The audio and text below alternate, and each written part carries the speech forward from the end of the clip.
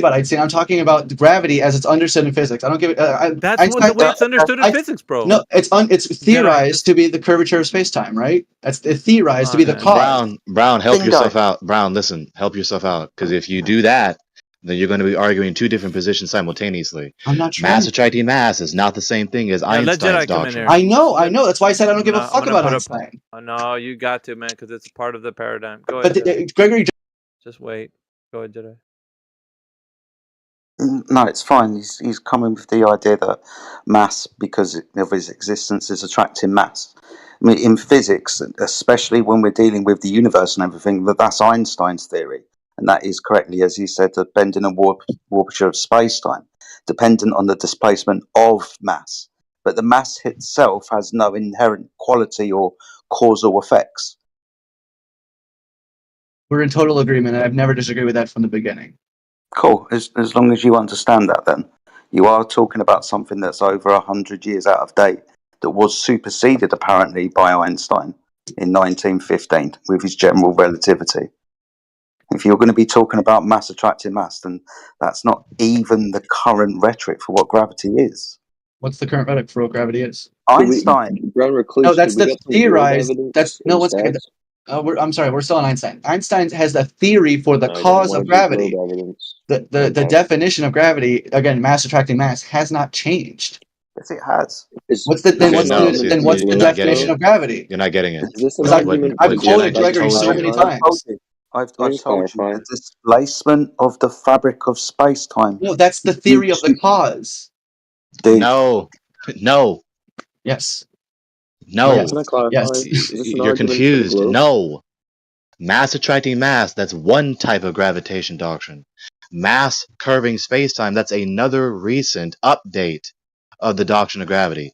Einstein's theory substituted. It was a update. It was an abrogation, supposedly, according to orthodox scientism in academia, of mass attracting mass. They're not compatible. They're two different hypotheses.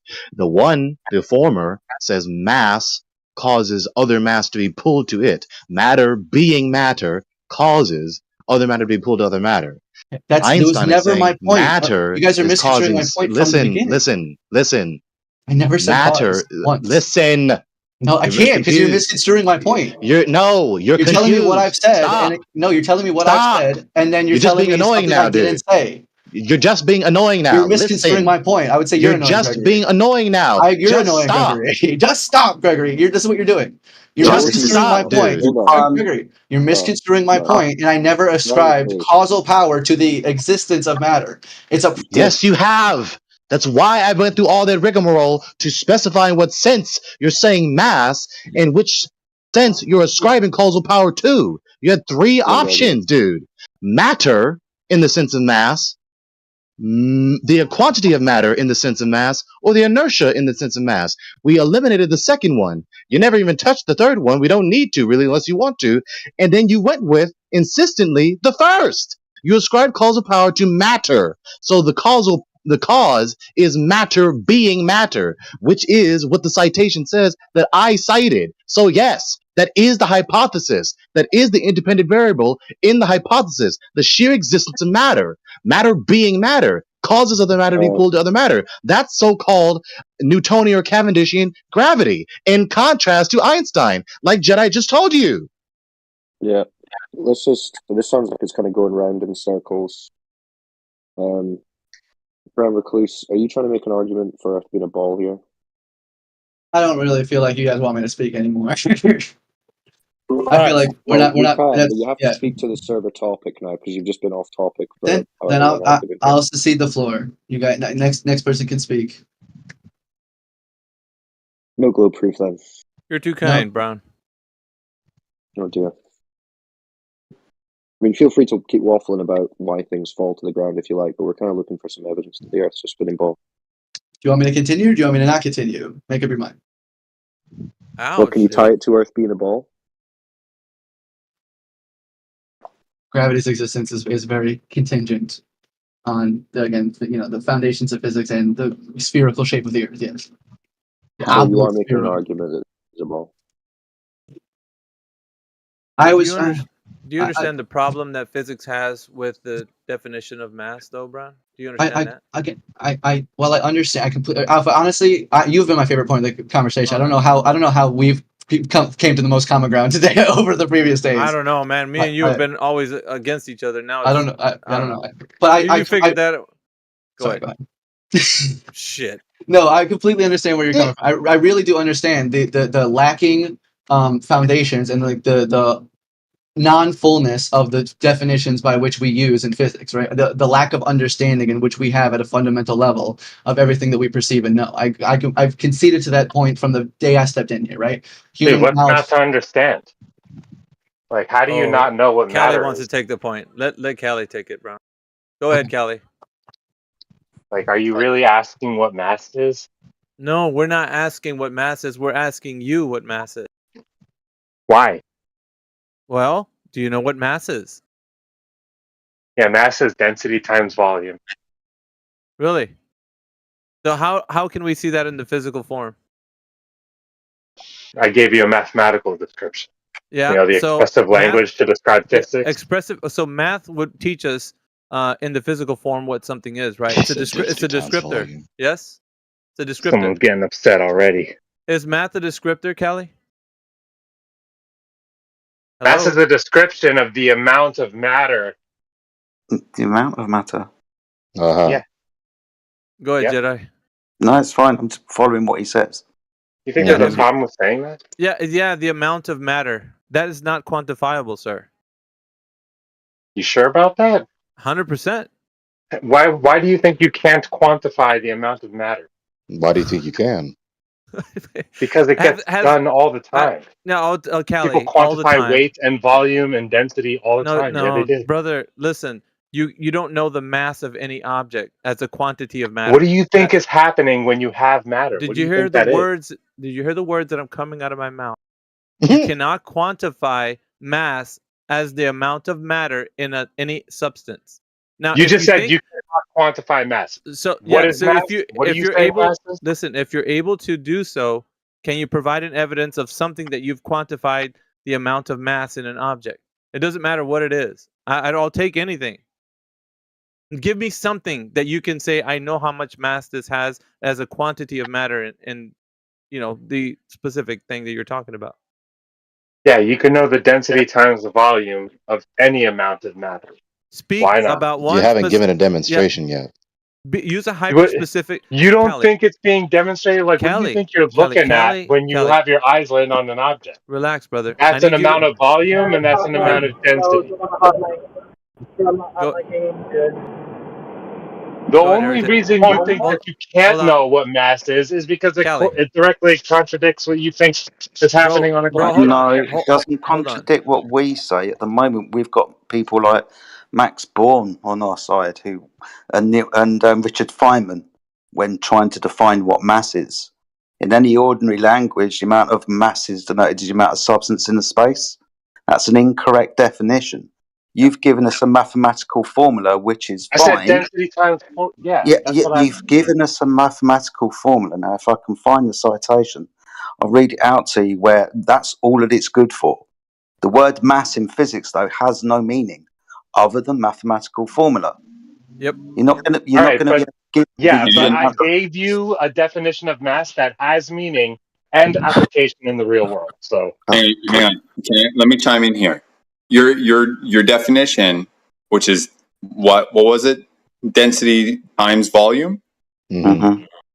But isn't density defined as, in this sense, mass divided by volume? Right. So all you're doing is multiplying volume times the reciprocal of a volume to cancel it out, and then you get your mass. Yeah. So you found yourself in like a little circle jerk. Oh, I'm sorry. Do you think your description of what mass is any better? Saying that you don't know what it is? Hang on. No. The point here is that How about the appeal to ignorance? My point here is that your definition is yourself pointing into a mirror and then flipping yourself over and pointing back. That's all that it is. Keep appealing to ignorance while people use the definition of mass in physics. They're going to do density times volume. Hang on. My point is you're starting from a derivative concept, right? Which is the density to backtrack to find the primary principle in quantity. in what we're talking about. What you're saying doesn't stop physicists. Yeah, you're trying to figure out you're trying to quantify the thing that in question. The thing that in question is trying to be quantified, but Mick is trying to tell you how it's quantified is kind of like reversing what density would be describing. Yeah, you're just unraveling. But there is no issue, okay? Like there is. There is an issue. We're trying to figure out what this thing is. Hold on. All you're doing is unraveling like a Christmas present, right? What? All you're doing is unraveling. It's a metaphor. This is just right. Density is defined as, like I said, in this context, mass divided by volume. So all you're doing is taking away the volume to find the mass. But what is mass? We're not talking about what number of whatever this thing is that we're talking about in quantity form. We're trying to figure out what the nature of this thing is. Okay, so the formula confuses you. It doesn't confuse most other people. Dude, you don't have to be a jackass. That's evading the critique. Deal with numbers all That's evading the critique. This is going to be. So you should know that there's no issue with presuming that mass is density times volume. Ipsy Dixit. I don't think you circled the drain with this guy for 30 you're circle minutes. jerking, Kelly. Come on, this guy's going to be a guy who can't tell you that. Dude, you're in the politics flatter server complaining about circle jerking. Yeah, we're keeping him open for content because I don't think there's a lot of Globers in here that want to chime in. Let me ask Kelly a question. You could ask him. Does the ball have curvature? My God. Does the ball have curvature? Mick. Callie? He clammed up, Cyclone. This is a dumb question. Yes, there's such thing as dumb questions, and that was one. So what you saying, it does have curvature? Go on. I told you. You going somewhere with this? He can't answer. How long is this going to take? Yeah, that's the demonstration. You don't even know if a ball has curvature. And you're trying to tell us about math. Oh, you think you've done something by asking a stupid question? That's great. Just pointed out how brick you Globers are. You talk for an hour and a half. You didn't do much. Okay, that doesn't do anything. More time. You didn't prove either or. Has curvature. That's not an argument. Kali, Earth's surface doesn't have curvature, though, does it, Kali? That's not an argument. Kali, does this story has anything to do with prove the sphere? Sasha. Hold on. Sorry. So, Sasha, are you saying Earth's surface has curvature or no? That's such a stupid question. Wow, look at you. You can't answer a single question about the Earth's surface or curvature in general. Why is that? You're just deflective ridicule. It's just boring. Yeah, it's quite weak. So, you're saying some boring stuff. No. Does Earth's surface curved or not? Greg's meta reviews. He's loaded up, ready to meta review. Come on, Kali. Try and focus. Earth's surface curvature or no? Yeah, I don't know why you're asking if balls have curve. That's the dumbest question ever. I said Earth's surface. Deflective, invincible ignorance. How long can you dodge the question? Okay, cheerleader. I'm sure you're changing the perception of the conversation in your mind. It's really, he's not even listening to you now, Cyclone. He's not engaging you at all, Cyclone. He's averting and diverting, so he's not going to... He keeps asking, like, does a ball have psychology? You realize that's the dumbest question I think you could ask in this moment. He's exposing himself. Callie's not spiral. Yeah, Cyclone. Callie's not speaking to you. Like I said, go on. Like, where are you going with this? Yeah, I told you. Earth's surface doesn't have curvature, does it? What do you think? Okay, with the size they proclaim that Earth is, what would curvature look like to you? Just standing on the Earth. Are you listening? You don't know what curvature looks like. Are you listening? Greg, for you. You're getting butthurt. Maybe like an arc or a protractor when you line it up. So, like, if you're just a normal terrestrial observer standing on the Earth, and the proclaimed size of the globe has a circumference of roughly 25,000 miles, what would curvature look like to a person? Like a drop over distance.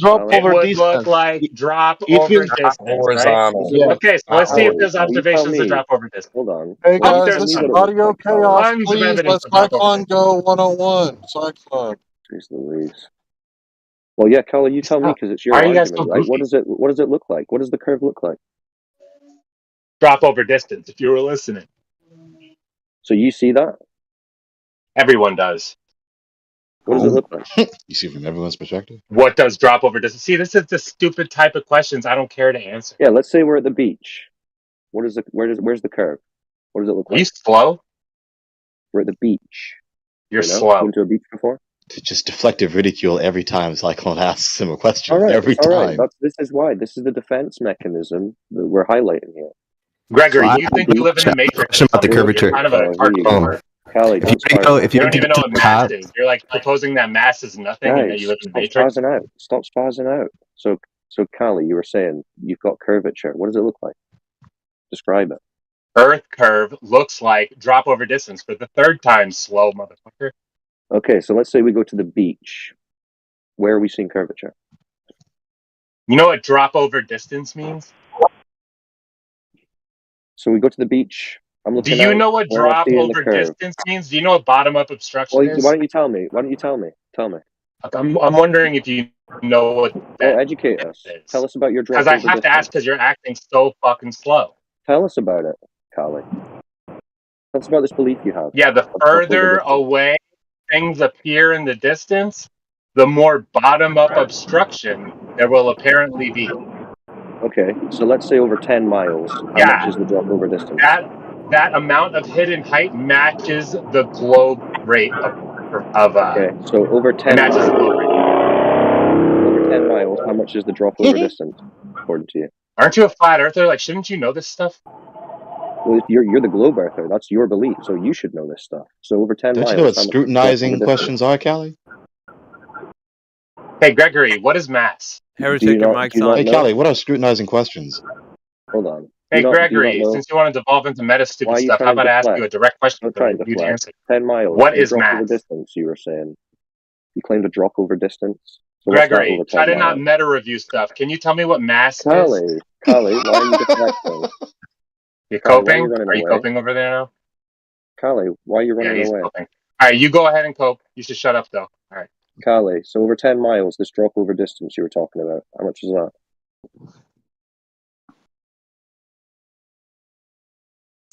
Why are you silent all of a sudden? Are you coping? Because this person, like, he's hanging out in a flat earth Discord, pretending he's never seen obstruction bottom up. He just... Callie, so every time this man that you're ridiculing for no good reason asks you scrutinizing questions, you pretend like you don't know what scrutinizing questions are, unless you really do not know what scrutinizing questions are. Imagine thinking he's insulting me by saying you're on a flat earth Discord as he's talking to me on a flat earth Discord. Well, just try. You claim drop over distance, so according to your religion, how much drop over distance exists over 10 miles? Yeah, I asked you a question. Remember, I asked you a question. How are you going to pretend like you've never seen an engage one thing? A Cyclone asked Callie, why can't you answer one question about your globe religion? It's very simple. You can just Google it. Right, over 10 miles, how much drop over distance that you claimed is supposed to exist? Are you using your brain today? So you can't answer. Slow. God's sake. It's cringy. So bad. I really wanted to talk about the mass. This is Callie is garbage in this right now. Yeah, isn't this crazy? So you got really bottom of the barrel Globers right now. Like this Fucking is so oh my god! Trying to squeeze He blood out of a engaged turnip, one bro. thing, not even one. Cycle asked him at least 10 questions. He repeated several of them, and he didn't engage one. Another meta review from Gregory. Thanks, dude. We're all here. Okay, you don't have to review. Callie, you're really struggling. Callie, why are you struggling so much with this conversation? Your questions are stupid, man. You're asking what Earth curvature would look like. I said it was. You said it's stupid, but you do believe there's a drop over distance because you claimed it. So how's that stupid? Flat Earth Discord. Claim. That's what I asked you. He was talking while he was muted. Yeah, he was just talking through the whole thing. Callie, you're the one that claimed drop over distance. You're the one that believes that, though, right? Stop muting me. Well, answer the question. Dude, I did answer his stupid ass retarded question. No, you didn't answer my question. You're the one who claimed. Why are you retarded? Like, why do you think that what you're saying is actually? Callie, do you realize you haven't answered one question this entire time you've been in the room? Callie, well, it's frustrating. It's been like more than 10 minutes. Not one fucking question. From a globe-tard perspective, Callie, I know it's frustrating, but you're not going to get anywhere doing just calling people retards. I mean, Even one of your old globalists, even one of your old fellow scientists is telling you in the Matrix. this is You bad. don't even know what mass and physical matter is. Callie, you gotta listen to McLovin. Because his understanding of mass is based on the Matrix. What the fuck? You were the one that brought up drop over distance, right? Gregory, what is mass? Oh wow. Yeah, he wants to just completely ignore that you're even talking about at this point. Well, this is what I was going to highlight, right? This is why I jumped in, because he would have talked about mass for an hour. But as soon as you try and get to the substance of the topic, this is how he's going to behave. So that would have wasted everyone's time. The thing is, they were talking about mass for like a good 15, 20 minutes or something like that beforehand, but it was actually going quite smooth. There was some back and forth. There was no insult. People were seemingly answering questions at the very least. Right? This is the prolongation of the discussion is not the issue. It's the content. This guy has none. None, except deflective ridicule. Brown Recluse, why do you think they behave like this? Respectfully, again, I don't condone Callie's rhetoric. I 100% get the frustration. It's very difficult to do 6v1s or I'm not saying frustration too. I'm not saying by any means. Position. It's very difficult to defend a position you can't defend. We know. Well, we get the frustration. Respectfully, Brown, you were handling one person. Shut the fuck up, Otto Glover. That's funny. Oh, sorry, Cyclone. I didn't mean to overtalk. With respect to Brown, I was listening the entire time, and you were handling it well. It was a little bit merry-go-roundish, but you were actually engaging. So I applaud you for that.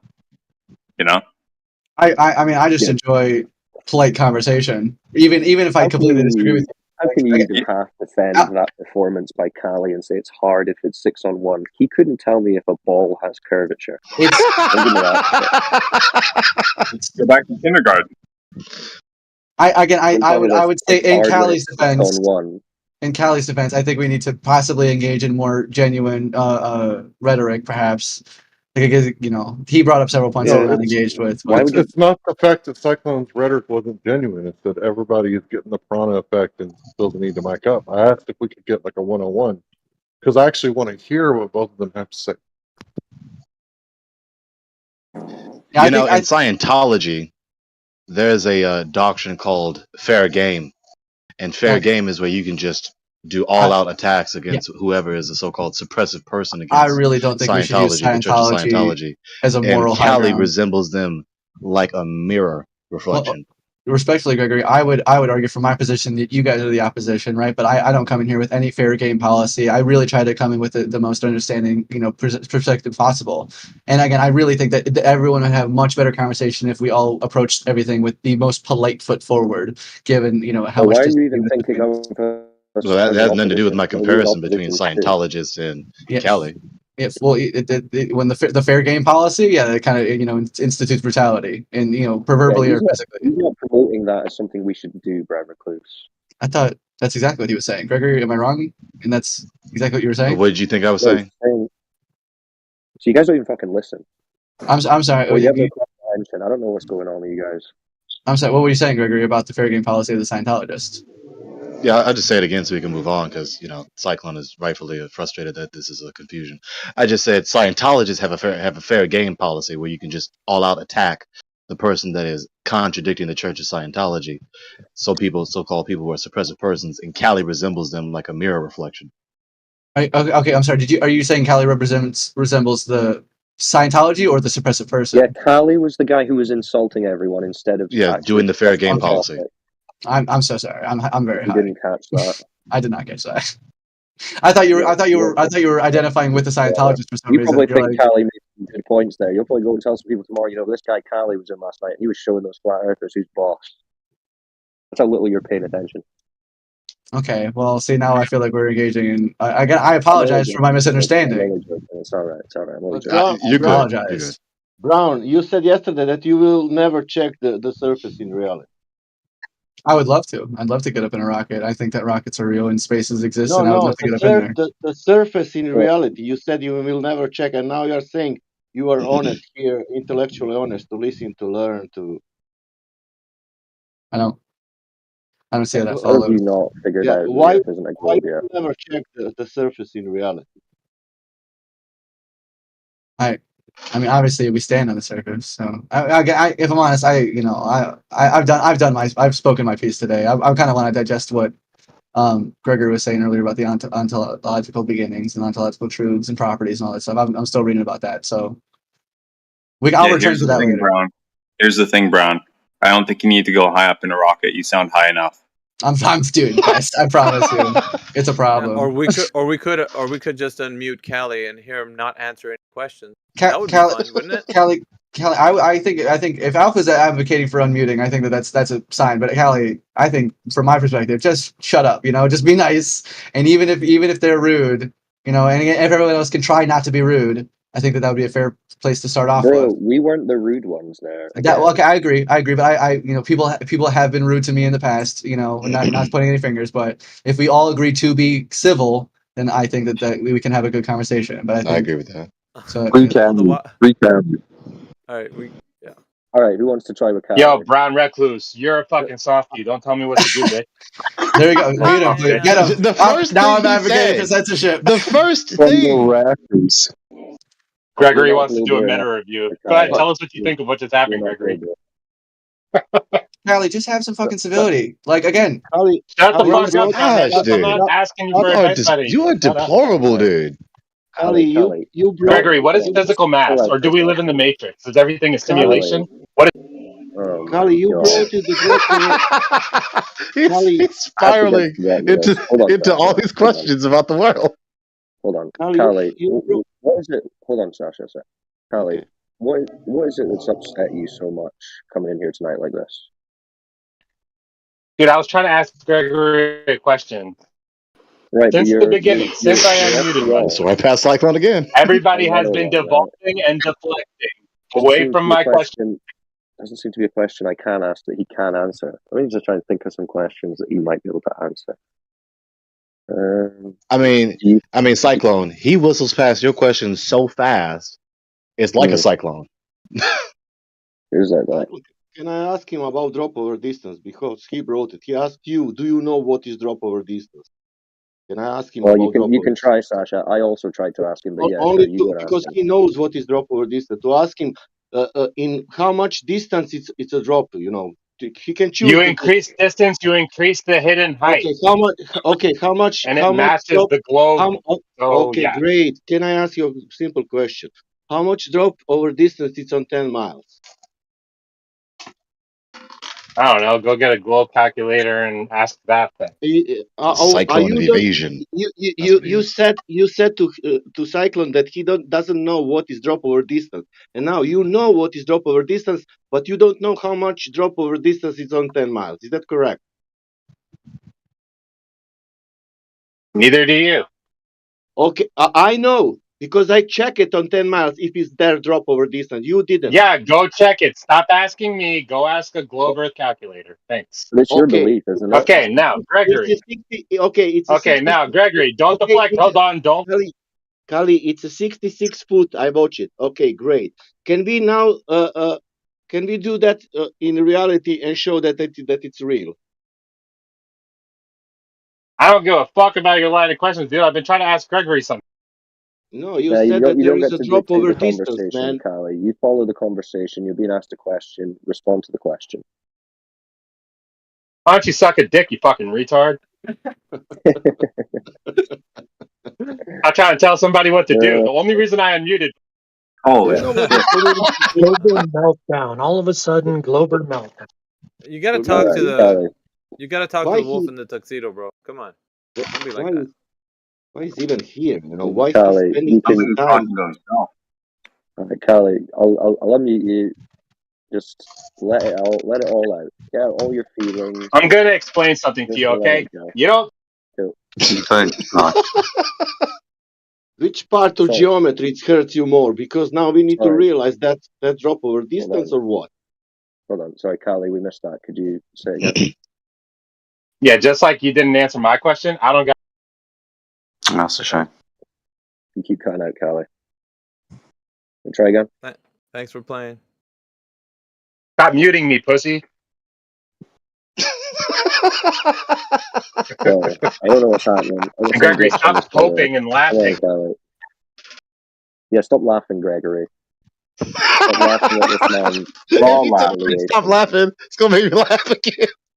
This is the Discord equivalent of those monks that pour gasoline over themselves and just set themselves on fire. Sounds like his hair's on fire right now. Oh my god! I swear. The most belligerently ignorant and invincibly ignorant scientist I've ever seen in this channel. If you want to talk to me and talk about me, Callie, yeah, we really do want to talk to you. Because why wouldn't we? Listen to the wisdom pouring out your mouth. So we'll give you the opportunity. Why don't you tell us? You can give us one of your best proofs for the globe. You can just lay it out. Your best argument for the globe. Yeah, celestial navigation has been used as a method to navigate for hundreds of years. Your flat-tard model doesn't exist. You have nothing to say. That's enough. You don't need to add all the insults to the end. But that's good. Okay, we finally got some kind of answer out of you to propel a conversation. Celestial navigation.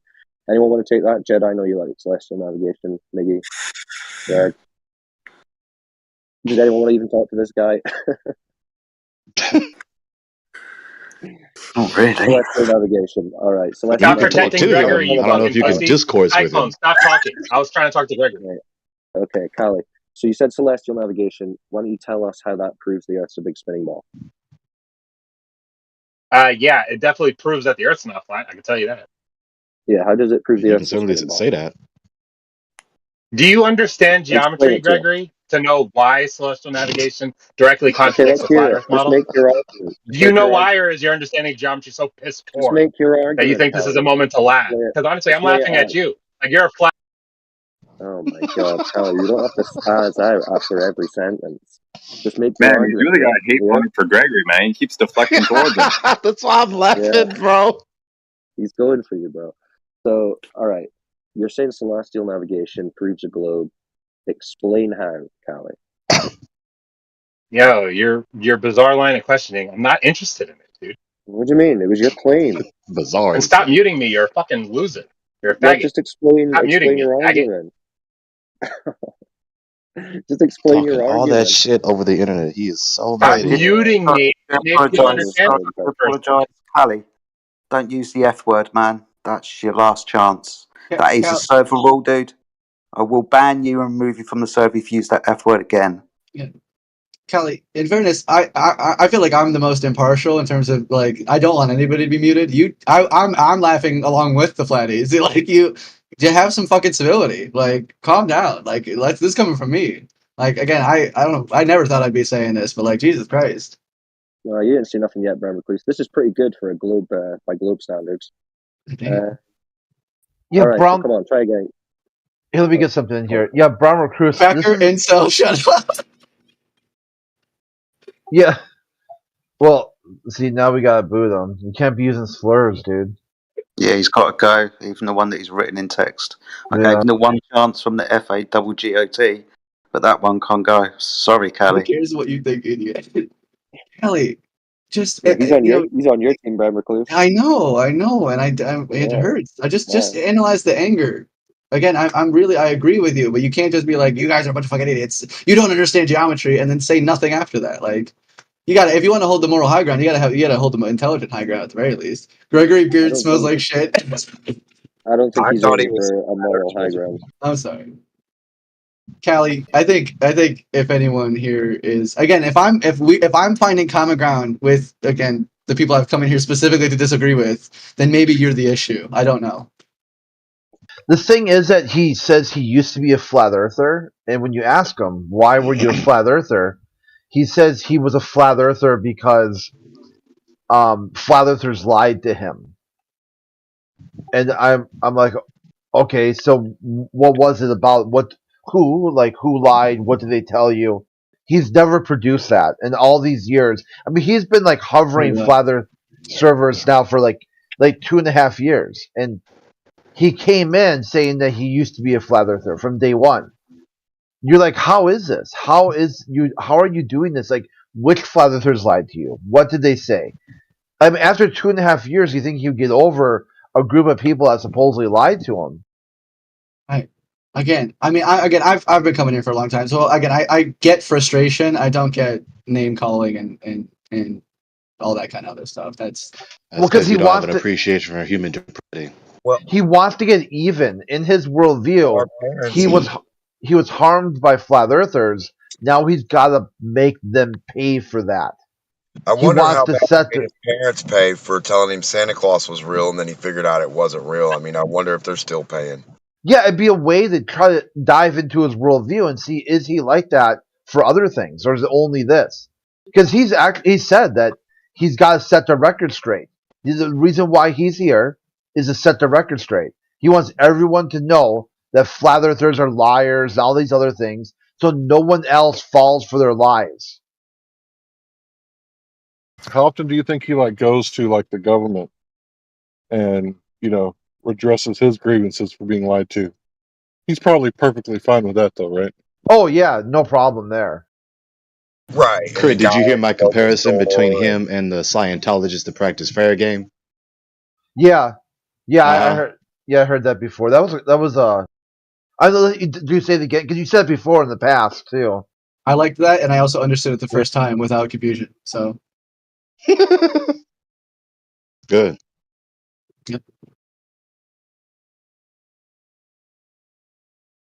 I don't know, and but that's what the vast majority of the globalists do. Your laugh at the end sounded like that one dude that they record laughing. That old dude with the big mustache, and he just laughs. That was funny. I bet that one sounded like it too, didn't it? You can hear your beard in your laugh. I could do my beard in the laugh. Yeah, you can hear your beard through your laugh. Like it's you can it has a jolly nature to it. Well, thank you. You're welcome. See, there's some stuff we can get along on. You know what I mean? So that's where you find common ground, where you do get along. Unlike Callie, if you tied his shoe wrong when he was little, he wants to get you back later, 40 years later, he's gonna hit you with a rock over the back of the head and you won't be able to trust him. You know what I mean? It's like, Callie, what come on?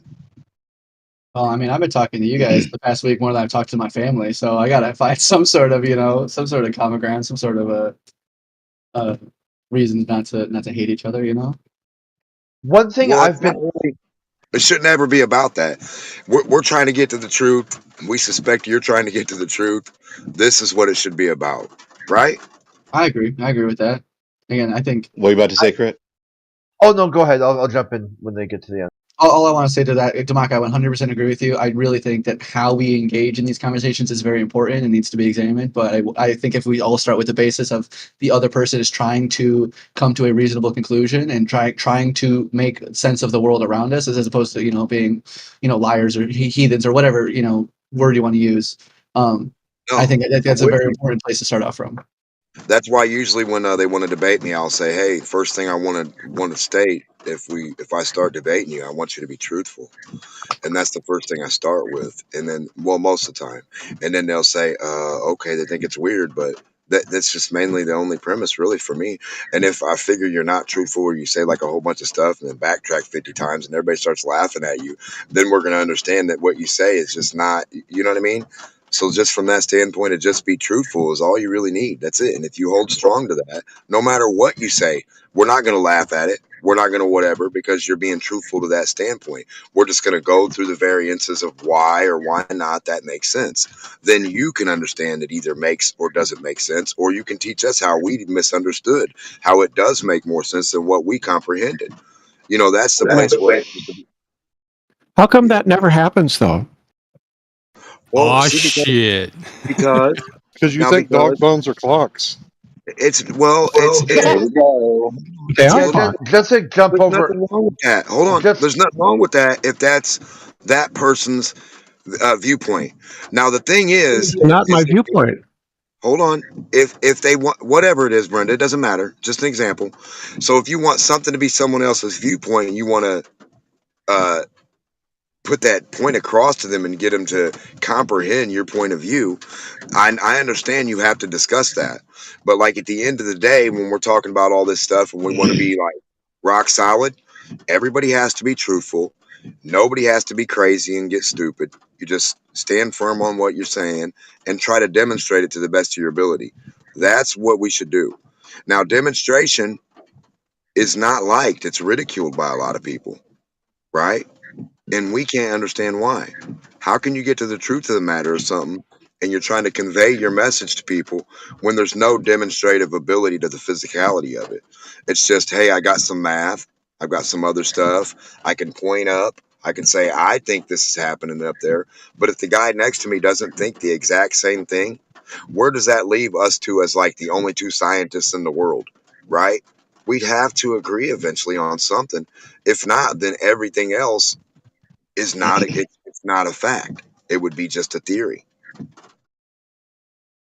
What I think is interesting is how the globalist plays dumb. They don't understand anything you say. And they understand what you say is a lie, it's incorrect. They adjudicate it. They say, your answer also is a retarded answer. So that this constant playing of dumb and then wanting you to be the blame for that. So what I was going to say earlier is that I've been like with Chat GPT, just type your statement into Chat GPT and look at the feedback it gives you. Like one of the ones was about how these astronauts just come out of that Mars simulation and they all look like their puppy just got hit by a car. And it gave me the reminiscence of when Buzz Collins and Neil were just sitting there at the interview and they're all bummed out, they're slouched over, they got really low energy. So then I was like saying, like, explain that to this different server. Didn't get it. Couldn't get it. Never got it. What does their face expressions have to do with anything? So I just copied and pasted right into ChatGPT, and ChatGPT says, "Crit, you'd think so, wouldn't you? I mean, they just accomplished a historically year-long simulation of a Mars mission, and you expect them to be beaming with pride, excitement, and sense of accomplishment. They would be thrilled to have contributed to the advancement of space exploration and the potential for manned spaceflight." So how can ChatGPT not only understand it, but then give exactly the same message back and comprehend, understand? Because it goes on to say, as you describe, they look like they've lost their puppy. It's almost as if the weight of their experience has taken a toll on their personal lives, and the uncertainty of the outcome has overshadowed any sense of triumph or elation. Can I make a point, perhaps? Yeah, go ahead. If again, I don't want to put any words in your mouth, right? But like, if they were put on the, in that, interview specifically, right, in order to, quote unquote, perpetrate the lie, right? Would it not be in the lie's best interest for them to be ecstatic and happy and, not disheveled and upset like they appear to be in the one interview I know you're referencing? So like, they don't care. No one really cares at that point. Like, interest in the Apollo program was about zero. No one even gave a shit. What?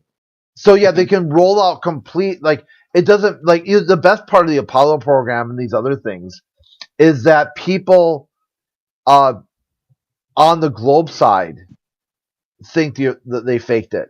Yeah, here, this is a recent article that just says that the author said they didn't know what was worse. That either it's better to know that they faked it, because the alternative is so much worse. The alternative is you've got Buzz sucker punching a journalist. You've got endless perpetual warfare. This is supposed to be a giant leap forward for all of mankind, and it resulted in nothing. A big nothing burger. Okay. So the author had said, she said that it would be better, in her worldview, I hope they faked it. Because if they didn't fake it, and this was a giant leap forward, humanity's doomed. Well, what will it take to move the needle. To move the bar into something where people could be excited for, could be look positive. If it was real and they weren't that happy about it, what would it take for them to be elated, for them to be excited, for that they've done something for humanity? What would be the giant step forward that changes everything? Can you think of something? Well, I was kind of focusing on why Brenda's muted specifically, but I would say that. But Brenda generally blocks people and like shit talks them in their DMs and stuff. Well, so generally, I think people just mute her just for GP because that's what she does to other people. Well, personally, I don't think that she should be muted unless she, breaks the rules of the channel in the moment. Personally, bro, don't be worried about other people. This is the worst thing you can do. It just feels fucked up. You want, but don't feel fucked up about that because then you'll be the next in line. How about that? Yeah, I know I will be. I got this, Chris. I know I will be. Yo, Brown, don't Brown, worry about. If you want to talk people. to Brenda, go to another room, buddy. You two can go over there and you can talk all you like. You can listen to her all day if you want. All right, listen. I was on your guys' absolute side. Callie, don't. Just get off the topic and just talk with Crit. Now be better. Yeah, the main focus here is concerned trolling. Why are you so concerned about somebody else that has nothing to do with you? I'll drop it. I apologize. Thank you. There's nothing I can do, Brenda. I'm sorry. Don't apologize to Brenda. If you want to have a conversation with Brenda, go to another room, like we said. Yeah, go right at. No one's stopping you guys from talking, except for you. If you want to talk, call. Yeah, do it up. So, Brown, was Brenda in your DMs asking you to petition for her, or what? What happened there? No, I personally I advocate against censorship, and I don't see a reason why Brenda should be muted. But again, I'm not the admin. I can't tell you. This is not censorship, friend. Do you not understand what censorship is? This is a private server. We have full control over it. We can do whatever we want. You understand? Sure. Just because you can do it doesn't mean it's not. Yeah, sure. Okay. No, it's not censorship. Yeah, you have a weird definition of censorship. Wait, can you describe it? Well, what do you think censorship is? I can define it, and I'm pretty sure it would apply. How about if somebody says that Flat Earth children, the children of Flat Earth families, should be taken away because they're speaking about Flat Earth? Would you call that censorship? Again, rightful censorship, but censorship. Like again, you can't scream fire in a rightful. You can't. Yeah, you can't scream shit. You can't scream fire. So it would be right to go into to call the authorities and say, hey, this parent in that household is talking about Flat Earth. Go get the children. No, I thought you meant someone advocating against like someone's like, I'll kill your Flat Earth family. I thought that I was like reading chat. No, like this. Okay, this is what Brenda advocates for. And Brenda advocates of she wants to figure out who you are. Okay? And she's got a group of people she's associated with who are trying to wait for someone to say some personal information. Then they pool all that together to find out where you are. Then they call up and make false reports. Who's doing that? Brenda.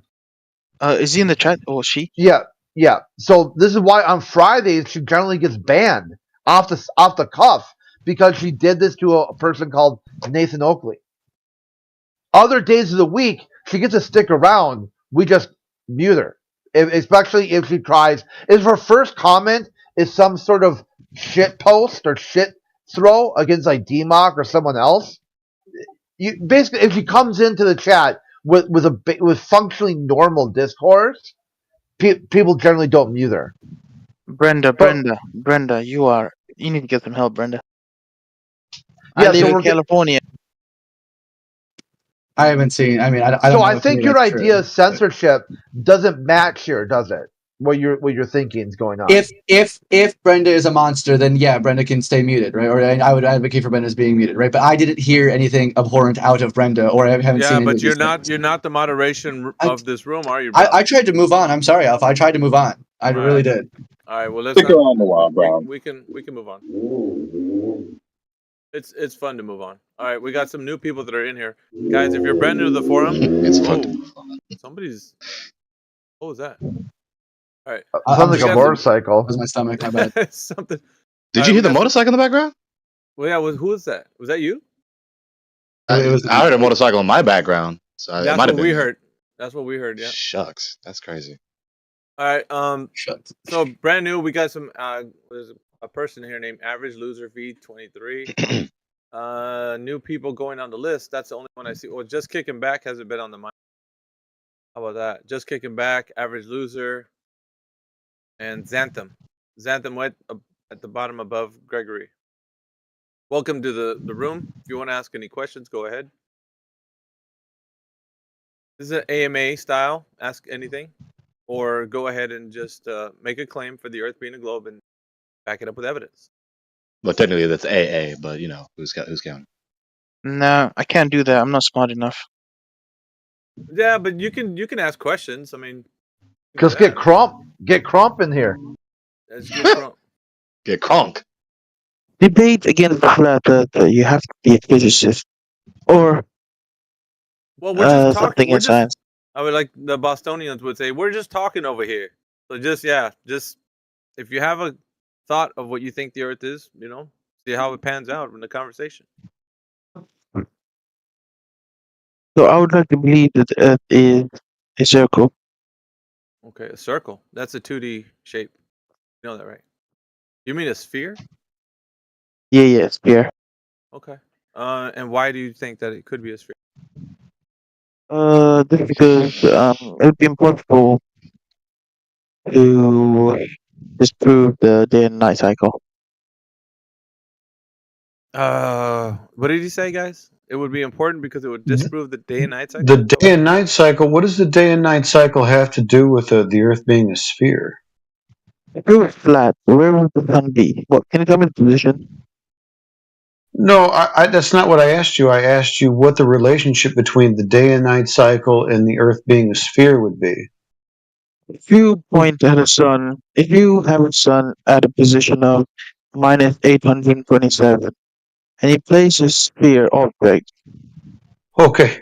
Well, hold on a second. I just want to back you up for a second. A position of, did you say minus 827? Minus 827 what?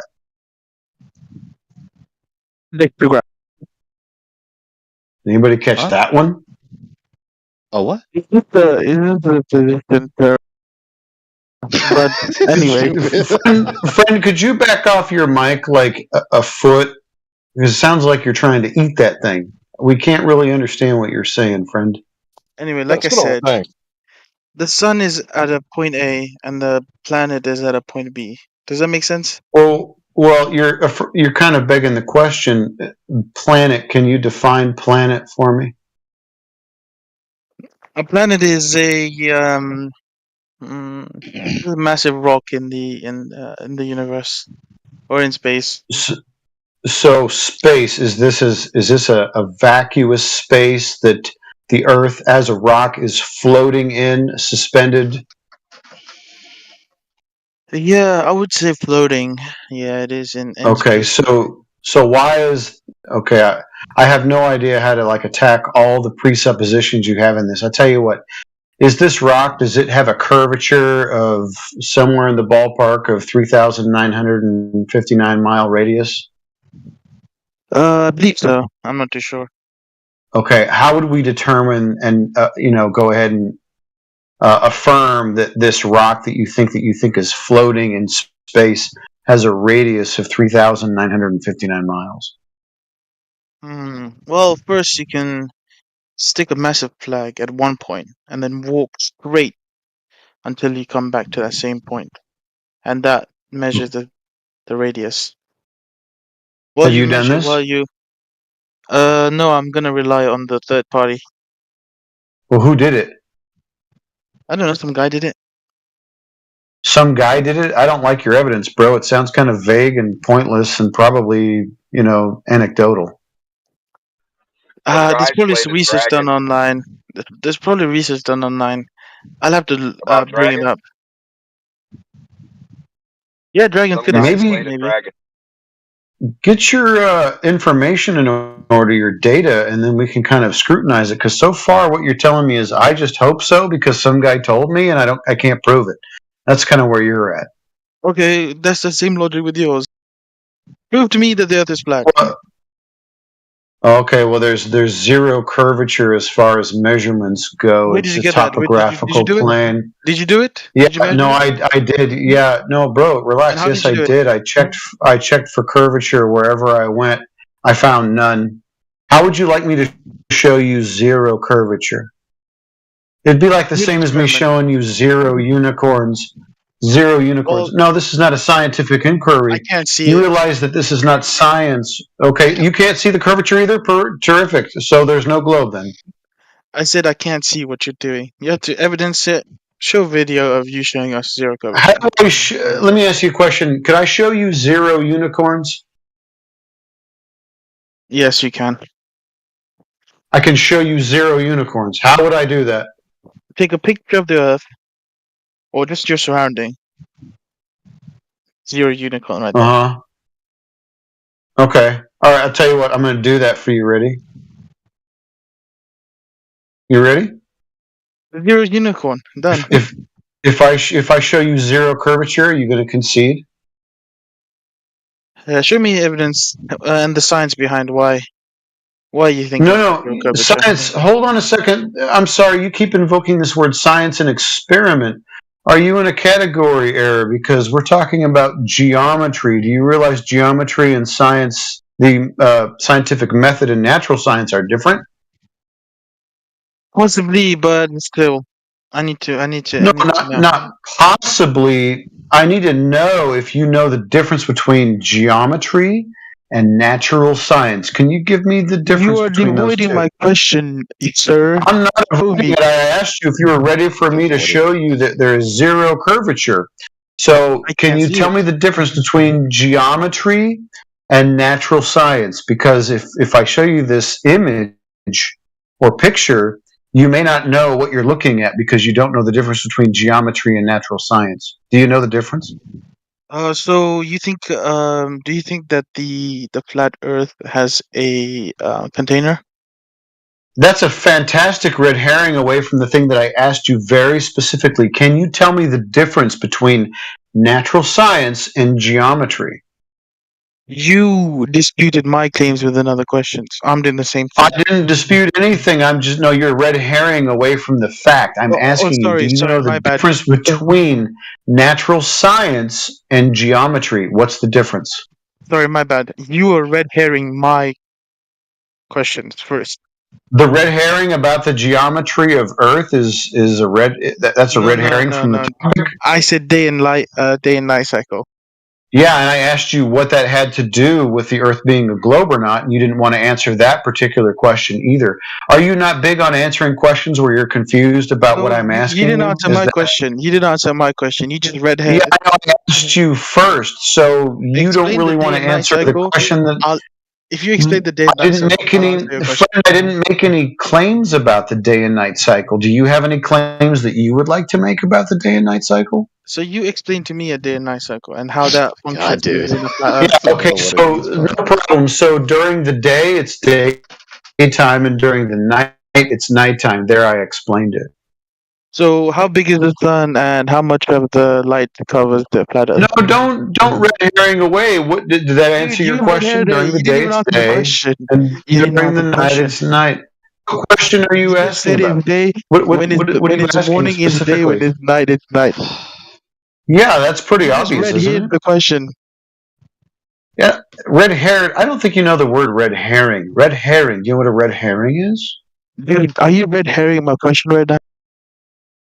What question did you ask? I just answered it. Explain the day and night cycle and how it works with the flat Earth. I just explained it for you. Could you back off your mic a little bit? It sounds like you're choking on it. This is what you said. In the morning is day, in the night is night. That's not answering my question. No, I said during the day it's day, and during the night it's night. If you want me to explain you just red herring. Do you want me to explain the causal relationship? Because you're not very specific. You're kind of vague. What do you want me to explain? I just want you to explain how the day and night. Can you tell me what you want me to how it works? No worries. Yes, I don't know the causal relationships about the day and night cycle. I hope that's sufficient to answer your question. Now, do you have an explanation as to how or why we have day and night. Why do you think in America it's day and then night? So don't red herring away from the fact that I just asked you a very poignant question. I answered yours with I don't know the cause. And I asked you if you have a causal relationship. Do you have a causal relationship for the day and night cycle? Yeah, I do. Answer the question and okay, what is it? Great. So what is the observed phenomenon? Daytime. What is the cause for daytime? So the sun shines at one point of the earth. Yeah, this could be America, could be China, and then the other side it's night, right? That could be Australia. Let me ask you a question. On the sides that you're talking about, on one side and the other side, are these antipodal on a sphere? Dude, why are you using complicated words to distract my point? It's not complicated words. This is the heliocentric model that I'm talking about. Are you well versed in the heliocentric model? Friend, I'm asking you a question about the heliocentric model. When you say side, is that on a sphere or a circle or a cube? What is that on? First of all, I'll answer that question. But first of all, you're using okay. So he really doesn't like to answer pointed questions. So one more time, is this on a circle, sphere, cube, pyramid, triangle? What's up? What shape? So before I answer that question, no, I just want that one question answered. Really slowly, really calmly, I'm asking you, the other side of what? Are we talking about a sphere, a circle, triangle, rectangle, trapezoid? What are we talking about? So, before I answer that question. Bro. Gregory, would you like to entertain this individual? Sure. I could try. Okay. There you go. Do you believe the Earth is a ball, Xanthan? Like a football? Or like a football? No, like a spheroid. Like an American football or a sphere football? No, like a spheroid, yeah. Yeah. So, before I answer the question...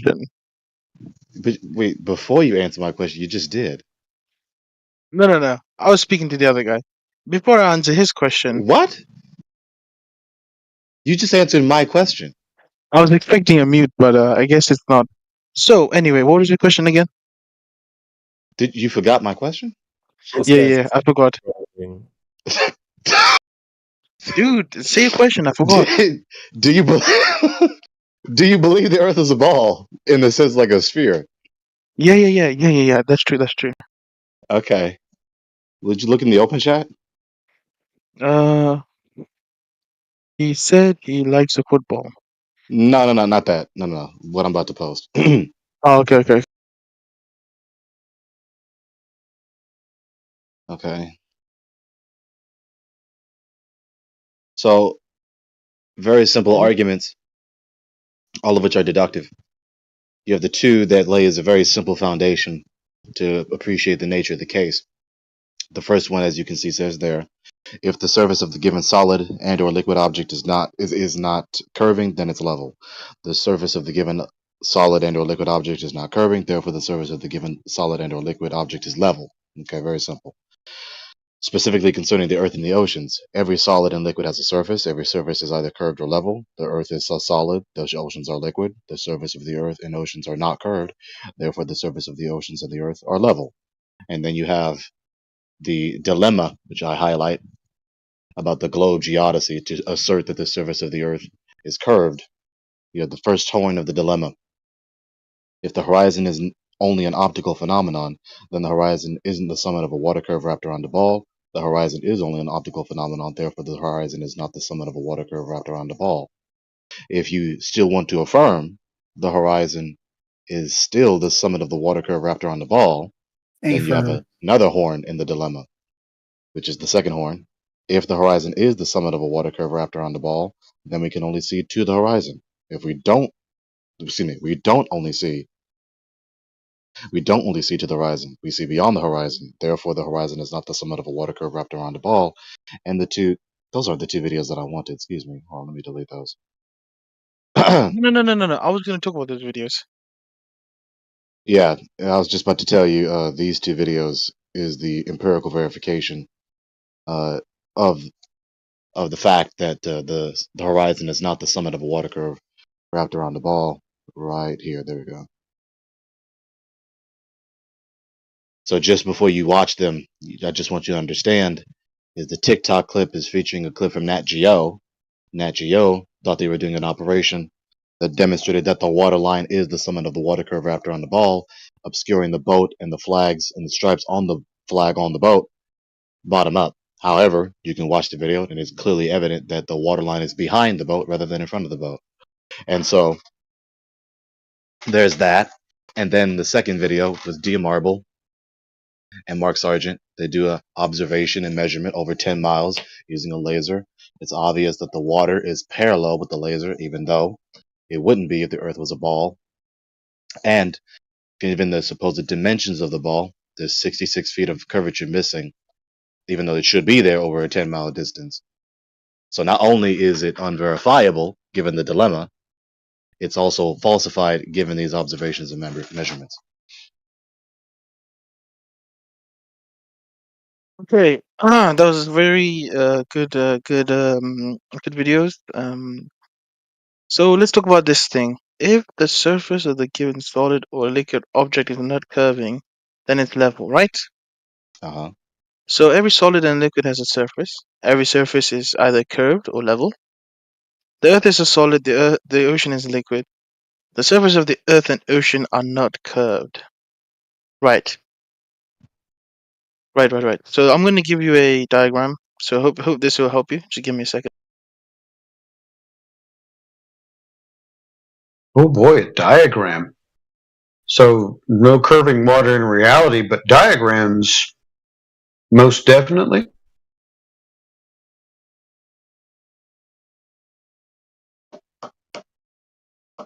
Here you can see the day and night cycle. Does that make sense?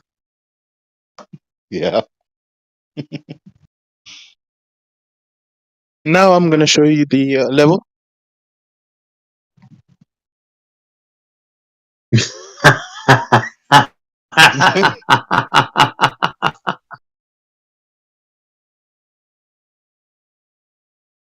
There's your globe proof, folks. Right. And do you see the second diagram? So he's standing on a liquid, right? Pretend he can fly. So he's standing on what? Pretend he's Jesus. He's walking on water. So oh my gosh, dude! So you said the ocean is a liquid, right? Yeah. So yeah. I'm giving this guy of the ocean an A+ for trolling. There's flat earthers all around the globe. So this guy, go ahead, finish. So this guy here in my diagram, this person here, he can only see There's flat earthers surface, all right? across the globe. Hang on. Let Xanthan finish. So he can only see with his naked all across the globe. He can only see what, Xanthan? This other guy has to stop talking to you. Say again, Xanthan. There's flat earthers all the way across the globe. So he can only see the 3D perception of the Earth, right? Across the globe. He has to be muted. He's just interrupting him. This is like the 5th time Xanthan is trying to complete the sentence. So as you can see here in my diagram, you can only see the 3D perception of the Earth, right? Or the ocean. So, meaning that in the he's first not gonna diagram? be able... No, the second diagram. The second diagram. Yeah, right. You see what? You see a person. Okay. So we see a person here. He's walking on water, right? And he's looking at a distance, right? Okay. He can only see with his 3D perception eyes the surface, meaning the surface level of the water or the ocean, right? So if we get a telescope, which gives us an advanced eye or advanced method of seeing, we can see more of the surface, right? Now, if we had a Superman's eyes, we could see the curvature. So I'm going to show you another diagram. Okay.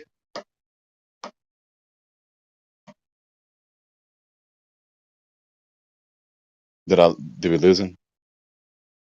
Did I No, lose I'm still y'all? here. Just give. Okay.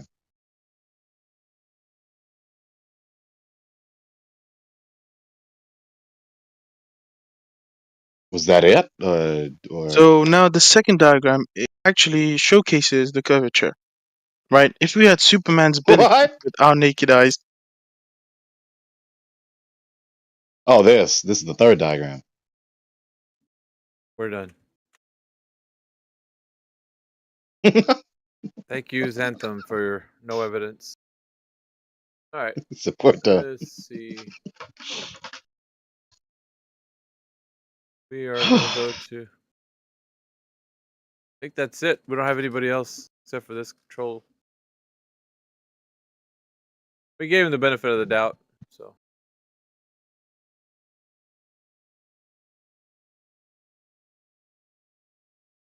We got Just Kicking Back. How about that? We got him. Just Kicking Back. You can join in. And if you guys want to talk to Scott Mackey, his profound wisdom.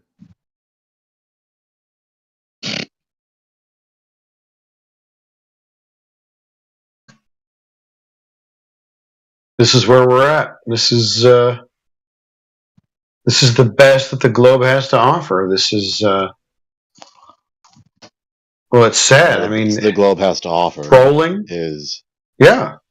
The best the globe has to offer is affirming the consequent, weak inductive arguments, and ad hoc fallacies. Yep.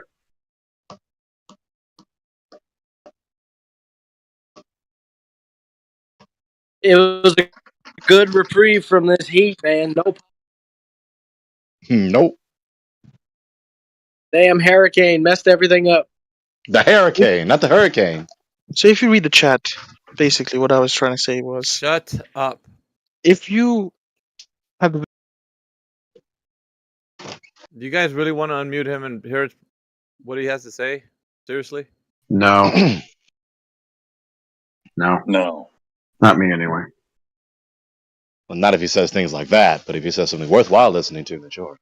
He hasn't though, and over the time that the course of time that he was talking to you, hasn't said one profound thing worth rebutting. Oh no, it was profound. It was profoundly funny. Yeah. Yeah, worthwhile or intelligible at least.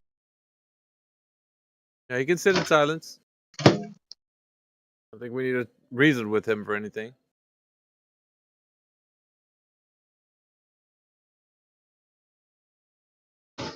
However, the MAGA wizard's here.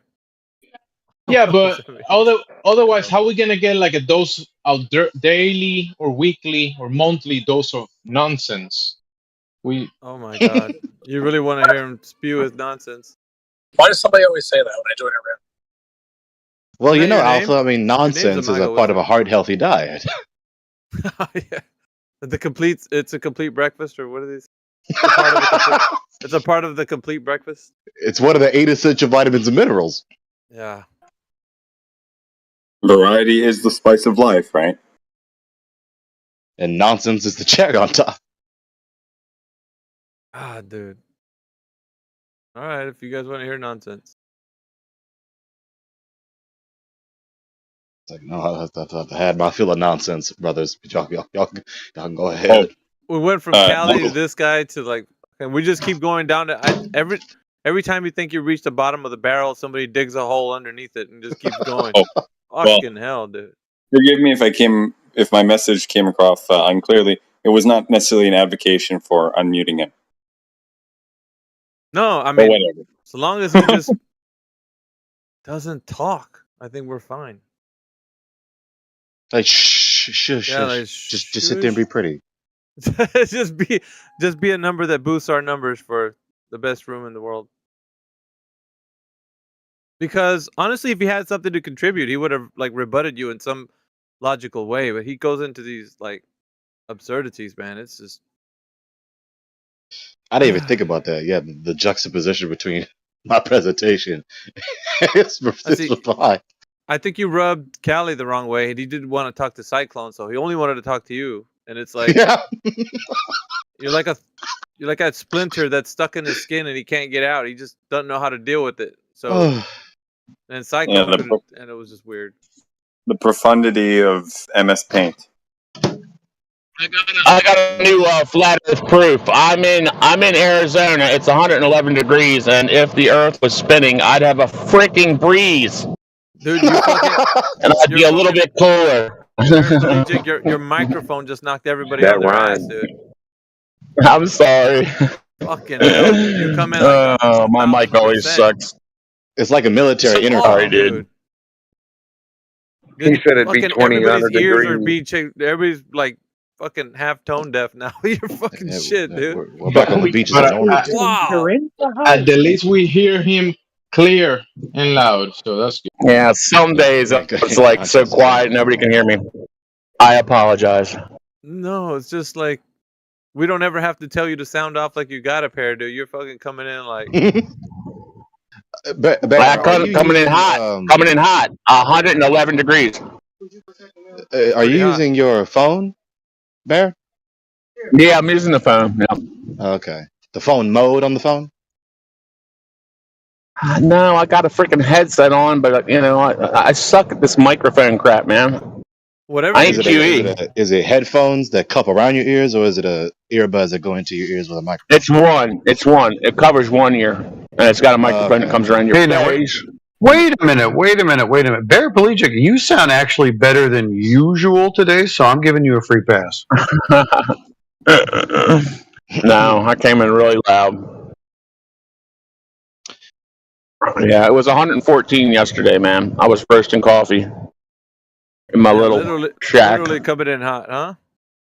Yeah, literally coming in hot.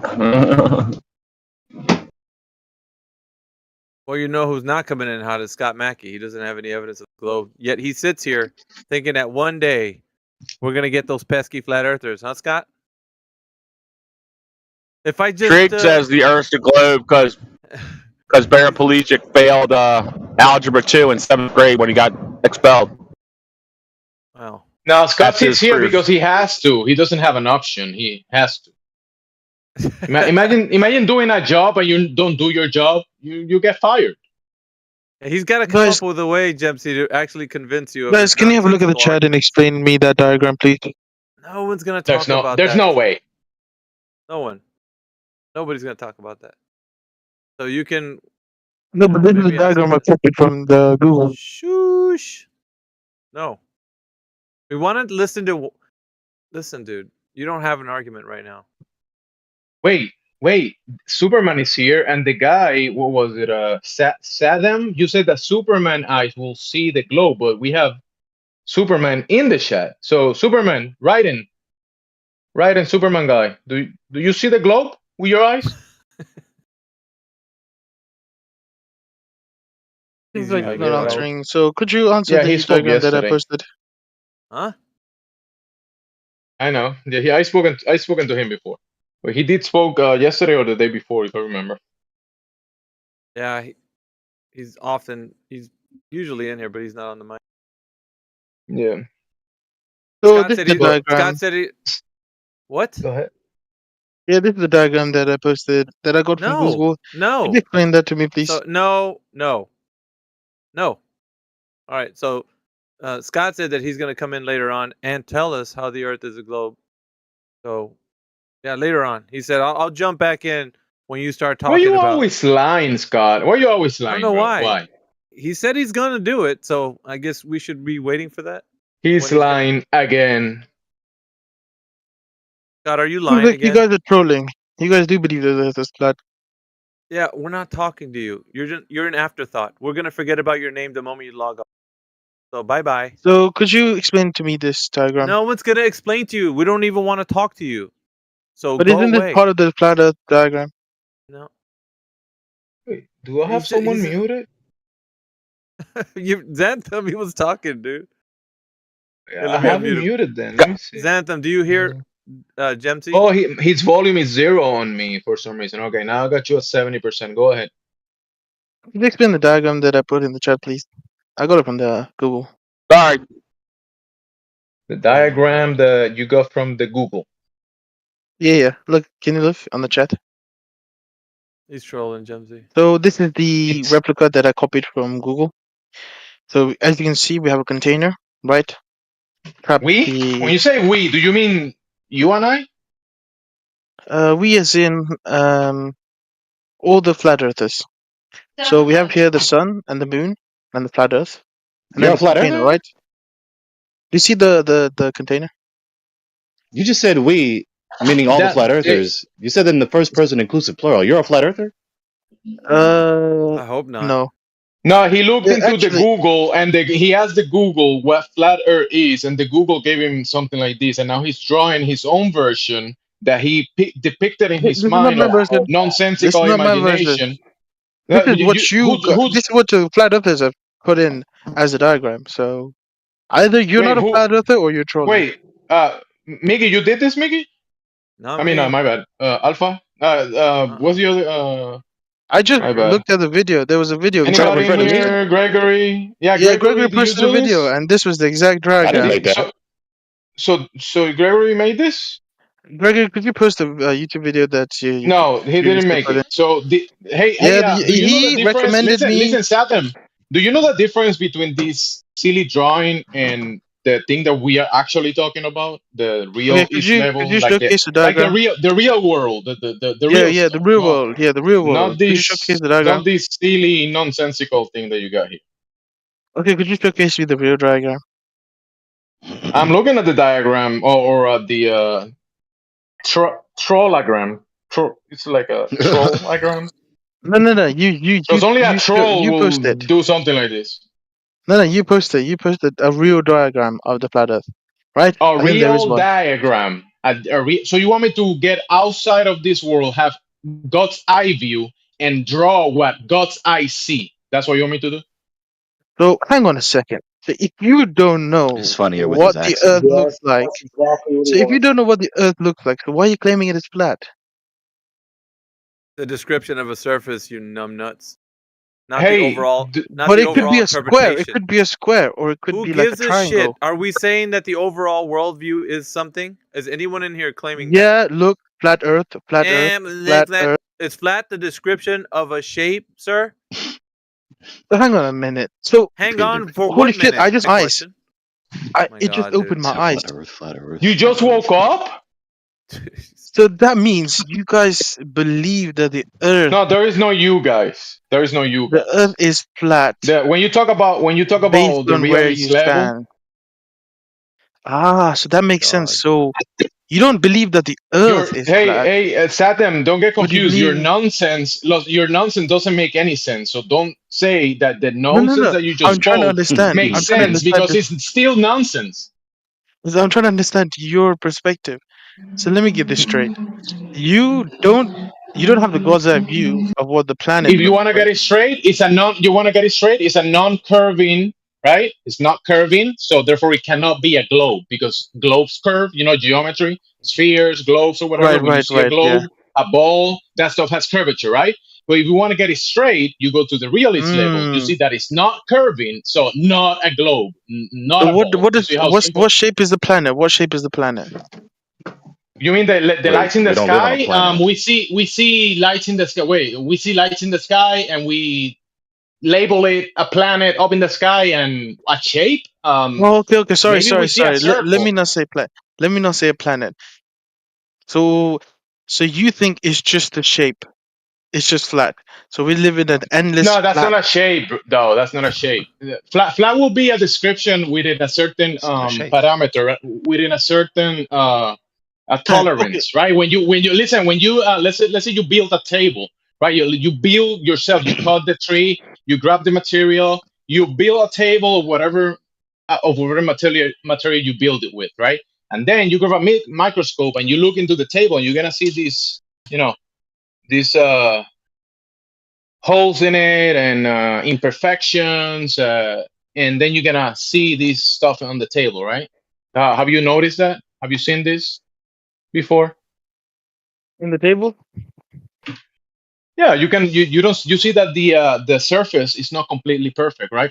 Completely. Yeah, yeah. It's not like There's a flat. tolerance. There's a tolerance, right? Like you still have a horizontal orientation because if you tilt yourself away from this orientation, you're gonna be tilted, right? Your vestibular system is gonna tell you, "Hey, bro, get straight, get with the water level," right? Your vestibular system, the liquid in your inner canal, that horizontal frame of reference that you naturally operate in, right? As a necessity to be able to do anything in reality, right? Build structures, establish a foundation for us building. You got to establish the horizontal first, water level. The same in your ears, right? So then you go beyond and you don't find this curvature. So even if you are like very high up in the mountains and there's a lake or what there's a lake and you say the lake level, the water is not curving, right, on a ball. Then you go down to the sea level of lake after lake after lake, and all lakes and the water is not curving around a globe, right? And then you see this reality. Then you turn on the TV and you see the globe, and it's not reality. Interesting. So what is so like you said, right? You go to the sea level, and then after you go 1,000 miles from the top of the mountain up in the lake, right? And there's no curvature there in that water. Then you go to the sea level after 1,000 lakes that none of them had any curve, any drop over distance, right? According to the globe, none of that is there. Then you won't go to the seashore and you go 5,000 miles across the water, the sea level, and then you reach the next land and find the first lake and the second lake, and none of those are curving.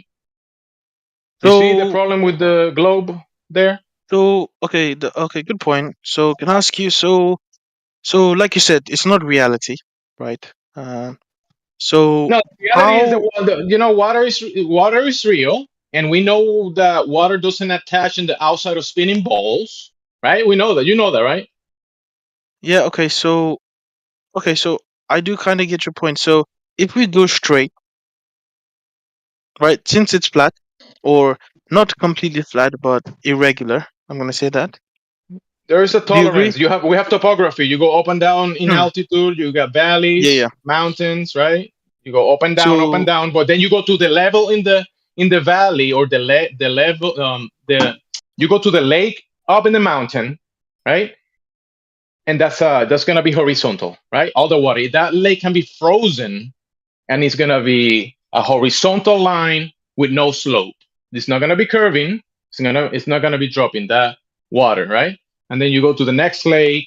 If it's frozen or not frozen, if it's water, you're gonna find out that the lower altitudes, 1,000 miles away from the other lake, you're gonna find the same situation. You're not gonna find any curvature from shore to shore. You go to the sea, and it's the same thing again. What reality? No curvature between point A to point B. So how did we come to be? So how was this flat created? How was this created? I want to know that. That question will be for the creator. So you believe in God then, right? No, wait a minute. That's a philosophical question, and we can't entertain that if you're not finding the empirical evidence that the Earth is a curved surface. So at some point that you're asking the question, you've already conceded that you don't know if the Earth is a globe. Is this correct? So before you meet me, no, I already did. Answer the question. Have you conceded that the Earth is a globe? No, I have not. Well, then prove the evidence that the Earth is a globe. Then please proceed. So, like I was saying, what is reality? Yeah, prove the evidence that the Earth is a globe. Don't ask us questions. Alpha, is he actually considering the reality option, like the not fantasy? Is he trying to? He's asking a question that is relevant. I'm trying to talk about the reality, because Under talked about reality. You talked about reality. So you're gonna concede that because he's asking. Listen, because we want to bring you to that conversation, right? But if you have a claim or not about the globe, you can concede that do you have evidence for it or you don't? Which one is it? So Alpha. You have to answer his question if you want me to answer yours. So yeah, so Under, you talked about reality, and that got me questioning, or that got me thinking. So how was the reality of the reality that we live in is the reality? What is reality? Let's not I don't get it digress to anymore. cosmogony yet. Stop doing that. But Well, Gregory, this question, flat. myself, I can only answer it, or we can answer it from our perspective, but we cannot go to the outside perspective frame of reference to be able to Under gave a answer good how this whole place was created. We can see, we can operate with our God-given senses in a design environment. We can come to a logical conclusion that is designed to this place. So we can say, hey, it was designed, it was created. I can say that because, I mean, I can see the design everywhere. So there's no way the antecedent to a design has to be a designer. For the antecedent to a creation has to be a creator, right? The antecedent to a construct has to be an architect, right? A great architect or something, right? Yeah. So for me to tell you how he did that, that's a question for God or the creator. Sorry. So I'll refrain from answering. But you gave a very good point on the God's eye view. Did you say you'll refrain from answering?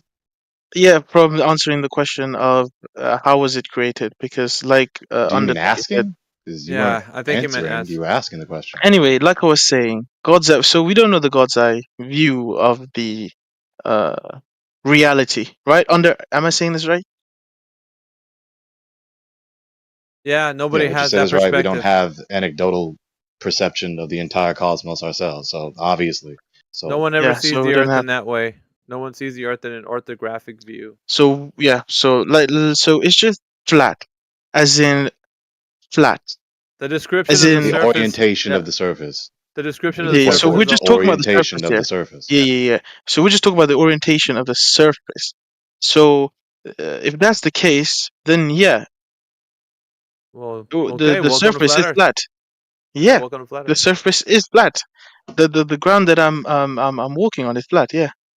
So Well, yeah, the land has elevation change, which would mean that it has topographical features. But we're not talking about that. It looks like a horizontal plane overall. So the plane, overall orientation of the surface. yeah, the orientation, the way that we see everything is that it's a horizontal plane.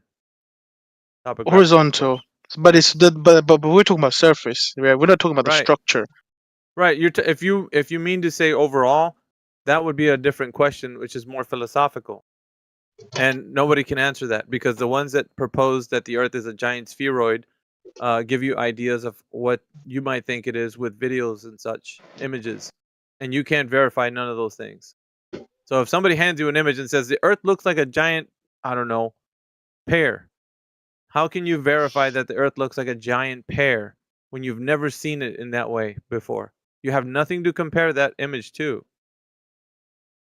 You get what I'm saying? Yeah, and that's why some men are coming to you and telling you, hey, you see this cartoon right here? We know that this is how the whole world looks like, right? They give you cartoons because they cannot, not themselves or yourself are gonna be able to see the world as a whole and give it a shape or all the features that it has, the actual construct itself. You won't be able to depict that yourself. So some guys are telling you, hey, you know, bro, we know better than you, so trust us. We're gonna give you a cartoon, and you better believe it because we know. Yeah, you have nothing to compare it to.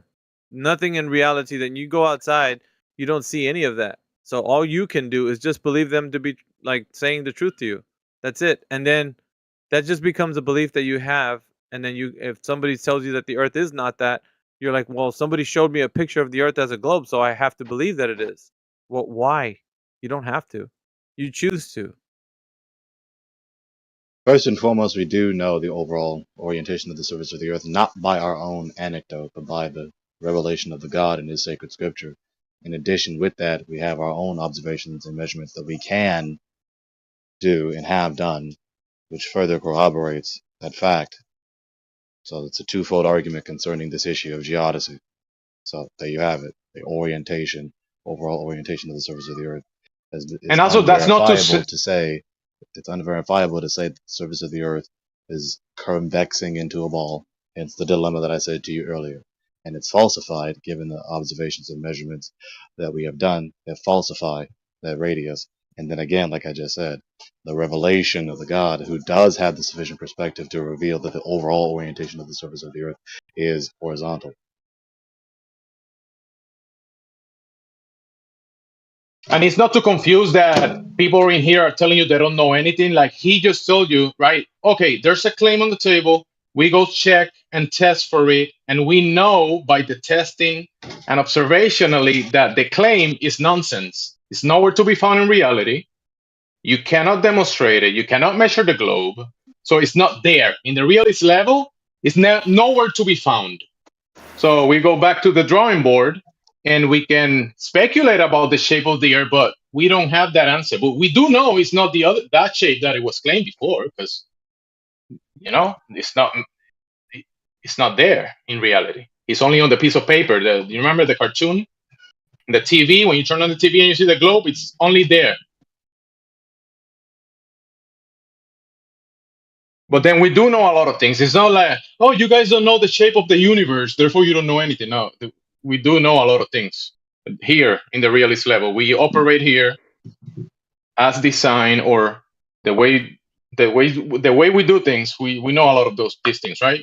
Technology, engineering, medicine, whatever. We know a lot of things. Constructing a building, we can do that, right? But then there is the unknown, or the wonders of the world that we don't know about. And we gotta be humble as well and acknowledge that there's stuff that we don't know. How God created this whole creation, I don't know. Besides what he's revealed. So I'm guessing you guys are Christian, correct? I worship Lord Yahushua. Not everyone in here does. No, but that's not to the point of this room. So we're gonna get into another line of questioning that has nothing to do with the shape of the Earth. Generally, on that topic, I would invite you to ponder why 100%. The way you said it made it seem that you're kind of anti-Christian.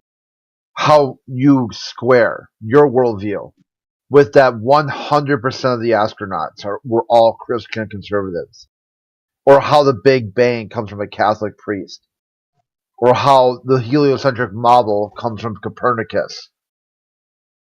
All Catholic, or Einstein.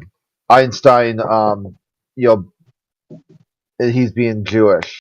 All these deeply religious Abrahamic religion people that you seem to have a hang up on are the same people that you stand on the shoulders of giants, or you lean on for your full worldview. To me, it sounds contradictory. And I'd be curious, how do you square that contradiction? How are these people lying to you and telling you the truth at exactly the same time?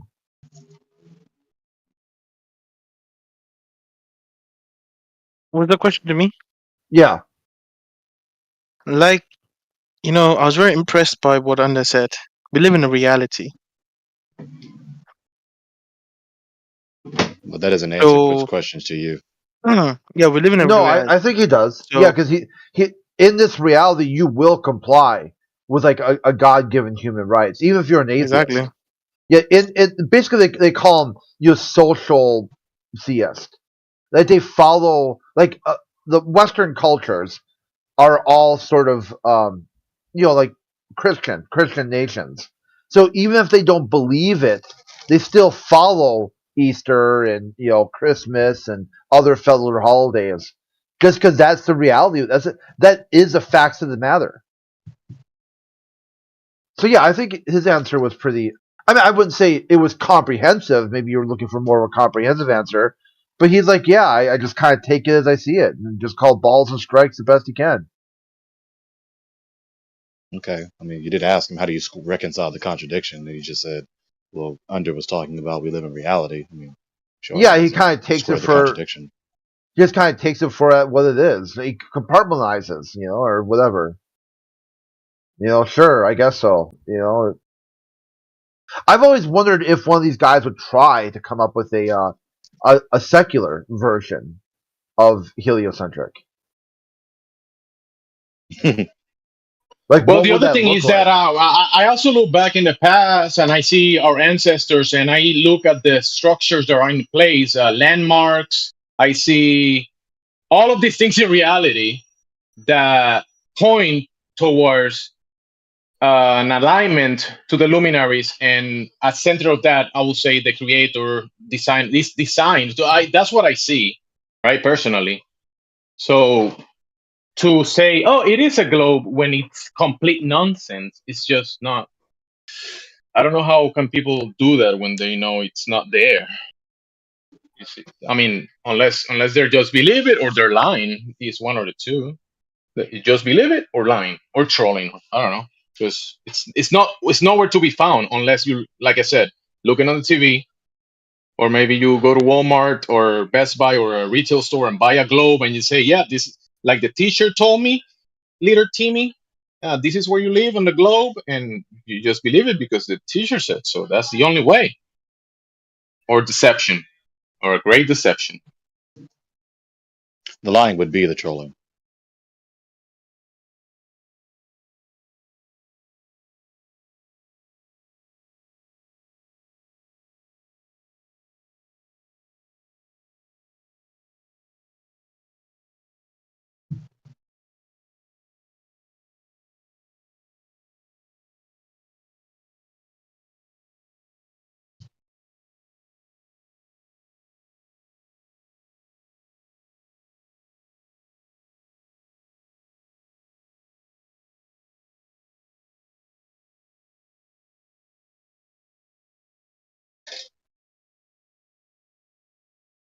All right, Peter's back. Excuse me. Hello, friends. All right, what evidence you have that the Earth is a globe? It's your friendly Globey. Your friendly neighborhood Globey. No, I have a quick question. Hey, I want to know what Superman, the other guy earlier said that if we had your eyes, Superman's eyes, we can see the globe. Do you see that? Okay. Do you see the globe? You probably see anything with those eyes, I guess. But I had a quick question for the group. I want to know what you guys think. What's up? Do you, as far as what science says about the shape of the Earth, do you think that they know what the shape of the Earth is and they're lying about it, or do you think they legitimately don't know? I got this. Science doesn't say anything about the shape of the Earth. Okay. Science doesn't say anything. Okay, well, let's talk about NASA. We'll replace the word science with NASA. Do you think NASA No. knows what the shape of the Earth is and they're just lying about it, or do you think they don't know? Yeah, but no, hold we've on had a a breakdown of communication. If I replace the word science with NASA, then we're no longer. Wow, did you even hear my question, or? Well, you wanted me to replace the word science with NASA, and I don't know why I would do that. He wants you to replace geometry and say it's science. All right, let me ask you a similar question in the same vein, Raiden. Do you think that we could understand the thoughts of other people that constructed this particular information to be the way it is? Do you think we can divine their thoughts? No, you can't get inside someone's head, but I was just wondering what you guys thought. If you think that someone knows what it is and they're lying about it, or they don't know what it is. Raiden, but it's useless.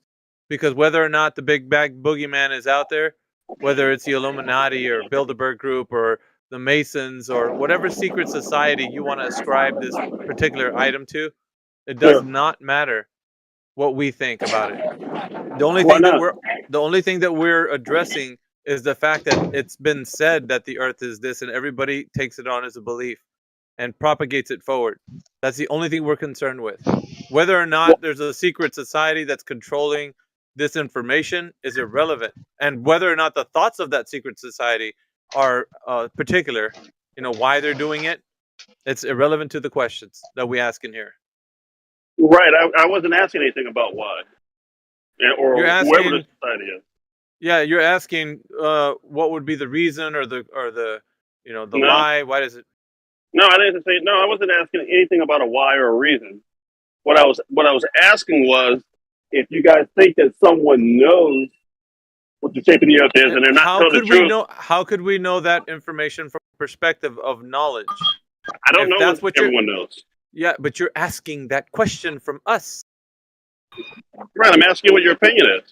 Well, we don't care. Like, that's not opinions about shit. Okay, so do I like chocolate or vanilla? Well, if we think about it, vanilla tastes better on a cool day. What does that have bearing on reality itself and what we're discussing here? Like, it's no bearing, dude. It's a useless way of it's speculation. Why But I do you think want it'd to be talk useful if someone thinks that someone's lying to us about something. Yeah, but what utility does it have for us to have a conversation of what truth is? What utility? Well, Tell me the can help us utility. figure out the thing. I'll help you on this. No, it doesn't. All it does is give people the idea that it could be a possibility. But then somebody says, well, that's not the reason. It's for this other reason. And then you got two other people arguing with those guys. Now it's a full-blown argument and debate. So I didn't want Are to we debate going it. I was to just wondering what you repeat the guys thought. declination of answering this question in So what? detail again? Who cares? Well, if nothing matters, then why are we even talking about this? Because we're addressing the misinformation, Raiden. Do you understand what misinformation is, or no? I do. Okay, then what is the misinformation we're addressing, sir? Well, that's just it. How do we know who's providing misinformation? No. You just said, hold on a minute. You just said right? You know the misinformation. Now tell us I know what's been what that means, misinformed. yeah. Oh, then what is being misinformed here? Well, I don't know. I know what the definition. Hold on a minute. What do you mean you don't know? You just said you know what misinformation is. Now you don't know. No, Either I thought you were don't asking me know. if I know what misinformation is. Yeah, the misinformation that's being spoken of about the Earth being a globe. Oh, I don't know what that is. I thought you were asking for a Oh, well, then that's the point. You're lost right now, and you don't know. So the misinformation is that the Earth is a globe when it really is not. Okay. So, do you think that the Earth is a globe, Raiden? Okay, so answer my question without chuckling. Do you think the Earth is a globe, Raiden? Well, you told me it doesn't matter. Do you think the Earth is a globe, Raiden? Yeah, I do. Okay, so now outline to me how it is a globe. That was a claim. Now give me your evidence. No, I didn't claim anything. You asked me a question. Yeah, you said it was a globe. You just said that right now. Everybody heard you. Yeah, I answered your question. Right. Okay, you said it was a globe. That is a claim. I said I think it's a globe, yeah. All right, I that's didn't a make a claim. knowledge claim. That's a claim. Now give me the evidence. It's painful. Belief claim, yeah, right. Your what? Knowledge claim is something that I think or believe, yeah. Yeah, it's just his belief. It's just his belief. It's just his religious system. Yeah. No, it's not religion, but you know. Yeah, so it's a You just said it was a belief. Yeah, it doesn't Yeah, matter. it's not a knowledge claim. All right, dude. It doesn't matter. You made a claim that you think the Earth is a globe.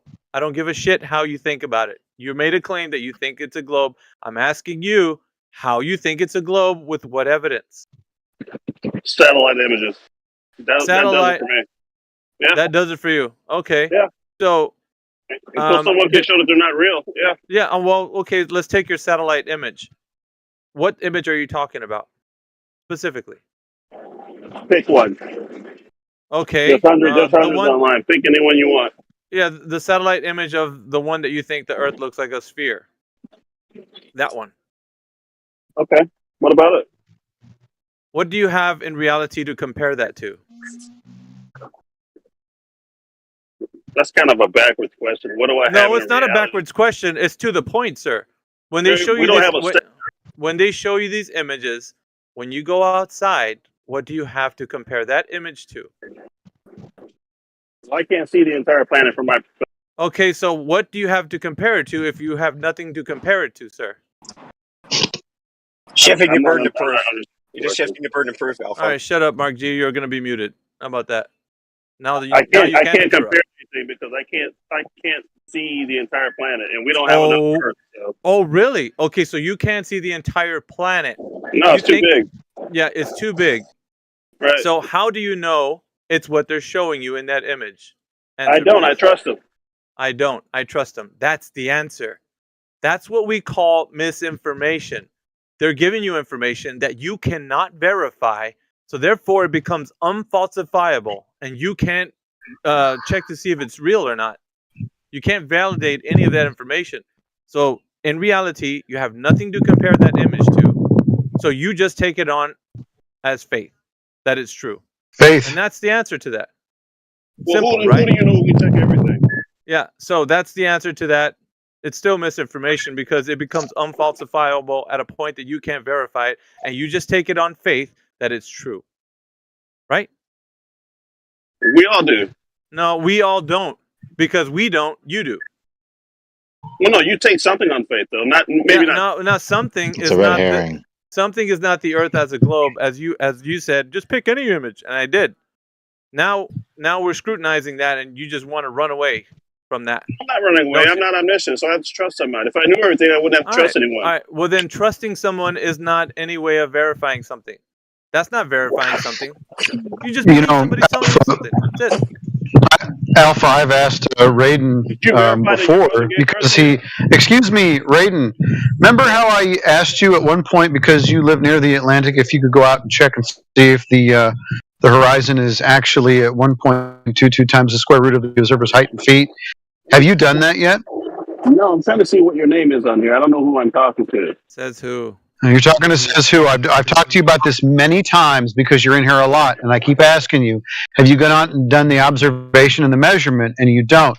Because right now what you're proving to me is you have the opportunity to test whether or not this knowledge claim that you talk about is true or not, and you refuse to confirm or deny that with your own eyes. Why? I want someone to show me that satellite images are fake and debunk it. No, If it's they not. can- That's not. Listen, no. And it's simple, right? Because all I asked you was, what in reality do you have to compare those images to? And you said nothing, which is the answer. All right? You don't have to keep reverting back to that. No need. What's kind of an odd question? How can I compare? I know. The odd question is because you've never thought about it that way. You always think that somebody's going to tell you, well, prove those images are real, and some other bullshit, dude. I'm not. I'm telling you straight out. There's nothing you can compare that image to, which means you have to take it on faith. That's the only way that you can take those images. So you believe whatever organization or whatever person is telling you with an image that this is the case. That's what you do. Okay, give me a reason not to believe it. That you I'll tell you exactly why. Hold on. Alpha, I've got it. But you can't compare nothing to reality to the image. That is the fucking reason, dude. Nothing in reality looks like that fucking image, except You can for your say that about idea. anything, though. No, But you can literally- I can say that about the Earth as a globe because you even admitted I can't see it in that perspective, which means you can't compare it not to anything in reality, huh? Did you see your mother give birth to you? And that's not the Oh point. boy, non sequitur. That's not the point. It's the equivalent of what you're saying to me False about analogy. looking at an entire planet No. and comparing it to something. No, they're handing you an image of what the Earth looks like from a vantage point that you can observe it. So when I ask you, But I mean, they're can you lying? see the Earth? Can you see the Earth in that way? And you're like, no, I can't see the Earth in that way. Well, there it goes. That's the reason why you don't have to trust what they're showing you because it's unfucking falsifiable. So therefore, they're lying. Therefore, it's not true. Who It's gives a fuck if they're unverifiable. lying? Who gives a fuck what they're saying? It doesn't. We don't care. We do not care. We only care So, for what can so be. it's not true. Okay. Yeah. So can you tell me that that image is true by your verification methods? Well, when you can show it's not true. No. I'm not going to show you a picture of a fucking rainbow unicorn and tell you go ahead and prove that rainbow unicorn is not true. When you can show it's not true, then I'll believe that it's not true. That's stupid. I have to prove that Can you it's believe true. You idiot. You gave him the answer. He gave you the answer. All you gotta do is think about it. There's nothing else in this world. Anybody can put any that fucking image to. anybody can put any AI generated image of something that's not real and say, prove me that this is wrong. Prove me that it's not true. That's so Sure, stupid. they could do that. Sure, they could do that. You freaking moron. Raiden. You have to prove that it's true So, before you can Raiden, say, you'll go never and try know. to disprove this. Raiden, Do you you'll get never know that that's true. You'll never come to a knowing if that's true if you can't even falsify it. No, yeah, he will. Raiden, that satellite imagery that you continue to appeal to, Is that sphere Earth that you see in that image, does it have a radius of 3,959 miles? I don't know. Well, you said that you took it on faith. Hold on a second. You said you take it on faith that that satellite image is of the Earth. Well, the same people that give you that satellite image say that the Earth is a radius of 3,959 miles. Do you believe that? I don't have any reason not to. Okay, great. So now you do. I've asked you multiple times to go out and measure the distance to horizon, which would falsify that claim. Why haven't you done it yet? Because I have other things to do besides that, but I didn't ignore your request.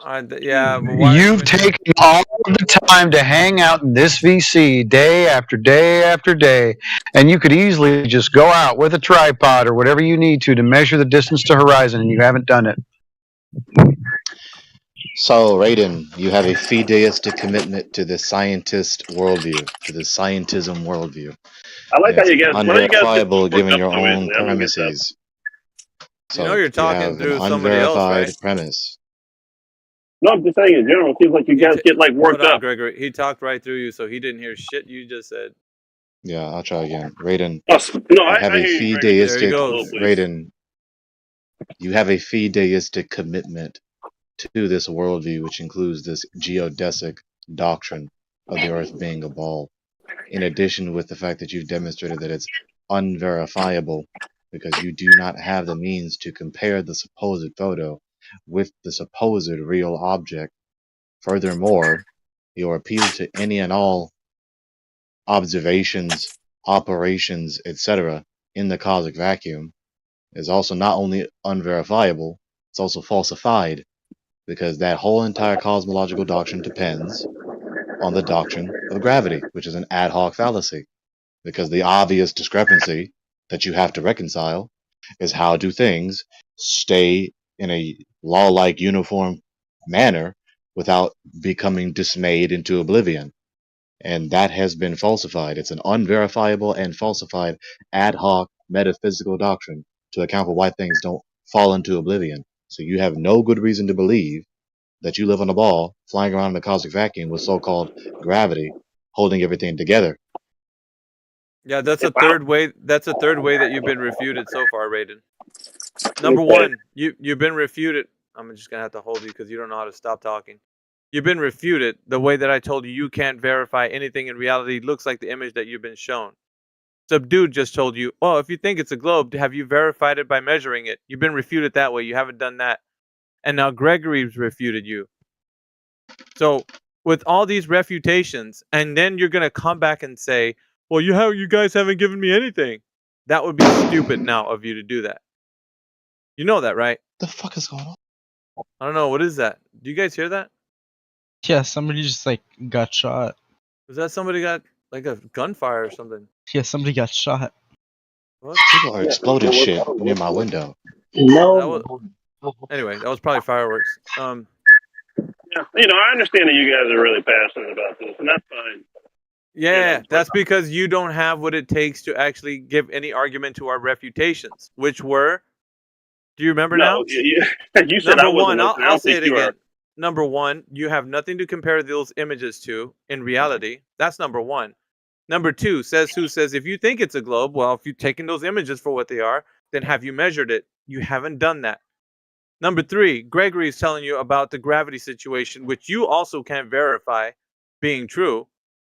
So then, if all these points stand to reason that we've refuted your excuse for believing in the globe, and you can't even stack up any refutations of what we say, then what else you got? Okay, so I heard what you said, and I heard what Gregory said. And when I was speaking earlier, I was just trying to ask Gregory to speak up a little because his voice was a little low. I never said I knew anything.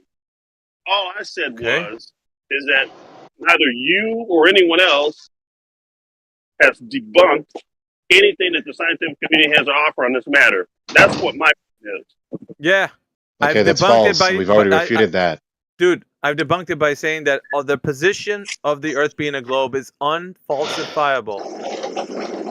Yeah, You know what I that tried means? to refute you at the very beginning by telling you that you're in the category of it because you don't know what science is. Yeah, and that was even you could stack that one.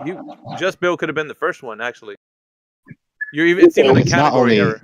We'll Wow, just have dude. to agree to disagree. But I mean, I'm it's pretty not sure. only unverifiable, it is falsified.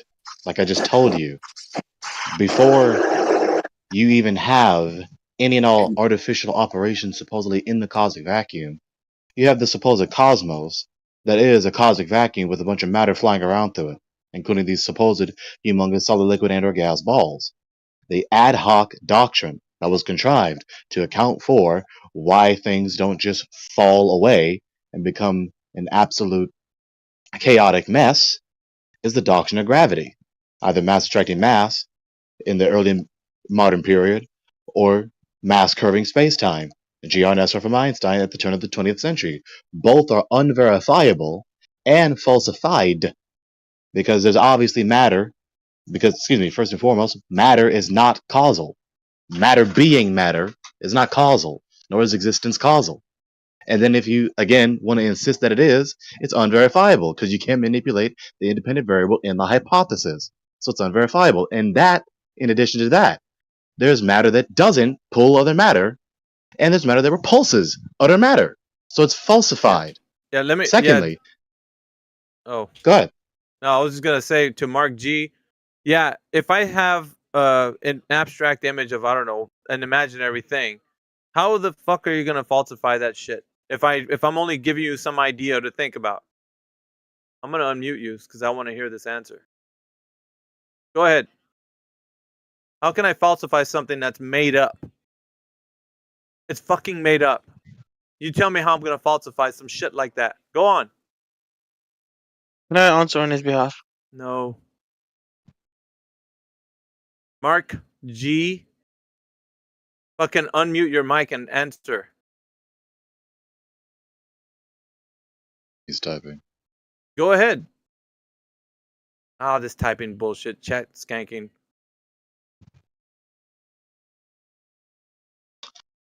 Well, I guess you Fucking can read, but as I was audacity. saying, Yeah. that's the Bullshit. first refutation, the falsification of mass attracting mass. And then mass curving space-time, again unverifiable, and it's falsified given the fact that Einstein is reifying space and time and making a fallacious distinction without a difference. Supposedly space-time is distinct from space and time, as though there's thing 1 space, thing 2 time, and thing 3 space-time. That's a distinction without a difference. So it's a distinction without a difference fallacy, and it's a reification fallacy of that which is not material and that which cannot be contacted by matter. So, that's a falsified hypothesis.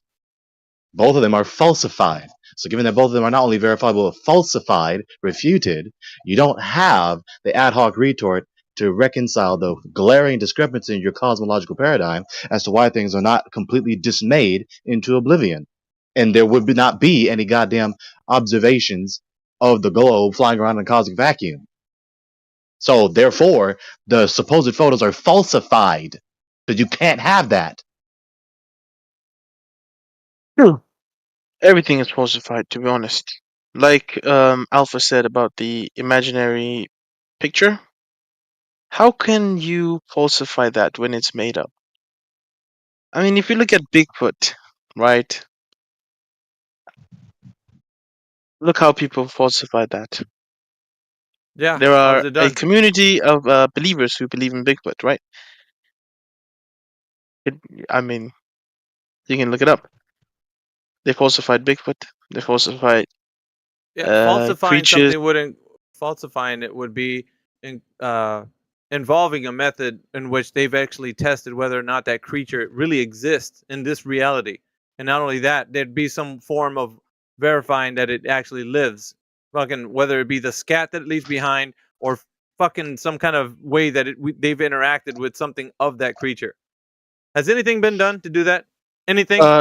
Yes. So the research Really? that was done What was the fuck have they been done? What did they do? so in Australia, the Bigfoot is called a yowie. Some bullshit right here. In Asia, it's called. Yeah, I don't give a fuck what they're named. That's not what I asked. And similarly for the fucking globe, if I have a goddamn image of something, how the fuck are you gonna falsify it if you don't know if it exists in reality or not? So fucking stupid. Well, falsifying something is one thing, and something being falsifiable is another. Not, like his drawing is not falsifiable. He drew it. Yeah, no, Xantham's drawing is not what I'm putting into question. The images of Or the it's not globe. proven false, right? Yeah, the He images drew it. of the images of the globe that are given to everybody to look at. What methodology are we going to run that through so that we can test and verify that those things are true? What in reality can we verify that with? Absolutely zero. There is no curvature. There's nothing in existence that resembles anything of those images that they show us. Zero. So that's an instance of unverifiability. Verifiability, unverifiability, falsifiability, unfalsifiability. You can prove it to be true. You can't prove it to be true. You can prove it to be false. You can't prove it to be false. So as it concerns the images, you can't prove it to be true. It's unverifiable. And beyond that, they are falsified, given my refutation to their a priori ad hoc retort to reconcile the discrepancy in the cosmology so that it's supposedly possible for them to move around in a cosmic vacuum, including going away from the Earth and taking a photo. So if that's not possible, then that is the falsification of the assertion that we do live in a cosmos that is a cosmic vacuum with humongous balls that we can fly away from, take a photo, come back to the Earth and say show and tell. That is a falsification of the supposed photo. Gregory, when you went through that and you used as your example gravity, it would have been a mic drop moment if you said the second law of thermodynamics instead. Well, that's the second law of thermodynamics issue. That's subsequent to the main issue. The main issue is the premise of gravity itself. So I demonstrated that it's unverifiable and falsified. And in addition, with the second law of thermodynamics, there's the implication that without the doctrine of gravity, we would all suffocate to death. The air would go away and we would suffocate to death. So that's why I catch it all with the phrase, the whole cosmos would become dismayed. Not only would the air go away and we all suffocate to death, I can't have the debate, right? But the whole cosmos, all matter in the cosmic vacuum would all disintegrate because they don't have that property that supposedly brings them together in any uniform way. So the fact that we have eyewitness testimony and pictures from a second law of thermodynamics violation, that's the key point, bro. These pictures are claimed to come from a vacuum adjacent to a gas ball with no container that the gas and the astronauts can travel to and from. This is an impossibility. It's against the laws of nature. Yes, you're right. You're right. It's actually but the retort. But they have the. You're right. But they have the ad hoc retort to try and get that. What I said is the refutation to that ad hoc retort. No, they just have. That is the key. They're just in an untenable position. You can't have something that exists in reality and then try to prove it to be true when it doesn't exist. So it doesn't exist in reality. No matter how much they want to come in here and stand by the premise, it's untenable. You can't. What in any of that abstraction of the Earth being a globe can ever be proven true? Not even a single bit of it. All of it's imaginary, or it's a construct of mathematics, and that's about it. But mathematics in and of itself is just a language of interpretation. There's nothing that they can prove with their math. We've heard the guy earlier. He can't prove it to be true. So all these abstractions are, in fact, unfalsifiable because you can't prove any of it. It's not proven. Nothing is. So, I mean, they can go wherever they want all day long. Take us wherever you want. Gravity, Coriolis. You can't prove any of it to be true. Yeah, when you kind of conflate in the two categories, even though what you said is obviously true. You're talking about not proving it or not being possible to prove it. That's unverifiable. Unfalsifiable is you cannot prove it to be false. No, it's that's not the only criterion. It is, Greg. It's unfalsifiable. It's what it means. No, unfalsifiable means you can't prove it to be false. Yeah. No, it's not capable of being proved. That's what unfalsifiable means. I'm sure of it. No, that's why there's a difference. No, that's why there's a difference between unverifiable and unfalsifiable. Well, you can look it up, man. But I mean, honestly, on this point, it's just a matter of, in the context of what we're saying, because it's also defined as that. So, not being able to be proved false. Well, that's So if I can't prove it well, false, proved to be which of the two, though? That's the point. well, the position, the untenable position that the Earth is a globe, but that's what they're coming with. Right. So if they can't prove it You to can't be true, argue. then that's I know I can't. unverifiable. Veritas, verify, truth. Falsifiable, false. You can't prove it to be true, or you can't prove it to be false. Yeah, you can't prove it to be false. Well, I can prove their proposition to be false. That's the problem. I did. We already did. You can't prove But it to not be with false. gravity. It means it must be true. You can't put it in a Bible and test it and have a false hypothesis. Yeah, if they show There's you no a Bible. picture. We're talking about how words work. Yeah, if you have something that's in reality and you can prove it to be true, then yeah. But if you have something in in this physical and natural world, like images that they show you, and you can't prove it to be false, that leaves it in the realm of unfalsifiability. Because I can't prove it to be false because it doesn't exist. So how can I even prove it to be false if it doesn't exist? It doesn't. Well, you can exist, prove it so to be doesn't- false in the way I just did. You can prove the proposition is false if it's not even possible to be true. Right? If it's not possible to be true, then it necessarily follows that it's false. Well, it would follow, but you could still say that it's unfalsifiable. Because if you're saying I can't say that it's unfalsifiable if I did prove it to be false. That's the whole point of saying the word unfalsifiable. You cannot prove it to be false, but I did prove it to be false.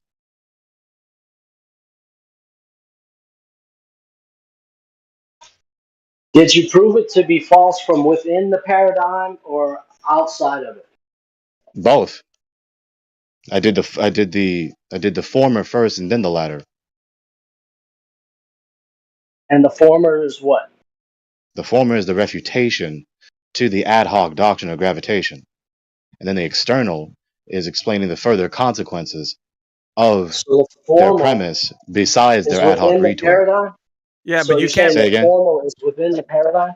Yeah, because you can't prove somebody to be wrong if they're coming with an objection to say that their untenable position is just what it is. So if you're saying, well, I'm going to prove it. I'm going to prove this thing to be false. I'm going to prove it to be false. Because if they're giving you an untenable position, you can't. No, that doesn't follow. Yeah, it if would. Their position is untenable, it's undefensible, so then it's not verifiable, so that it is falsifiable, and it is falsified. You can say it's falsified, but to them in their mind, it won't be from their position. Regardless. It should be because you have to prove to them that there's no way that you can have a position that is unfalsifiable. Because if you have that position, you can't. Proof doesn't equal persuasion. Regardless of them not being persuaded, just like with everything else. Just because they're not persuaded doesn't mean I didn't prove the point. Yeah, it's the premise that they start with. So it's outside before you get into the inside. Well, no, it's an internal critique first. Their internal critique, my internal critique to them, is refuting their ad hoc retort within their position to reconcile the discrepancy. And then after that, I do the external critique explaining the logical implications that are false. And that which implies falsehood is false. Therefore, I falsified it. Yeah, I always come out with the external first because that's what they're thinking overall is they're carrying truth with them. So it's their understanding of their truth claim, or at least alleged truth claim, that they think that they have a position. So when you actually show them that there's no way that I could show their position to be wrong because in their mind they've constructed a worldview that can't be falsified. So it's unfalsifiable at that point. Outside well, you can do that critique, which is fair. But, yeah, but what goes below internally, that? Yeah, internally you can deconstruct it from the inside. I'm not saying that you can prove them to be wrong. That's fair. But I'm saying coming to somebody and saying, "Hey, I'm holding on to truth," and you're like, "You don't have truth. It doesn't exist." Your imaginary idea that you have a position to be saying that I know that this is true. It cannot be proved to be wrong from your position because it doesn't exist. If it existed, then we can actually take a position. You can hold a position, but you don't have a position to hold. Yeah, You have well, to right have a there. position to be. Well, that's two different things. If they don't have a position, then they're not even a participant in the controversy. Yeah, But they that's do have a what I'm. position. Well, And no, so I'm given saying their they position, think they have a position, but in actuality, you have to prove that they don't have a position. The position is, I think I have an argument or a debate that the Earth is a globe. So they think that because of that, it can be falsified, and you know internally you can critique that and say that it has been, but externally, if they're coming at you and saying I have a position that can be falsified, and you're like, no, because your position doesn't exist. They don't know that. They think that it is a position, and you might even entertain it as a position, but because their thought about it being a position, you have to show them that that position is non-existent. You can't okay, let me hold finish. something that's not true. Okay, let me finish. When you do that, that is an internal critique also. Their position is that they have a position, and then you're appealing to their premises to expose that they don't have a position. Given their premises, they don't have any criteria of verification or falsification. So that's an internal critique also. So you're doing an internal Yeah, critique as well as me. So yeah, that's but why I'm saying when you initially, do the internal critique, you're taking their premises and you're exposing the false implications thereof. You're exposing the falsity of whatever yeah, given yeah. premises What and I meant. or the false Yeah, implications so Greg, thereof. what I meant to say was that when you internally critique the argument, not the fact that they have a position, their argument and their position, you could say their position is that they think the Earth's a globe, but the internal critique of that position is that the Earth can't be a globe because X, Y, and Z. You can deconstruct it any way you want, but the actual position itself would still be in their mind a valid position that you have to show them why that Yeah, position does not exist. regardless, there's no bearing on the refutation of them. Yeah, but the argument, like I said, and the position are two different. Like because they think it's truth that they're holding on to, and you Of can course. deconstruct that and then like internally. But the thing that I'm saying that when they come to you and say I have a position, and I say, well, no, you don't. You have to prove that position. So if Yeah, that, so we're doing the same thing, really, right? We are doing the same thing. You are doing an internal critique, as me. You're trying to show them that their position is not falsifiable because they're not being yeah, logically sound in their pattern of inference to where their that's premises right. can be verified or falsified.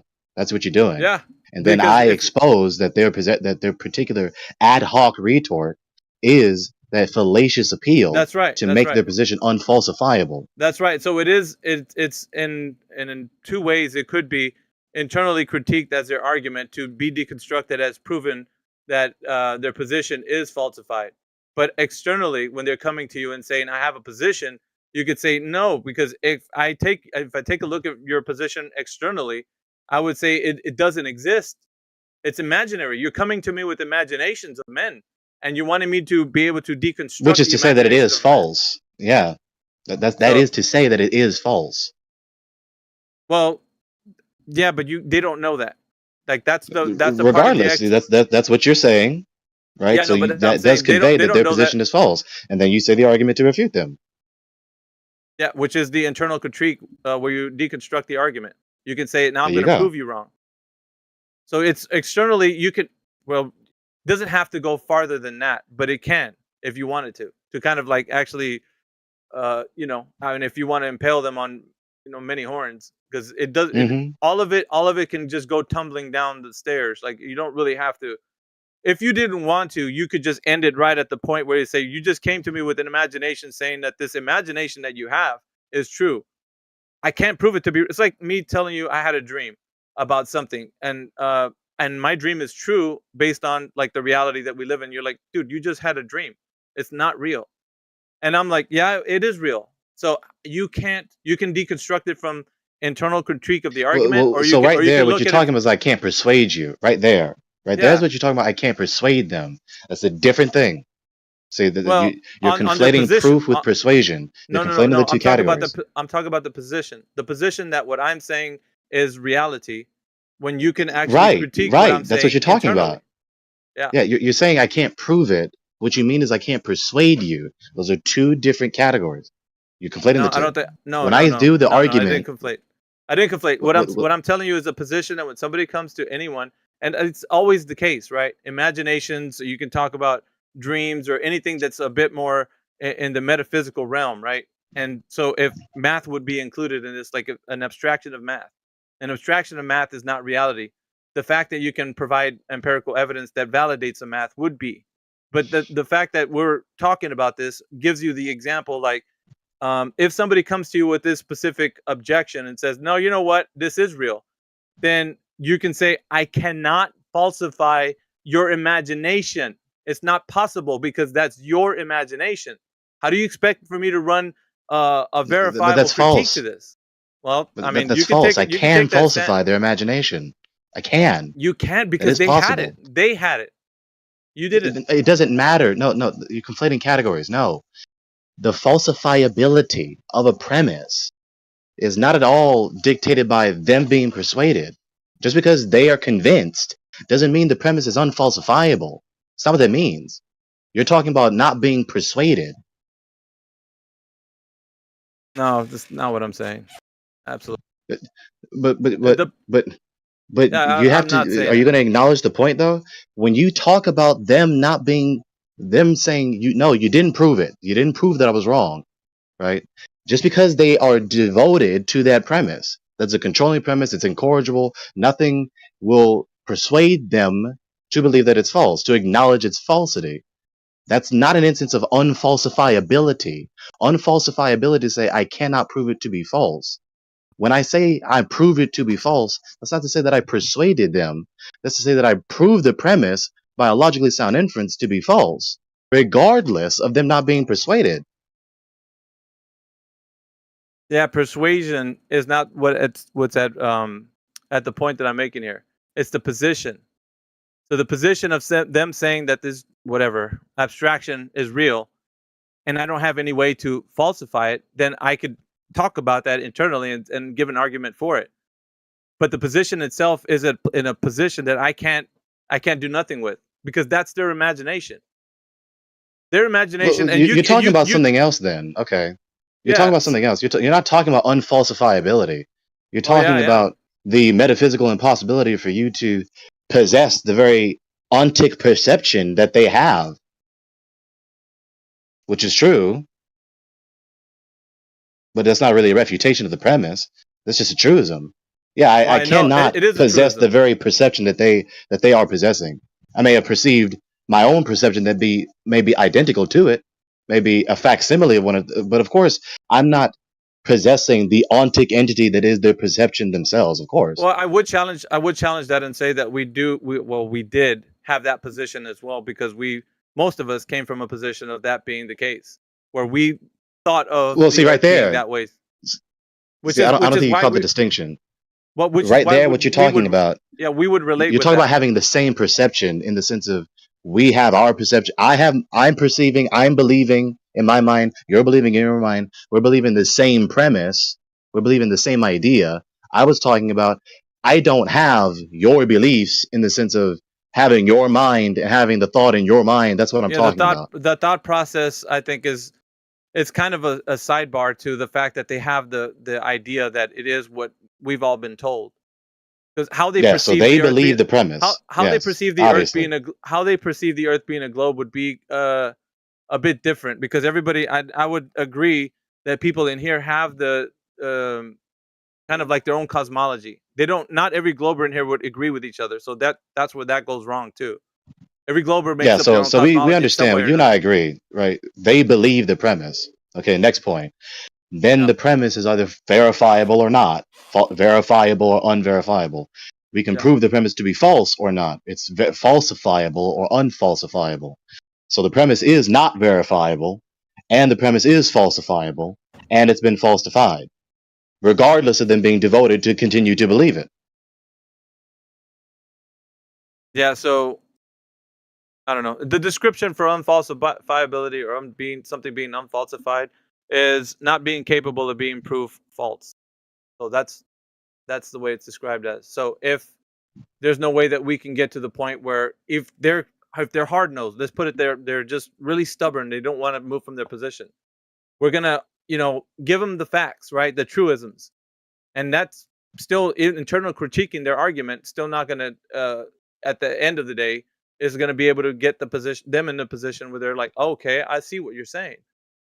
because it's almost like invincible ignorance, because even an internal Yeah, it critique is. is still persuading them either way. Everything that you do in an argument will be a persuasion, no matter how you look at it. Or In an some way, attempt to persuade. or an It will attempt, be but an attempt to I'm persuade. not saying that their invincible ignorance get chipped away and you're gonna make them be like, oh, that's a good point.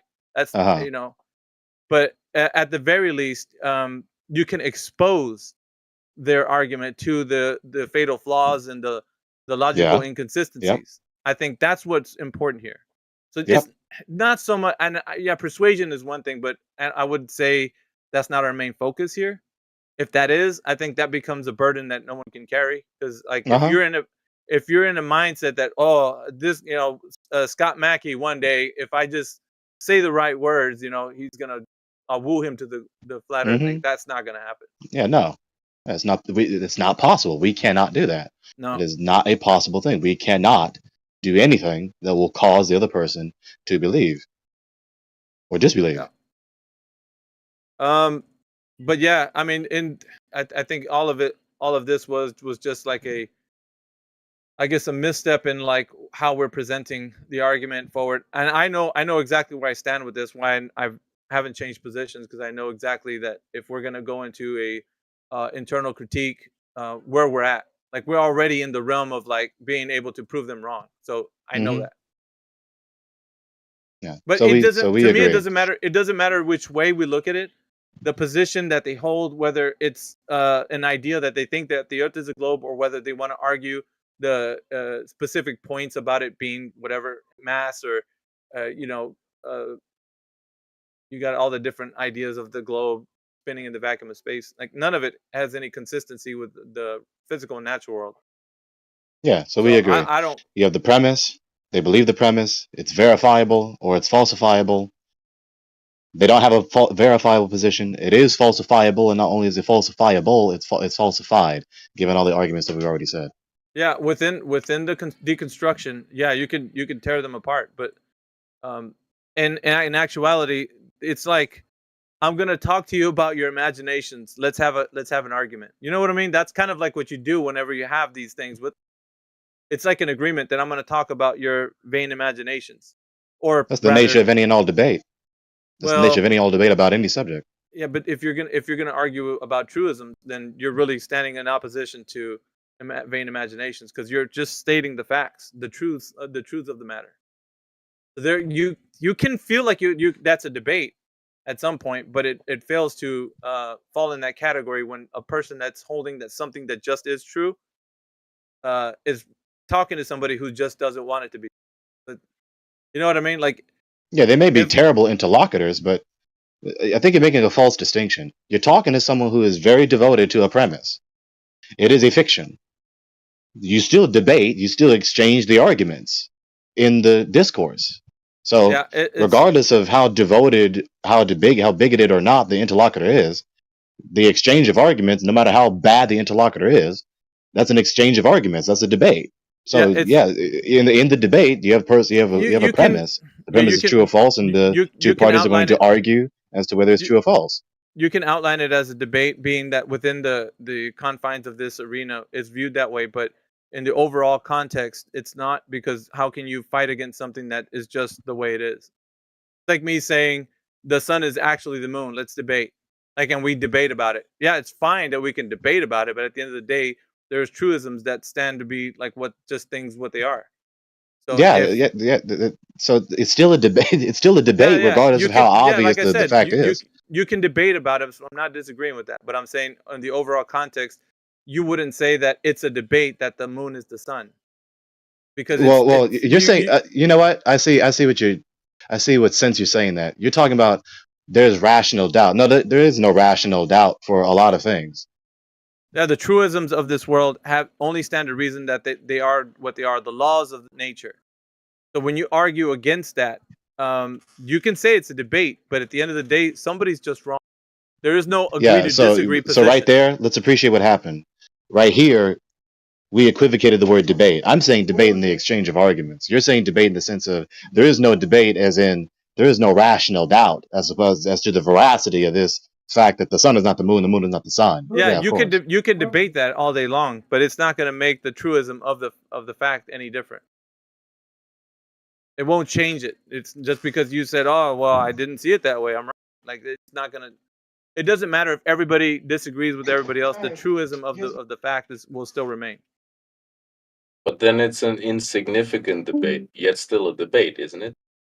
Yeah, it doesn't matter. The context still remains that in the way that I'm saying it, it would still be like a debate amongst people, but it won't be in the fact that people are looking at it from a perspective of having these truisms, like whether or not the person at the end of the argument is going to stand to be right or wrong. Because this arena is not built on an agree to disagree position, which I mean, most debates can be thought of in that way. Well, you hear two interlocutors. One of them will be what you think might be the case, and the other one, depends on how they argue. You could perceive the information to be right or wrong. But in this arena, the information is either the way it is or it's not. So there's a take it or leave it kind of thing. So you can't just hang around thinking that you're going to convince somebody of something that's just true. There's no way that you. At the end of the day, the only winner of that is just the truism. Everybody else can, like tomorrow. So somebody in here can be like, you know what, the Earth isn't flat; it's actually a globe. Not going to change the fact that the Earth is still a horizontal topographical plane. Won't change that fact. But you might think it will because you have a different opinion and you want to debate about it. But it will not change the fact that that's just true. So, in that reasoning, it won't be a debate, the fact that you just changed your mind. It will be if you come in here and say, yeah, it's a debate now. And that way, you can debate about whatever you want. It's your own mind, but it doesn't change the truism. Well, it's not a truism, but it is a fact. A truism is a fact that's not worthwhile mentioning, is insignificant. Well, does anybody in here want to debate about the physical natural world being what it is? Because at the end of the day, man, that's all we're doing. We're talking about what the physical natural world is, and we got people in here that says that they have a position that the Earth is a globe.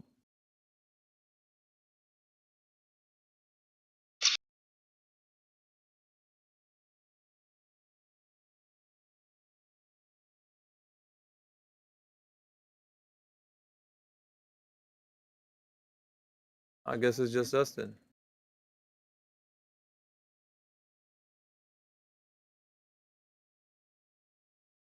Well, most of the people would say that it just is a globe.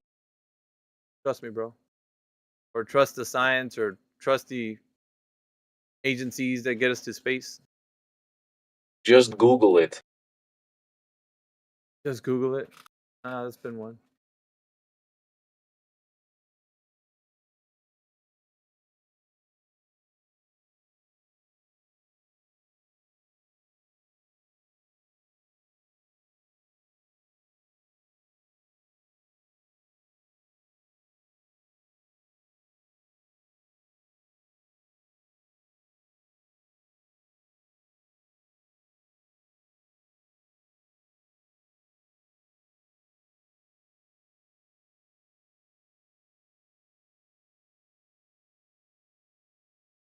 Guess we can unleash Xanthem to the chat.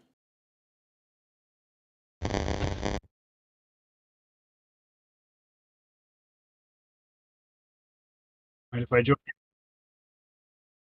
Yeah, go ahead. So, Alpha, I'm pretty sure I heard you talking about the celestial sphere the other night. Yep. Oh, sorry. I'm sorry. I have to mute my my YouTube. Okay. So there's a project that I've got it in a Google Drive, but at some point I'm going to make a video and release it. But it's the idea of every one of the 88 constellations is like a jigsaw puzzle piece. It has constellations to its right, left, top, and bottom. Have you ever thought about this? Every constellation is what? Say it again. Every constellation has other constellations, other named constellations, to its left, right, top and bottom, relatively speaking. It's orientation in the sky. No, not just orientation. I'm talking about neighbors. Okay, in relation to its other constellations. Okay. Yeah. And so the idea is that I trust photographs that have been taken of the night sky from all over the Earth. And so every single one of these constellations has been, well established. It was named, hundreds of years ago. And all these stars are documented. And I trust the photos. Like, I don't think the photos that, like, when people just take a photo of the night sky and you could kind of pick out constellations, I don't think those photos are faked. And so as far as I can tell, the 88 constellations that comprise the celestial sphere, they do form a jigsaw puzzle. Every constellation has others to its left, right, top, and bottom. Is this making sense? Yeah. So far. Yep. All right. So here's where I'm going with this. If every constellation has others to its left, right, top, and bottom, that means there's no edge to the constellation. Like there's no spot where, like, oh, that's the edge, and when you keep going, like, there's no more stars in that direction. Furthermore, if every constellation forms this 88-piece jigsaw puzzle that forms a celestial sphere, then that means it envelops whatever it is that we live on. No, that's incorrect. How come? Because it could be thought of to be concentric to the observer, which would mean that it would envelop the observer. Okay, envelop the observer, which means it has to go below me as well as above. Yeah, of course, if we're saying below, you're using that as a way to convey the message that something is going underneath, right? And I wouldn't categorize that being 0 degrees. I categorize it as being a convergence point. Well, there doesn't appear to be a conversion. Yes, there does. Yes, there does. How so? Well, our vision actually is viewed in the way we see the world around us. Everything looks like it's converging to the eye line. Oh, right. You're talking about, parallel lines appear to, disappear at a vanishing point. Yeah. So your eyes are seeing the physical natural world. That's just the way it is. You can depict this in, like, people that you do artistry. Yes. They're drawing things and they're using the ways how to, put forth the way the physical natural world looks like on a piece of paper, on a 2D piece of paper. You have to draw lines of convergence in order for this to be possible, that you're showing distance. Oh, you don't have to draw lines of convergence if there's no parallel lines in what you're drawing. All right. So have you ever seen anything like that in artistry? Oh, I studied. Because I think you just, ages really, ago. and you're getting this Yes. wrong now. Like, I don't get it. So if I were to How is that draw- possible, sir? Like, that you are so well understood in this, and you're still not understanding this one single If I point. were to draw a single soap bubble single against a what? blue sky, a single soap bubble against a blue sky with no clouds, there are no lines of convergence in that image. How many vanishing points do you draw when you make that bubble? Well, I would make 0. To make that a perfect sphere on a drawing, you would draw 0 vanishing points to draw in perspective at all? I'm why I drawing a don't You can't sphere. convince me you know art if you're saying that. That's what I'm saying. That's why I don't know why he I'm- brought this up. So the start of this conversation was the celestial sphere and the fact that Yeah. all constellations have others to its left, right, top, and bottom. So there's no edge, and every constellation basically wraps around. Like the 12 constellations of the zodiac, they get back to where you start, And you can also go polar. You can go from the north celestial pole to the south celestial Yeah, but pole. you've already said this. Why are you reiterating your? Because why are you it reiterating? comprises a celestial sphere. It has nothing to do with how we see things. It does. What do you mean? It doesn't have anything to do with how we see things. Then how do we see? Then how do we see those things? There's no lines of convergence when you look at the sky. Wait a minute. Oh, I get it. You want to see a grid line in front of your eyes. I don't want to see a grid line. Well, then how do you not understand that things that move away from you are apparently smaller? Well, that bubble they that you were appear to talking be closer or smaller. so the celestial sphere just is. Remember, yeah, I know that. But remember the bubble that you gave to the example and the gentleman chimed in? So if you were to draw that bubble moving away from you, how would it appear on drawing it? Oh, of course. If I were like a series of soap bubbles the same size, they would get smaller as they go away. Oh, of course. And then you'd get lines of convergence. Thank you. Thank you. Right. But my the original point which somebody made, it was either you or the other guy, says that every drawing, I think it was the other guy, every drawing requires lines of convergence. And I would say, no, if you draw a picture of a single sphere, there are no lines of convergence. Okay? A single Of course, sphere. if you had a series of spheres, like, lamp posts or something going off in the distance, that's a common image that people bring up. Sure, lines of convergence, absolutely. They get smaller as they go in the distance. But none of that has to do with the celestial sphere. Yes, it does. No, because yes, every star appears to our naked eye to be the same distance as every other star. I know that, but you're seeing them at an angle of view from the observer standpoint. Okay, no argument there. Angle of view, sure. But they comprise a sphere. There's no edge to the celestial sphere. It wraps around. I know that. But in the fact that you're conceptualizing this celestial sphere, it's still a conceptual tool that you're using. So it's not an actual sphere. You know that, right? Yeah.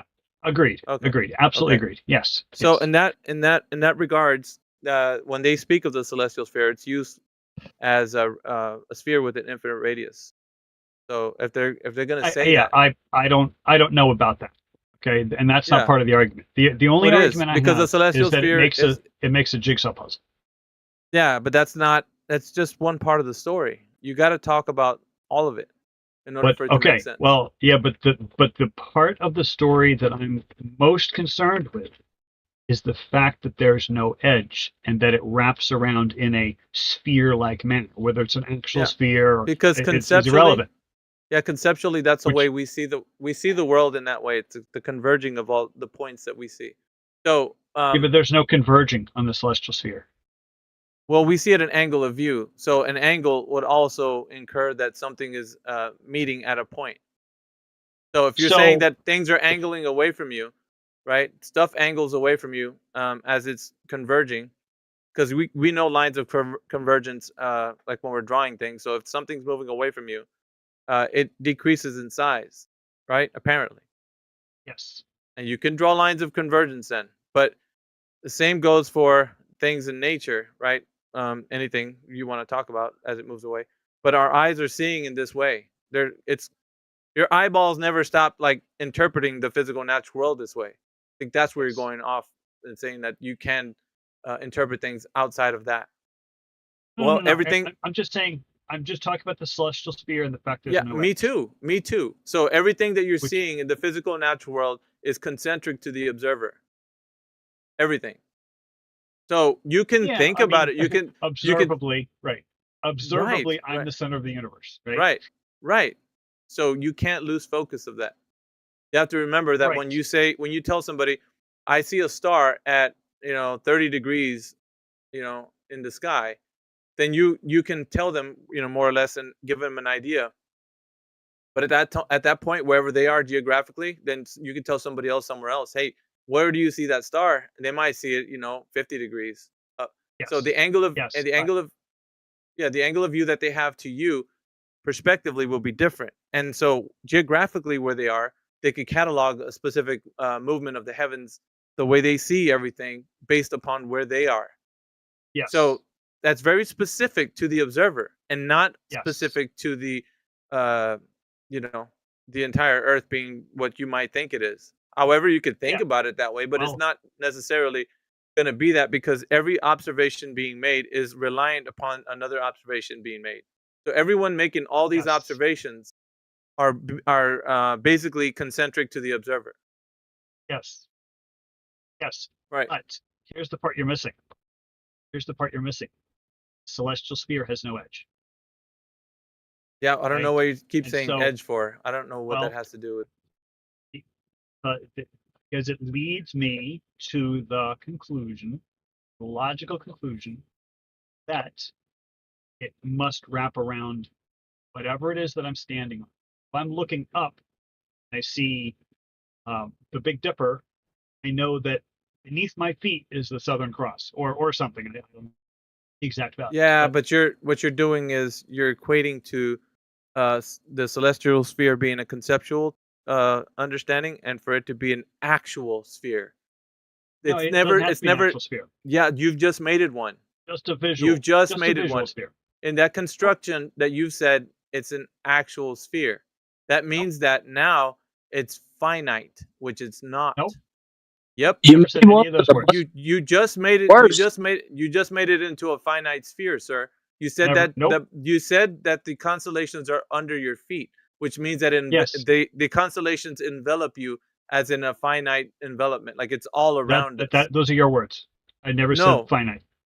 Well, you've made it one when you said some of the constellations are beneath your feet, didn't you? They could be an infinite distance beneath my feet. I never said anything about finite. No. I It doesn't did matter. say- it doesn't matter I did about start- linear. It doesn't matter about linear distance. What we're talking I about agree. is I you agree. conceiving a sphere that envelops you. The concept, like as in an actual sphere, not a No, conceptual. not an actual sphere.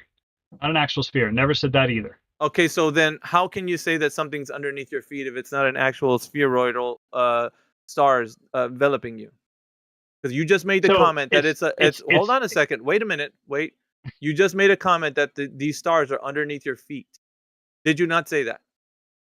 Yeah, constellations. Okay. Like So the Southern Cross. we can hold there. We gotta examine that.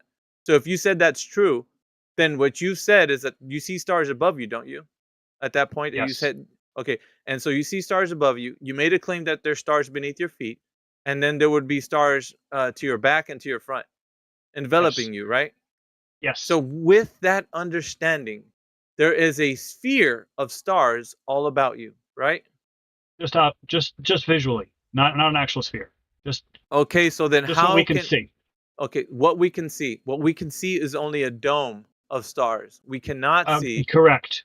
Right. We can so we only see a cannot dome of stars. So yes. we cannot see stars under our feet. Yes, we cannot see stars under our feet. Okay, Agreed. then that what you said was incorrect to say that we have No. stars, constellations under our feet. No, I said that was a logical conclusion based on Yeah, the no, knowledge of how? the celestial sphere. How is that a logical conclusion if you've never Because been able if- to witness that? If I, The of conceptual- course, I look Yeah, at the ground and I listen, see the ground, right? So So the conceptual tool that it is would just be like an imagination. Like it could be thought of, but it can't be put as in like this is a It's- sphere. That because it's what it's you're an inference. with your argument, you're saying that there is no edges, which means that now the thing that you're trying to state with all the connection of all the constellations, you're trying to paint a picture of a giant celestial sphere that's surrounding Virtual, the entire Earth. just visually, whatever. not actual. But you can only visualize the portion of that celestial sphere that's a dome above you. That's it. Correct. Right. Correct. So the only thing we can say for sure is that it looks like a dome that we're observing. Just Yes, a dome. correct. Correct. Okay. All right. So But now what with can we that, infer?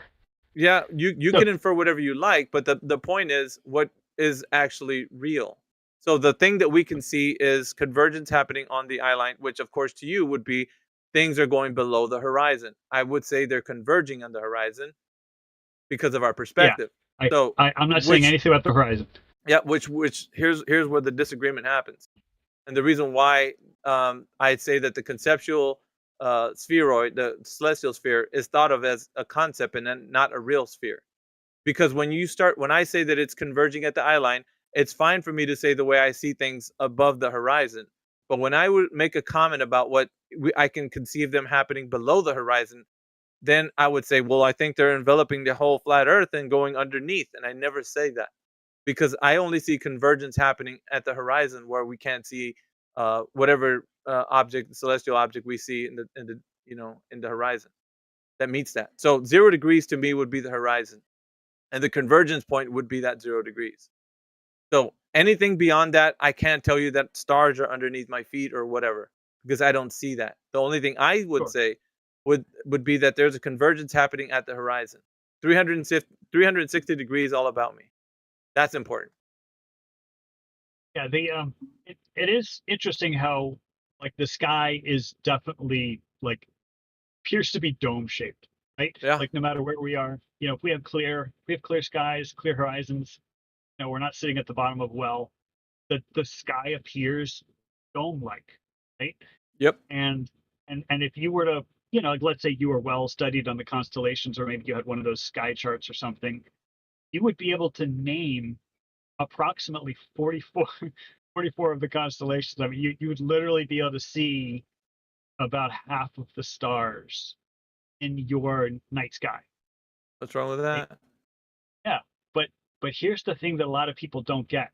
Like, let's say you have many hours of darkness. Like, let's say it's the dead of your winter, right? And you go out right after sunset. Right after the light is all gone away and you can see the stars. Let's say it's 8 p.m., right? Because it's the winter time. Maybe the sky gets black at 8 p.m. Then you just observe the sky. And let's say you observe the sky for like 12 hours. Like the sky is appearing to move above you, whatever. You're going to see more constellations than just 50%. You're going to see. What do you mean? Meaning, if you go out at any one point in time, if you have clear horizons and clear skies, you could see 50% of the stars. Right? If you wait an hour, the sky will have shifted 15 degrees. That means that there will be stars in the east that you hadn't seen an hour before. Yeah, no one's talking about what you, dude. No one's talking about what you can see, based upon only as far as constellations go. Everybody understands that the heavens are in motion, so you will see more things if you stay, still at one geographic location. I don't think anybody's arguing that. Okay, but here's the point that a lot of people don't get, is that you've got this dome of stars that is appearing to move above you. Stars rise in the east, set in the west. And if it's the winter time where you've got many, many hours of darkness, if you, start observing at 8 p.m., then you stop observing at 6 a.m. You're just stating, the obvious, though. You're just stating the obvious. You'll see about 3/4 of the celestial sphere. That's the point I'm trying to make. So what? You'll see about 3/4 of the celestial sphere. Yeah. So what? I don't get the point. So what? It's meaning that you will be able to put together conceptually 3/4 of this spherical jigsaw puzzle, where it's 88 pieces. Yeah. So what? Well, and if you go out 6 months later, you'll be able to see the rest of the celestial sphere. Flat Earth math. I'm asking a question, dude. I understand all of this. You're basically reiterating points that I would agree. So what? Okay. So therefore, if you could verify, and again, you have to have exposure to the southern stars, like either equator or further south. All right, dude. But you could then infer that since you witnessed with your own eyes at least half the celestial sphere at any moment in time, and then you saw other parts of the celestial sphere other points in time, and you could infer that it is enveloping you, meaning beneath your feet. Even though you can't see them beneath your feet, you can infer that. No, you can listen. You can think of whatever you want to think about, but as far as what we understand in the physical natural world, what our vision works, I'm telling you, you can infer whatever you like and be happy with that. But what I understand is that everything's converging at the eye line, at the horizon. So when we see that convergence happening, we would have to say that our vision, because of the way it operates, will always see the physical natural world in that way. So when I see stars moving about that transparent dome that they're affixed to, and they're moving around on the horizon, then yeah, I could say everything that's converging on the horizon will meet at that 0 degrees, which will be the plane of the horizon, and easily be converged. And there I can't see them any farther because they're moving away from my location, and they're going to be at the horizon at the convergence point. So I don't have to think about a the rest of the sphere standing underneath my feet. I don't have to think about that because Well, everything I see is converging. I think you should. I think you should because listen, it's an interesting. You can It's an listen. interesting line of thinking. So, what I would say is that the celestial sphere it can be thought of as that. It even shows depictions of that. You can think of it like that. Okay. So I'm not saying that you can't, but what I'm saying is what we understand in the physical and natural world is how our eyes converging everything on the horizon. That convergence point is what's real to me, not what finishing the rest of the globe underneath your feet. The half of the I sphere. never said anything about a globe. No. I'm talking The about celestial I'm talking sphere. about the celestial sphere. Yes. Okay. So finishing the rest of that sphere from like saying I only see half of that sphere, and the other half is underneath my feet. You could say that, and as an inference, but I could also say things are converging at my eye line, and that's why I can't see something beyond that optical limit. So I could say that, but I can't say that stars are underneath my feet because that would I just think it's an also inference. it doesn't matter. But like the only thing I need to know is how things are operating in the dome of perspective on the surface with a horizontal plane. For me, that would be because when I tell you that something's at an So when I tell you the that interesting concept about a dome is that a dome has edges. Yeah. And the celestial sphere doesn't. Oh, it's Yeah, interesting. do you believe in northern lights? Do you believe in northern lights, Alpha? Meanwhile, across Hazard County lines, flat Earth math. It occurs to me that you have a edge at every horizon for bolts to fall off of on your sphere. Yeah, it works. It works the same for the sun But moving across. you're still going to need a flat reference plane to describe any of that. A surface level. Yeah, so for everybody that's looking, We're up with talking the about angles, right? chat. Angles to the celestial sphere, right? Yeah, so 0 degrees on the plane of the horizon is where we're standing on. So that can't be negated because that's how you get angles, right? You need a horizontal plane that you're going to make a reference as the baseline, and everything else above would be at an angle. So you could say the thing that's right above me at its zenith would be 90 degrees above me, and everything below that would be at an angle of degrees less than. So you could say that you need a plane of a horizon to have that 90 degrees. The plane of the Earth that we're standing on, the topographical horizontal plane to the horizon, is what we see. There's nothing else outside of that. I mean, what else do you need? I hope you get my point, in that if you were to conceptualize there being not just a conceptual dome, but an actual dome has edges. Yeah, So but if you here name are the we not? Are we constellations- we're talking about what our vision puts everything looking like to us. Yeah, well, the thing is, you keep talking about our vision, but it's like it doesn't matter the means of capturing the image. It could be camera. It could be. Oh my gosh. It could be. Charles, Do we see why the are you dome or not? continuing No. to reify this celestial sphere? Stop trying to reify the celestial sphere, please. Yeah, we already said it's the None of my conceptual points tool. have been refuted. That every of the 88 constellations has others to its left, right, top, and bottom. And what's your point? So what? And I they- even and they asked him that. comprise a That's what virtual I asked him. celestial sphere. He doesn't give you the point because I've been asking him for the point. Yeah, it's a waste of time. The idea behind the dome is that there are edges, correct? Is that we appear to be inside of a celestial sphere, which means by inference it has to go beneath our feet. It's a conceptualization. It's an abstract. Why are you continuing to treat the abstract as concrete? Yeah. Reifying it. Yeah. I never said anything about concrete. I'm just Yes, saying. you did. Well, then stop doing that. I think you need to go to the sky is flat room. Look further down. This is the flat Earth.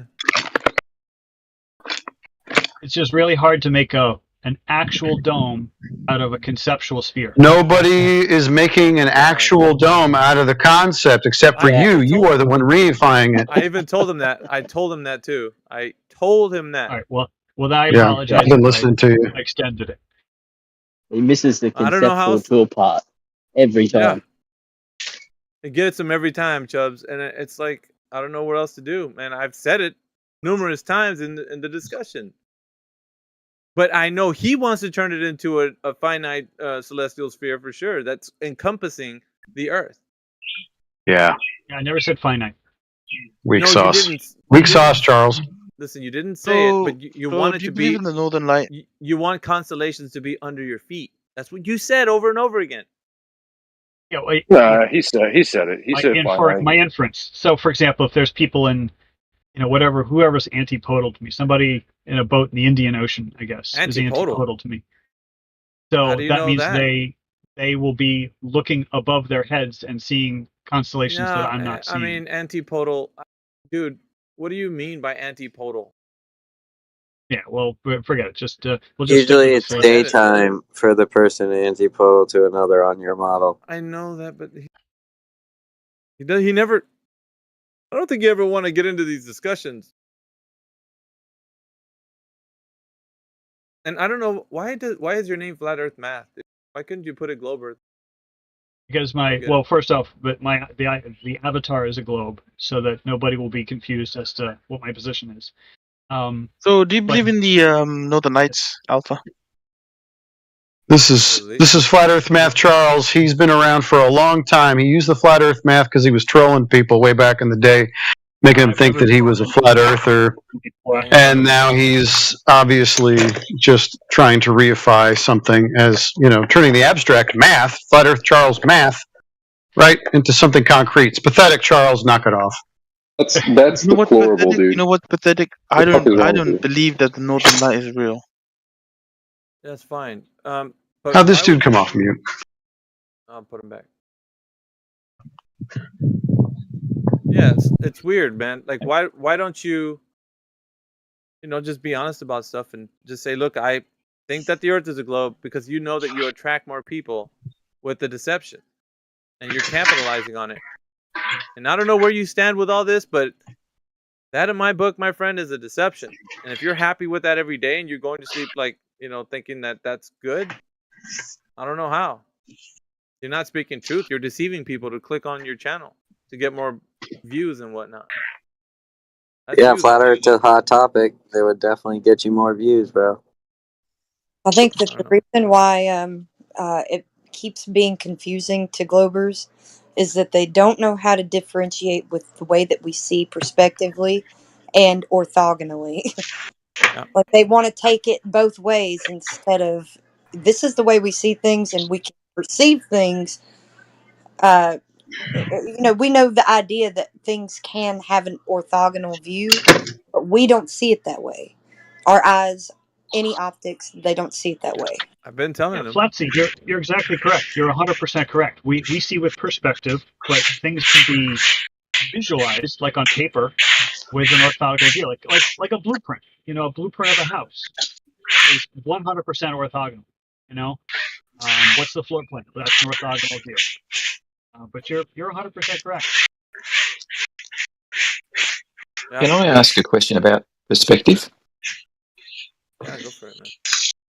So if I have 2 points and stars, I won't beat about the bush, and they rotate around my point of view at equal distance, what is the impact of perspective as they approach the horizon? Why does that impact, or why does? What is the impact caused by perspective on 2 points rotating about me at an equal distance? Says who? Hot Mike. Is that who that is? I keep hearing somebody sweeping. Was that you, Sesu? I'm sweeping. Yep. Sorry. Now what? PV, say again. What are the 2 points that you see? Yeah. So we're looking at 2 points, 2 stars, and they are rotating through our vision. Why should anything change as they approach the horizon? Why should anything happen because of the horizon in terms of perspective? Well, that's where the sky meets the Earth. So you're seeing everything converged at that 0 degrees. But you were talking about the rules of perspective before. Yeah. And when things of course. distance from you, the perspective doesn't change. It doesn't shrink things. It doesn't make things closer together. You probably need to get that, PV.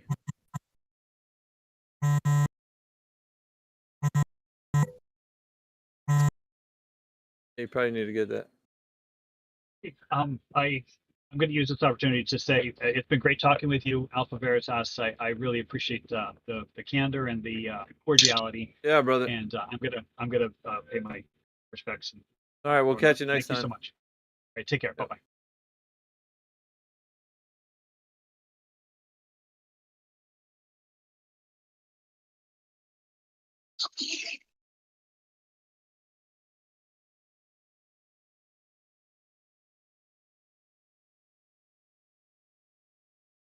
Meanwhile, we got Chubbs in here. He's a Glober. Anybody want to talk to Chubbs? Yeah, I don't. Prove me wrong, bitches.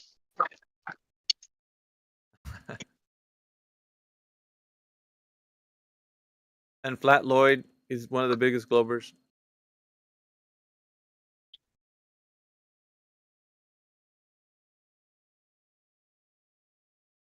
What up, Chris?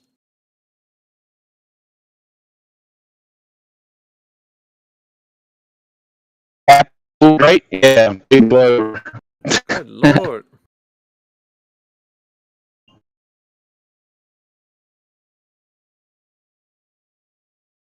We know what to do if somebody falls asleep in this chat. We'll just have Bear Collegiate come on mic. Scared the shit out of me. He's like, "Hey, everybody, how's it going?" Like, whoa, what the?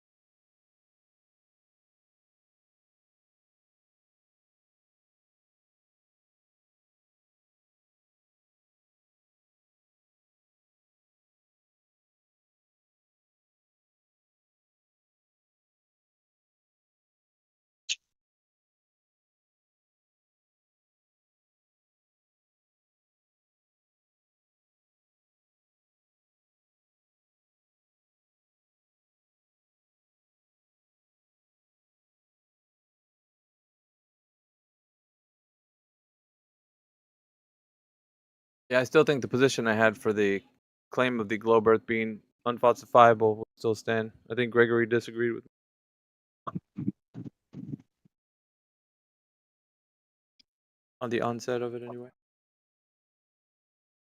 I mean, like, what's the point of debating something? Like, if it's just like, I believe this, I believe that, you know? It was weird. Yeah. The claim itself would have to have the veracity of it, in the sense of like, because I said it before, it's like you can debate about shit in here, but it's not the fact that the debate happens, it's the fact that is it even a debate? You know? Yeah. I mean, And it's not, because this is an empirical topic. This is about physical reality.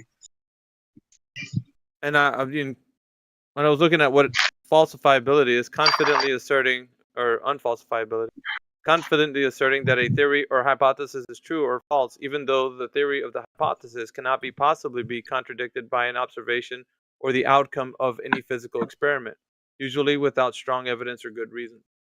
I mean, that's something that's unfalsified. Yeah, if all their proofs are fallacious, of course it would be. So, I don't know. You know, how can they announce to us that, you know, they see boats over the horizon, this is evidence of curvature. So there's a hump in between them and that boat causing the curvature, yet at the same time it's dropping away from them at their feet. Yep. So what's the difference between a hump and a drop? That it would be the elevation would go up from your feet and then down instead of just going down away from you. But here's the problem. It's your point of view, where you're looking, right? Yeah, the drop is if you're looking straight out tangentially, it's a drop. If you're looking through it, it's a hump. PV, the drop is the consequence of it being a hump. Because there's a hump, there's a drop. Yeah, now he's claiming he's looking down when he's looking out and seeing an obstruction. That's what ends up happening. You have to claim that you're tilting your head down at this point. I feel like if people claim that they're pointing their head down to look at the curve, I'd just be like, you're on top of a hill, dude. Like, that's where you live. Here's the problem. If you look at the model.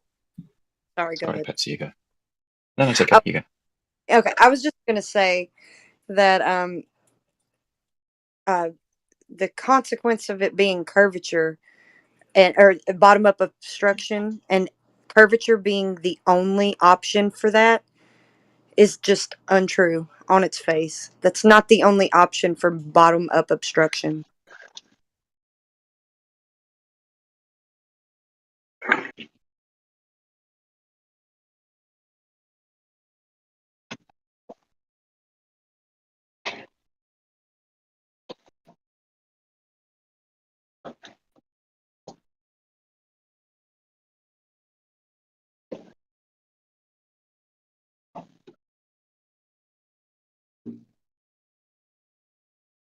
The worst part is when we see too far, they tell us it's looming, which is light bending downwards. So now they're telling you have to turn your head upwards to look towards the horizon because the light has to bend down into your eyes.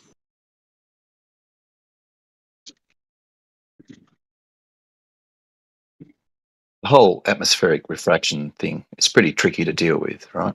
It's variable, hard to measure, particularly on the surface.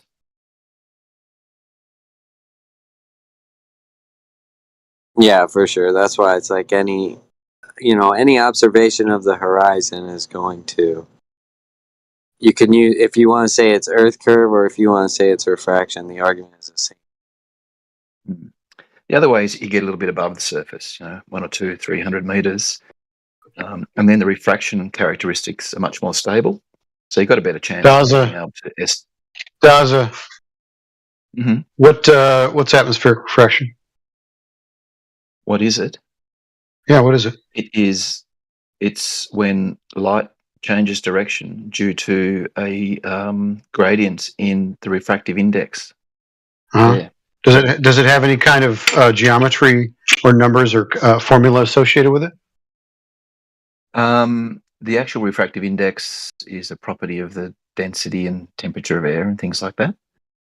Is there a formula that can be ascribed so that you can calculate how much atmospheric refraction is being observed? Oh, yeah, well, most of them. But Daza, I put in the chat here, it's like sinking refraction occurs when air density decreases with height at a lower rate than normal, meaning the densest medium is still on the bottom. So if light's bending down towards the denser medium, we can also get sinking refraction. So it's like a neither kind of point or proof. Yeah. So going back to what Says-Who is poking at here is that the refraction is a function of two things. The amount of curvature you get in the light is a function of two things. Curvature. It's a function of the shape. Where would that curvature come from? Yeah, so there's two things that cause the curvature in the globe model. One is the shape. Oh, so this is all abstract. This is not actually in reality. So this you're making Oh, for now, abstractions. yeah. You're asking me a question about an abstract concept. I'm giving you an Right. answer about the abstract concept. So, Right. So well, I don't care about things that are just imaginary and just a fantasy. I'm not. It's fine. You can hold your breath. That's cool. That's cool. But so the model for refraction is dependent on two things.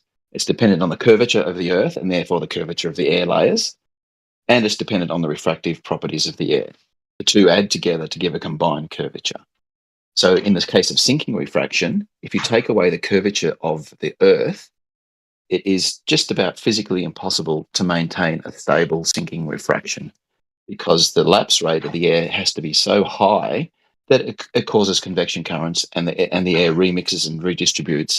You do not get a stable sinking refraction.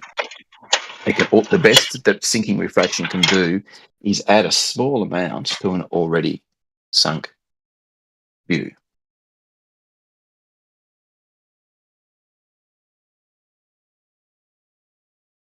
According to the model.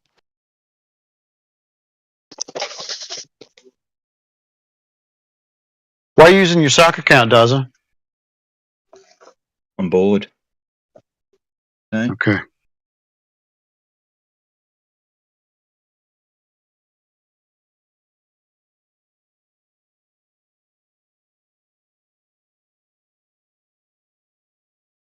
Is Daza skirting a ban? Possibly. I don't know why he's using his sock account. So these guys think basically that if they go a couple degrees below the equator, they could drill a hole through the Earth and see Polaris.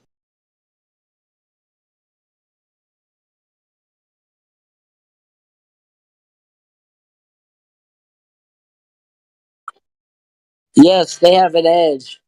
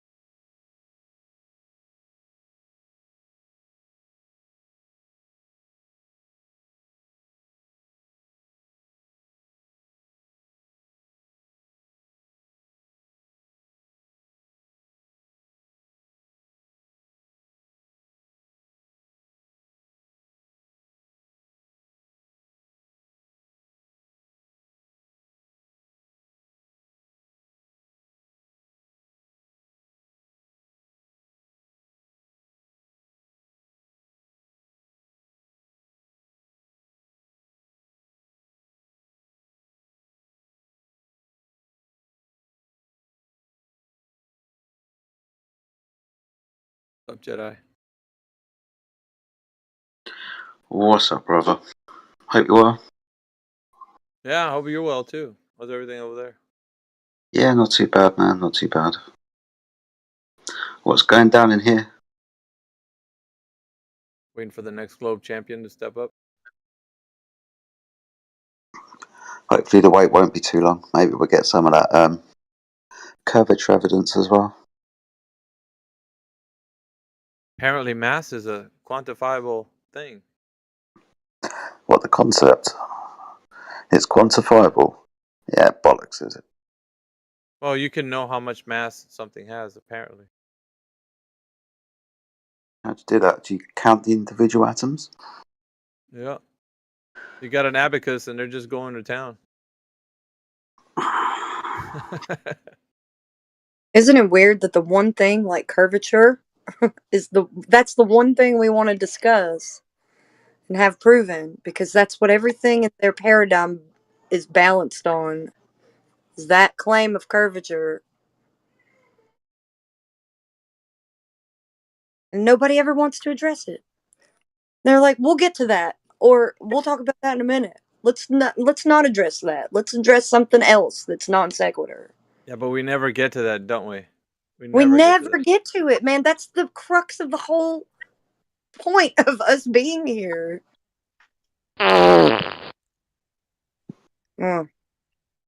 Thanks.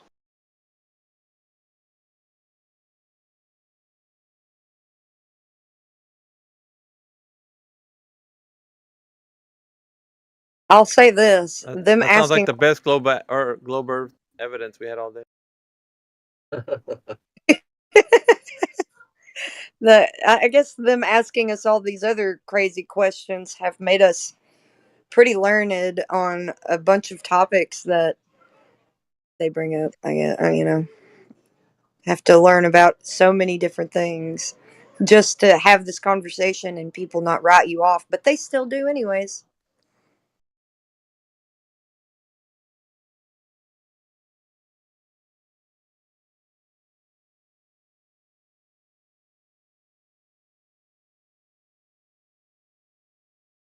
Hey, can we double back? You got to appreciate the timing of a perfect fart joke.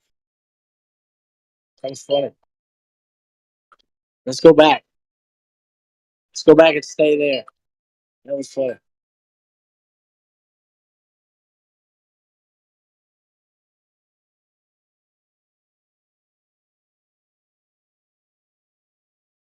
Fart joke. A lot of gas in your anus tonight, Globers. We got Hoopy Fruit. Hoopy Fruit's in the chat. Hoopy Fruit, are you there? Oh, hello. What's up, man? Oh, not much, brother. I'm just playing some Suika, watching some Super Mario 64 speed runs. You know, Just hanging keeping out. myself stimulated. Are you new to this channel?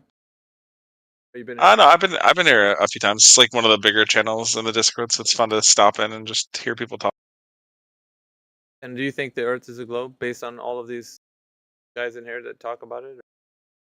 I mean, yeah, I mean, but I'm not one to. I mean, I've had discussions. You know, like I'm not going to change anyone's mind.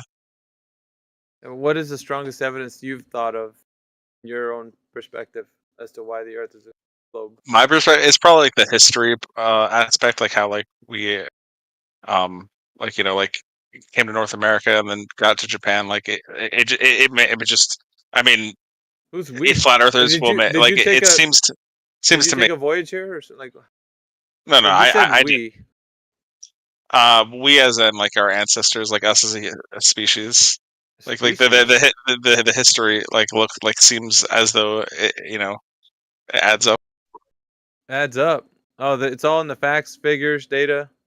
It seems that way. You know, I'm not making any definitive claims. You know, I'm not trying to like yeah, because I hear what flat earthers say. Like, you know, I understand the skeptical nature of the position. Yeah, could you steel man us in our arguments? I probably could. What do you think would be our strong argument? Strong argument is probably just like the well, I mean a lot like you know, the fact that it appears like, you know, you don't like you guys say a lot, you know, you don't see curve, you know, like it appears flat. And what else?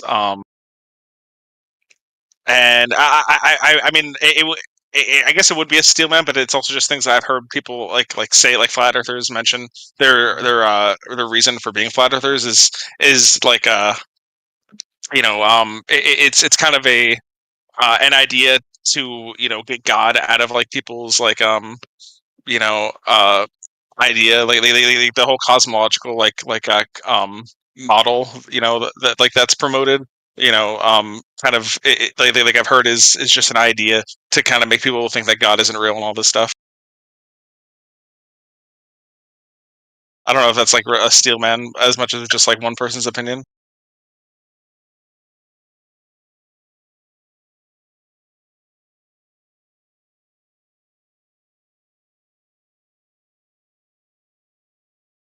No, I mean, everybody has their own mind of what coming from the globe, what kind of cosmology they think they're in. We ask every one of these globers that come in here, and they all think something differently about it. Do you think that you are a globe spinning in the void of space? Infinite void? Do I think everything is moving like throughout the universe? Like yeah, probably. I think so. Yeah. They like an omnidirectional, like a whole bunch of like high speeds, like technically, like yeah. Now, what good evidence do you have for that? That you can tell us. I mean, I'm not the scientist. I just kind of just go with what Well, what do you think would be the answer? Like, if you could guess, what would be the answer? I mean, I don't think that I think the evidence would be probably like what the different tools that we use to like determine like how fast certain things like in space may be going, and I can just imagine that it's some sort of like math that they're using to make these different like metrics and like decisions to like come to like certain determinations about the speeds at which like different galaxies and stuff are expanding, and which directions they're going and how fast they might be going and things like that. Oh, just mathematics? Well, not just mathematics. I think they're using tools also to gather potentially gather data that could be accurate. What tools do you think they're using? Like the different telescopes in space. Like there's like 4 or 5 like different like with different names that are like using different sorts of like what's it called, not just X-rays, but like different things to just get like data from beyond the Earth. Maybe because I think whether you're a globe earther or a flat earther, you have to admit there are people who are gathering some sort of data from above, like outside of the planet, to try to determine like what's going on, right? Well, whether they're right or not is like a different question, but like there's definitely people doing that. Or you think there is? I mean, it seems to be the case.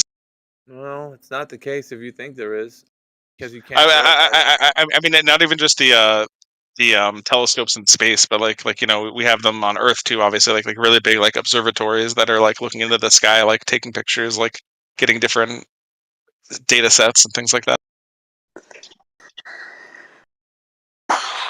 I hear what he's saying. It was like red and blue shifting they'd see in galaxies, and they'd find a larger cluster towards like the theoretical center, like the origin of the Big Bang. Those things would be moving towards us, right? And they'd be red shifted with their advanced optics. I've heard that before. That's not nuts. Yeah, like the way that you translate the data and determine like what it means is going to be different, like depending on your perspective. But we're definitely gathering data about space. Hoopy Fruit, this data, these things that you're appealing to, can you validate them? I mean, no, I don't have it on me. I'm not. No. I'm not asking you if you have the data. I'm asking if it can be validated. Certain things, like I mean, like I can go out and see the moon, and I can see certain stars and things like that. Yeah, right? Like you and me can see the moon. We would argue about whether or not they're the things that you are being told, which you can't validate, right? Yeah, I mean, like, I mean, because the majority of the things in space, like, we can't just like see like with the regular telescopes, like. Right, but you're talking about it like it's real, like the things in space. You can't validate space. Well. What I'm saying is there are going to be images like that we're procuring from like telescopes that are looking at space that like those are definitely Yeah. going to be real, right? And why would they definitely be real? Because they're images that are So home telescopes can get pretty advanced. Like you could theoretically get a home telescope and look at a lot of things in the sky that they're also getting images of through the telescopes that they have like orbiting space or even just from observatories. Like you could go to an observatory theoretically and look at different celestial bodies. Yes, you're looking at celestial bodies. Yeah. No way to validate anything about what people tell you what you're looking at. Okay, yeah, but what I'm saying is that there are things out there, right? Like that we can see, and then we have other, and then there are other tools that we can use to, and different methods that can be used to potentially, I'm not saying they're certainly like positively accurate or even accurate at all, but they're attempting to determine like what these celestial bodies are, or what they're doing, or how fast they're moving, or any sorts of things like. But we both agree that some of these things like that we could see like ourselves through an observatory, like they're there. It's just what they are that we're not agreeing on or not 100% sure what it is. Well, yeah. So things that we can't validate and probably even falsify is what they are, their distance, what they're composed of, and of course even what we are. Other than the fact that we can measure the dirt that's underneath our feet and find that it is absolutely 100% flat and stationary. Yeah, but like I do think they like whether you agree with the methods that they use or not, like they do have theoretical methods to determine like how far away certain things might be and how fast they might be going and even what they could be made of. Yeah, but that's all been debunked already. Don't you realize that once the Earth has been measured flat, all of that has been debunked? Well, no. I mean, like the Earth could be flat, but these methods to determine like how far things are and things like that could still be the case. It's all predicated on whether or not the Earth is a ball. It's called the cosmic distance ladder. Each one builds on the one that was below it. The first one of the ladder is the radius of the Earth. The radius of the Earth. Shoot, okay, go on, carry on. Sorry. No, it's fine. No, it's fine. Please carry on. No, because I was just going to say it's not even just like the distance or the speed, but like the methods that they have to try to determine like what certain celestials like planets and stuff are made of. I think like these are methods that could still be legitimate and actual, regardless of whether the Earth is flat or not. Well, friend, you're definitely appealing to it could be, and it hopefully is, but you don't have any way to. It doesn't matter to me either.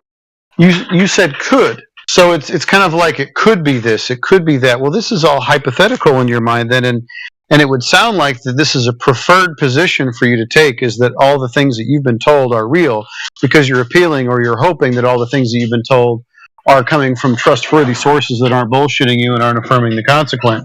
But that's not the case. Well, the thing is, there's no hope, like because whether it's flat or not, like it wouldn't really make a difference in my life. It just seems parsimonious to me. Like, so it seems tenable. It seems logical to you that the Earth that you live on already, always, even by the people that you're appealing to, have measured this thing to be flat and stationary.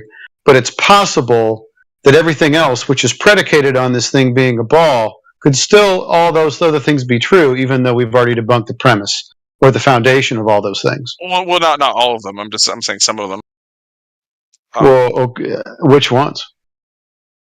Well, like I mentioned, like the methodology that we would use to determine like what things are made up of, like what substances like a planet or a star might be made up of, like those methods might still hold true, you know. How would that hold true? What do you think that they've done to prove that Mars is made of whatever the hell Mars is supposed to be made of? Well, I mean, don't we at this point even have Mars? Well, I mean, theoretically, like have Mars space rocks, but not Mars. Let's go with a different planet that we definitely don't have anything from, like Jupiter or Saturn. Like I don't know that method. I'm not a scientist at all. I didn't go to college, but I'm just saying that like determining what it's made up of could be something that it doesn't matter how far away it is or how fast it's going or those things but the methodology that used to determine like the substance of something from far away that they use, that like it could just be the case that is something that would still hold true whether the Earth was flat or not. But that's yeah, but friend, you got to understand, you don't know the methodology. That's the point I'm trying to make. You don't know the methodology. You don't even know how they're giving you the information that they're giving you, and yet you hold that it's true or plausible or even probable. It's plausible. Who says the person who doesn't have a college degree? Right. What would a college degree have to do with anything? I think, was he talking to me? Because I said I don't have one. I don't know. I don't know what he's talking about. I don't have a college degree. I didn't say either. anything. I didn't say anything. Anyways, Hoopy Fruit, you keep deflecting from the point, and perhaps it's an honest error, because either way, the point is not this is possible, this is plausible. Right? You're deflecting to metaphysical truisms of it being possible. That's not the point. The point is the proposition true? Is the proposition known to be true? And you've conceded that you don't know these propositions to be true. And furthermore, if you appeal to supposed photos from very large distances away from the surface of the Earth to supposedly verify that the Earth is a ball flying around in a cosmic vacuum, the problem is I wasn't doing it. Say again? I wasn't using that to affirm like the Earth being a ball. I was saying whether the Earth's a globe or a ball. Like we could still look up and see things in the sky. Like and to begin with, I mean, the conversation, like someone just said my name. I was just trying to help fill the airtime and have a nice conversation. Like I'm not really like trying to convince anyone of the Earth being a globe or not. I'm just very well. I did hear you trying to. I did hear you trying to argue that the Earth is a ball. No, unless I misheard you. He asked me if I believe that, and I mean, yeah, that is what I believe. But I'm not trying to convince you guys that that's the case. So you didn't present any arguments just now for that premise? I wasn't presenting. I was having a conversation. He was talking to me. I specifically told him I'm not trying to convince anyone. I'm not trying to change minds.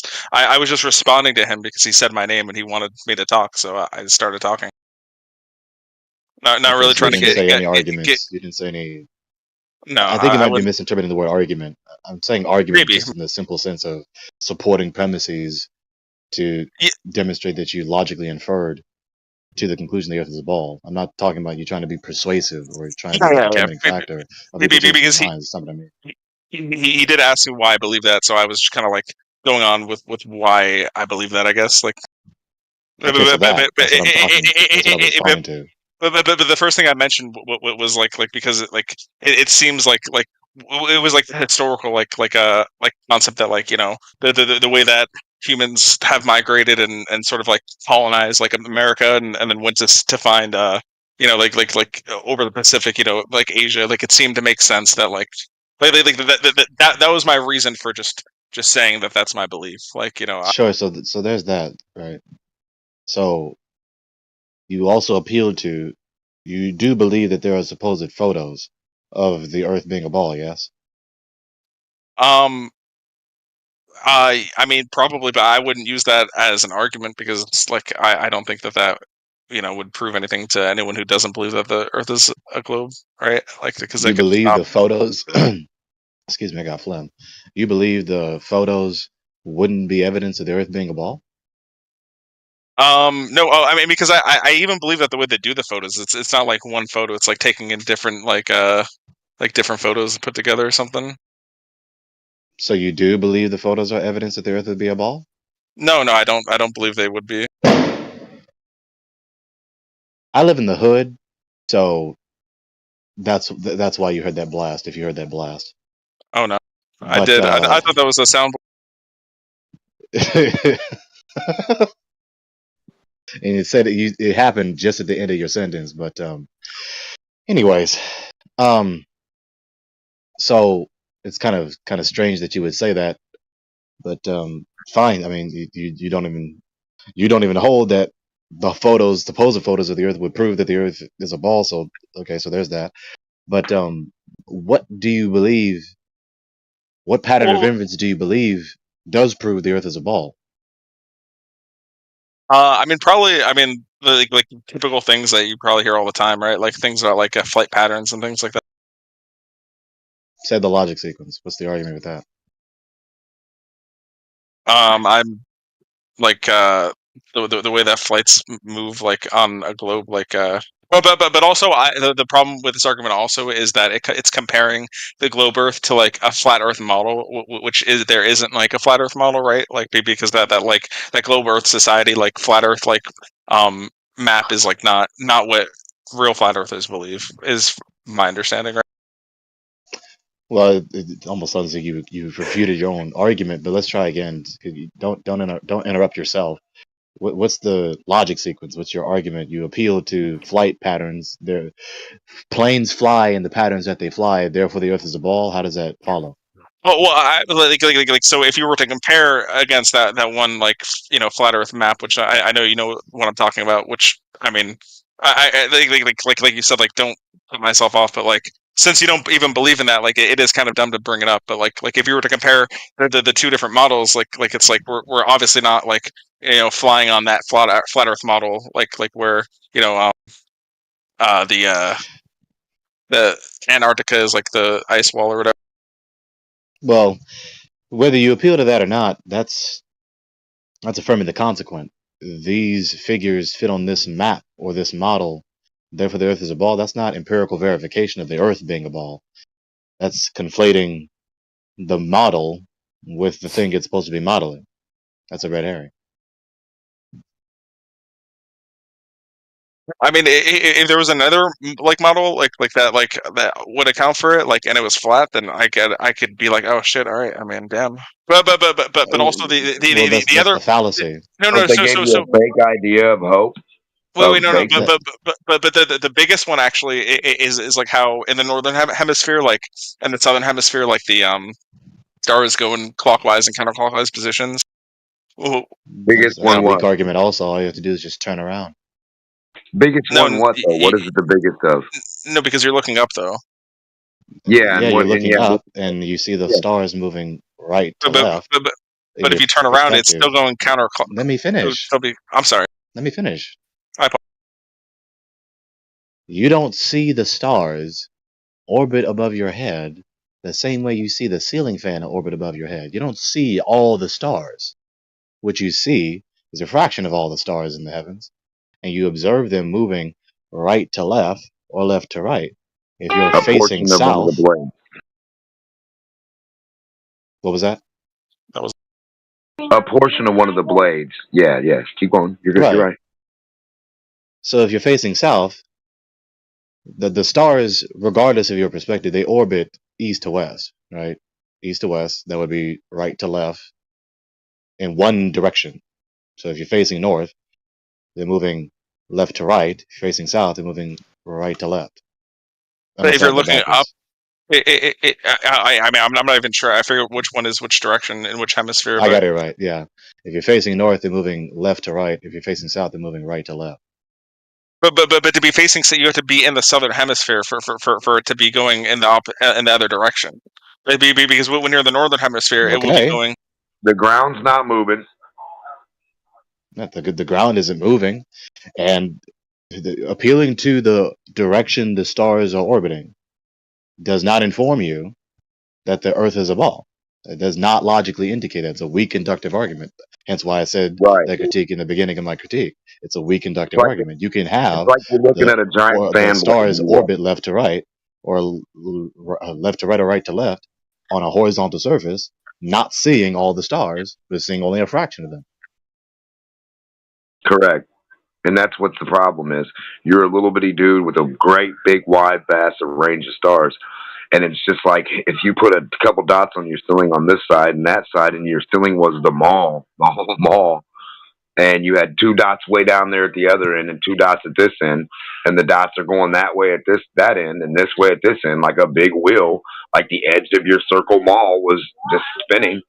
And that's exactly what you would see on your ceiling, brother. as a little bitty dude walking from one side of the mall to the next. You'd see him spin on this side of the mall to the left. And when you got to the other side, you'd see him spin to the right. It's common fucking sense. I don't understand why this is so hard to understand. But I'm pretty sure when you get to the equator, it like it's like not neither like clockwise nor counterclockwise. There's another thing that should happen too. You should have a smaller focal point of everything in the north and the south, right? But in the south, it's just like it's not the same. Like everything's centered around the north, right? In this area, because you point your compass to that when you go around that area. But where can you go around the North Pole like that? Where can you pinpoint the South Pole and go around it just like that, like you're going around the north? Can you do that and show us how your star, like how that because this would help you make sense of your star pattern you're trying to prove. You being able to go around the South Pole the same way you can go around the north all the way around. If you can't do that like that, then what are we talking about? I mean, hell, your compass won't even let you know where a south is. You ain't even got no. I mean, yeah, concerning your comment about the equator, I mean, you may be certain, but you'd be sincerely mistaken. What I just said still applies. Yeah, because they're supposed to widen out and then converge back. They widen out at the equator and converge back at the north. Widen out, converge back. You understand? Longitude, latitude, right? Like on a ball. They're supposed to go away from each other and then come back to each other. 2 straight lines. Those latitude and longitude lines are supposed to go away and come back, widening and shortening. Nobody knows in the South Pole there's no shortening of any longitude, latitude lines coming together like a spider web meeting in the center. Nobody's ever seen any shit like that. It's never even happened. So the way you're describing stuff is just basically a flat plane. You have a focal point in the center that you pay attention to, and you have stars in the center and stars on the edge. They focus towards the center and they get wider towards the edge away from you. Same way your view works, same way perspective works. Inverse square, outverse square. He's talking about the orientation of the array of the stars.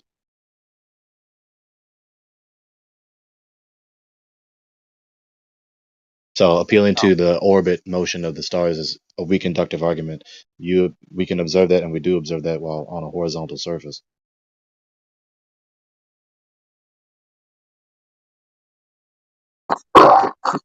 Mic check. Yep. So I heard earlier there was Miggy talking about the celestial sphere on navigation purposes, and that's a practical thing that is done, for navigation. You're in the water or on land by observing the position of the the almanacs and that stuff. You can kind of tell your position, right? That's practically used to do that task, right? But then the other guy, and Miggy was correct about that, the celestial sphere around you, right? And that observation. But the thing is, the other guy was talking about the heavenly celestial sphere that observe movement of the luminaries, the sun, the moon, and the actual celestial sphere that is observed is labeled by 6 radiance sources, which is the north toroidal, celestial north, or that region of the sky. That is one of the radiant sources. Celestial south, that's another radiant. Then Helion, which is the area where the sun is at, right? The Helion. And then anti-Helion, the opposite side of the sky, right? Of the sun, the opposite side.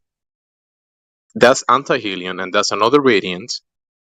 And then there is the radiance between the equatorial line, the north apex and the south apex, which the sun and the moon circuit across, right? Between these locations. So the other guy, Miggy, was correct about the practical use of the celestial sphere depicted to do navigation. And then the other guy was correct about the celestial sphere of the heavens above, which is observably and depicted as the celestial sphere and label whatever names people like the radiance, right? So there is a construct of those two things. So I think they were both correct. If hopefully you can comprehend what I'm trying to say, they were both correct, but arguing about it, like I'm correct, no, I'm correct, or you're wrong, and the other one. It's two different things. The celestrosphere that is used for navigation is one thing, right? And then the celestrosphere that is depicted to observe the phenomena that we observe from the sky and graph it and put it together is put as a celestial sphere. So to talk about the observations of the movement of the luminaries. The other guy was saying, "Oh, since we observe that, therefore Earth is that. Is that what we're observing up in the sky?" But that he's wrong about that. Actually, he was right about the celestial sphere that is observable so and depicted as so.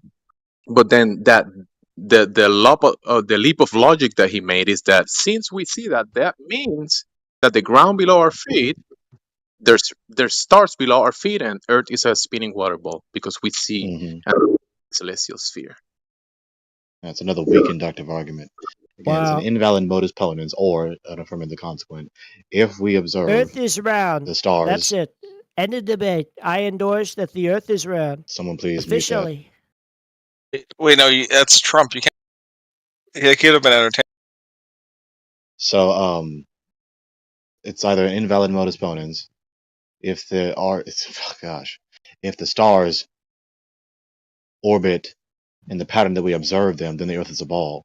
We observe the stars to orbit in the pattern we observe them, therefore the Earth is a ball. So it's an invalid modus ponens, because you can have those orbit patterns of the stars as we observe them on a horizontal plane, or an affirmative consequent.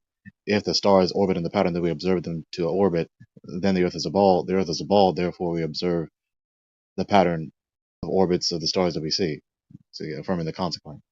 So it's another weak inductive argument with an invalid modus ponens or an affirmative consequent.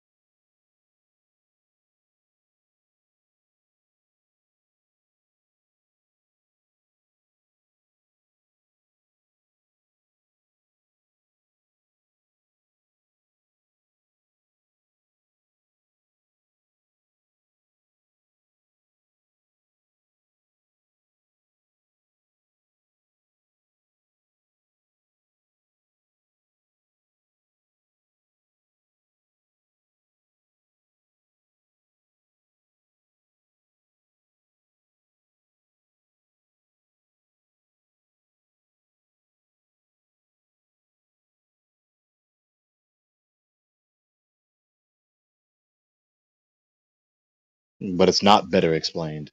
There's nothing about the globe premise that makes the orbit of the stars make more sense. It's simple. Or maybe I'll say it this way: it's simpler. Just a simple explanation. That's not a logical determiner, and Right. that's not objective either. Yeah, it's not a. You're right that it's not a deductive argument, modus ponens, and all that. So you're right about that part. Yeah, just simply say it explains it better. The sentence you just said is to just say, "I like it better." That's it. Yeah, I You like said it was simple simpler. better. I like simpler, better, more predictive explanations and models than ones that sort of Simpler seem is to do a lot better, of ad Matthew. hoc. You don't have to couch it. Simpler is better. Period. That's true. Better by what metric? Because you like it Occam's more, razor. or Parsimony. Occam's razor. Yes, thank you. okay, that's a heuristic. So from this point Exactly. forward, stop appealing to a heuristic as though it's a logical determiner. You're not No, indicating it that is your not a position is heuristic. more It is plausible. not a I didn't heuristic. It is a finish. principle. I didn't It is a finish. principle that is backed I by didn't logic. finish. Well, Stop. you've already stated something was wrong in the I first didn't sentence. I can't let finish. you continue Stop. saying more wrong things. You're just being rude. Stop. Stop appealing to a heuristic. That's what Occam's razors is. It's not a logical determiner. It's a heuristic. So stop appealing to this heuristic principle as though it indicates that your position is more likely to be true when it doesn't. It cannot do that in principle because that's the nature of the principle. It's a heuristic, not a logical determiner. So when you appeal to the Occam's razor, you're abusing Occam's razor, treating it as though it's a logical determiner. It's not demonstrating your position to be more likely because you don't have the empirical data to verify the empirical adequacy of the premise, which is what you actually logically need. Yes, but it's a better explanation. But you just repeated the very thing I just refuted. No, you didn't. When You you say it's a refuted better something else. explanation, I didn't finish. When you say it's a better explanation, you are only saying that in the sense that I like it more.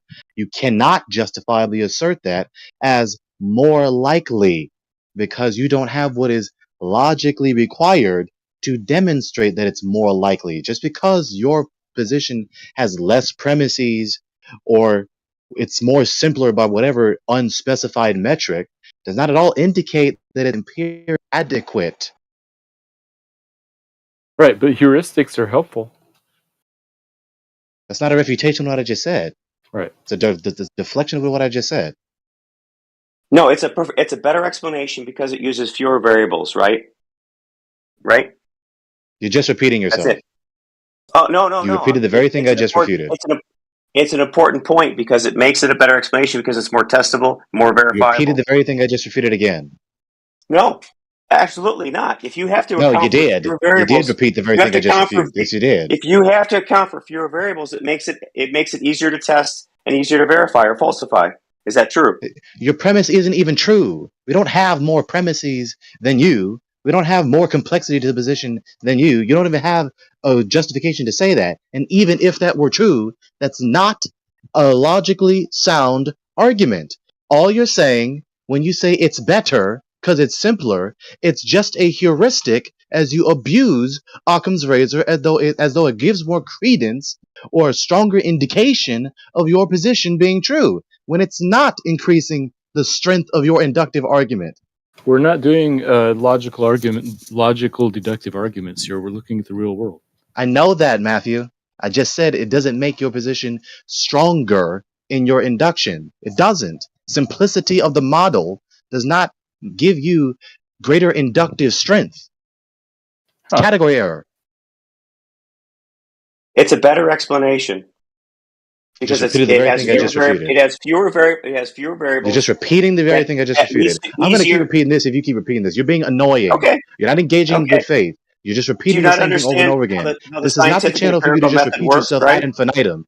In order to falsify something, you have to test it. A hypothesis that has fewer variables is easier to testify and easier to falsify. Therefore, it's preferred. Which is a deflection from the refutation.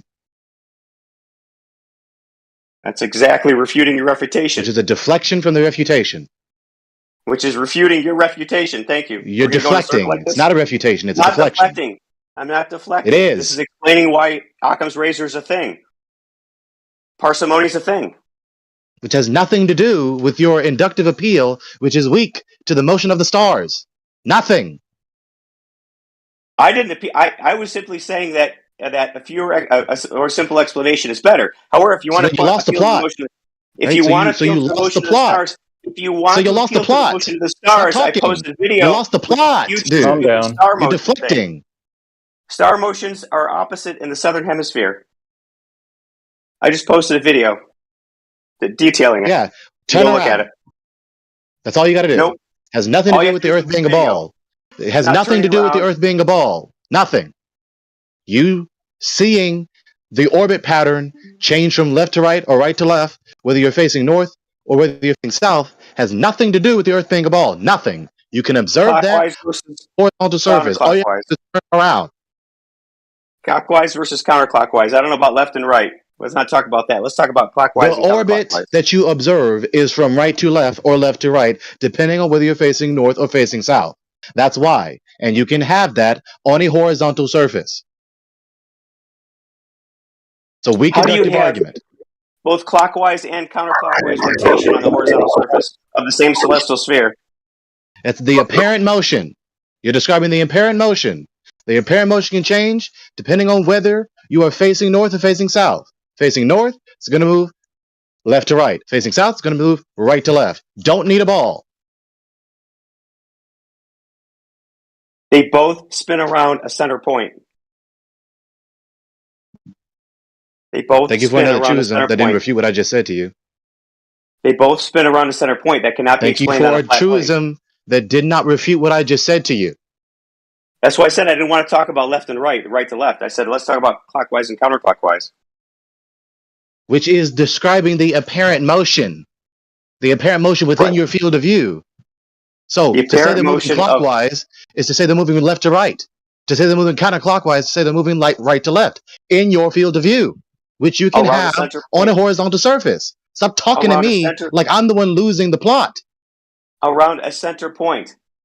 We have 2 center points of rotation. Which is not a refutation of what I'm saying to you. Stop talking to me like I'm losing the plot. Are you going to address what I've said or not? Yeah. Okay. Which I already did. That you talking about the truism that they're rotating around the center point is no refutation of what I just said concerning the apparent motion of the stars in your field of view. Stop talking to me like I'm losing the plot. It sounds like you're losing it. So how can you have 2 center points of rotation on this flat plane in a one celestial sphere? It looks like there is from this video. There isn't. You've never seen those stars complete a 360-degree orbit around the supposed other central point. You've never seen that. And if you did, it's again affirming the consequent and or an invalid modus ponens. Has nothing to do with indicating the Earth to be a ball. You are presupposing that you live on a ball with antipodes, but that other celestial pole called the flat plane. I'm not Venus saying to the south celestial pole so-called. I'm saying that this refutes the flat plane. I'm not saying it's argument for anything. So it's not. It doesn't refute the flat plane. Oh, sure it does. It doesn't. You've never even seen the stars complete a 360-degree orbit around the supposed second point of an orbit set. You've never even seen that. Really? Unless you like to finally show the video where the supposed second central point of that supposed second orbit set is completely rotating from one point, returning back to the same point 360 degrees. Go ahead and show it. South Pole, North Pole. Do you have both is what we're asking. Do you have a South Pole? He moved past. I've got a video. No, I incompatible with the surface of the Earth being horizontal. He's trying to say it's not compatible with the surface of the Earth being horizontal when he has no justification to say that. You can have that. You can observe that. You can observe things moving. Christ alive. You can observe things moving above a horizontal surface. Just because you don't know around a central point of rotation. knowledge of the machinations of the stars does not at all mean that you cannot observe what we observe over while standing on a horizontal surface. Doesn't follow. Right, you're right. You're right. Now, what central point are you talking about? The south? Yes. So where's that at? Where's that central point? What's it called? Hold on. I cannot post the video because I think someone blocked me from posting. So I'll try again here in a minute. You got to be in Antarctica, and you got to be in the center of whatever Antarctica is, and look up and see that center south pole, right? No. No, that's not how you see above Antarctica to see the South Pole. You just like you can view Polaris here on the northern hemisphere. Oh, there we go. Yeah, but if you want to prove that everything's but if you want to prove it, I showed star trails for both the northern and southern hemisphere. There you go. You have the south middle point. We need that. You can see this. You can see stars rotating around a northern point, and you can see stars rotating around a southern point. Yeah, the north point. We know what that is. What's that called? Well, it's a northern. It's a north star that we think it's not quite stable, but it's pretty close to stable. What's the name of it? Oh, Polaris. Polaris. Now, where's the Solaris? It's not exactly Polaris. Where's the South Solaris? Okay. So we're looking for the Solaris, not the Polaris. We're looking for the South Solaris. There's no corresponding southern simple point like that. You just have to approximate it. So isn't that what you're supposed to be proving? Yeah, it's proved. That's what the images are. So there's no point that that's what you're proving. That didn't make any sense. You can draw a circle and find the center of the circle. No, we're not drawing anything. You got to go find that south. The guy found it. Star. I found it. He took a picture of it. You did. You were in Antarctica and looked up and saw it. You don't have to be in Antarctica. You can all you have to be in is sufficiently Yes, south in you the do southern to make hemisphere. sure that's where it's above. Are you not? You're not Okay. aware that you can see Polaris from anywhere in the northern hemisphere? Anywhere is not what we're concerned with. We're concerned Oh yeah, sure with it is. directly underneath it You don't to need to prove be in that it's what Antarctica, you're like saying you don't it need to is. be in the Arctic. So we don't need to be anywhere. No, if you're claiming that, all I said was you have to be sufficiently south to see No, a good I'm view of not. it. You are. Just like you have to You're be saying you sufficiently got a north to see rotation. Polaris. You're saying you have a North Star, but you don't have a South Star. That's your fucking problem. No, it's your problem because there's a central point of rotation. Star or no star, it's there. What is it? It's a central point of rotation at which all the stars rotate around. You don't have Where'd to have you a star there. It just has to be a central point of rotation. Just Where'd so you happens see it? that in the northern hemisphere, there's a star very, very close to the central point of rotation. It's not exact. What's it look like above Antarctica? Can we get like a good look?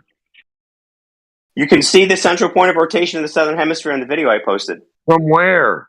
Why are Where you you changing? taking Why are you it at? changing the topic? I'm Why are you asking, changing the topic? dude, if you're He's filming above asking you about what you're Australia, talking about. It's not changing the topic. No, he changed the topic to we don't want Antarctica. to No, he's film The above not. South location, America. You're evading his question. You're evading his location for which question. It's obvious. the You're evading his location. All question. right, He's asking you about what you're talking about. Gregory, you're not contributing anything You're useful evading here. his question. The locations of both photos, or series of photos, were listed in the video description. So not in Antarctica, I'm guessing. No, what's your point? Well, I want to know what it looks like above it. I mean, if you guys have a South you Pole can go and there a if you North like. Pole. That'd be great. No, so no one's ever been there? Oh, people have been there. Not this So photographer. why haven't they filmed the 24-hour sun and what we're talking about with these stars? They have. The They 24-hour have. sun. I've seen that. So what's it look like above Antarctica? I don't know.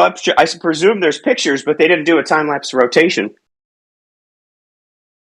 So what are we talking about? Not I can find. Maybe I can find one, but not that I can find. But this is So, really like, good when because you it's the stand same there- photographer. It's the same When you stand photographer on at the both ground- northern and southern. Yeah, but let's get a good perspective on what the fuck we're really talking about. This is what I like to do, right? Me and Yep. you're standing here. I Me and you're really standing doubt here and we you look really up. want a good perspective. You just want to try Yeah, and well, we figure look out up ways and we you see can disprove stars, it. right? Hold I'm sorry, on, what? brother. You can disprove your globe by measuring the water. But the way we look up, right, when we look up at stars, right? Sure. So if you've got the water measurement, we can be done with just talking about fucking cornball UFOs. But when you look up at the stars, the UFOs, what do you see exactly? Do you see them racing across the sky with your eyeballs? What do you see them do? Well, if I stare at them briefly, I don't see them do anything. You don't see them do anything. Huh. I mean, maybe twinkle a little bit or something, depending on whatever. Yeah. Okay. You want me to stare at them for a long time? So are they going east and west, or what are they doing? That's what the photo is demonstrating. Still frame photos demonstrating what your eyes see. But No, we don't it's a see them time moving. lapse. You It's just a said time lapse photo, which demonstrates what your eyes would see if you could stare at it for 12 hours. a single photo can't be time lapse. So you mean it's a series of video played in slow motion, or what do you mean? It's time lapse photography, right? So you do it either one of two ways. You either take so it's a many video. photos. You take many photos and then assemble them in a series, or for some photos you can do an extended exposure. There's two ways. Okay, so you got to stand there for 24 hours, and then in the same location. Probably not 24 hours because it's not dark for 24 hours. It wouldn't work out, but yeah, okay. So you don't see the hours for. Who believes the Earth is flat? Big iron. That's big So iron. you don't see any stars for 24 hours like doing it in time lapse. Who believes the Earth is flat? Say aye. Hey, Big Iron, why don't you calm down and listen for 20 seconds and Why don't find you a place shut to. the fuck up, pal? Because you're dumb and so you're an idiot. And like the Earth being flat, idiot. Stupid fucking idiot. Moderators. Dumb idiot, fat idiot, loser idiot. Moderators. Moderation needed. Man, I get muted immediately, and this guy can go on. That's good. Anyway, so yeah, there's different ways to assemble this photographs. I'm not sure how that's possible to have 2 points of rotation on a flat plane. When we look up, what do we see? When you and I look up, what do we see? The northern hemisphere, if I look at it a long time, which I don't really do that much anymore, maybe when I was a kid, I see something like the video from the northern hemisphere. When you look up where you at, you live in the northern hemisphere? Yeah, I do. And you see the whole damn thing when you look up? Well, when I was camping, maybe I see a lot of it, but you know, I don't live in I don't live in the wilderness. Hello. Yeah, but when you look up at the stars and they sit still, what does that tell you? Well, like a lot of things, they move really slowly. I could tell they changed position over the night. I look back up, it's like the moon or the sun. If I look at the sun, I can't really tell it's moving, but I come back a few minutes later and it's moved, right? So the stars move about the same as the sun, about 15 degrees per hour. Right. So you can track them. Okay. So did you, I mean, like... Which is also kind of curious, the 15 degrees per hour, but we can come back to that.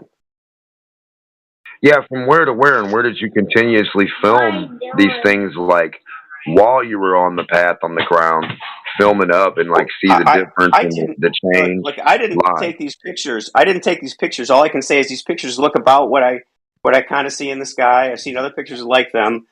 What was interesting about this is that's the same photographer took one northern and one southern hemisphere, so he has very similar setups. He so must you have been a good compare them spot. very, very closely. Yeah, I know. For him to take a picture of both sides of the earth, he must be a bad motherfucker. He's got a budget to travel, that's for sure. So anyways, this observation is not at all a falsification of the premise that the Earth's surface is horizontal. You can observe stars moving, you can observe anything moving in any direction, so long as it's within your field of view, while standing on a horizontal surface. Right. Cassette tape would be Exhibit A. How does a cassette tape work? It's got one side, right, of the little tape. It goes left, and one side goes right, and it spins. And that's how the cassette tape's horizontal, flat. But the things rotate separately inside that cassette tape. So just imagine the cassette tape. Wait. Hold on. The cassette. If you're looking at a cassette tape, like you know, as you put it in the player, those both spin counterclockwise or clockwise, depending on whether you're playing or rewinding. They spin the same way. West or east, yeah. Same as yours. Really? East to west, brother. No, they spin clockwise and counterclockwise around a central point of rotation. No, you east to can't west. have the same. The point is, listen to what I just said. Hold on. East to west. No, I don't. Look, that's not my point. East to west and west to east is not my point. What do you mean it's not your point? My point is, you're saying stars go another way. You have to have two separate celestial spheres rotating in different directions. East to west is what I see stars do. What do you see them do, brother? I see the stars going counterclockwise around the Polaris in the northern hemisphere. What the fuck that means? And Are they going east to west? I see them rotating the other way if I look at the southern hemisphere. Now you can say you know your direction. You can say east to west or left to east, but it just that doesn't work out. He doesn't want to grasp the difference between apparent motion and actual motion. That's why D-Mock is asking you the question. No. It's not apparent motion or actual motion. Is it east to west or not, man? Okay, Why let him finish his point, and then I want to address it. I got a question. You could claim there's What fairies he moving means the stars by around just for me. But can you concisely tell me what you mean by the what are you actually claiming about the clockwise and counterclockwise rotation that are observably right claimed? What are you actually claiming about that? What is your claim? Well, I'm claiming that you have two different, what looks to be two different celestial spheres rotating around two different points above your head, right? I just don't see how that's possible on a flat Earth. I think that's a refutation of the flat Earth. So it's not like I just told you. So how do you account for two different celestial spheres rotating around central points? Like I told you. That's your burden. You are conflating apparent motion with actual motion. You're claiming that you cannot go from the premise there are two central points of two supposed orbit sets of stars. Therefore, the Earth is not flat. You can observe that regardless of how mysterious the machinations thereof are while standing on a horizontal surface. You can't tell me, can't justifiably say that logic sequence to me, that we cannot observe this when standing on a horizontal surface. I'm saying you cannot observe. Well, number one, you the can't same observe shit both I just of them. refuted. you cannot observe both of them, which you should be able to observe Just both did of it them, again. but you can't, right? You're all incorrigible. Right? So you have this idea of a celestial sphere spinning, right? In the northern hemisphere, right? You just repeated everything I just refuted for the 4th time. I'm just going over it again for you, just in case you missed the point, right? You have Yeah, we know. That's what I celestial just sphere. said. You I have don't need you to keep repeating yourself ad infinitum, wanna, ad nauseum, so like you continually do every time you come into this voice channel. It's annoying. If you want to come in here annoy everyone else by repeating yourself ad infinitum, ad nauseum, then I'm going to annoy you by constantly giving a meta commentary, disrupting your annoying reputation, your annoying redundancy every time you talk in here. Stop repeating yourself every time someone refutes what you said. It's annoying. So I'm going to keep doing this until it's moderation. You're appealing I'm sick to and some tired of you mystery repeating thing that yourself we just don't every understand time because someone it's too addresses complicated. what you said to them. And because we It's can't see annoying. them and it makes Stop any repeating sense. yourself every time someone addresses what you said to Just them. Quit doing it.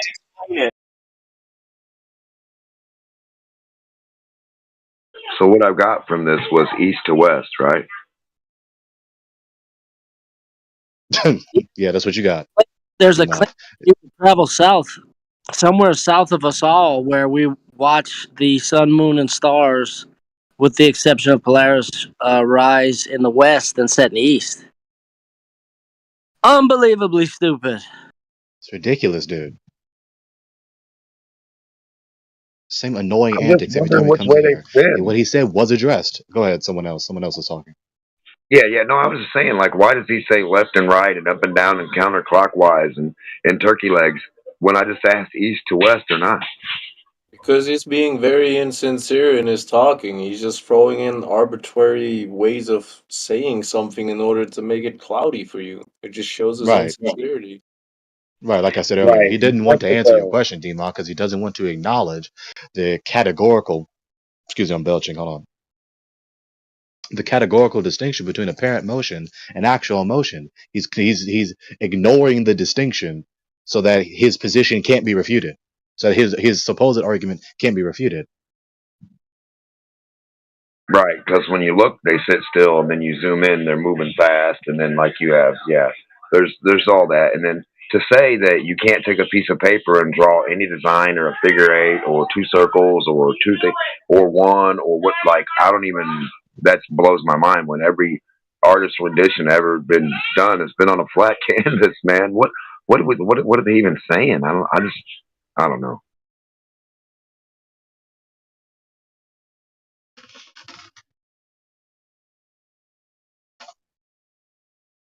If you had to draw the stars in the sky, you're drawing them on a flat paper. I don't care who you are, unless you went and got a ball, which I don't see anyone in the human nature's world's history of time ever doing an art class. They don't have ball paper. They just don't have it. They don't have ball paper, guys. They just don't.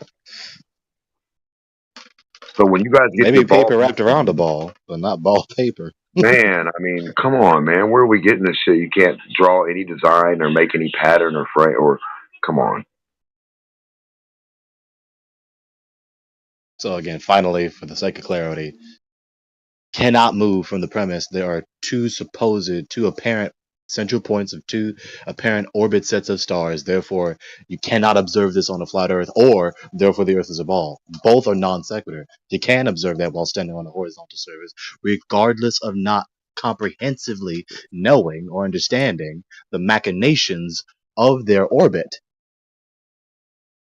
And then if you go with then it's a ball in the conditional premise, then like I said earlier, it's an invalid modus ponens, a weak inductive argument, or, well, it's really one of the three. It's a weak inductive argument, an invalid modus ponens, or an affirming the consequent. Appealing to that is over. Yeah, so Gregory's right about it not saying anything about the shape of the Earth. I think that we Globers bring that up more, not so much about the shape of the Earth, but just saying the direction of up is different. So slightly different reason why we bring it up.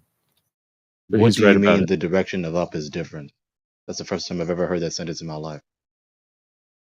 So just to give it an analogy, if you're driving a car and you look to the left, the wheel on your left is going clockwise, and then you look to your right, the wheel on your right is going counterclockwise, even though they're still moving in the same direction. Yeah. No, I like it. I like that one.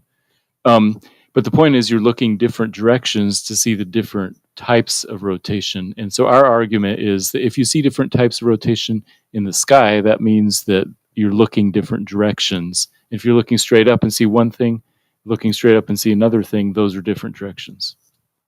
Okay, that's your a priori interpretation again. People are not self-conscious of the controlling premises in their thinking, in their patterns of inference. You're making the analogy between turning your head to look at both wheels on either side of you with, as it were, the two apparent central points being analogous to the two wheels. The problem is, if that's all you're saying, then sure. If that's all you're saying, then sure. Or if you go a step further than that and say those are two central points of two celestial spheres of a ball, zenith to a ball, that's the problem. But again, if you don't go that far, then you're just stuck in this nebulous position where you're appealing to an observation that is not falsifying the premise that the Earth is horizontal, or verifying the premise that the Earth is a ball. Yeah, I see what you mean. I think another thing to throw in there would be that the constellations don't morph and change. And so it seems like the celestial sphere that we see, the stars, are kind of rigid no matter which direction you look. And so it seems like it would be that you would have to be looking different directions. But I don't know how to articulate that as well. So I'd have to think about it. Sure. So once one lets go of the controlling premise of the Earth being a ball and these two apparent, I keep stumbling every time I say that, these two apparent central points of two orbit sets of stars, once you let go of that premise and the second premise that these are celestial poles, zenith to the antipodes of a ball, then all you have is an observation which is rather enigmatic. It's kind of difficult to explain that, all the machinations of the stars, sure, but it's not at all indicative of the surface being horizontal or convex. So you can't justifiably interpret that as being two sides, right, of two wheels, right? And then secondly, concerning the upness, you still have to look up. It's not a different direction of up.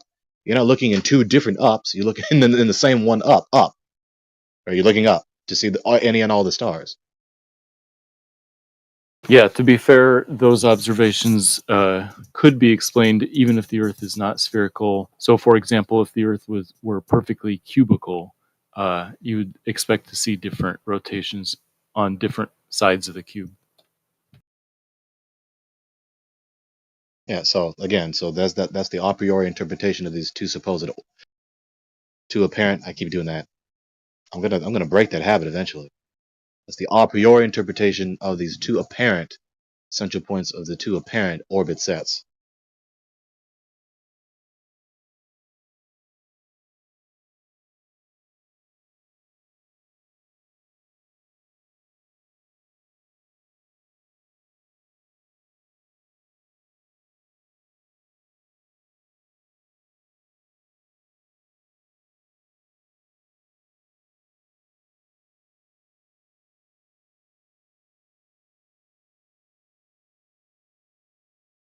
Is my voice ever clipped using this microphone on my earbuds?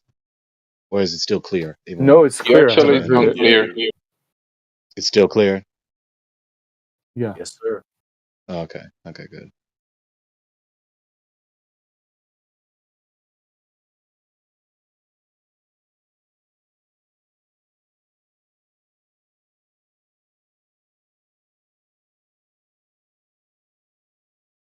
Well, peace to you all. Chat with you later. You too, Gregory.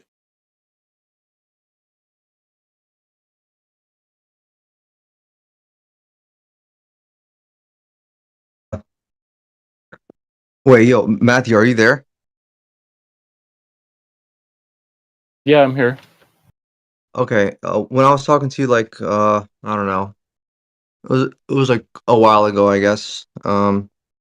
You made the claim that even in a sealed container with a solid barrier, one can still achieve, or there will still be, what will still be present is some sort of, air pressure gradients, correct?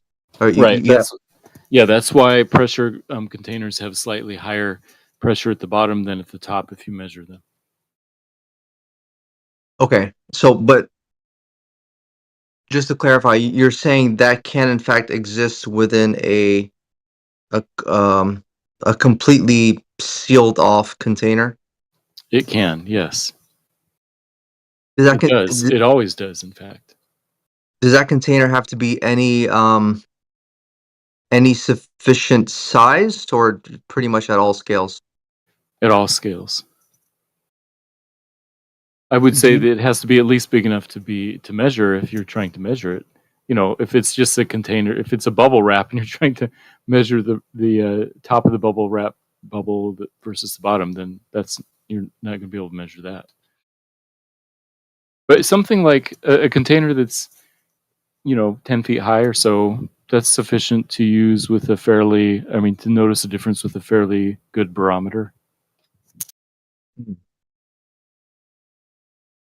I see. Okay. So here's the question. The question is, okay, why doesn't the air equalize up and down? If air travels in all directions equally, how come it doesn't immediately equalize the pressure at the bottom? Why doesn't it just move up to the top and make the whole thing equal? And the answer is because air has weight.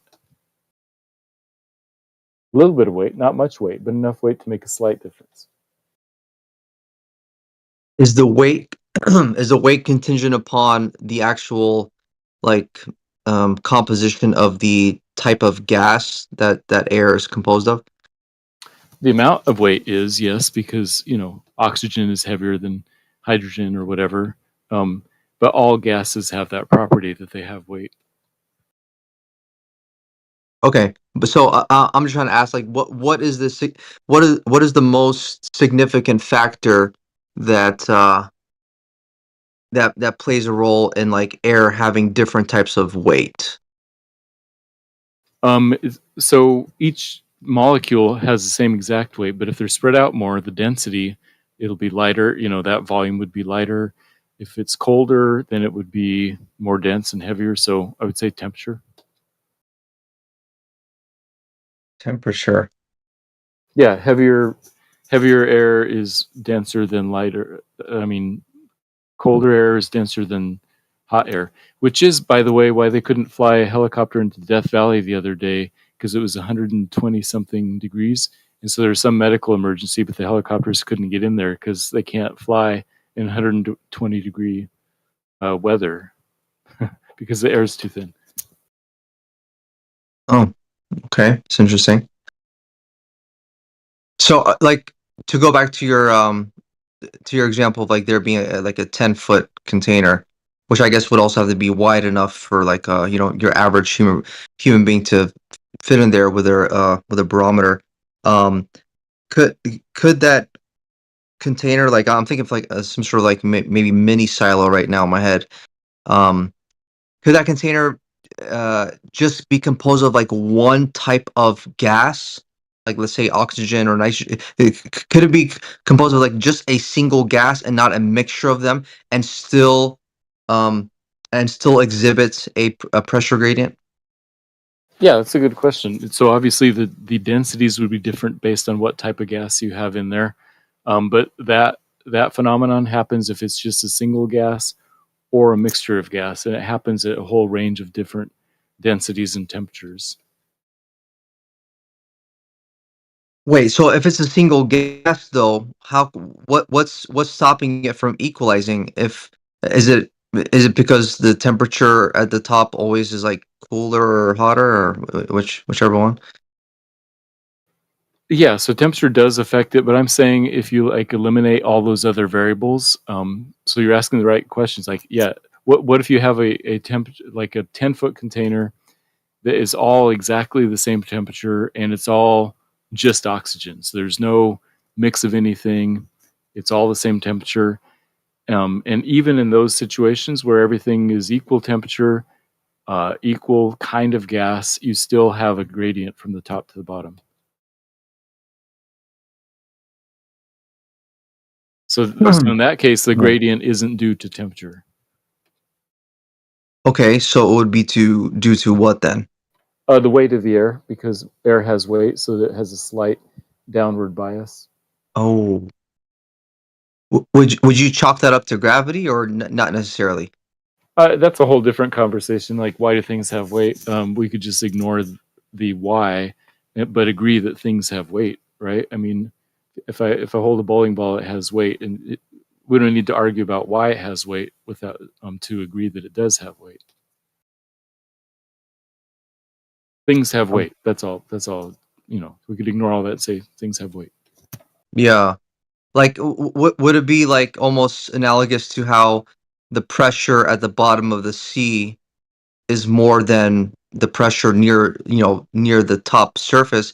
Because in my eyes, it's because Yeah, that's exactly right. No, that's a great analogy.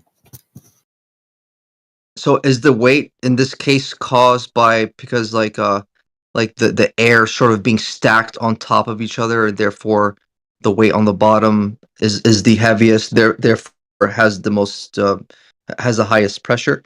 Right. Now, of course, water is way, way more dense, and so you only have to go down 33 feet to double the weight above you.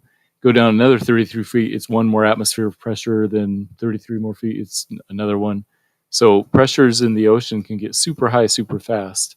On the other hand, with air or with gases, going 10 feet is barely noticeable. 33 feet, you still need a pretty sensitive barometer to see the pressure difference. But you're exactly right. I like that analogy. Okay. Well, yeah, because I guess at the end of the day, like they're both, in a technical sense, they're both considered fluids, right? Water and air. But maybe that's why. Yeah, I mean, gases and liquids act in similar ways, but they do have some definite differences. But Yeah. yeah, there are some definite similarities. Mhm.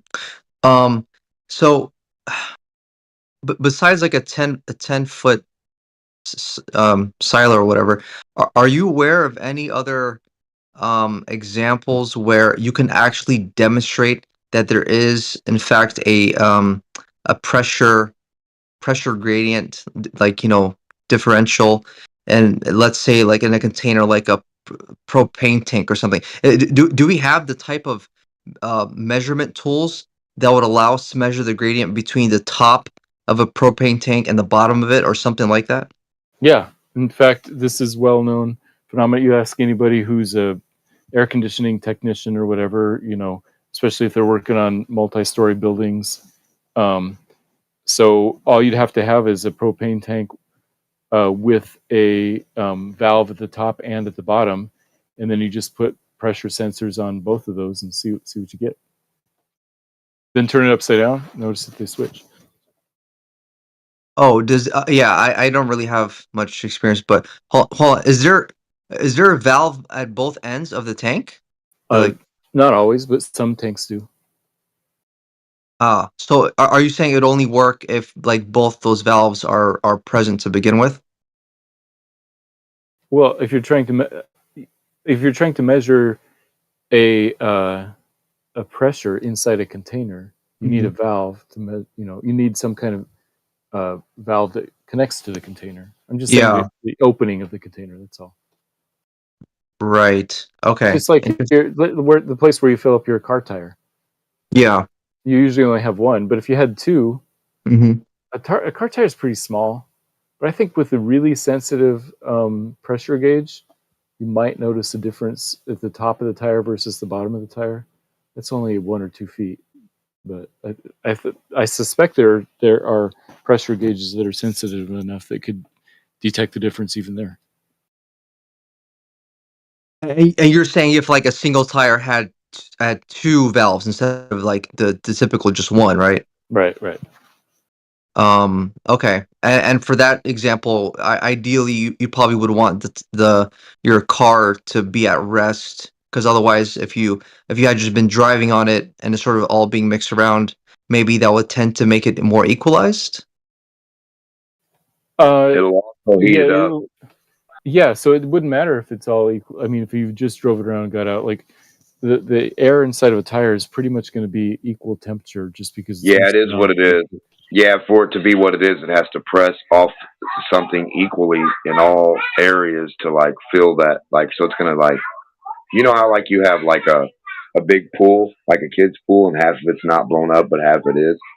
It exerts itself evenly through the part where you put the air to as much as it can. Any part that's blocked from another part won't get the air as good. But as soon as that part pops open to get the air, it's going to fill that void evenly as much as it can for the first part throughout. Now, if it's a big open void, it's going to like it's going to try to fill the whole void as best it can, just continuously until that until you get the reading of 31, 32, 33, or 70, or whatever you got for the material, Because like usually the thing you're putting the air in with usually has the reader on it, right? To tell you how much pressure you're putting into the thing. Yeah. Yeah, the air pump. Yeah. The pressure gauge. Yeah.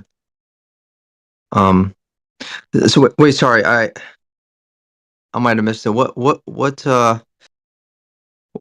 were you mentioning earlier about when I asked you for an example? You mentioned something about like maybe AC technician or something. Yeah, some system where there's a enclosed system that has pressure in it, like air pressure or gas pressure, like refrigerant or something like that. Oh wait, sorry. What about an air conditioning system has a closed system that that you can measure the pressure gradient within? The tubes inside of a air conditioning system work by condensing some refrigerant like ammonia or R25 or something into a liquid and then expanding it into a gas. And so the gas side of the system is a bunch of tubes with gas in it. That's all I'm saying. Is that if we're talking about, hey, what are the different types of things that have contained gas in them? Tires are an example. A propane tank is an example. A balloon. A balloon would be an example. A big air conditioning system. These are all just examples.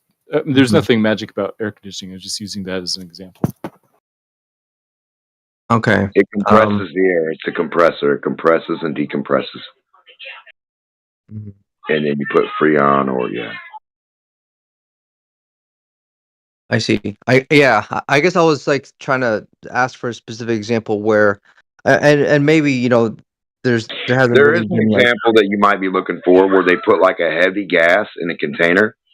It's like a heavy gas, right? And it's got a color orange, right? And they have two containers. It's like looks like a figure eight. It's two beakers, one circle beaker and another circle beaker under it. They have the gas, the heavy gas, that tries to reside best it can on the bottom of the bottom beaker.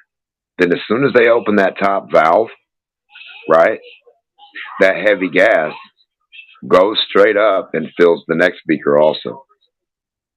Oh. Why? Yeah, it's the heavy gas. It's still supposed to not go up.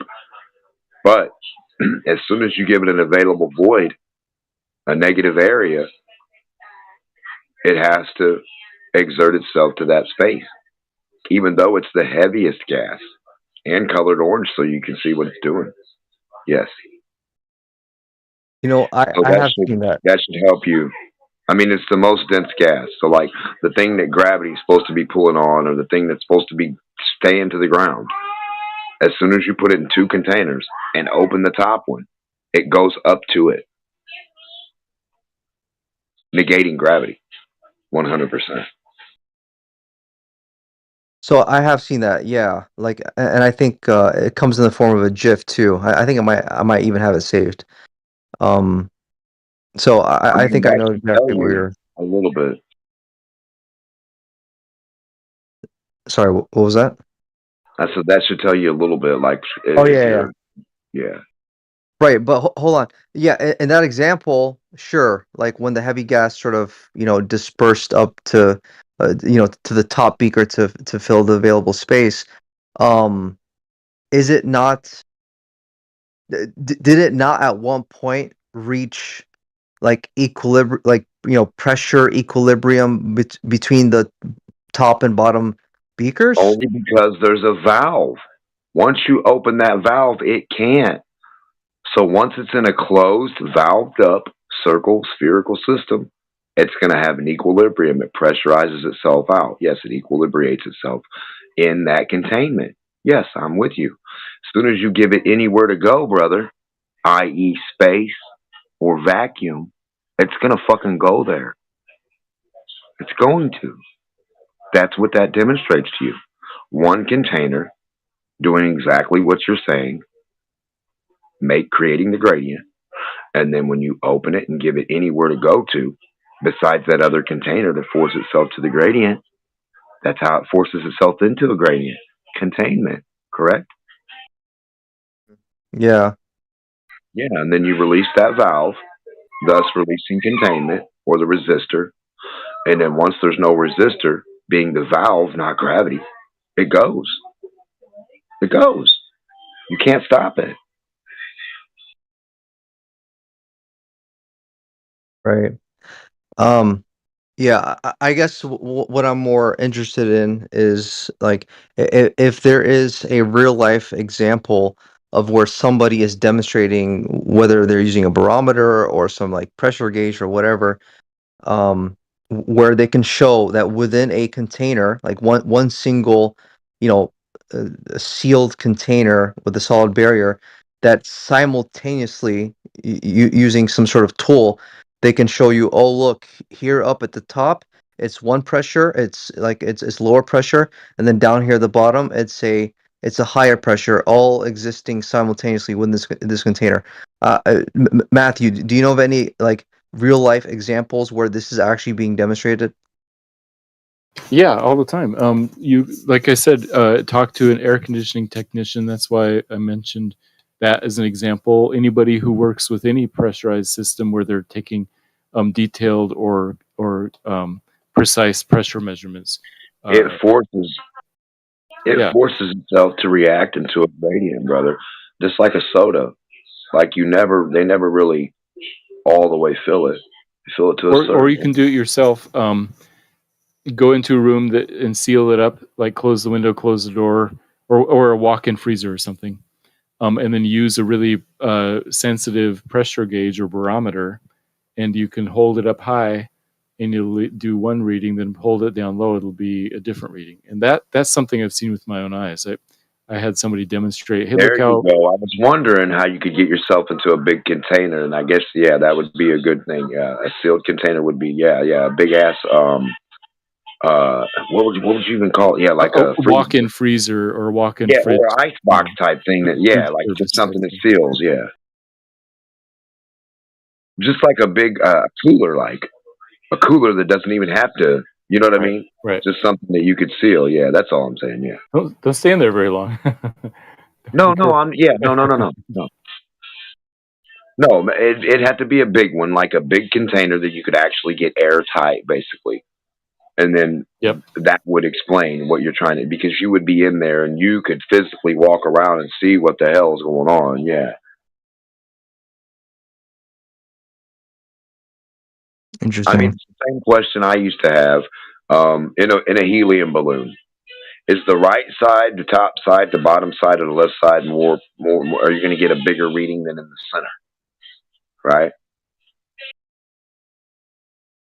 And see, the funny thing is when I ask people of the globe component about 10 to the negative 17 torr, and then we get the vacuum that we could do. I guess the best one we could do is 10 to the negative 6 or negative 6 or whatever. And then I asked one of them about it. He said, no, don't even worry about that. They're the same exact thing. I said, what? He said, yeah. Negative 1 and negative 6 or negative 17, 10 to the negative 17 torr, they're all the same exact thing, I was told. And I was like, that don't make no fucking sense. Yeah, that doesn't sound right. Not at all. That was me, and I didn't say the exact same thing. I said they're functionally the same thing. The difference is almost zero. The difference is almost zero. Yeah. If you subtract 10 to the negative 17 from 10 to the negative 6, you essentially get 10 to the negative 6.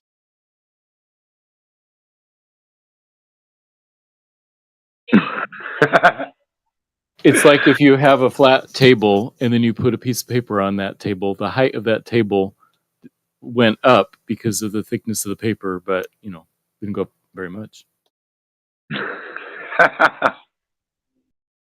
Or if you paint the table, you'd be hard pressed to say it's a higher altitude now or it's a taller table. Although technically it is a taller table because you painted it and it's taller. Yeah. No, I get that. But I'm saying when you say number 1 and number 16 or number 2 and number 17, these two numbers are different. So so if you have 2 coats of paint, right, for 16 coats, there's going to be a difference there. I mean, you can say 0, you can say nothing. And the way you said it was like it's going to be nothing. Now you actually explained a little better way of like a coat of paint would be a better way to say you have an extra layer that's just a thin ass layer, like a film, right? Yeah. So if we increase the analogy to be a 100-story building, and painting the roof of the building. Yeah. So that building is 1,000 feet tall, but if you put 1 coat of paint on it, it'll be a certain height. But if you put 17 coats of paint on it, it'll be actually higher than that, right? So whether you put 1 coat of paint or 17 coats of paint on the top of that building, it is going to be different heights. However, it's not going to be 17 times higher because you painted it 17 times. Not at all. Not at all. So that's a closer analogy. That's why 10 to the negative 6 and 10 to the negative 17 aren't that different. They're in the range of each other. Right. Yeah. No, I get it. But I'm saying the applicability of the physicality of demonstrating them both right here on the ground to compare the two, so I could say whether one was exactly. We can't even hit the 17 to compare. So maybe that's why they're stuck in saying ducks or cows. Yeah, I see what you mean. I mean, these are all really small numbers, so right. It comes out. And we got 35 psi in our tire, and they say 14 psi in the air here, and that confuses me too.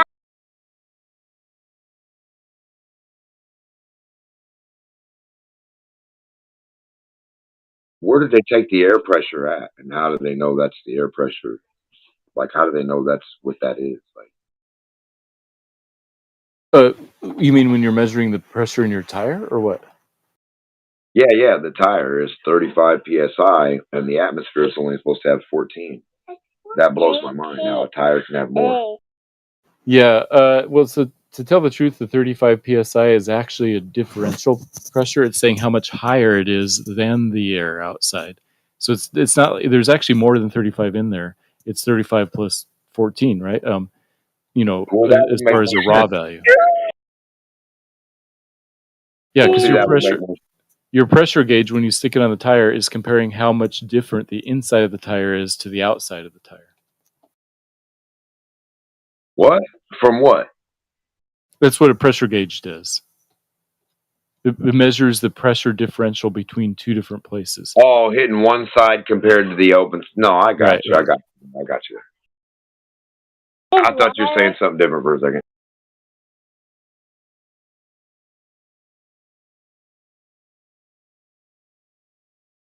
Yeah, but I just, when they're like, when the tire's full, and it's like, you think, hey, there's 35.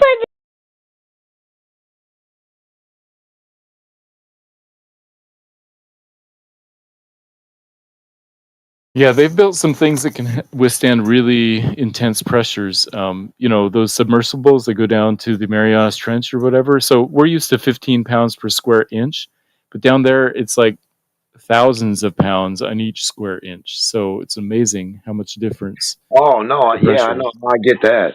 I just think that the idea of the air should be way more than that also. Like, So if it's so much air, I think it should weigh a whole bunch. But then it's like there's no weight to it. So like if there's no weight to it, where's the pressure?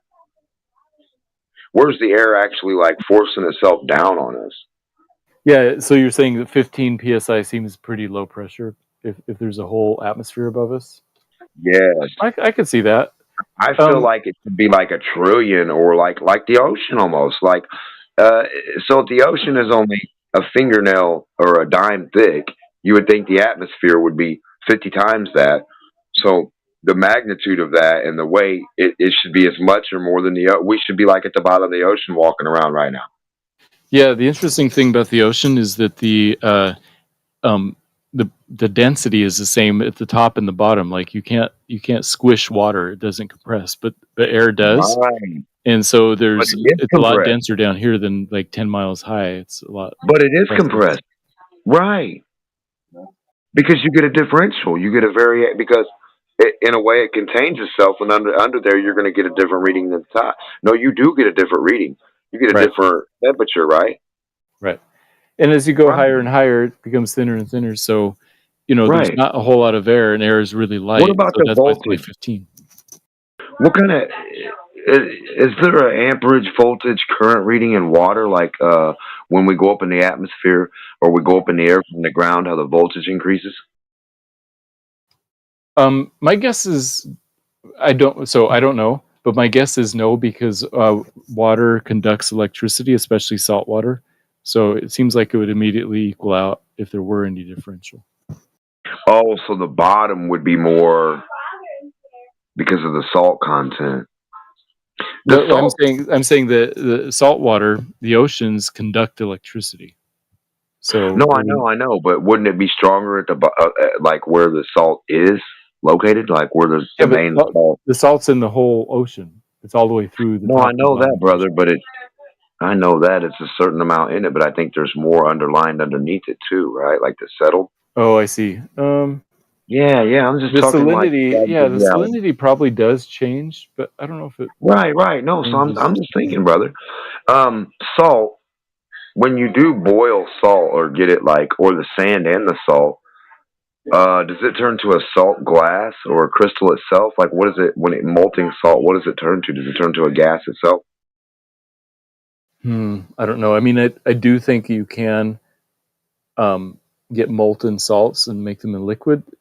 And if you get anything, if you get it hot enough, turns into a gas also. But right. So at some point, certain gases.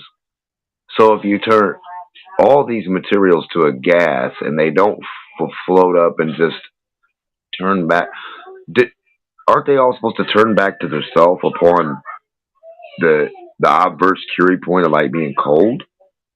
Like, so you throw water up, steam, vapor, it should become vapor, steam, and come back frozen. Like, I don't know.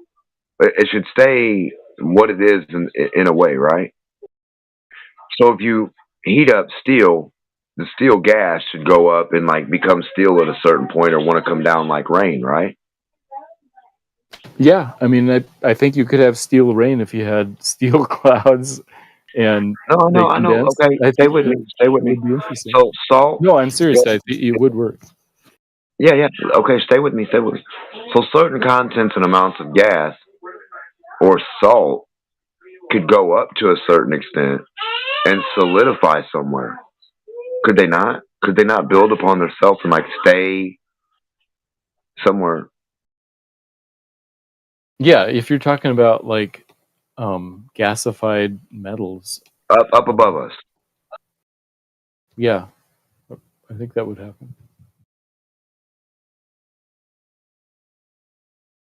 So I was wondering if some of the things above us couldn't be made of the very material, like salt,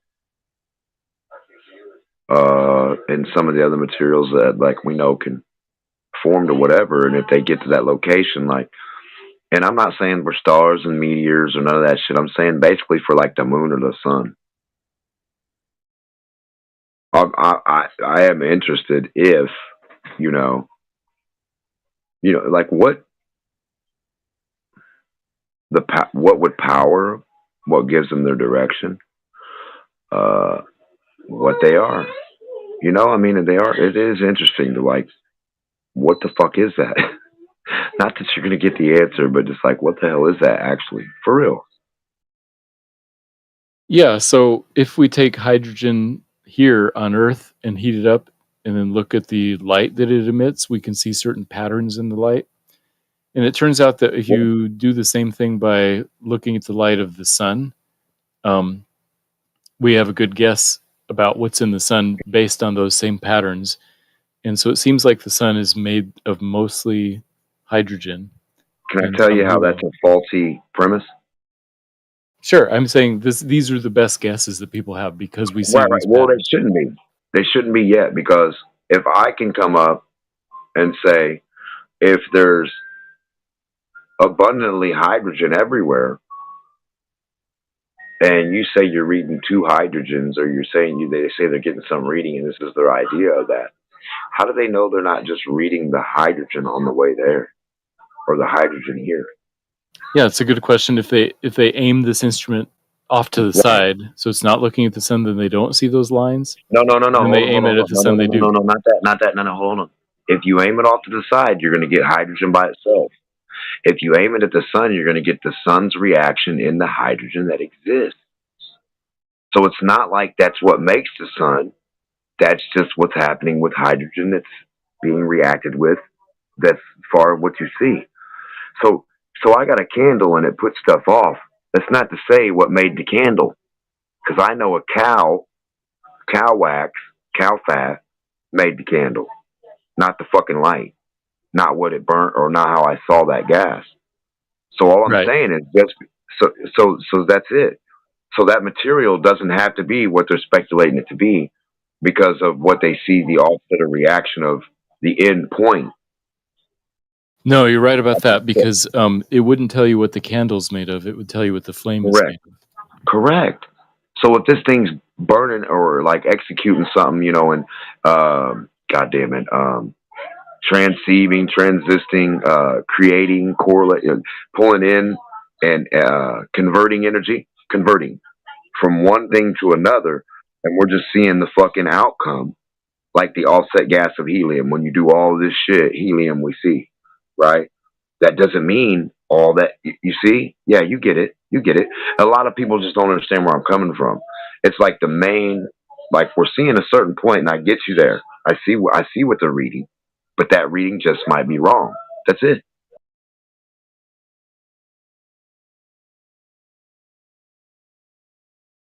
Now, if they could produce the sun off the thing that they claim, like, okay, we think we have the ingredients, we're going to produce the sun, and it's got to last for at least 10 years or 20 years or something. Like, it's got to be a sun for that long, and it's got to do what a sun does. It's got to start moving or do something.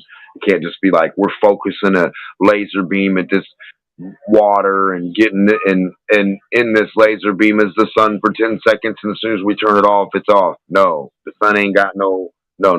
Sun's working. So if you make a little sun and it's working, then I'll believe they know what the sun is. They're gonna tell me. They're not gonna tell me a pistol shrimp 3-second reaction they see in a fucking thing is the sun. That's dumb. That's dumb.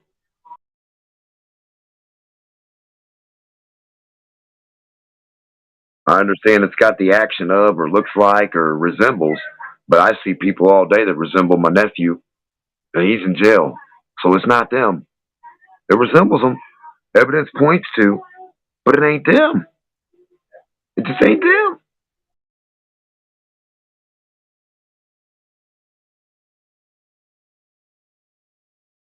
And it doesn't mean everything is wrong.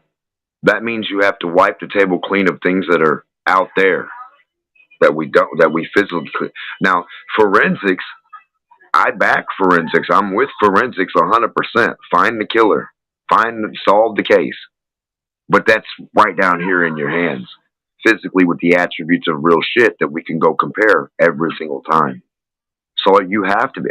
I'm not against testing gases and seeing spectroscopy on a local fucking scale at all. I'm not against using a laser to measure my room at all. But when you talk fucking exponential distances and crazy abnormal feats of distance and, you know, spaces and areas we can't reach. I'm like, whoa, we just can't confirm that. We can't confirm nor deny. You could be 100% right. They could be 100% correct on what the sun is, and they could be goofy and not be able to produce it correct. But still, I can't confirm that yet, and neither can they because they haven't done so. They haven't made one thus far so perfect. Not as big, just one of, or a moon for that matter. I mean, if they can't, you know, it's not to say the reaction and the power and the energy going into the sun. Let's take that off the board. Have them make a moon. Whatever the moon is, have them make a little one and make it start orbiting something. Should be easy enough. Surround it in a vacuum. Put the little moon ball in the vacuum chamber and watch it start orbiting something bigger than it. This shouldn't be hard. Think about this, brother.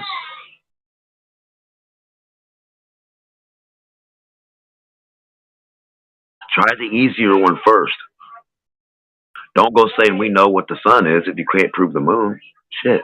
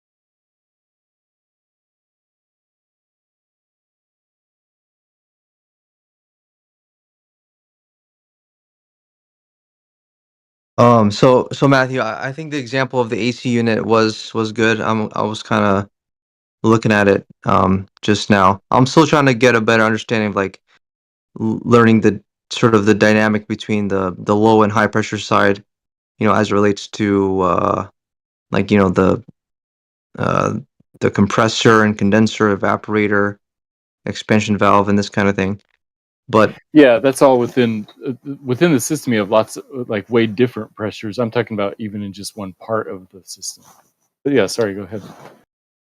oh yeah, like, but if you look in the chat, maybe there was like a Glober that wasn't maybe happy with the direction that our conversation was taking, and his comment kind of suggests, you know, well, I guess he was sort of more so responding to DMOC's example of the little like those two beakers with the valve in between them. But what, and I might have asked you before, maybe I forgot what you said, but what would you say to a Glober who says, well, you know, who makes the claim that the Earth's atmosphere only is able to achieve a pressure gradient because it's not sealed off in a solid barrier container, but in fact because it's the case that it's open to the vacuum of space, that's what ultimately leads in this gradual pressure gradient.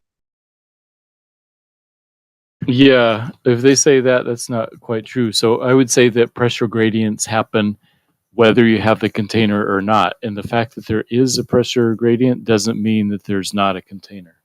It just means that there's a pressure gradient. So you can't use that to prove that there's no container. Oh, okay. But then, well, I guess maybe we would go back to this example, but... Can I ask a question, please? Sorry for interrupting. Wait, let me just ask Matt one more question. Yeah. If a Glober...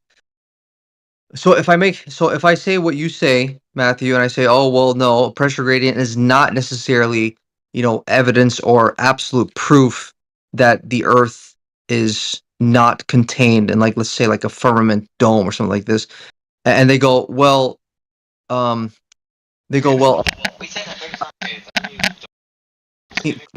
Okay. Can you show me a pressure gradient solid container? Like what? Like how? What evidence show, or how would you be able to?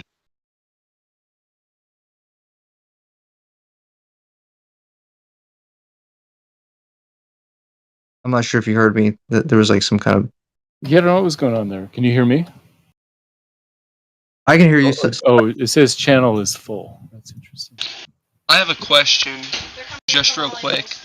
Okay, Wait. go ahead. I just want a little bit of intel on the evidence of how the Earth is flat. Wait. Just a little bit. Did you hear my question though? Yes. So to answer your question, and then I'll answer King's question. To answer your question, you're right. If somebody says, "Hey, there's a container," that shows that there's a pressure gradient. That means that there is no container. That's false, because we know that pressure gradients happen inside of containers also. Correct. Well, hold on. But then if they ask you, but then if they ask you, wait a minute, well, that's just a claim that you made. Can you demonstrate that to like? Can you actually demonstrate that to me using some sort of empirical evidence? Would you have would you have anything in your back pocket to say, well, yep, here you go. Here's a clear demonstration of a pressure gradient occurring within a container. What do you have that? And what would you? I would say two answers would be: one, just ask any air conditioning technician or anybody who works with it. But two, if you want to try it yourself, find an industrial refrigerator or freezer like we were talking about earlier. Go inside, close it. That's a sealed room.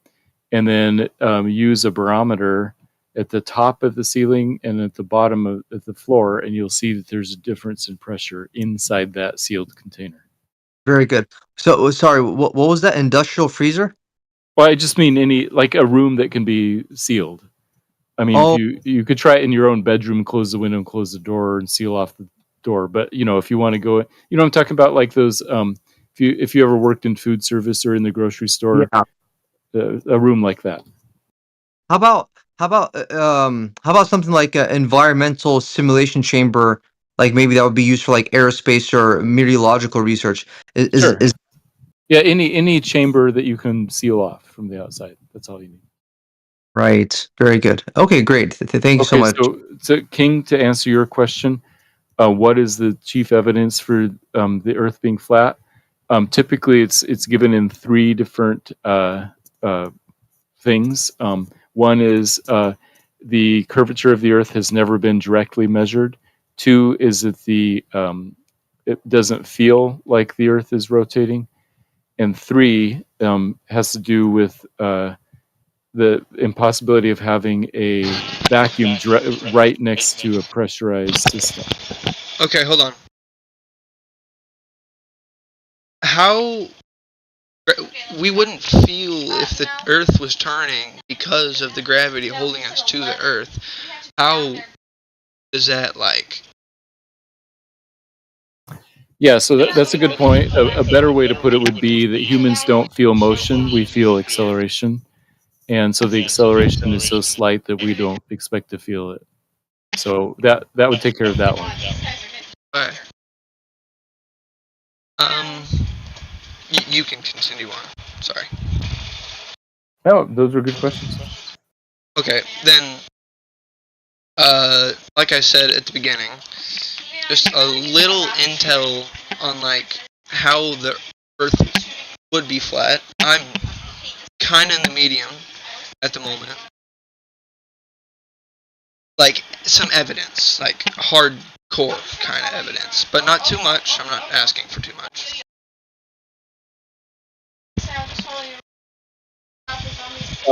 So most of the time, most flat earthers will not, instead of providing positive evidence, they'll typically provide evidence against the standard globe theory.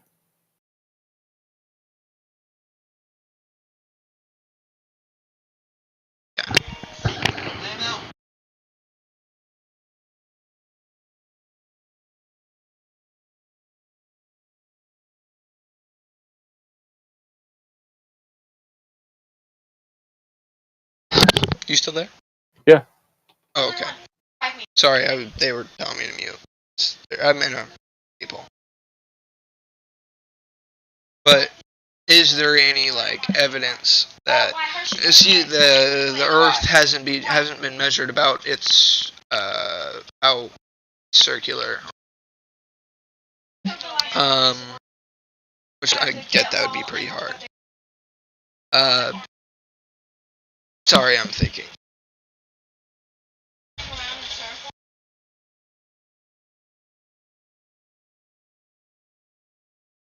So basically, with the flat Earth theory, are they thinking like the Earth is still a planet, it's just flat, or it's just like an infinite expansion?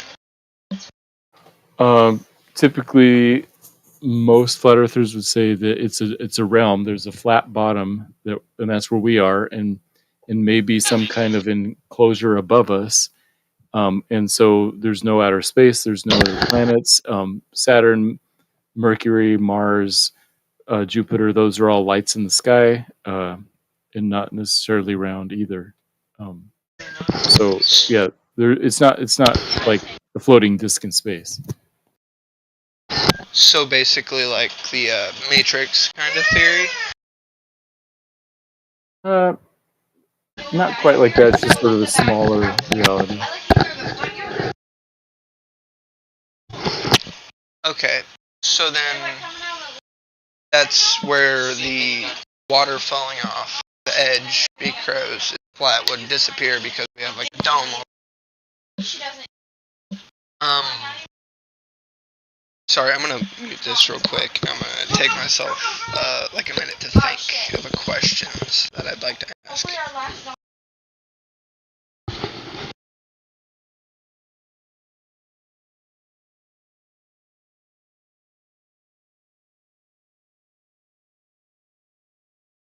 Damn, I don't know why that dude's mic is so noisy. I'm pretty sure there's like some settings you can do to like sort of, prevent that background noise from coming in. But something went wrong with my Discord. I can still talk and hear you guys, but I can't see the voice chat anymore.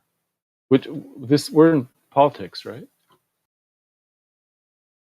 I think so. I actually have trouble finding out which server I'm into sometimes. Yeah, it looks like we're in politics. But Matthew, thanks for answering my questions earlier. That's very helpful. Oh, sure. You have some good questions. I can tell you're thinking this through. Good for you. Like I'm actually curious to think. I found it. Whether or not Mr. Mackey down here agrees with what you had to say, because my experience is that pretty much every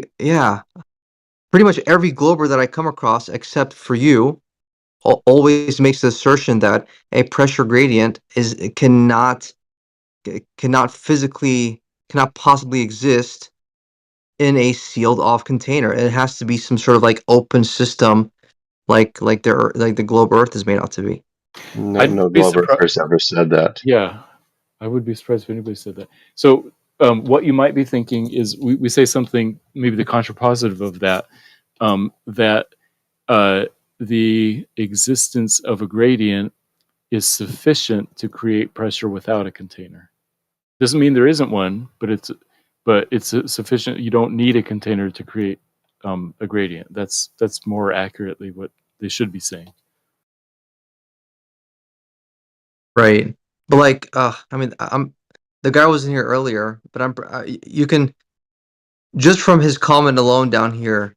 Well, I guess it disappeared for you, Matthew, but his last comment in the voice chat here, was the upward force is based on the pressure difference. The pressure difference is gradual as you increase in altitude. But he started off by saying this is not comparable. I mean, look, there's no reason for me to lie about this, right? Like I wouldn't. I have no reason to lie that in my experience with talking to Globers about this, when flat earthers make the argument that the Earth's atmosphere, like this is usually how it goes. we say, you know, one of the big, like you mentioned earlier to the Ethan guy. It sounds like you just call him King, but yeah, to me it's Ethan. To Oh, Ethan, okay. to Ethan, you were mentioning that, you know, this idea of Earth's atmosphere existing to the vacuum space, like maybe violates, you know, natural gas law or something like this. So we must be in an enclosure. Yeah, you know, usually when I make this argument as to like how or like why space doesn't exist because it violates this sort of, you know, like law of air pressure. Um, they go well if the Earth was contained like in a firmament, like, you know, solid structure dome, like you say, well then why is there pressure gradient? You know, why hasn't it all equalized? I mean, this is like the most common response I always get. So Yeah, that's not a very good response. And so, yeah, I wouldn't say that. interesting. Well, Okay, I mean, so it is true that it violates you know, the pressure, the law of gases or whatever, to say that there's a vacuum right next to a pressurized thing, but nobody says that. We say it's a gradual difference from you know, sea level all the way up to 100 miles, you know, 200 miles or so, where it becomes so thin that it's negligible, and so you don't have to have a physical solid container to make that differential, because that differential happens just solely due to the weight of the gases, and that's enough. If you have a tall enough system, that's enough to have some kind of pressure differential, even up to 1 atmosphere at sea level. So it's not vacuum next to 1 atmosphere. It's like slightly, like really, really thin air next to really, really thin air above Whatever's it. in the container. If it's a long container, like a long tube, and you only put a couple drips of something in there, whatever stuff is in there is going to be the stuff that divides it or keeps it, or it's like, you know what I mean? It's not going to climb. It's going to stay right there, and that would be the gradient. Yeah, so here's an analogy. And we were talking about 10-foot high containers before. Imagine I had a 200-foot high container and I seal it up. Like, think it's a big tube, maybe, you know, 2 feet in diameter, but it goes 200 miles high. And I put a bunch of gas in there. And then I let it just sort of equalize, do whatever it wants. And guess what? Because there is pressure gradient inside of a container, there will be a higher pressure at the bottom of that 200-mile tube than at the top of the 200-mile tube. In fact, we know how much the pressure decreases, such that once you get to the very top of the tube, there's hardly any air. There's maybe a few molecules up there. It's almost zero pressure at the top of that tube. So now the question is, what would happen if I open the top of the tube? And the answer is not much.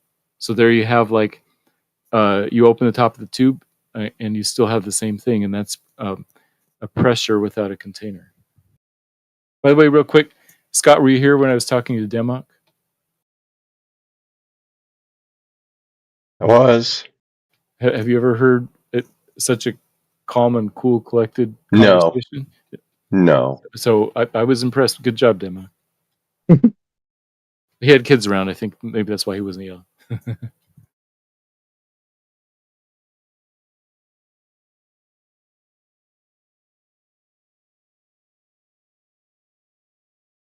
I'm a good kid. Good for you.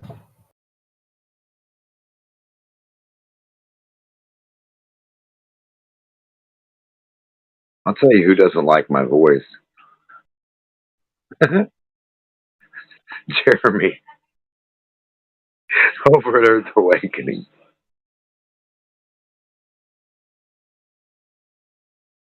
no, D-Monk, you have a cool voice. It's pretty unique and it's distinct. Like there's whenever you speak up, there's no mistaking, you know, whoever's talking. But wait, but Matthew, in your example of like this, you know, 2 foot wide diameter, you know, 200-mile long tube, pretty big tube, if I had to say so. Yeah, it's going to be expensive. Yeah, and like and you said because of the large pressure gradient that would exist from the bottom to the top of it, like the pressure at the very top is going to get so thin and negligible that if you were even to open the very top of it, you're saying not much would happen. Right. But isn't sort of the bigger picture that like the reason why they're even like, okay, even if that's the case, right? Like even if like this, like maybe let's say most of the air stayed in there instead of like sort of, you know, like spilling out into environment outside of the tube once you opened it.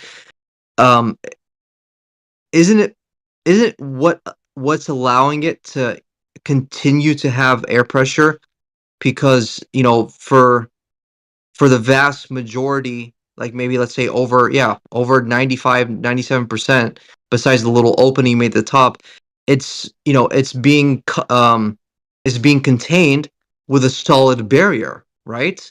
Like that's what's allowing for The question, the question is, what is the barrier?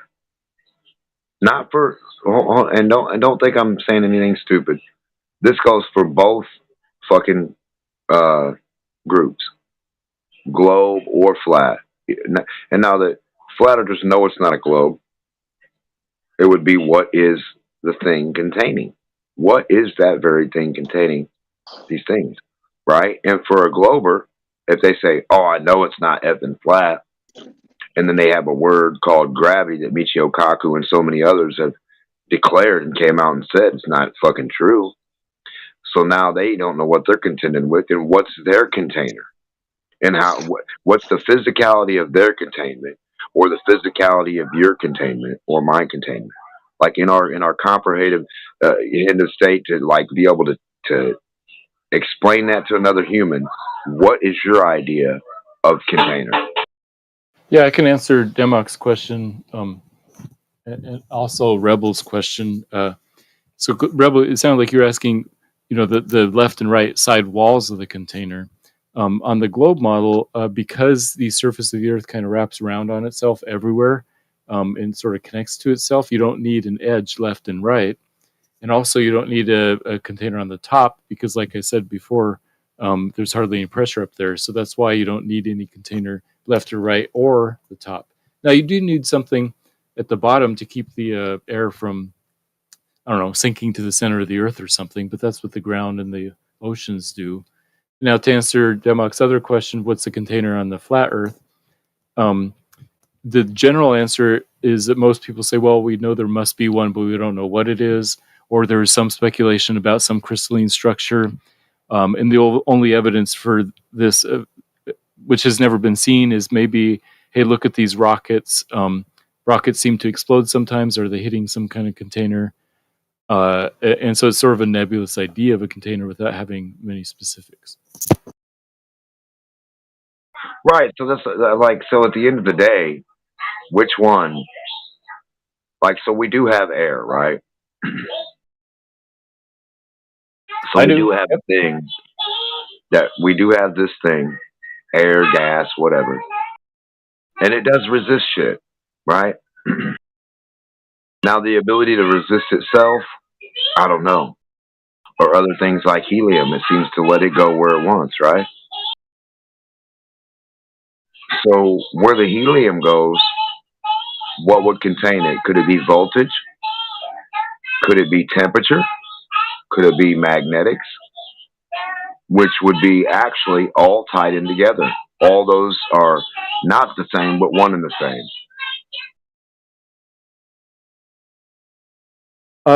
Yeah, I guess that'd be speculation. I suppose you could come up with some ideas or theories about how those kinds of voltages or magnetics or something could do some sort of containment. But even without that, there are other explanations. Yeah, 100 volts every 3, it increases every 3 feet. 100 volts as you go up. So I'm wondering if that's not, and it could be a decrease from outside to down. Or it could be an increase from the ground up. Or it could be a decrease like grounding out. So I mean, it is a really good question. What? I mean, I don't believe the word gravity or space or time actually is holding a globe. Even the idea of a globe, whatever the idea of that model is. I know it's not physical. It's actually a model. It is an idea in itself.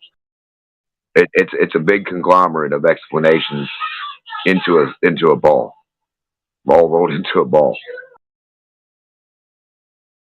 So the idea of the ball, I think, would need the same explanation as what the idea of anybody would have to come up with. What the fuck would it physically be holding something back? Not pseudo, actually, like what thing? And the thing I see that actually exists in reality, no matter what model you want to roll with, is stuff in reality. Like the voltage gradient, temperature does this or that when you get to a certain point. Temperature gets cold as fuck when you go that way for some reason. What's really going on with that? Temperature getting super cold if you go that way. Nobody finds that weird. It's like cold in the center, hot, and then cold. How do we know there's not another hot portion around the cold portion, or like? If we've never been past that last cold portion to see, where we can't fly up in a helicopter, even look forward, like literally, I mean for real, as fucking humans, not lying to ourselves, we can't get in any physical object and go to any point of contingency of dirt underneath us or water and say, look forward, man. I don't see no dirt and water in front of us. Nobody can hit that spot. So if nobody can hit that spot, we know for a fucking fact it's not a globe. Definitely not of the size you claim or as claimed. And all we know is we don't know.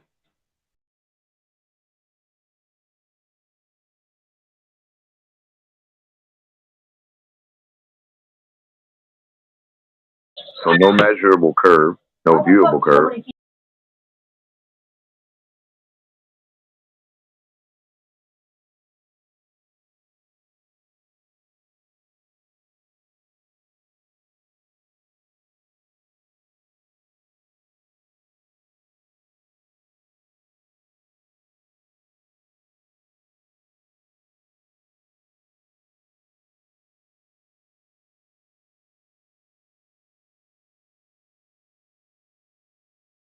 Yes, I mean, we haven't measured a spin.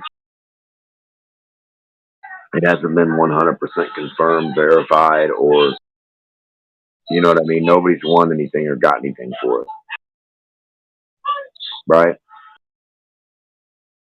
Nobody's got anything for physically actually measuring the attribute of curving water, or a wall of water sitting still next to them where they look at it and say, this wall of water is higher than me while it sits still. And I don't need no pool walls to hold it.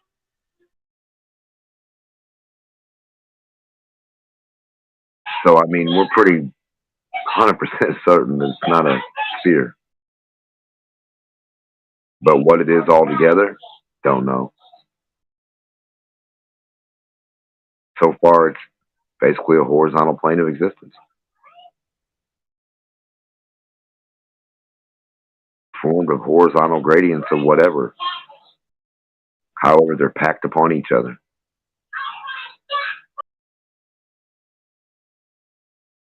Or however they build up from the bottom up.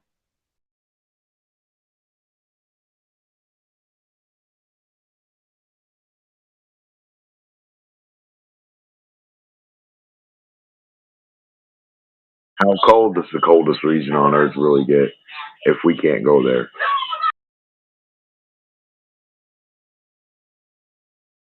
How hot does the hottest region get if we can't go there?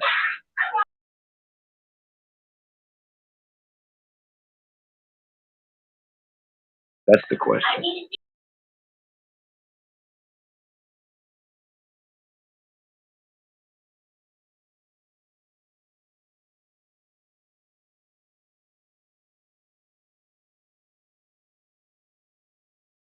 That would be interesting.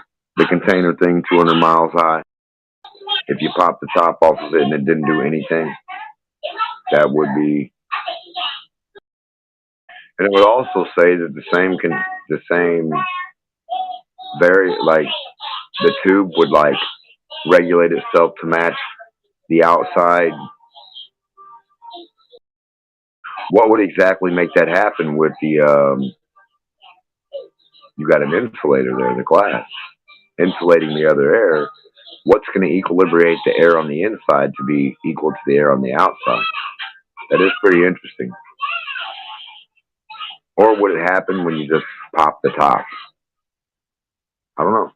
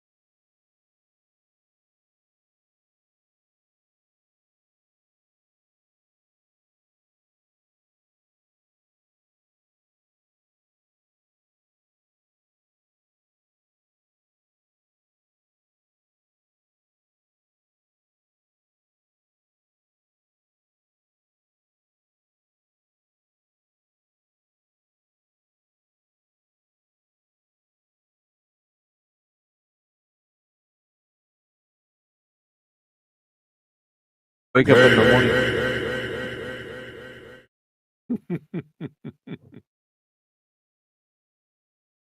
Just, Creation Bear, please, for the love of everything sacred and holy, can you move on? Alrighty, moving on smartly. We have True Ether, Earther at the bottom of the panel. Oh shit! Is True Earther Ether able to speak? True Earther. True Earther, that's right. They got it right. He's been tearing up the chat. Has he? Oh yeah. Oh, we could be brains in jars. I know where this is going. Now he's. No, you know, is that David Weiss? He thinks the Earth is true. No, That's what a true Earther is. No. Hold on, T-Dub. You fucking guy down under. Shut the fuck up. Dude, a flat earther says the Earth is flat, right? A true earther says the Earth is true. No, It makes not true sense. earther. You're mispronouncing it. It's True Earther. True earth. True Earther. Yes, and that's number one. Number two, you haven't been keeping up on current events because the True Earther, David Shyster, was on Jesse Lee Peterson's show, and Jesse Lee Peterson asked him greater than 25 times.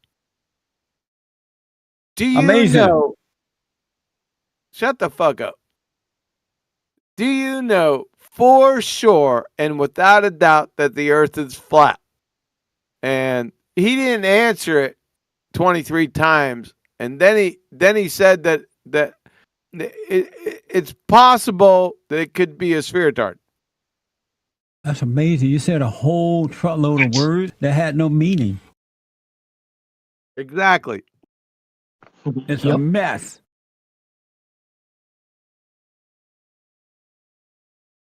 T-Dub, you aware of that? I'd seen some of that clip, but I didn't know that he'd said that it could be a ball. Yeah. But let's get specific. Hold on a second. I don't want to misquote him. 1 second. I wrote it all out. You know how I am. So let's go down here. Let's see.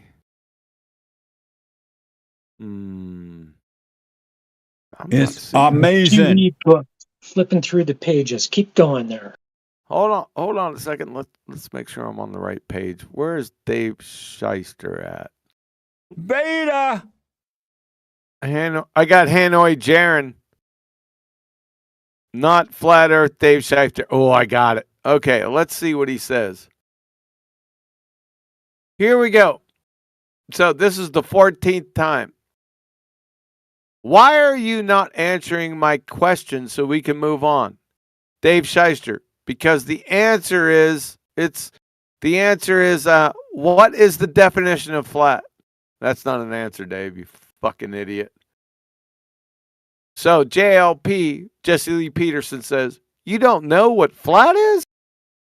You don't know what flat is, and yet you call yourself a flat earth expert? What the fuck? That's what he says. It's a mess. So then Jesse Lee Peterson, after the 14th time, he said, you're the expert here on flat earth, right? And you came highly recommended, and you can't even answer the question if you know for sure, without a doubt, that the earth is flat. How can you be a flat earther and you don't know what flat is? David Weiss's response, I'm really a true earther. JLP, so you're a true earther, not a flat earthy? How about that? Are you beta male? So, JLP. So, I'm not done yet. JLP, 15th time. Do you know for sure and without a doubt that the earth is flat? Expert. He didn't answer. So, 16th time. JLP. And so, do you know for sure and without a doubt that the earth is flat? Dave didn't answer. 17th time. Let your yes be yes and your no be no's. Do you know for sure and without a doubt that the earth is flat? No answer. 18th time. So, you don't know for sure that the earth is flat or not? No answer. 19th time. JLP. And you don't know for sure that the earth is flat? You're just taking a guess? 20th time, because there was no answer for the 19th time. 20th time. But you can't prove that the earth is flat? David Weiss. Well, because I don't know all possibilities.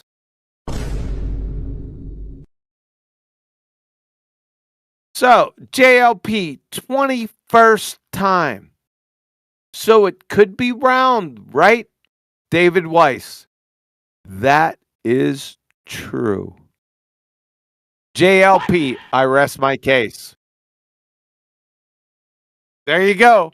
That's it. Go back and listen to it. I copied it verbatim. He certainly doesn't represent me. I'm over here thinking, who gave this guy a microphone? What the hell? Yep. The same one that gave. It's the same one that gave the two Eartha Boy Zero, the Sky Grifter, the Ether Slut, wits at a mic. Same thing. Because they're two Earthas. And it's the same story, two different people. Well, there's three of them actually, but same story. Yep.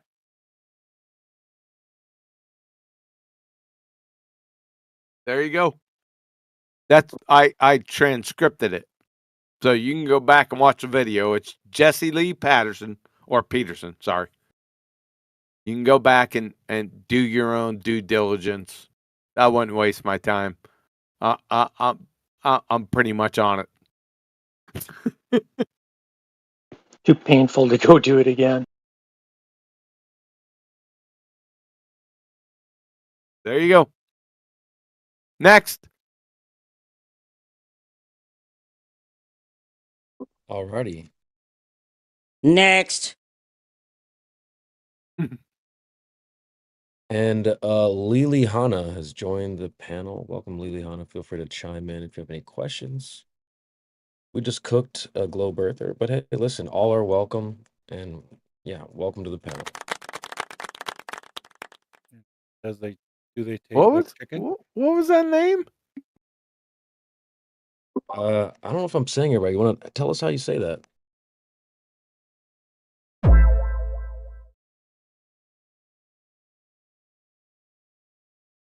I'll take a guess at Lillahana. Nice. Yeah, we'll roll with that. What the fuck? But let us know if you have any questions. Feel free to chime in. What's the name though? Yeah, you got to tell us what the name is.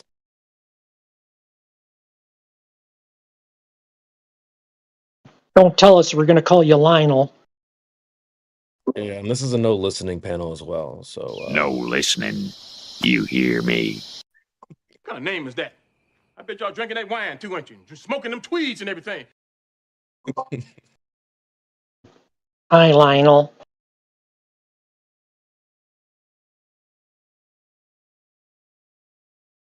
Isn't that a daisy?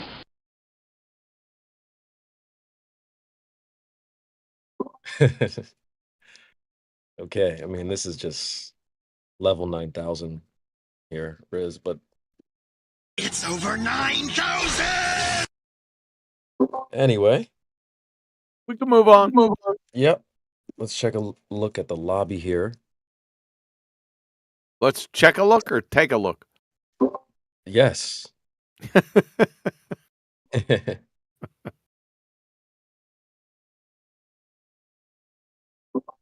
Raven a few minutes ago says, does anyone know if Witsit has his own Discord? That's amazing. So he can double speak Lion Surat like for 24/7?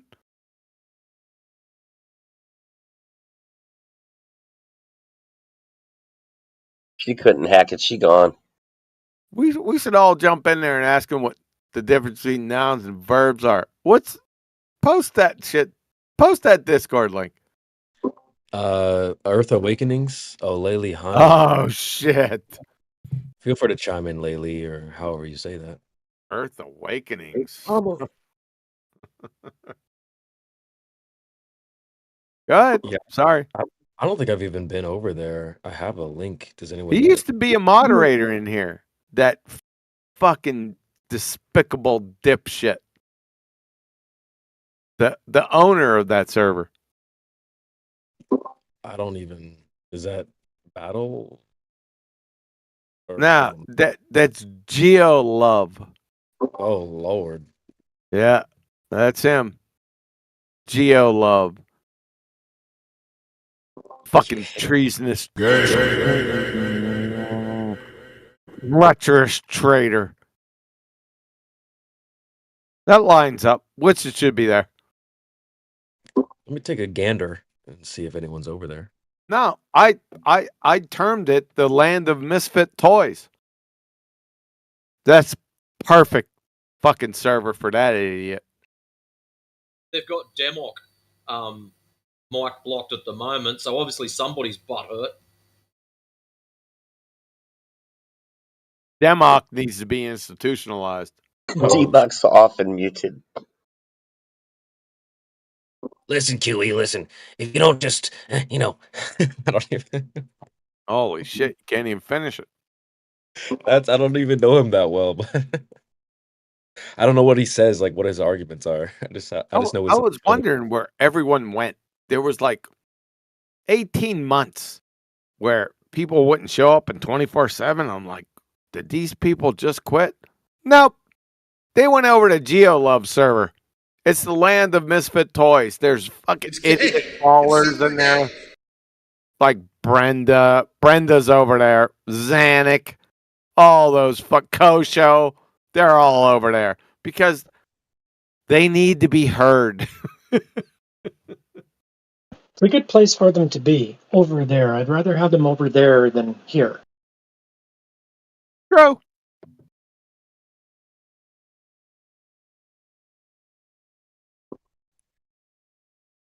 Yeah, we got this little time slot on lock here, so.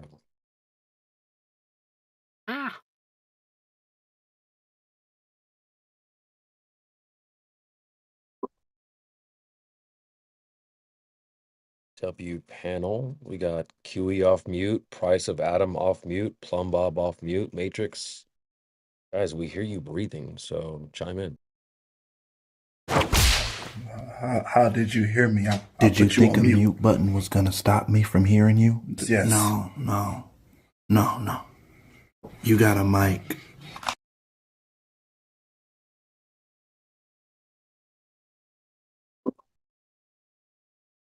Yeah, that Iroh guy was kind of hard to listen to.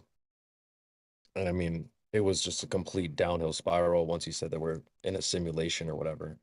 He's a 99%er? No, we needed hypothetical definitions.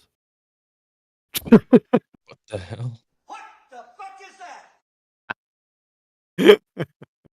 That's typical. He's so ball-tard. He's ball-tard to the core. Damn. That's some stupid shit right there. Yeah. If you want to hear something truly fucking hilarious, tune into Ballbusters. Don't miss the first part on this Saturday, 2 p.m. U.S. Central. You better put a diaper on because you're going to piss yourself. We're also joined by X, bottom of the panel, Witch Dub. Go ahead and chime in. How are you?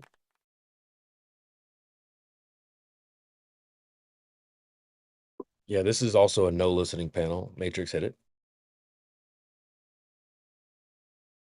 Yeah, hey guys. I was just hoping to listen, actually. There's no listening past, but he might pull back on X.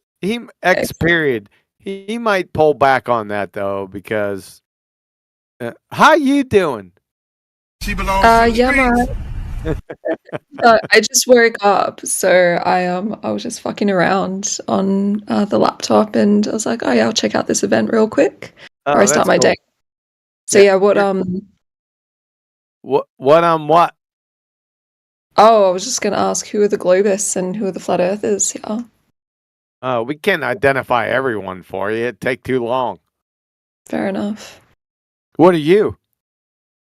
I'm a Glober. Of course you are. Why? Because I'm a woman. No. I just felt the tone in your voice. That's okay. So, do you have any evidence for the globe? No, I don't. Nope. Oh, that's fine. All right. Yeah, Well, then you. full of faith. I'm sorry, I was rumpusing you. Go ahead. Oh no, I was just saying I go off faith. Faith. What's faith? You what? It's just choosing to have confidence or belief in something. Belief. Even What kind of shit is that? Manifested me. Yeah. Do you know what? Hold on. Do you know what belief means? Yeah, it's the acceptance that something is true without not necessarily having evidence. Oh, listen. Now she's educated. Listen to that shit. Not my first radio. Yeah. It's not your That first. goes Yeah, I didn't think so. Okay, so you believe you accept something without evidence. So you're a Glober. Yeah. Okay. Yeah. Fair enough. Mhm. You know that's the definition of a religion. You know what religion it is? Religion it is, or do I know what religion is? No, do you know what religion it is? Because it's already religion because you accept something without evidence. That's the Not definition of religion. necessarily. Just because No. there are similarities between the two doesn't necessarily No. make No. like the There's not similarities. You're in a religion because you believe it and you accept it without evidence. I'll identify the exact religion that you're in. Do you want to know it? Okay, of course, go for it. Yes. It's called the heliocentric ball-tard spinning space monkey religion. Sensational. But we're not descendants of monkeys. You sure about that? Yeah, because they are a lesser ape. We're descendants of greater apes. Technically, it's there's a distinction. So great apes. What is that? so we're just we're related to like chimpanzees and gorillas. Yeah, but really? technically not monkeys. Yeah. Stop the cap. And how are we related to great apes or chimpanzees? I'm sorry. Oh, I mean, can't go that far into it for you, but we've been able to determine that through DNA analysis. Oh, fucking with the soundboard. Chill out, man. Yeah, dude. Like, we want the details. So we've been what? So through DNA analysis, we've been able DNA to. analysis. Yeah, I mean, I'm not like a paleoanthropologist. I'm not a zooarchaeologist. I'm not a primatologist. Like that. So I'm not any of those things. It's just Thanks.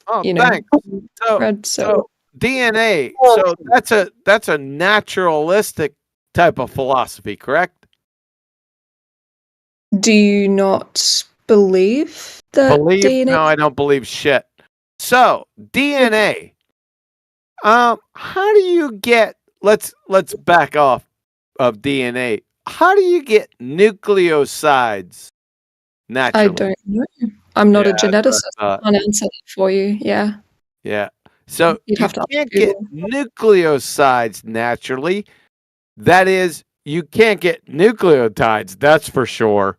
So And what are they? nucleotides make up DNA. So naturalistically, you just train wrecked yourself. Well, no. Well, yeah. I don't know what nucleotides are or nucleosides. I told you I wasn't a geneticist or a paleoanthropologist or anything like that. Well, you don't need to be a paleoanthropologist. Those are pseudoscience degrees. But okay. So is there anything that you truly but believe? yeah, there is anything because I just happen to have a degree in biochemistry. That's pretty impressive. Yeah, it is impressive. Obviously believe in some things. Isn't it? it's pretty impressive. That means it's your ass. Okay, I don't feel like you're having this conversation in good faith. Like I'm being In very good friendly. faith. Oh shit. Well, as a biochemist, I'm feeling that you're not having this conversation in good faith. That doesn't make any sense. Yeah, it What's does. being Because you don't know what biochemist to do nucleosides with are. anything in Nucleosides make up nucleotides. Don't overtalk me. Nucleosides, which you don't know what the fuck they are. And nucleosides make up nucleotides. Nucleotides make up DNA, which was your fucking evidence. I don't know why you're so angry. Shut the fuck Shut up. up, bitch! You're a clown. What's your evidence for your? What's your scientific evidence for your globe-tard sphere tard? Well, she gone. Bye bye, bitch. She belongs to the streets.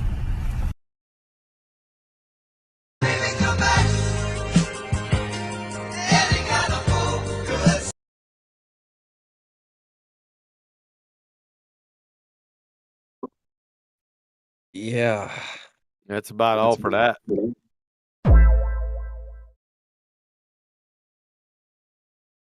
Next. Yep.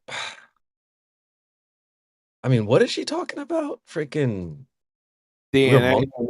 Like, come on, man. As soon as I heard that, it was like, Oh, her ass. You knew her ass was grass immediately. Oh, shit. Here we go again. I knew QE was about to have a field day.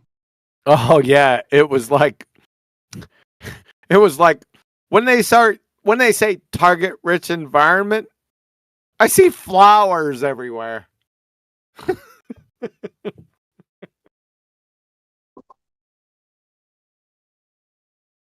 I don't like you're being mean.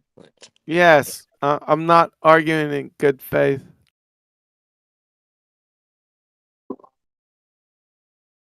Always tone policing. Hate that shit. I'm just not in good faith. But only if you said it in a nicer way.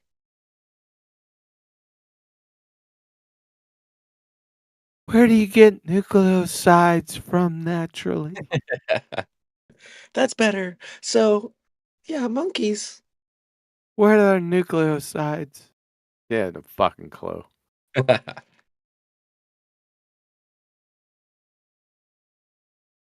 We're joined by Just Bill. Oh shit. Wow, I wonder what happened to his friend. Just Bob. Oh.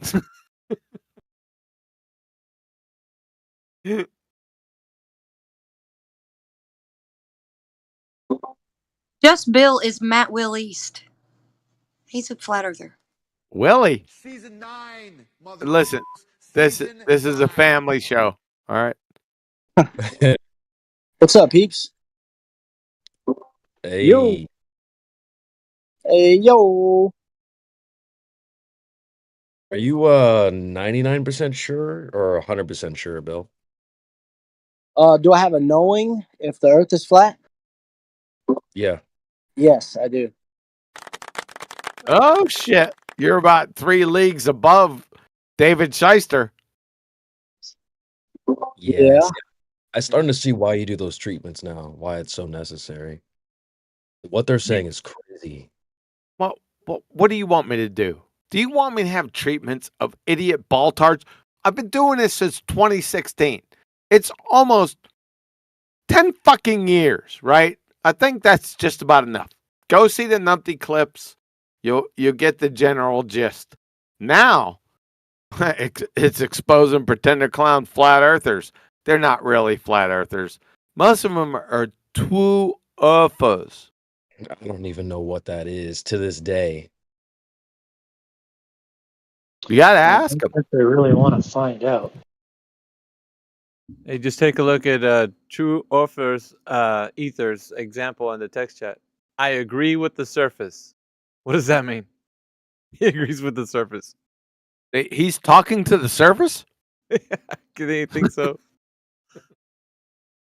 Nothing wrong with being a true earther, he says. That's a whole different realm. Why won't he speak? That's a rhetorical question, probably, because we probably know why. Yeah, this is the guy that speaks to the surface because he agrees with it. So. Well, he gave the spiel about how when he used to call himself a flat earther, there was a big weight on his shoulders, and he stopped doing that and he started using the term true earther, and now he's relieved and people take him seriously. And I said, the nature of the surface of the earth does not care. And then he responded to me with that. He agrees with the That's surface. deep. Is that Witsit? That's it. That's it. Nah, it's just. I think it's a regular Joe Schmo that doesn't unmute their mic. All right. Yeah, we don't do the whole pronouns thing. We don't need to come up with pronouns. Well, you know that he came out of that camp just by his name alone. You can't. I mean, he can't hide who he listens to constantly and who he got the idea from.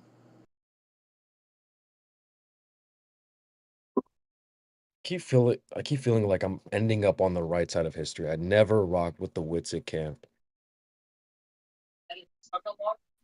What's the Witsit? You mean globe dumpsters? That's a Yeah, it was globe dumpsters in the beginning. I mean, the Boy Zero, the Sky Grifter, the Ether Slut Witsit didn't come. He didn't come onto the scene until at least late 2018 or 2019, and then he dropped anchor in here, where we educated his dumbass over, like, I don't know, 2-3 years. Yeah. I don't think they remember the time that you were asking. You were like, the room was filled. I think it was like 50 or 60 of us in there. It was a whole bunch. And the room was split almost in half with people that were like for Ether and against. And so you went to say, all right, let's see what you I think you have them written down somewhere. Let me ask every one of you individually. I'm going to ask you what Ether is. And you tell me just what you think it is. All right, I got the list. I got the list. What they told me. Are you guys ready? Yeah, and I wrote them down. So this is great. You know I did, because I always have a pen and a piece of paper right in front of me. So that from Alpha Veritas, who is Miggy, from his reference, this is what they said. We got 20 of them. I stopped at 20 because it was just moronic after that. Number 1, it's a non-manifested medium. Number 2, the oneness. Number 3, the dome. Number 4, magnetic fields. 5, space. 6, the substance of space. 7, liquid flowing in and out of matter. Number 8, everything. 9, photons. 10, the background medium. 11, we can see it. Number 12, we can't see it. 13, quantum foam. 14, subtle energy. 15, inertia. 16, lightning. 17, no cookies. 18, vacuum energy. 19, air pressure. 20, spirit of creation. Shit, the only thing that's missing I was can affirm the Force from Star Wars. No, I can. Well, he stopped there, but I can affirm that when he was asking these questions, he wasn't trying to egg anything on. He was just taking the answers as they were, and it was exactly the way it sounded, like what he said right now. I was there. I mean, you can't make this shit up, folks. You can't. What happened to love?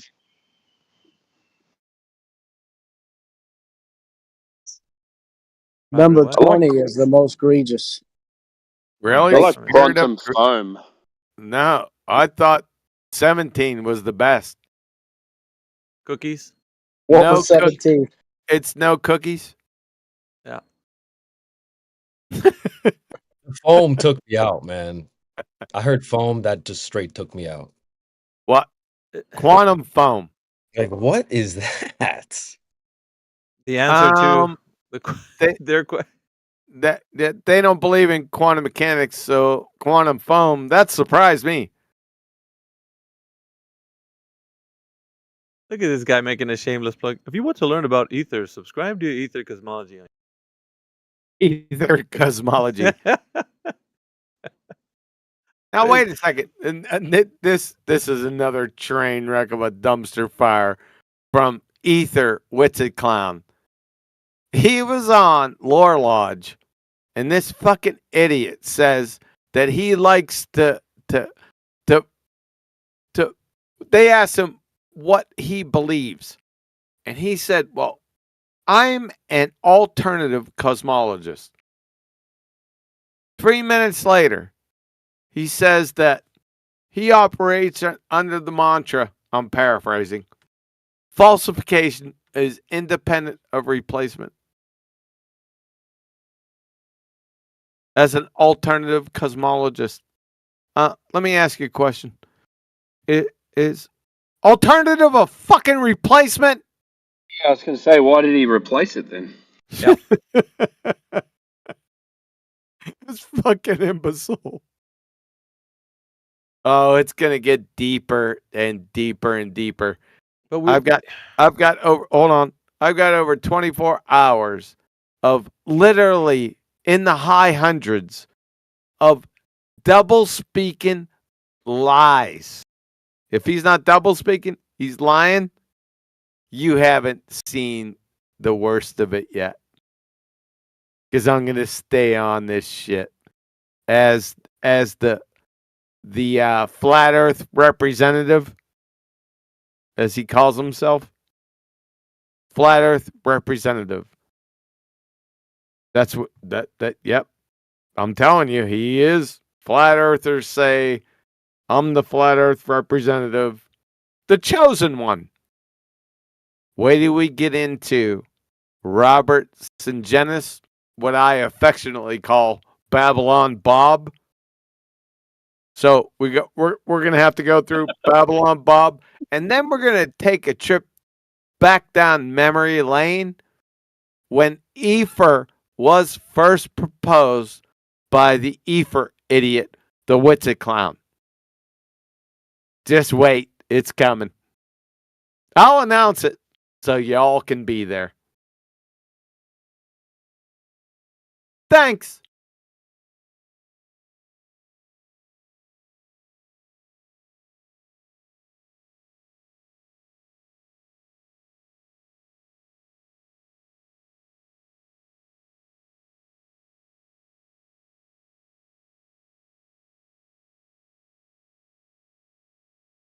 Still here, so I was just adding some sound to the soundboard. Is True Earther going to speak up, or sorry, is it pronounced True Earther? Do you want to mic up, bro? He hasn't done so. I don't think he's gonna do it. That's We crazy. can hear you breathing. Knees are knocking. You know what I mean? I asked him what is defined true Earther, and he said, well, I think it's flat, but I haven't ruled out that it could be a bigger ball. Eggman says he's a little shy. No, I don't think that's it. People don't like being held accountable for the things that they say, so they want to continue to hide in the shadows. All it is.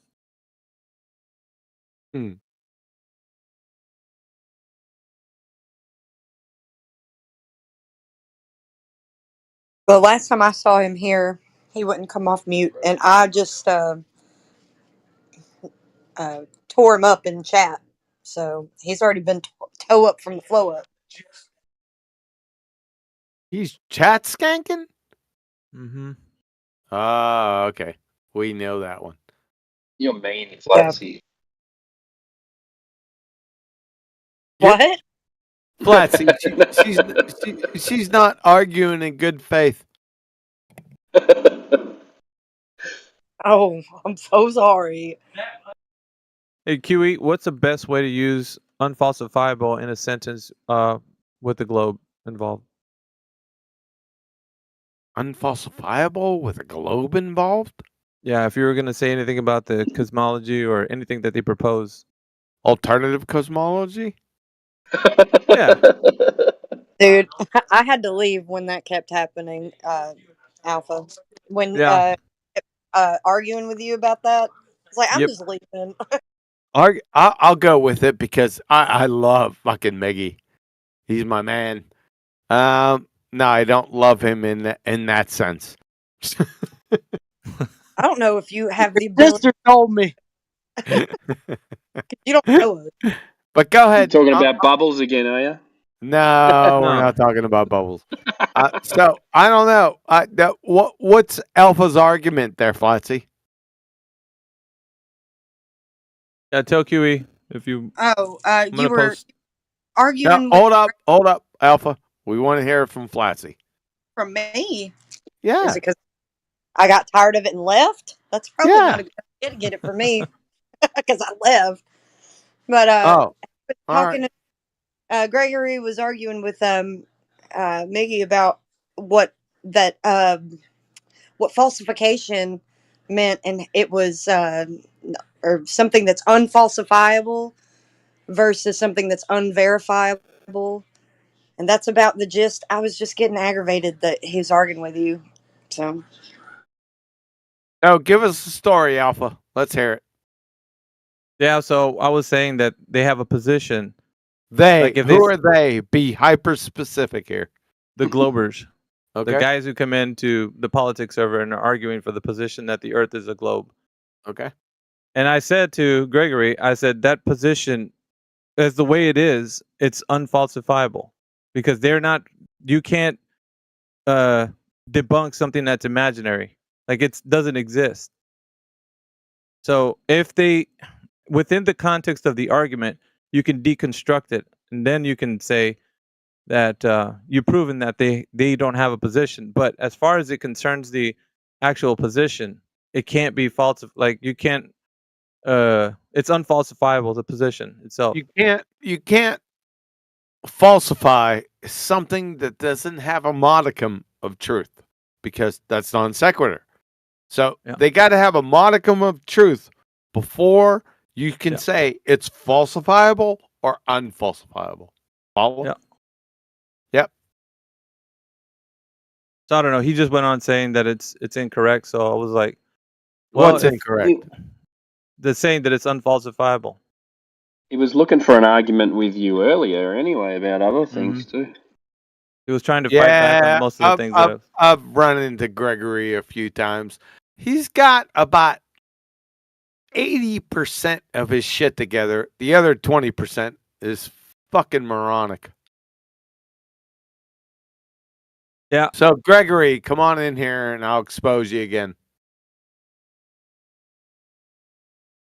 I kept looking it up because most of the answers I was getting was from the position that I was already affirming when I was talking to him about, like, if somebody comes in here and they make an assertion, doesn't matter what it is on, the ideas that the Earth is a globe, whatever they talk about, it's all like in a position where it's just their imagination. They don't know any of this stuff is true. None of it. It's not real. How can they argue in a position that they are affirming to say that that's the truth of the matter? So I was telling him that I was like, and I looked up, everything that I could on the matter. I was like, is he trying to say that something that's unfalsifiable, like, and I looked unfalsifiability and logicallyfallacious.com, and says confidently asserting that a theory or hypothesis is true or false, even though the theory or hypothesis cannot possibly be contradicted by an observation or the outcome of any physical experiment, usually without strong evidence or good reasons. No. Well, logicallyfallacious.com is equivocating between theory, just first off, theories and hypotheses. So that's a problem right there. Is true or false? Well, hypotheses aren't true or false. They're suppositions. This definition right here from Logically Fallacious is a train wreck. Inconsistent, huh? Yeah. Yep. So being unfalsifiable, what would you think I would need to look up for the definition of that? Where would I go? Unfalsifiable. It would be a just so story. Something that somebody that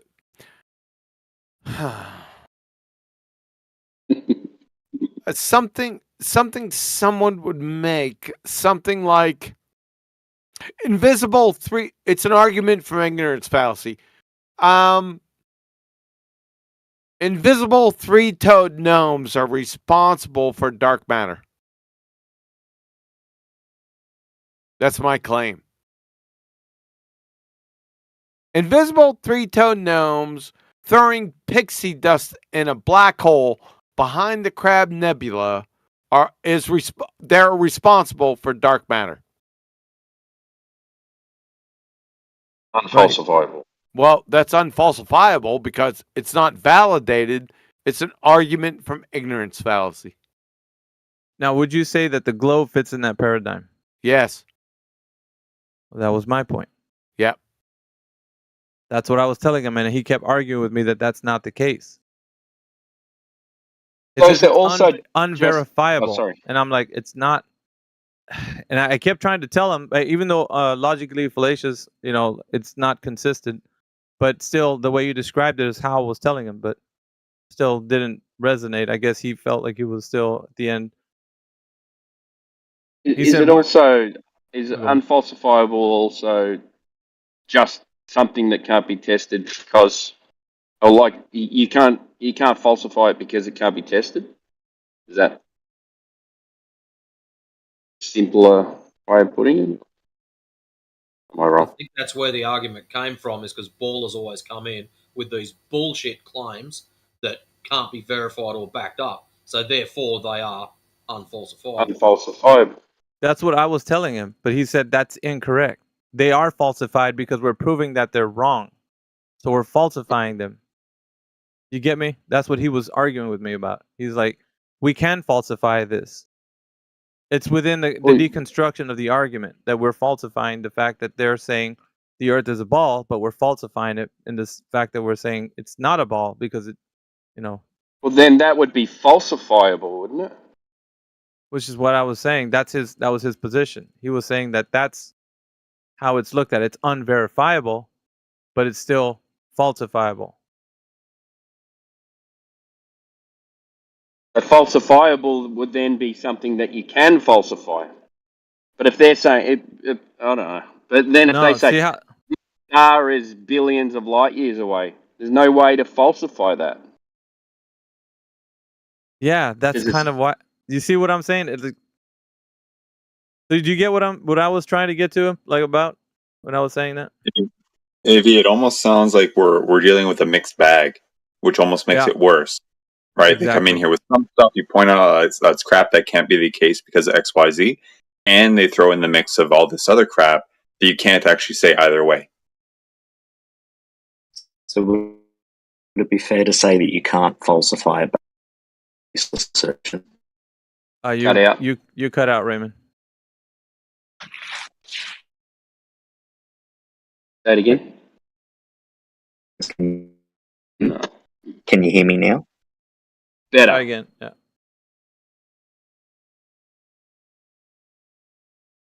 Yeah, we can't. Can you hear me now? Yep, you're back. Ah, awesome. I was just going to say, would it be fair then to say that you wouldn't be able to falsify a baseless assertion by virtue of the fact that it was baseless? As in, not based in fact or evidence? So you can't falsify it?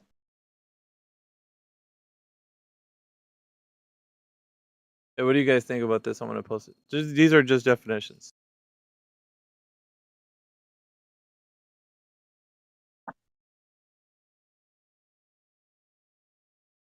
Sorry. Can you guys see me? See what I posted?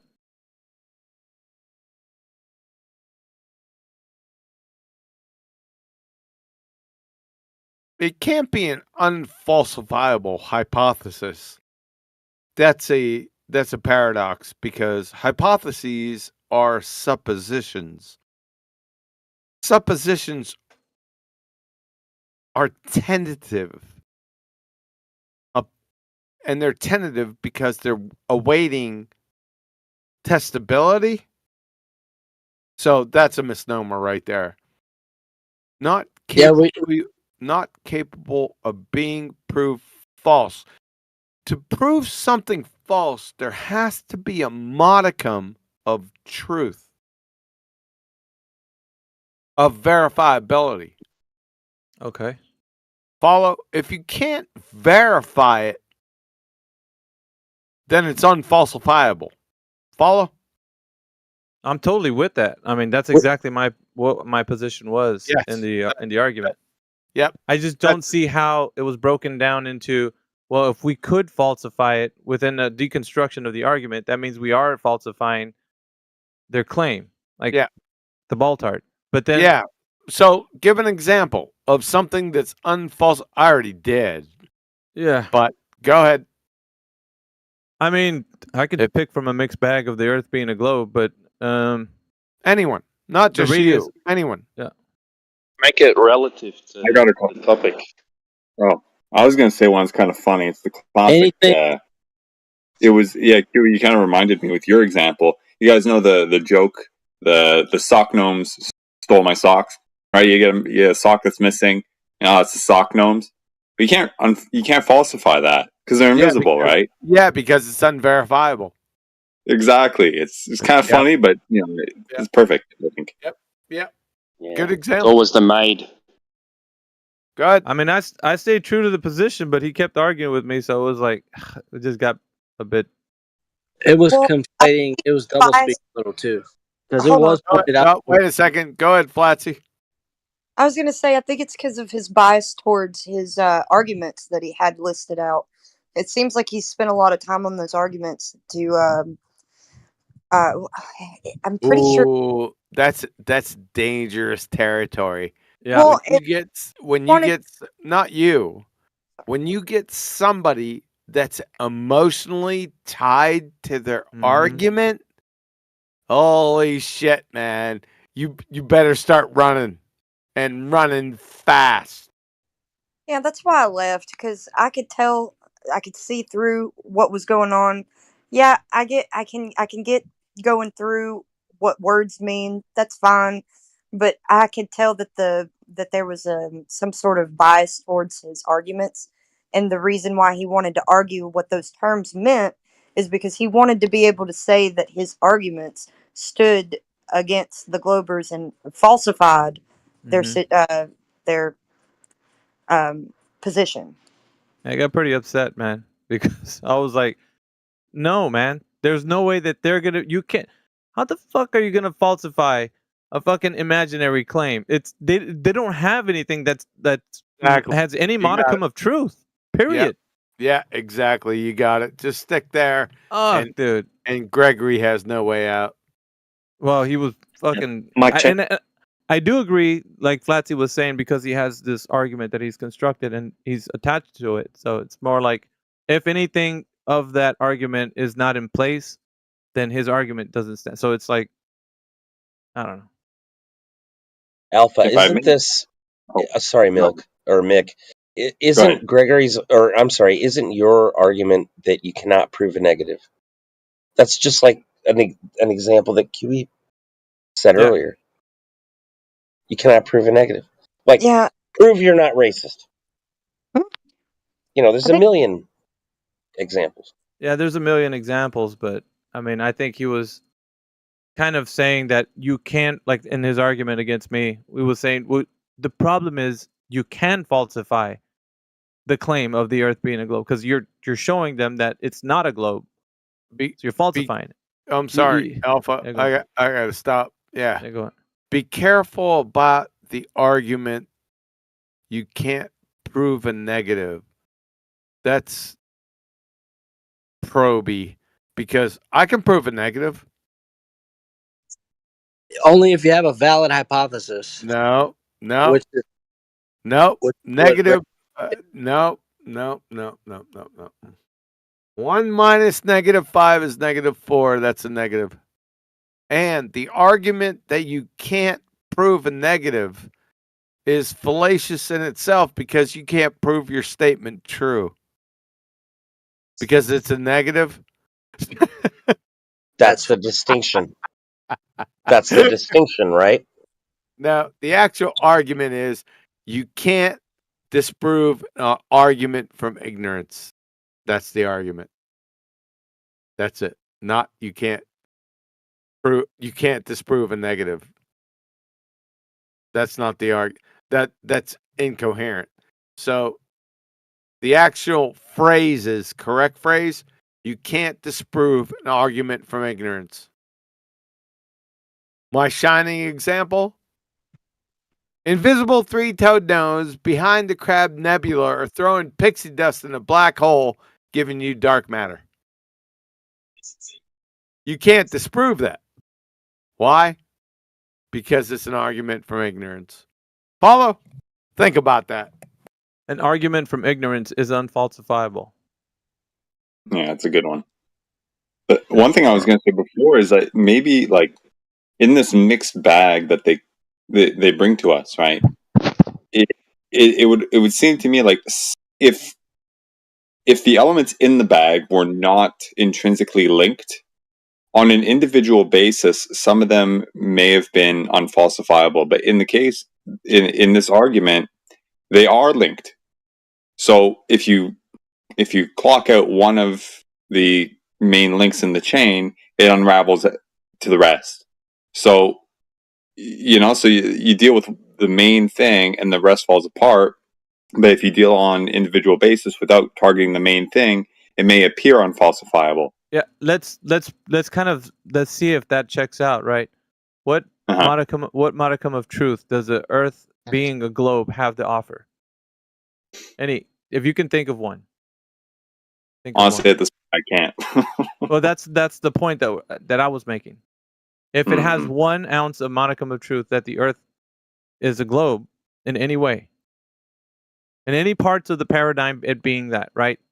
The sphericity, the fucking rotation, it being in the vacuum of space, whatever they claim, in which way are they proving any modicum of truth of that to that point?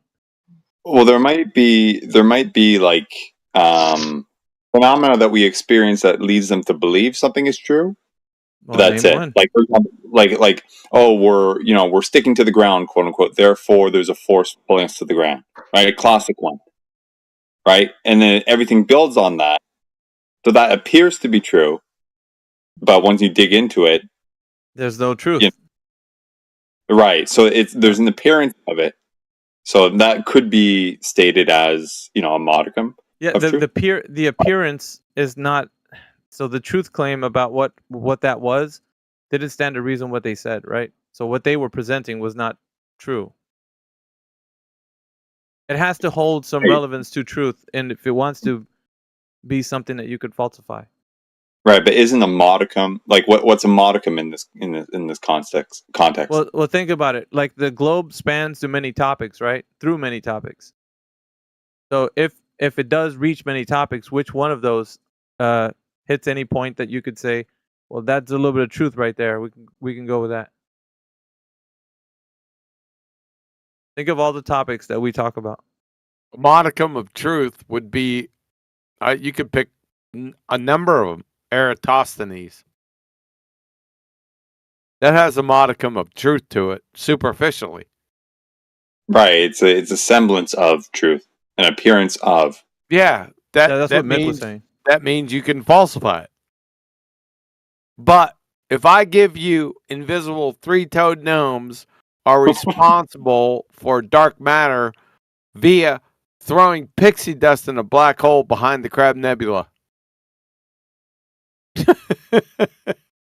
So would you say that the appearance of truth and truth itself are distinctly two different things? So if something appears to have they use Eratosthenes to say that modicum of truth has value to say that the Earth could be falsified in that way as a globe. But then again, if it doesn't stand to reason that the Earth is truly a globe because they use that as kind of a defining way to say that they've got the radius, then it's not. It wasn't anything to begin with that could be proven true about the globe. It was something that it had an appearance of it looking like it was proving something that, got the radius value. But upon, falsifying it, you know what I mean? That's kind of like the thing that I was telling him. It was like, there's nothing that they're presenting that's true. like in the essence of what we say truth is, because it all has an appearance that it looks like, well, what they've been showing you with the images and all, like they're telling you things, but none of it is proven true at the end of it. Every argument. You've already defined it when you said appearance, because apparent in multiple contexts means not actually, seemingly. Yes? I agree. Yep. So you already defined it within your statement of apparent or apparently. Yep. You got it. Yeah, that's what Mick was bringing in to say, that, you know, they could argue that they have a modicum of truth, but it's the appearance and it's not actual truth. So the appearance of truth and actual, like, you could say, well, they could say that it sounds like there's something true about it, but when you know, test it, it's gonna find out that there is nothing. It's nothing there. It's falsifiable. There you go. There's your modicum that you can attack. Yeah, because Eratosthenes has a modicum of made-up truth, but you can falsify it. Can you falsify my invisible three-tone gnomes?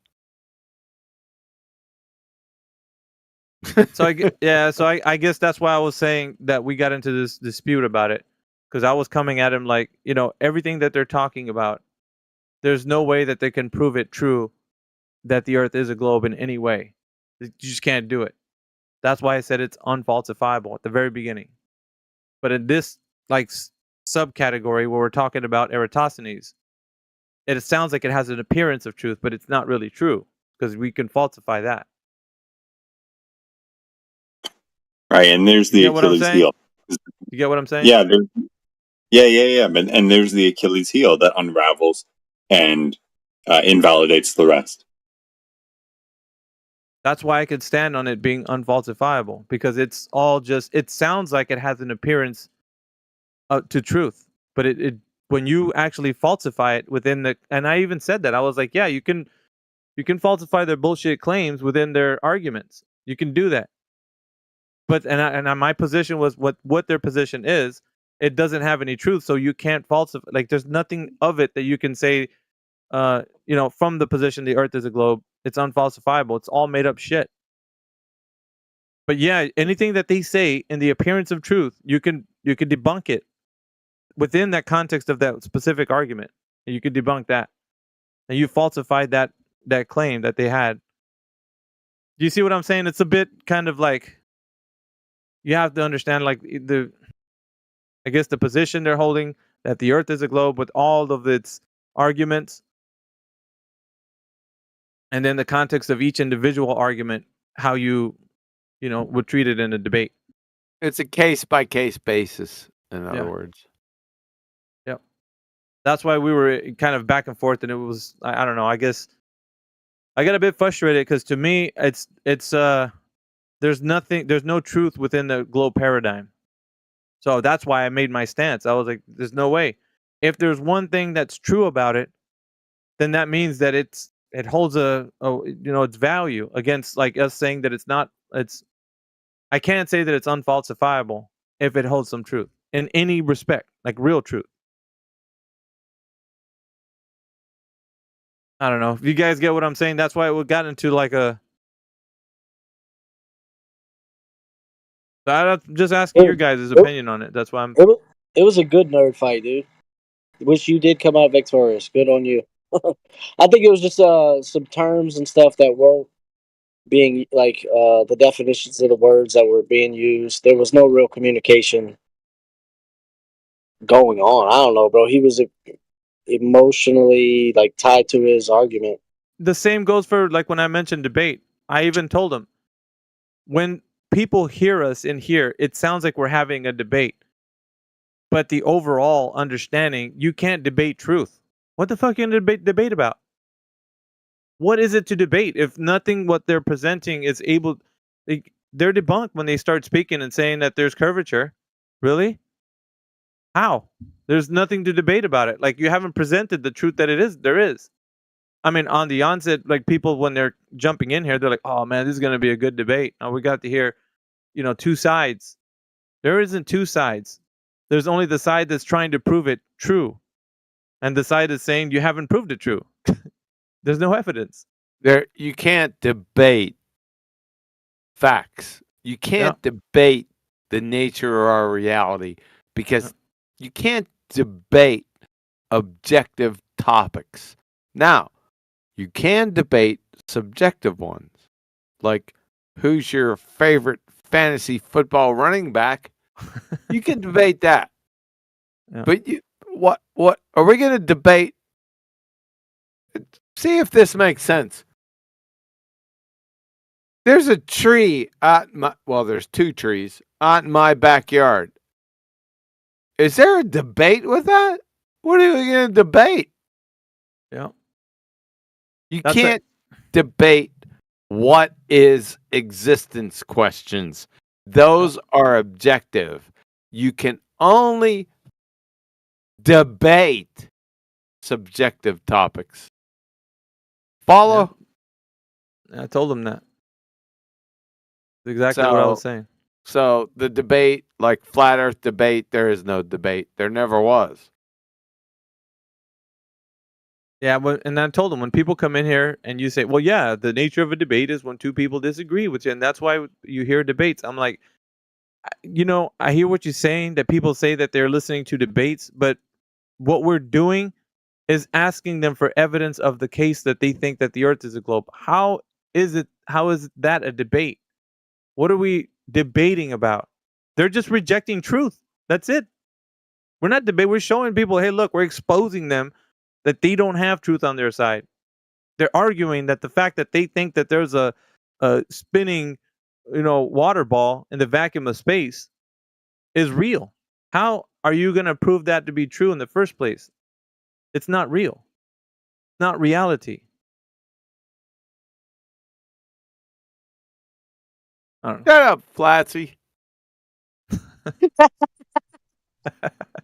Yeah, it is getting late. It's way, way past. Yeah, you're late, man. Yeah, it's 12:20. All right, I can ladies tell and gentlemen, have a good day. Make sure you tune in to Ballbusters Saturday, 2 p.m. U.S. Central. Whatever it is, UK or Sydney time, I could give a shit less. Later, brother. You've just been erased. See ya. Yeah, Cheers. later. Thank you very much. See you then. Yeah, see you then. Peace. Peace. Peace. Peace, bro. Peace out. Thank you. Hey, real quick, I don't have Amazing. I can't move. Someone's in the VC check-in, but I can't move them. My ability to move people's, I don't know why it's not working. Can anyone else move them in here? Oh, Shepard? It works for me in the FE server because I'm a mod over there, but I have no power here. Let me see if I turned can off. do it. Oh, it's turned off. Okay, we'll have to talk to CJ about that. Someone go talk to. I'll go talk to him. I think I can drag and drop him in here. You can tell when QE's tired though, because he kind of like, you can tell that his words kind of start getting slower and a little slurred. Yeah, that's how you know he's tired and it's bedtime. I can't tell if that's effects of drinking or ketoacidosis. No, you can tell he's not. I'm kidding. Like, Don't mess with QE about keto. He'll fuck you up. Yeah, he's Ether says research Ether. He's a suspect diabetic. He told QE research Ether. Like the fuck? Research flat Earth. All right, Shepard is here. Hi there. Have you been here before? No, this is my first time in the server. Well, I've been on the server for like a week, I think, but this is my first time joining the call. So what do you think the Earth's a globe, man? I mean, just observable reality. Really? What are you observing? Well, I mean, you can see the curve from an airplane above 35,000 feet. So, nice. But I mean, you guys argue. Why you always lying? Oh my God! Stop your fucking lying. All right, that's pretty embarrassing. Is that your best foot forward, Shepard? Well, I mean, I can go on, but I'm just saying, like, you all claim like, No, oh, we're not gonna airplane move windows on. curve the image and stuff, but like, Not gonna move on. why would an airplane window only distort the horizon and Are you not like the arguing with airplane yourself? wing and everything else? You're arguing with yourself. Not a single person in here brought up a single thing about an airplane window. I don't think anybody said anything, bro. Like, relax. I'm going off of what other people have told me, like outside of this, like Yeah, other people I've that's dated fine. before make those claims. I asked So if you've been I here just want to get before. that out there in case any of you want to make that claim. Bro, I just asked if you've been here before. You said no, I'm new, and you're like, well, all these flat earthers do all this stuff. No one here said anything to you. I literally just said that I've been here for a while, and then someone asked me why they thought that they asked me why I thought the Earth was a globe. How big is the globe? Like, how big is the globe? Yeah. Circumference-wise, a little around, like, I believe 3,000 miles. Okay. There you go. Where's the soundboard for that? What? Yeah. No way. You said that. Way off, bro. Try again. Holy. I got you, bro. What's 9 plus 10? 21. Yeah, You you were stupid. closer to the radius. You were closer to the radius on that value, not the circumference. Hold on. Give him a chance to Google it, guys. Give him a sec. I'm not Googling anything. Cap. You still sticking to that the circumference is 3,000 miles? No, I admit that I was wrong there. I just kind of I threw out a number because I was put there on the spot. Stupid. Okay. Do you know the number?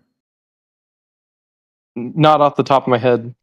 No, just you don't know it, right? Off the top of your head, you don't know it. Just easier to say you don't know something, I would say. Off the top of your head makes it sound like you actually thought about it and you have it somewhere, you just can't recall it. But saying you don't know just gives us the understanding that you don't really know. There's nothing wrong with that. You'd want to know that so that you could determine how high off of that Earth you would need to be to see curvature. So what is the minimum altitude, Shepard? If you can see it from an airplane, what's the minimum altitude? Very minimum, I would believe, would be around 30,000 feet, and then anything above that would be when it starts to become more apparent. So not a mountain, not on a building, not on a tree, not at the beach, only in an airplane and up? Well, and I'm not saying not only in an airplane, but like from a tree. Trees aren't very high. You're not going to see it. Well, the interesting thing about your answer that you gave to CB was something that you figured out from 30,000 feet, which you ascribed a numeric value to, but you didn't figure out how big the ball is to understand if you actually could see curvature from that altitude or not. So that's interesting. You didn't know the number or the numeric value to the radius, the diameter, or the circumference, and yet you can tell us for sure that at 30,000 feet you can see curvature, which is interesting. You don't think so? Why do you need a numeric value when you see it with your own eyes?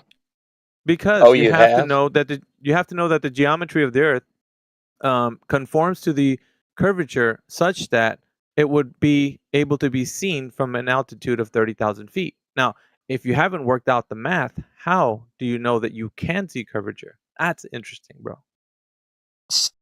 So I need math to verify that my eyes are not a fisheye lens. No, that's not it. You need math to actually understand that from 30,000 feet, you can actually see curvature, because that would give you the understanding of how big the Earth is. So if like CB asked you, what's the altitude you could see curvature? You spit it out right away, 30,000 feet. Well, that's some numeric value you just ascribed to seeing curvature. But how do you know if you don't know how big the Earth is? That's the problem. Get it? No, I don't get it, because if I'm seeing it with my own eyes, you don't need math to verify. You do not need math to verify what you see with your eyeballs. Yeah. So what you're doing is, you said I see curvature, yet you don't know what the altitude is where you could see curvature, according to the paradigm that the Earth is a globe of a specific radius. See, the radius actually dictates the size of the Earth. From that, you can tell its circumference, you can tell the diameter, you can tell all the numeric values that you need to know if the Earth is a specific size. And you can also notice that if you go in a specific altitude, you'd be able to see curvature due to the numeric values that are given to the size of the Earth. Because the Earth is a certain size, you could say at 30,000 feet, I know I can see curvature because I know the size of the Earth. That's why. Pretty simple, right? If I may pop in for a moment. So if I said that you need math in order to prove that the sun is local, and you'd say no, I can see it with my own eyes, and I don't need math. So yeah. Well, that's a bad argument because it's malformed. I don't think anybody here would. Well, some people might say it, but I don't think anybody would ascribe linear distance to the sun, which you just did. Being that it's ambiguous, it's close. Close to what? What's it close to? Let's not Nobody would lead away from you not understanding how big. We're in a moment. We're teaching you about your own worldview. Yeah. So it's not. You didn't see it. Let me just say this real quick. You didn't see the curvature, and so the reason why we're talking about this math is because maybe you would know. You would need to know that you can't see it from an airplane. Period. Just based off of the claimed size of the globe. I have the photo to prove it. I took the picture with my own phone. I'm not allowed to share photos to the text channel for some reason, but dude, again, bro, you didn't see it. Period. Just based off of the size of the Earth.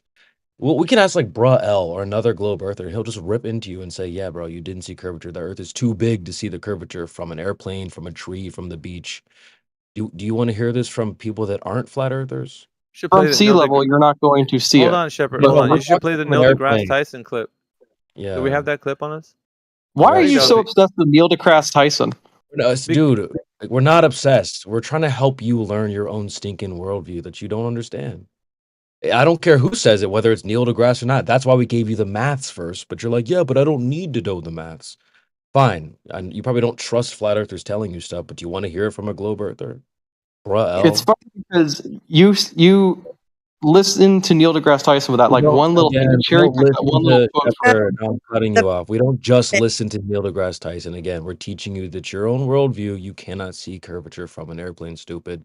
Whether Neil deGrasse said it or some random person said it, it's true based off of the claimed size of the Earth that you don't know that we're trying to teach you. So it's not about Neil deGrasse Tyson or airplane windows or anything you heard on YouTube.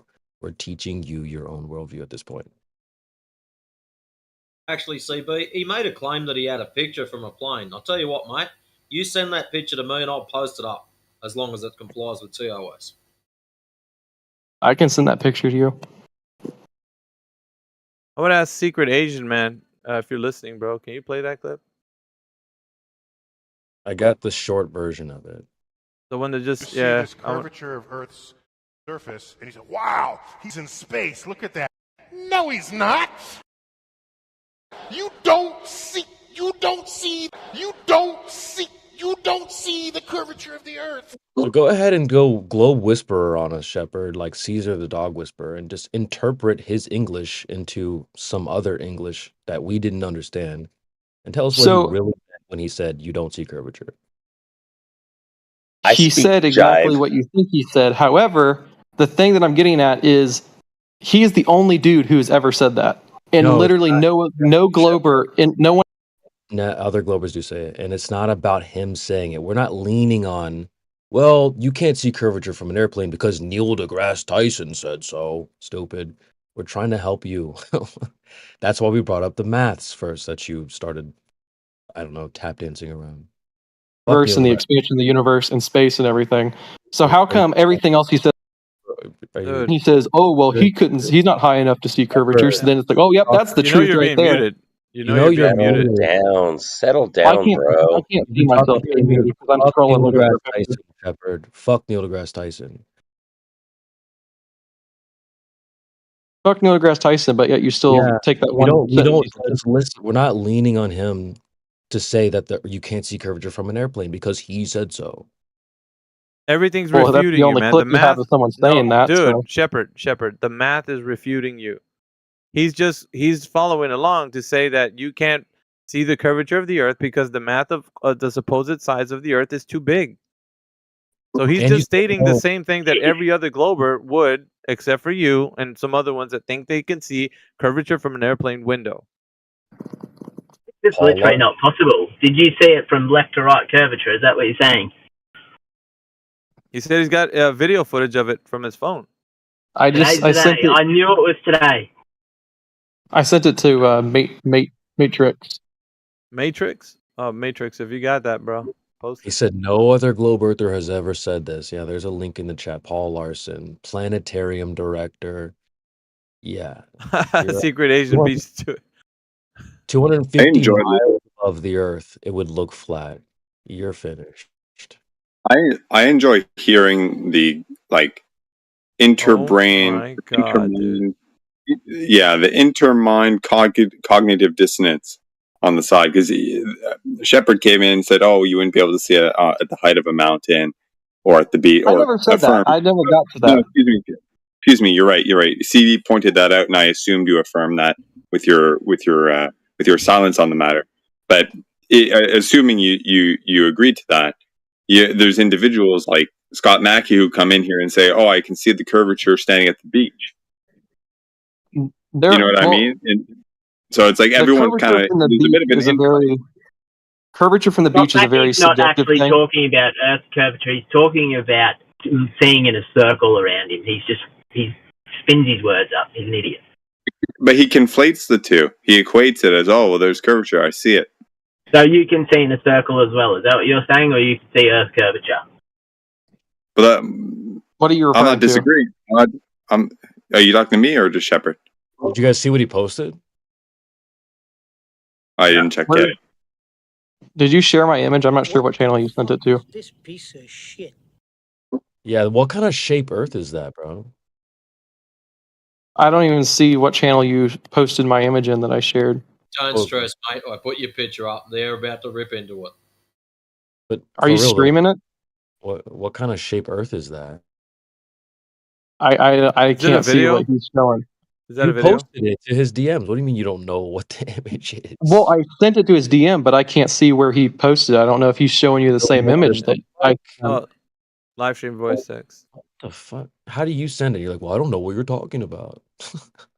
Well, can he access the live stream voice? Yo, text? what's up, guys? How you doing, man? Yeah, you can.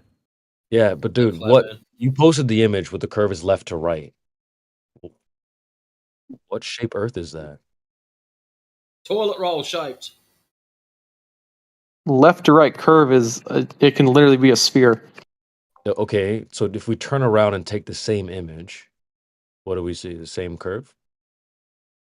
You would still see left to right curve because I mean any angle you look at it from, it would be left to right.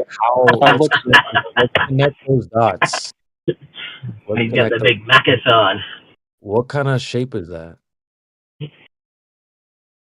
Any angle you look at it from will be left to right. If it was a toilet roll, it would be left side, right side would be left to right, and then in front of you would just be it would curve in a different direction if it was a cylinder. I'm not saying what shape it is. I'm asking you to connect the dots. If you look forward and you see left to right, then you turn around 180 degrees and you see the same thing, and then maybe you do a 90-degree turn. Take a picture there, then do 180 from there. So you've got all 4 points. And you've got 4 left to right curves, and then you connect. That is not a sphere. I don't even know what shape that is.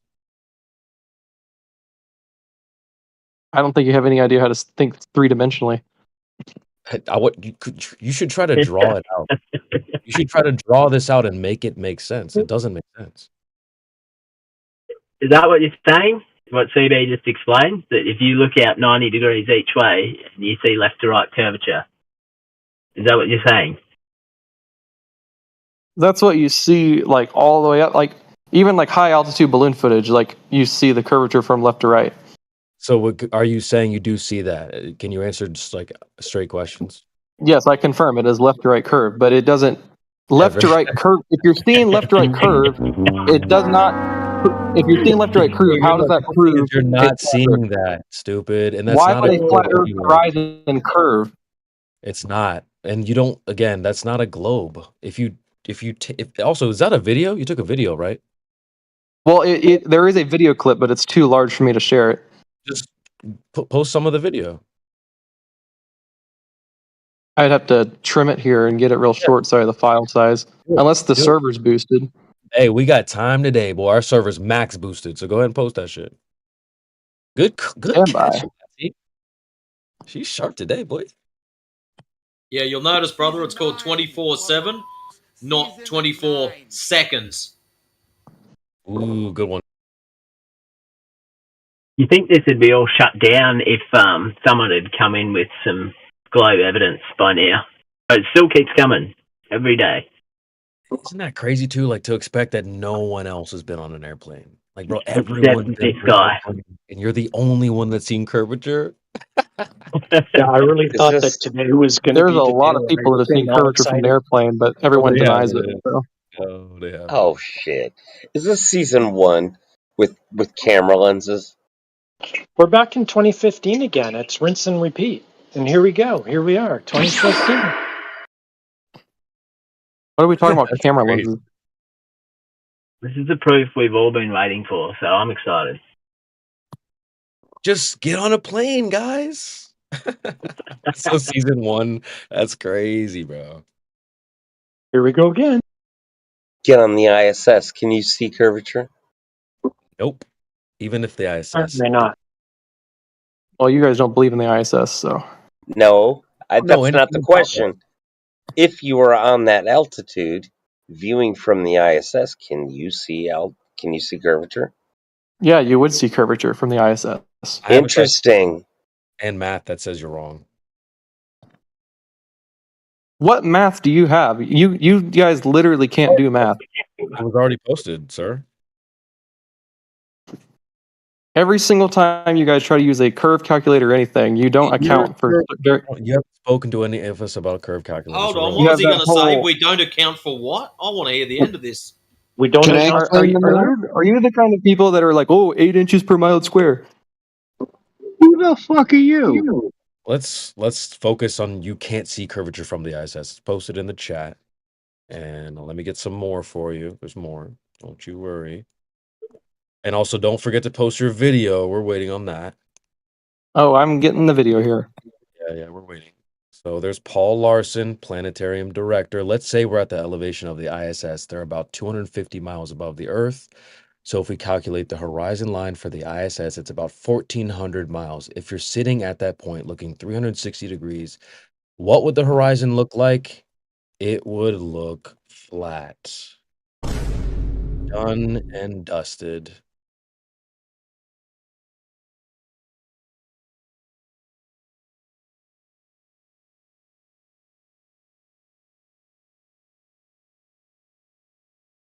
All you flat earthers say this and that. Well, we've been sitting in this call for like 10 minutes and ain't nobody said none of that. That's crazy. I'm just referencing other people. Yeah. I'm on Instagram. I'm on Instagram quite a bit, and I see a lot of these wild claims. You believe bots on the internet, facts. I'm on Instagram and I see shit. Yo, remember in season 1, they'd be like, you flat earthers just get everything off of YouTube and social media. And he literally was like, well, I just get all my stuff off social media. I saw Professor Dave on YouTube and he said... Oh, we're so winning. Yeah, get that video. I'm assuming this Discord server, you guys don't believe anyone on the internet. Like, you don't have anyone like Eric Dubay. We certainly don't believe you, Shepard. That's for sure. Facts. A lot of your. I'm not talking about me. I'm just talking about what other flat earthers because I'm referencing social media and stuff. So Eric Dubay, you've got David Weiss, Austin Whitsitt. David Weiss. We just cooked David Weiss for an hour straight. All we want, mate, is we just want someone to measure some curvature. That's all we need. Because it just has to be there if we're to believe this story that we're told about a globe. If it's a sphere, it needs drop over distance. No one's ever done it. You claim to have seen it. That's strange. But anyway, if you can find someone who's done it, or the measurements, or how they did it, what they did, that'd be good. Other than that, you're just clutching at straws saying you can see it when you can't possibly see it from that height. Well, what does the picture show? The picture's not curved, but the horizon literally curves. Yeah, that's a That's not a flat Earth. A flat Earth would not have a curved horizon. Get the video. I don't even. It's trash. If the horizon is am I allowed to have Earth-curved, permission to post media somewhere? Because I don't have like Nitro or anything where I could share it to someone's DM. Yeah, post it in the live stream voice text. if the horizon is Earth curved, why does it change location on a daily basis with the weather? Is the Earth expanding and contracting on a daily basis along with the horizon? You just answered your question right there. It's because of the weather. Different atmospheric conditions make things look a different way. There's no leading edge. So when we're looking at the horizon, we're not actually looking at Earth curve because it's in a different spot now, right? Because of the weather. The physical horizon does not move, but you have atmospheric effects that refract the light and make it do different things. So you can have days where you can have days where you can see things very clear, and then you have other days where things are super hazy and you can't see very far at all. Yeah, duh. So any idea how small your globe would be? The physical horizon does not you got change. there, Shepard, and you lined them all up. You could make a circle really with not so many of those things. I think that the globe would be pretty small if that's real Earth curve. You ever thought about that? Are you saying that the curve in your picture is refracted? The curve in the picture is what? Refracted. Refracted? I never said it was refracted. Oh, so why when it's flat it's refracted? You guys were talking about weather effects on like the horizon and stuff. Yeah, I wanted to And get so back to that because you're saying that the horizon is physical, yet it changes location on a daily basis. So is the Earth expanding and contracting along with the horizon? The horizon does not change on a daily basis. It may appear to look different depending on if you have a very high power zoom lens, let's talk about the Nikon P1000. You zoom in on the horizon, looking at like boats and stuff, and the boat looks like it's floating above the horizon or something.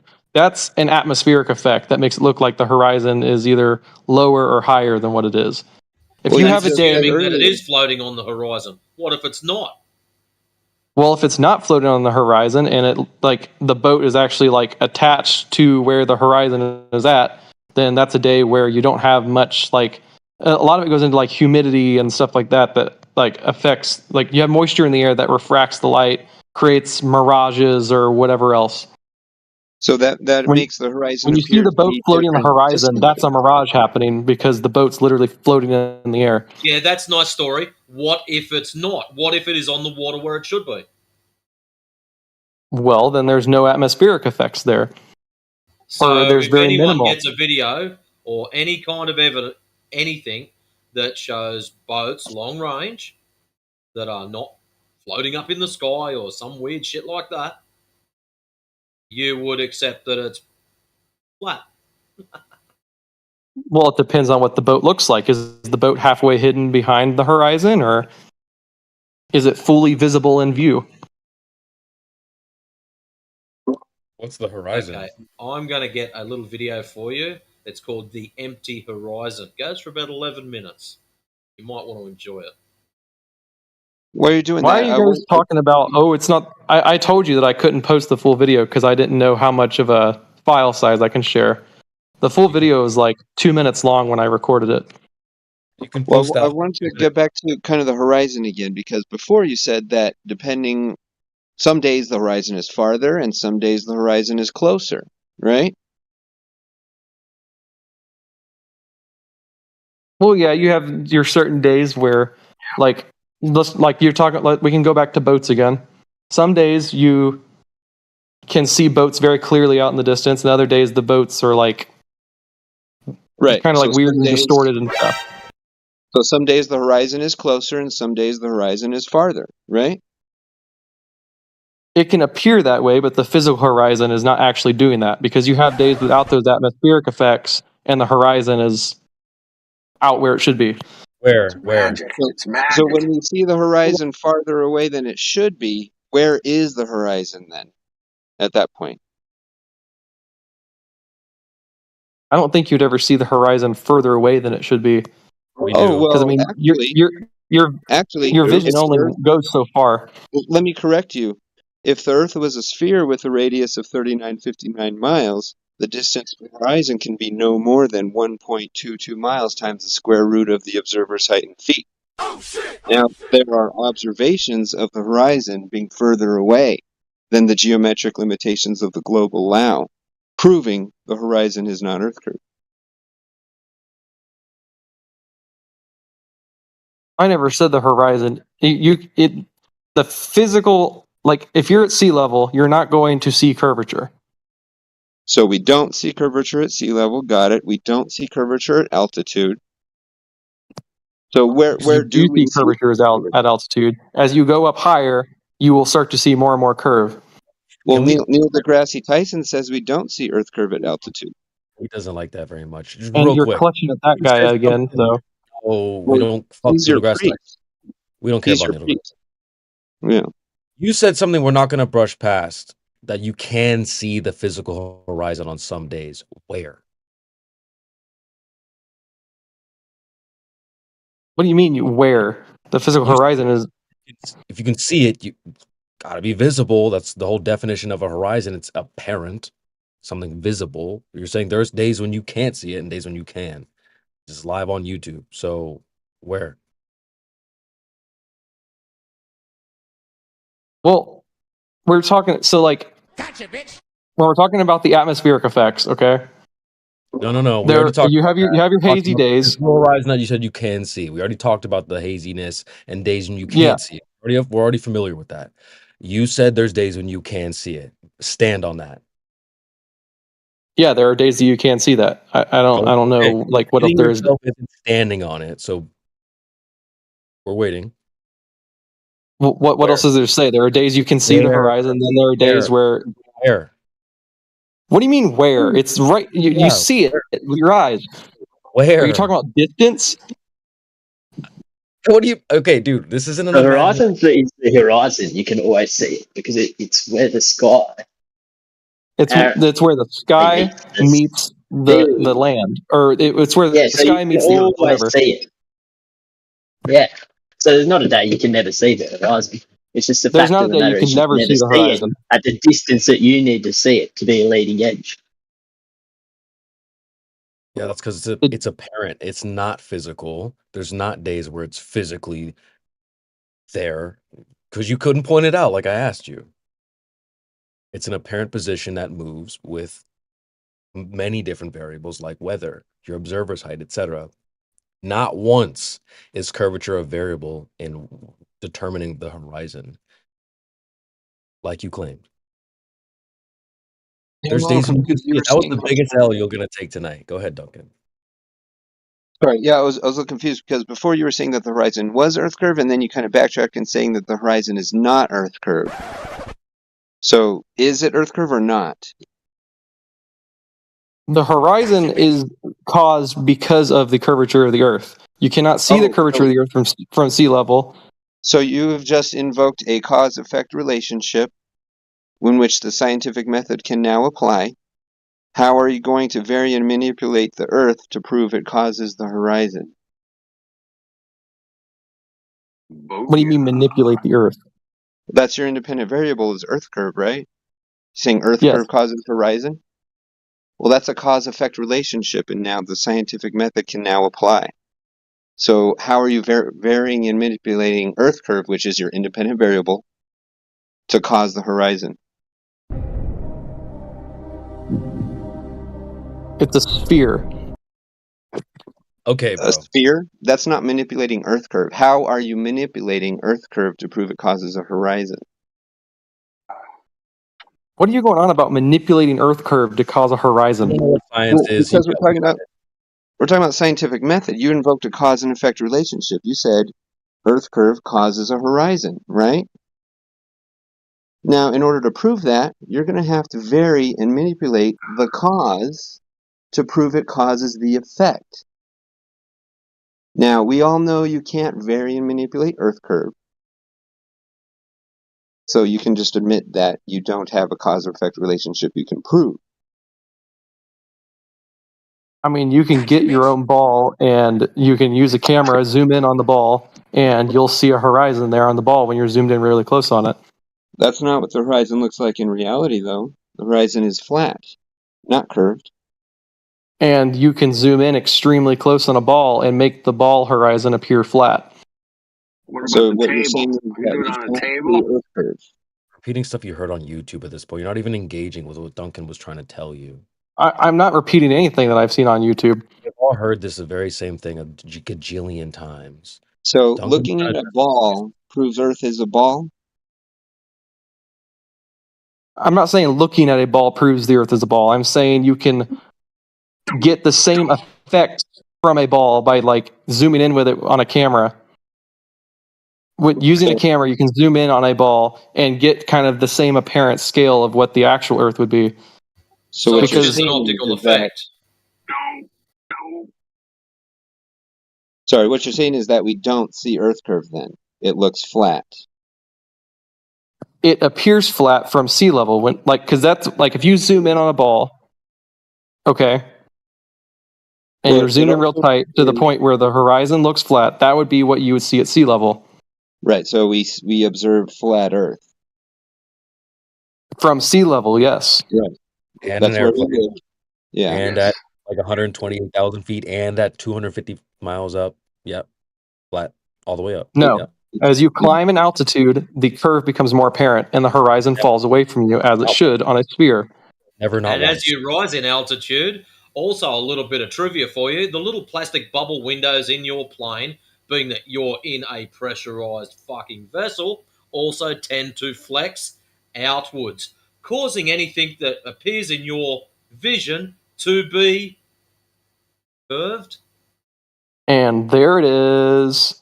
There's what I was waiting for. Okay, it's not like he's wrong. We gave you the math based off of the math, the claim size of the globe, which you didn't know, by the way. We asked you what you said the circumference was 3,000 miles, my dude. Way off. And Yeah, so I admit I was wrong there, but yeah, you're also wrong about seeing curvature at 30,000 feet up as well. That's way the hell off. The Earth is claimed to be too big to see curvature, especially because Neil deGrasse Tyson said so. So you take his word for it. I don't know where you're getting this from. We never supported Neil deGrasse Tyson. We're simply Then why using are you clinging onto his quote? We're not clinging onto his quote. We're trying to help because you clearly don't like hearing this from someone who isn't a globe earther. So we're giving you other people who are globe earthers who would say it. So maybe it'll come through your thick head because clearly the math isn't working. Hearing it from a bunch of other people isn't working. Hearing it from Neil deGrasse Tyson isn't working. So what else do you need? You cannot see curvature from an airplane, period. The Earth is claimed to be too big. I gave you Paul Larson and some math to back that up. What else is it going to take? You're just a religious zealot at this point. I want to see it. I want to see it from outer space, CB. Come on. I want to see it from outer space. You can see it from outer space. Go pay $150,000 to go up on one of the space tourism rockets. 50 grand. I got 150 grand. Honestly, clearly somebody hurt you. Some flat earther in the past scarred you to be like this. You don't have to be a globe. No one hurt me. Clearly, I mean, you're spouting off agendas and rhetoric that we never even presented to you. You're like, well, all these flat earthers have hurt me, and I need to defend myself against them, and they're not even here. It's like you're talking to. I never said that, but okay. You said you were on Instagram talking to bots. You did say that. I just posted in the live stream a lady that took that flight, the Blue Origin you were just talking about. She said she wasn't high enough to see any curvature. So you can check that article out. Check it out. I'll go look at that article right now. It was the claimed math that they showed you of what that it would look flat. It has nothing to do with Neil deGrasse Tyson. Yeah, how do you feel about the math or the observations of Earth curve or the horizon being further away than the geometric limitations of the globe allow? Like that debunks the horizon being Earth curve right there. You know it's Earth curve in the maths, right?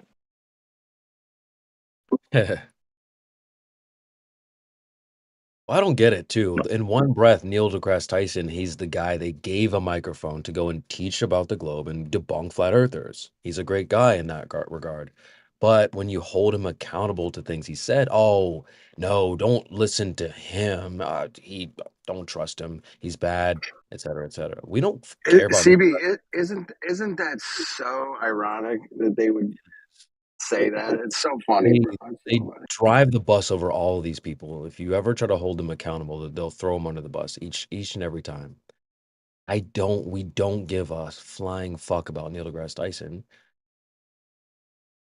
It's not, we're not flat earthers because he said that stuff is flat. That it seems like that's what he thinks, which is crazy. But if you don't want to hear it from our mouth, you can hear it from their mouth, the horse's mouth directly. And G Platypus, oh, thank God. Perfect. This is the perfect. There we go. This is the perfect person to have this conversation with, because we got Shepard in here telling us that you can definitely see curvature from an airplane. And we're trying to help him understand that, even if we're globe earthers today, just wave a magic wand, right? I would never say you can see curvature from an airplane. Never. That's crazy. I don't think anybody in this panel would say that, except for Shepard. Just trying to help you out, buddy. That's crazy. I just don't understand. You guys are in total denial of like the photograph that I've posted. So not really. We're still waiting for the full video, by the way. And GE Platypus, when you're ready, man. I know you're getting yourself a little, getting. Why are you? Well, it's 2 minutes of like the exact same thing. I don't know how like 20 seconds is different from 2 minutes of the same thing. We'll take it, because we're flat earthers. We don't just trust shit off rip like you do. So just go ahead and post that when you're ready. Oh, you don't just trust shit off rip, but then you'll just like go believe Taboo conspiracy when he receives fake information. So, see, you don't think that the globe would be really the actual curvature that you got in that picture? The Earth would be so tiny. Do you not understand that? Like, that's a ridiculous amount of curve. How is it a ridiculous amount of curve? Because it would be a tiny globe. It would be small.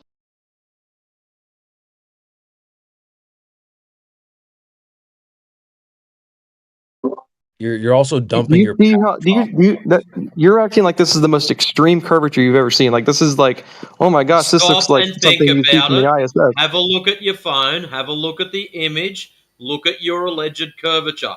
Follow the circle around. You would be living on a tiny little ball that's smaller than fucking Tasmania. Wait, are you saying that camera lenses impose curvature? Is that? I didn't say that. The lens that I used couldn't have imposed curvature onto the image. Why not? It's a 24 millimeter rectilinear lens on a cell phone. 24 millimeters is not wide enough to cause distortion like that. You put an extra lens on your phone? I did not put an extra lens on the phone. It's a 24 millimeter, the standard lens that comes on the cell phone. If you look it up, 24 millimeters is like the standard focal length for any smartphone. What kind of phone you got there? The video that was taken with is called an LG Velvet. So you're broke. Well, since then I've upgraded to a Google Pixel 8, but I'm not an Apple person. You're on LG? What the fuck? They probably got some trash camera on there, man. Like, what's going on? I mean, it doesn't matter the camera because the horizon is not Earth curve. You admitted earlier the horizon is distorted depending on different effects, windows, weather. We showed him the map that the horizon is not Earth curve.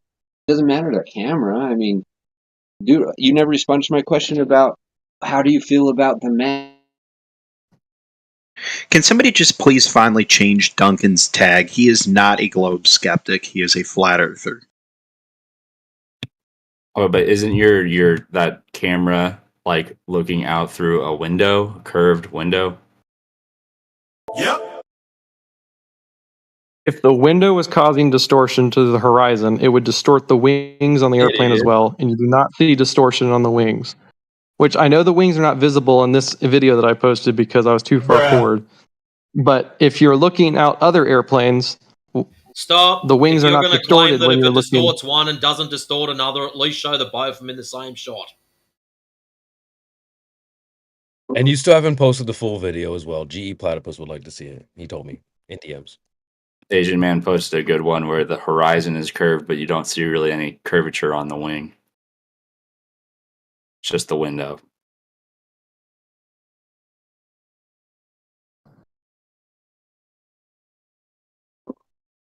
Easy.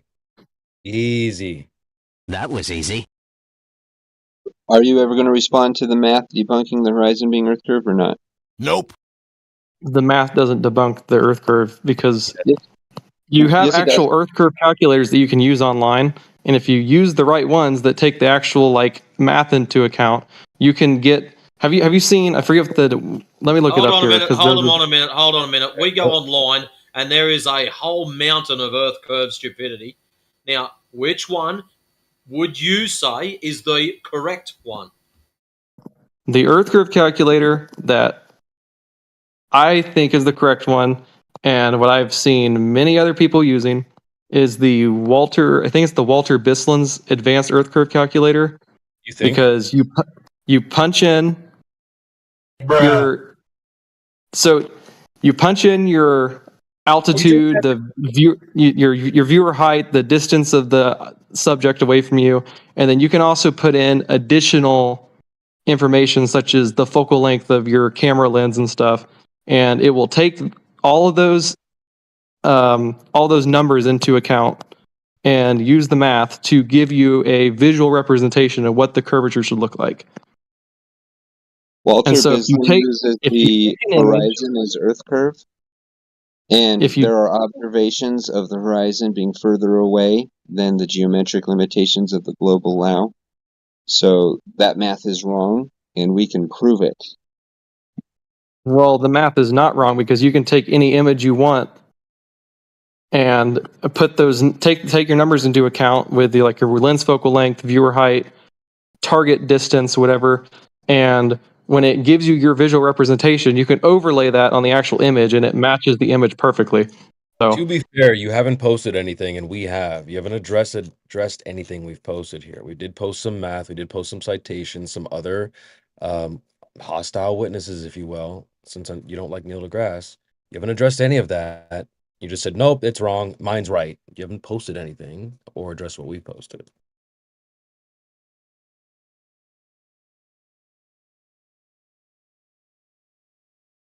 So, real quick, at a 1 foot observer height, how far away should the horizon be?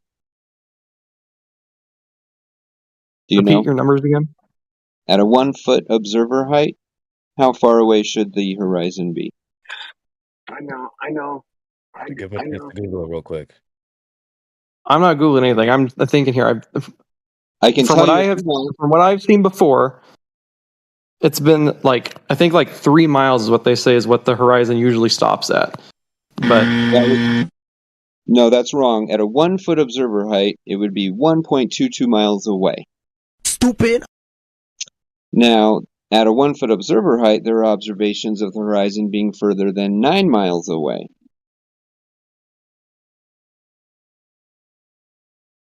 How do you feel about that? well, I've never seen those observations before. Well, if you did see them, how would you feel?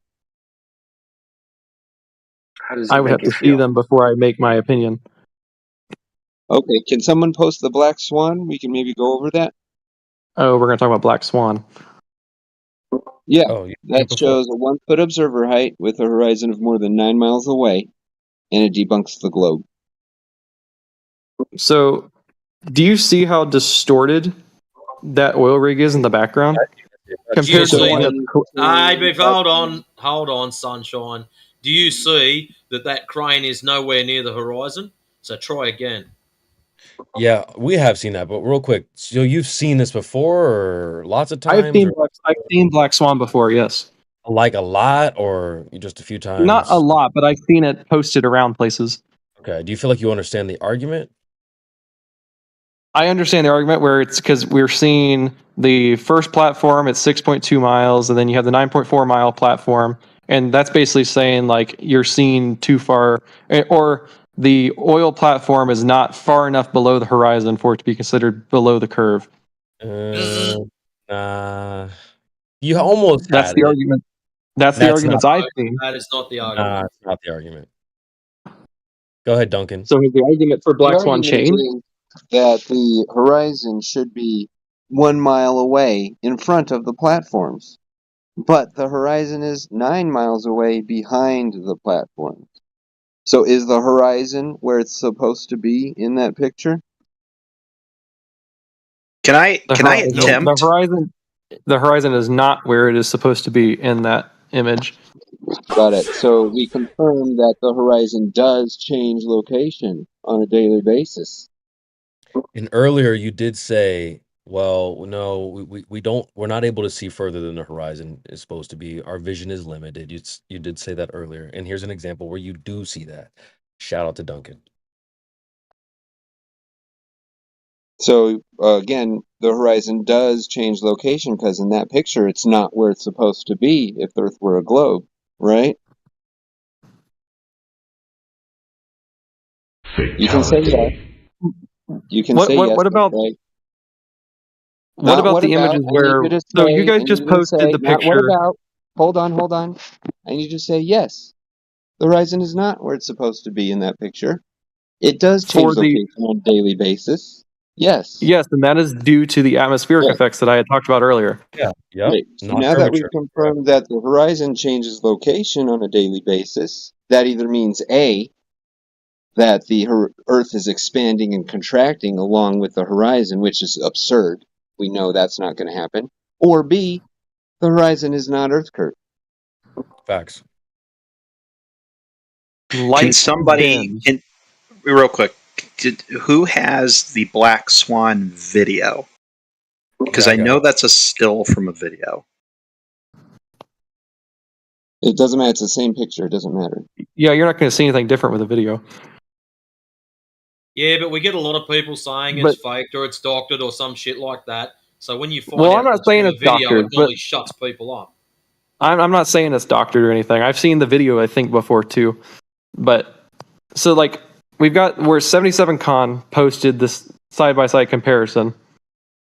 Why is the horizon higher than it should be in the first image, and then the oil platform is higher than it should be in the first image, which is a day with a lot of atmospheric effects happening. Oh my! And then the next image B, is a day with limited atmospheric effects because the farthest oil rig isn't as distorted as the first image, and the horizon is where it should be, and the oil rig is below the horizon. So again, the horizon is changing location. Yes, and that is due to atmospheric effects. You have the atmospheric effects that refract the light. Light bends. That is something that cannot be denied. We know light refracts. So we know that the horizon is changing location due to optical effects. So that means the horizon is an optical effect, not physical. There is an optical horizon and there is a physical horizon. No, there isn't. There's only one. Hold on. Stop the show. Earlier, we asked you to stand on that. I'm sorry. Can I have a question? Just real fast, a question.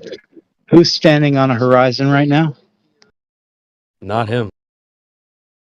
And can you show me a picture with two horizons? I've never seen two horizons before. Yeah, this might be new. You're not getting what I'm trying to say here. We heard you. We heard you because earlier you said it, and we asked you to stand on that, and you never did. You said it again, and you definitely not about to stand on it this time either.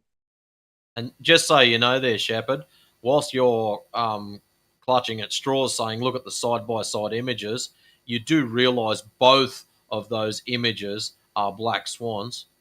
Gotcha, bitch. Yeah, you said how that is there image was B? How is image B a black swan?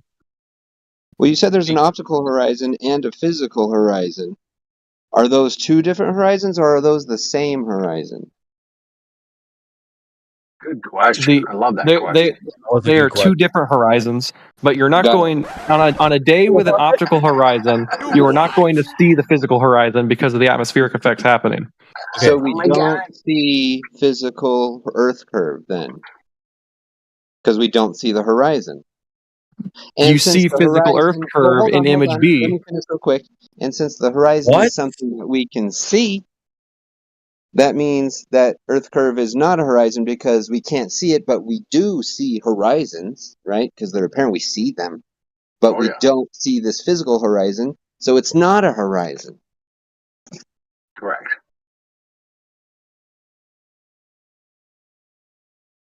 Where you see the sky, you see the water, where those two things meet, that is your horizon. That's what the horizon is. That is a horizon. Is that Earth curve or not?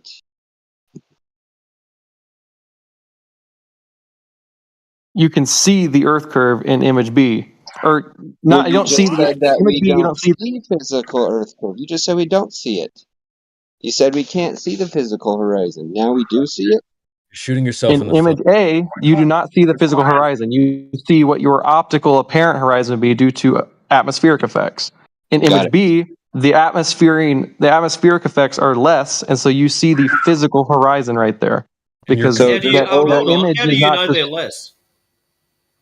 because the furthest oil rig at 9 miles away is not, unless they're two different oil rigs. I'm not sure if they are or not, but the Okay, so furthest just oil so rig you in know, the furthest oil those rig two in the image images, just so you know, those two images are taken from exact same location, 4 days of the apart. same two oil rigs, Same two oil rigs. 4 days apart. 4 days apart. Weather changes between those 2 days. And there was also a 4-foot tide. 4-foot tide. Remember, you're trying to put together the horizon and the curvature of the Earth, and you just said you see the curvature of the Earth or the horizon, the physical one in the picture B. That's false. You even said earlier you can't see it at sea level. This is I'm crazy. not saying that you see the curve from sea level. I'm saying the horizon is caused by Earth curvature. You would not have a horizon on a flat Earth. Oh my god. Oh, back to a cause and effect relationship. How are you varying and manipulating the Earth curve to prove it causes the horizon? Yeah, he doesn't know what science is, Duncan. He couldn't answer the word. I got to disagree with not having a horizon on a flat Earth. And this is the globe earther, by the way, because I know you're probably not looking at Rolls Shepherd. GE Platypus is a silver level globe earther here, so maybe he could help you out a little bit. You said you He's can't an see OG horizon on the globe earther, man. That's OG wrong. globe earther. That's wrong, dude. So It would you might see have- all? Would you see all sky or all Earth? Don't go quiet now. What are we talking about? The thing you just said 2 seconds horizon? ago. We're You talking can't about see the a horizon on horizon, a flat Earth. Focus. And we do see a horizon on flat Earth because we measure Earth as flat and we still have a horizon. I'm not understanding this disconnect between the physical horizon and the apparent horizon. Where does that confuse you guys? It's not confusing. There's more than one horizon? This is new. Wait, you agree There's with him? that not. there's two horizons? There's not two horizons. You have days where I mentioned the atmospheric effects. Oh, dude, you literally guys, we're live on YouTube. You said there was 2 horizons. You don't see 2 horizons, but you have an optical horizon that you'd see on days If with more we can't atmospheric see effects. the horizon, What then are it's the not a two horizon different because a horizons? horizon is something we can see. So it's not a horizon if we can't see it. So what are the two different horizons? Like, there's one on the left and one on the right. Like, what should I do here to go and try to find them? Duncan, I got a simple little experiment to try and explain this to you a little bit better. If you'll indulge me for a moment. An experiment like science? Well, it's something you can do. It's super easy to do. You can even Are we do it talking in your about kitchen. science or no? Hold on, Duncan. Let him cook. Sorry, go ahead. You ever notice that when you look at something that's underwater, it doesn't appear to be in the place that it actually is? Right. Do you know what I'm talking about? Right. Mm-hmm. Okay, so I would argue to you that when you look at that object through the water, where you see it is its apparent location, because that's how the light is getting to your eyes. But its actual location, where it physically is in fact in a different spot relative to where it appears to be through the water. Its That's physical the same location thing is going on. different than its apparent optical location. Right, and the physical one doesn't change. Like, it doesn't matter what it doesn't matter what the atmospheric conditions are on a given day. It doesn't matter what the weather is like on a given day. The physical. Hold on.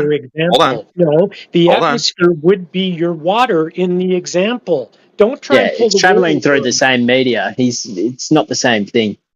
There's no angle of incidence. You're just conflating these two little No, quote unquote experiments with they what don't we're need to actually be. observing. No. No, you are. The atmosphere and water don't have to literally be the same thing.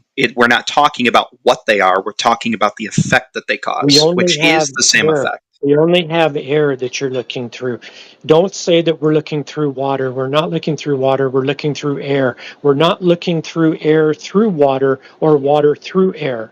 Okay? Is the air We're just ever looking capable? through Hold one on. atmosphere thingy that you got going on there, which is a whole oxymoron in itself. Atmosphere. Okay, is it possible for gas to change the direction light is traveling? Yes. There you I go. suppose that it is. It is. So we're talking about the same thing. It's a different effect because you're talking about a spoon in a glass, but we don't get to see the whole glass with the spoon in it. We're only looking at what we see when we see her when we see the horizon. No. I was being no. There's also a distinct difference minute. between the two media. There's your glass of water separated by the glass in the water, and then you're outside of that. Then you're looking into that glass, and that refracts that. Right? When you're looking out into the atmosphere, where is this angle of incidence occurring? You might have gas particles that you want to consider water per se, but where is that change? Where's that barrier that it's going to go through to do the same effect? The atmosphere is capable of holding water, is it not? Vaporized water cycle. You have water droplets, very small water droplets. Like water vapor is essentially like a bunch of really tiny water droplets that are in the air. And as light passes through that, before you go too far, so how would you ever see anything without refraction? Because you have days with more humidity and you have days with less humidity. So the there's more always a little humid bit it of is, the more water there is in the atmosphere, the more. So you'd never be able to see anything. Is there a day where it's just zero? There are days with zero humidity. Probably not there at the ocean. No, probably not. No. So you never see physical location. You account for refraction in your Earth curve calculations. If you use an Earth curve calculator that does not account for refraction, you're not going to get the right results. How much? Well, how are you measuring Hold it? on, Douglas. Hold on. Sorry. How much refraction do you account for with your Earth curve calculator? It depends on the day. It depends on your conditions. Okay, so let's just say we've got an extremely bad day. How much refraction would you account for? What the hell is an extremely bad day? Could you be more vague? Shut up. A day of extreme refraction. How much would you account for? So normally you would be able to see 2 miles, for example. On a bad day with refraction, you can see X. I want to know what X is. I'll be back in 2 minutes, but I'm going to put my hand in the air and say I personally do not know how to calculate refraction like that. So I cannot answer that question. I was asking our other mate down the bottom. Isn't it just a sliding scale until you need it to be where it is? I don't know. Most of them do that, yes. Pretty sure that's how it works, yeah. It goes from, 7/6R to infinity or some bullshit, isn't it? You can just make it work. That's the trouble with it. The issue with the 7/6R is it only takes you out to a radius of about 4,300. So, which is what, 1.3 times or 1.6 or whatever it is. which is bugger all. So it's less. I think even from 1 foot observer, it's 7/6R. It takes the rate the distance to the horizon to point 1.3 instead of 1.22. Because when T-Dub was having a chat with AI, not as in human, but as in artificial intelligence, chat GPT, extreme refraction was 1.9 miles at 1 foot. So even that's extreme. That's extreme. So even then, the Black Swan still destroys anything any of these globetards can conjure up. Well, first you'd have to prove that the horizon is actually at 1.22 miles in the first place. That's the issue. They're never going to be able to do it. Yeah, how are you measuring Earth curve in the first place without any refraction? If there's always refraction, how are you measuring it in the first place? I do find it a little. I find it a little suspect that these observations are always intentionally done over bodies of water. Okay, so where else would you do? So platypus, right? Can you prove to me that the horizon is at 1.22 miles? I don't believe it is. I don't think that's actually the most accurate calculation to do. To Okay, where is is it then? Okay, where is it? The correct one? Hold on, let me go pull it up. Because it involves math that There's no physicality. It's all just apparent. Wait, I want to know if he's got a different horizon. He must do.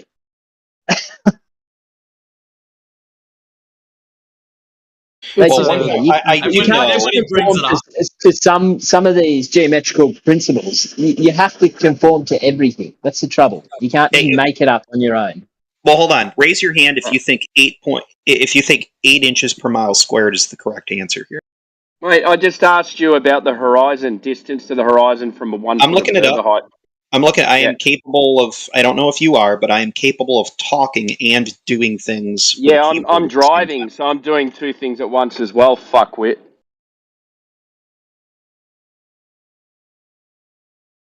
And I'm working. I just want to say fuckwit too. You want to act like a smart cunt? I'll fucking rip your beak off, you fucking stupid platypus cunt.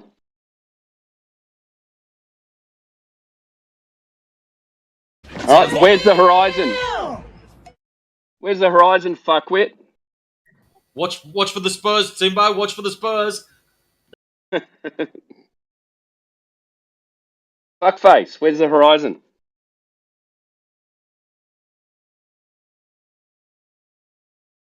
Which one of us are you talking to? Damn. Platypus. Not you, man. You've been alright. Kind of. Oh, hold on a second. As I said, I was capable of doing two things. Yo, what's good, gang? Finding it very difficult. Oh, he's a woman. He can multitask. Well done, platypus. Yo, my God, they got to get to the dishwasher. You feel me? Platypus, where's the horizon from 1 foot observer height? Back to the kitchen type shit, man. Oh, I don't know how to do this math. Oh, you don't know where the horizon is. I just kind of look up and I see the horizon. 21. You stupid. Isn't that funny that you say the horizon is not at 1.22 miles, but you need to look it up Type shit. to actually work out where the horizon is. So you don't know where the horizon is, Yeah, but you you fucking say that pussy. I'm wrong. All right, You fucking pussy. Why are you trying to tell him you're wrong? Bacon, just reel it in. My bad, man. I got a little anger management. Fuck you, Bacon. The 1 foot observer height is not like a commonly known thing. You have like your average height, like let's say like your eye height is 6 feet. Okay, That dude. is like so, that is like all right. known to be So like the horizon is 3 miles. The question, right? I asked the question, what is the distance to the horizon from a 1 foot observer height? Do you know why I asked that question? It's because the math makes it easy. Because the square root, the square root of 1, or sorry, this 1 squared is 1, Squaring, right? yeah. It makes the math easy, right? There's no square root. It's a geometry problem. You're measuring a triangle. Oh my god! Here we go. Did Triangles you have not flat hear him sides. correct himself? Triangles have flat sides, not curved sides, so triangles prove Earth is flat. Okay, yeah. Can you? Who was that talking? Can you give me the equation for the distance to the horizon, please? I was wondering the same thing. It's your elevation. Mm-hmm. Yep. Mm-hmm. So you have to have your elevation accounted for. Yep. No, So- I want the equation. The equation. I'm giving you the equation here. I'm giving you like the variables you would plug Alright. into the equation to create your triangle to get your measurement. Yep. So what's the equation? So your elevation, Mm-hmm. Yep. 1 foot. the height, Yep. the height of your eyes. No. The height of our eyes are at 1 foot. That's what we're doing. It makes the math So the easy. height of your eyes would be at 1 foot. Your local elevation would then be. Your local elevation would then probably be 1 foot if we're thinking of like a camera here. So like the eye and the elevation would be the same, 1 foot. Yep. So 1 foot. Yep. That's what we said. Yep. Mm-hmm. So. Yep. Go ahead. And then the distance between your feet and your eyes. A foot. A foot. Which would then be a foot.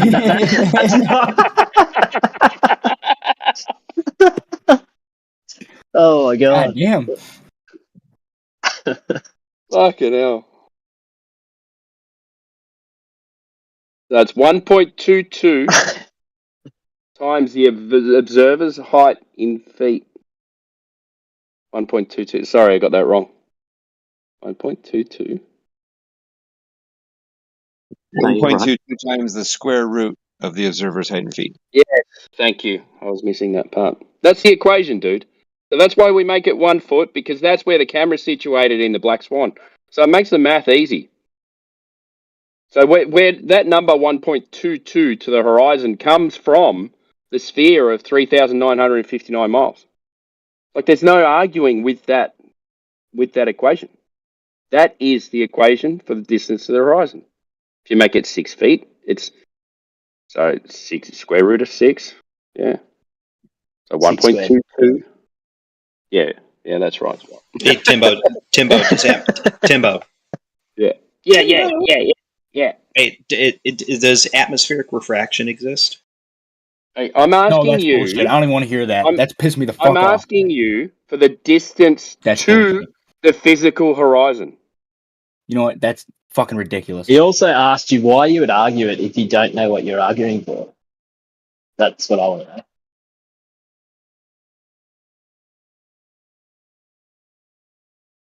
So you came back, you went away to search for the distance of the horizon, you came back and asked me if atmospheric refraction exists. Well, no, somebody else was talking, so I didn't say it out loud, but I typed it at 2:29. I believe Yeah, I found the like I said, I'm driving, man, so I'm not really looking at right, that. Yeah, that's right. You're the one who's driving.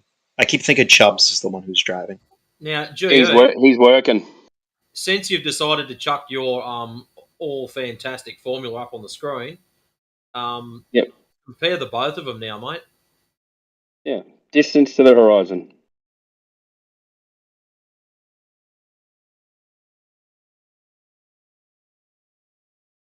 I don't know what a cosine is. So you just put in the chat, right, a formula that you don't understand.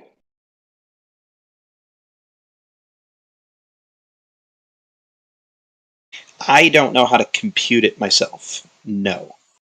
Why don't you just put it in a fucking Earth curve calculator then? Because you guys don't accept the Earth curve calculators.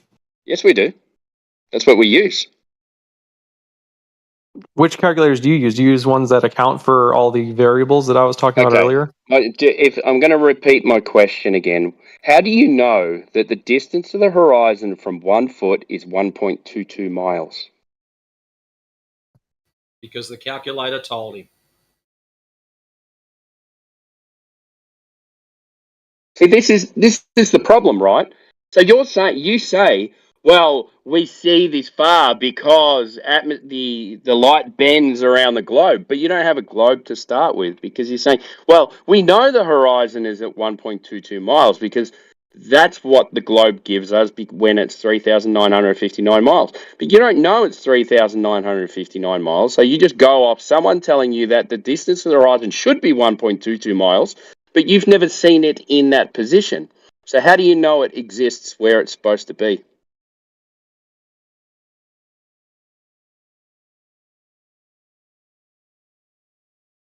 You don't. I'll answer for you. You don't. Black Swan stole that from you.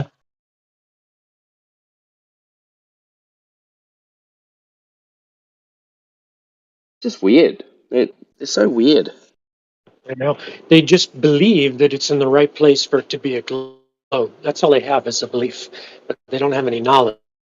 Yeah, it's just arguing because they've taken a position. I mean, I could say the same thing about position your of belief of consensus. a firmament, your No, well, belief you of an can't ice say wall. the same. You can't say the same thing about us because we don't claim a horizon, a physical position of Earth curve.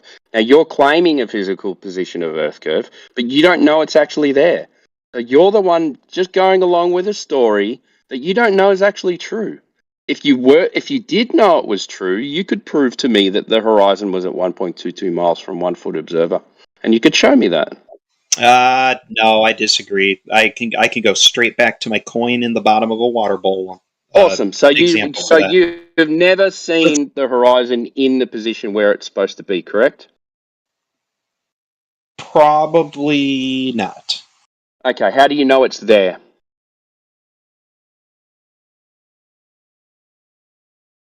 Because it must be there. Exactly. Because it's got to I'm going fit on your mute. mathematic model. That's the only fucking reason. Again, this is the best way I can put it. It's the coin in the water bowl. I don't know how to just from looking at it. It's through just the not water, very good. You need to come back.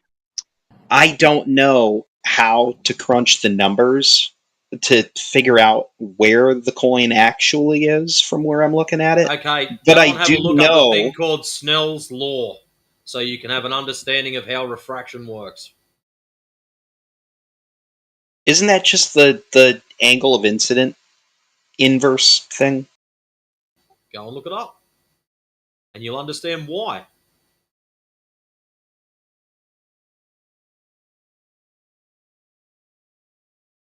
And you'll also understand why we laugh whenever someone comes here and goes, refraction.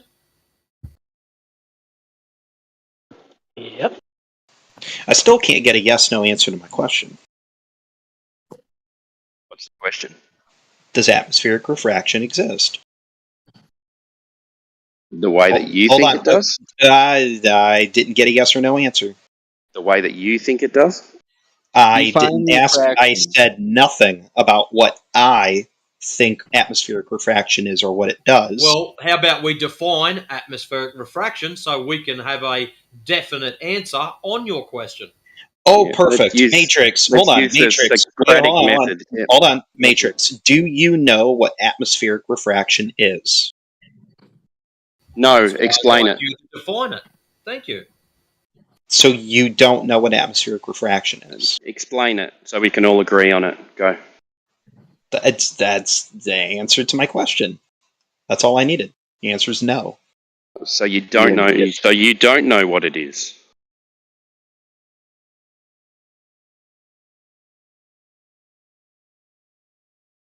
He asked you the question. He shouldn't have to answer it.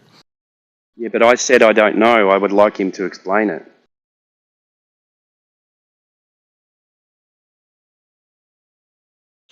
I'm actually reading Snell's law right now. I know I've read this. But you're reading to explain to us what atmospheric refraction is. No, I'm re-educating myself on what Snell's law is. Can you? I don't know what it is. Can you please tell me?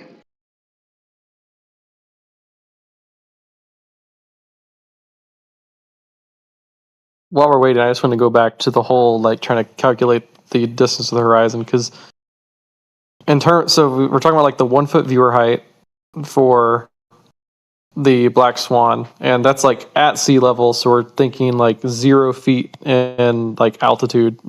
Your elevation is 0. Your elevation 0 feet, but your actual height would be 1 foot.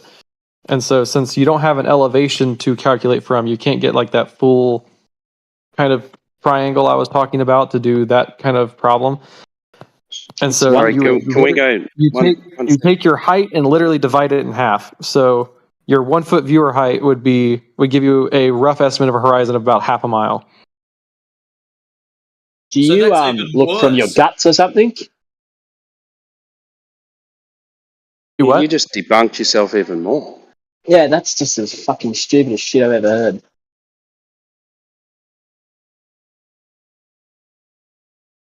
So the horizon should be at half a mile, not 1.22 miles. Thank you. Again, the globe gets smaller. Cool.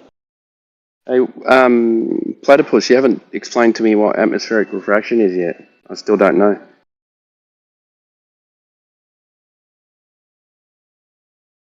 It's refraction caused by the atmosphere. Yeah, but can you explain it to me in numbers and stuff like that? So how they quantified it? So I don't believe this. I'm sure someone's going to tell me this is an incomplete explanation of what refraction is, but refraction is just the way light changes as it goes from one medium to another medium. Okay, cool. So what's the two mediums then? Different kinds of, not different kinds, air that has different properties. Air and air. Do you measure those different properties the whole way along that distance, or what's the go there? You just have a stab in the dark until it works out, or how does that work? Is air the same the whole way across? No, of course it isn't, and you know it's not. Well, yeah, I know that, but so why? Well, how are you going to work that out? You know that? It's unquantifiable. Hey, GE, how about you scroll up to 19 minutes past the hour and have a look at that lovely little picture there? And that's how your air would have to behave in order for you to see around a ball. Oh, goody, Matrix. So when when air is over the ocean or a large body of water, this is how it structures itself with its temperature changes and its humidity changes. No, it that's organizes how it in would have to vertical structure column. itself in order for your beliefs to be correct. Really? Why don't you try doing that drawing again, except you make them horizontal layers? Are you telling me that light is always going to stay in the same layer? Why wouldn't it? You're only at 1 foot of elevation. Think about it, mate. That's where you've just unstuck yourself. Yeah, but according to your math, there's 8 inches of drop over the course of a mile. There should be 8 inches of drop, which doesn't show. There's your problem. There's no drop, and we're at 1 foot of elevation, so you can't claim there's any differences of air density because of its elevation. So you've just shot that out the window. Air does get less dense with elevation, and you know at that. 1 foot. Okay, so from you tell me where these density changes happen. At 1 foot, constant 1 foot, how much change would there be? Oh boy.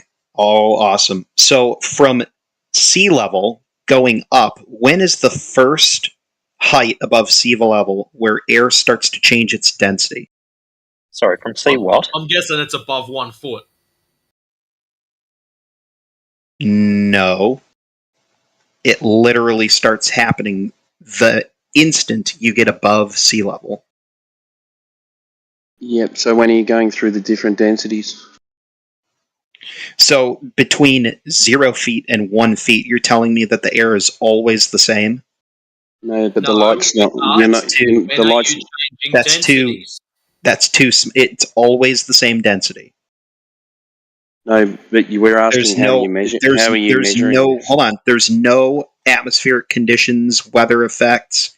There's no temperature gradients that will subdivide that first foot into smaller groups. You just tell us if we can, if we're going to shoot a laser at 1 foot, is it going through horizontally? Is it going through different layers of vertical density?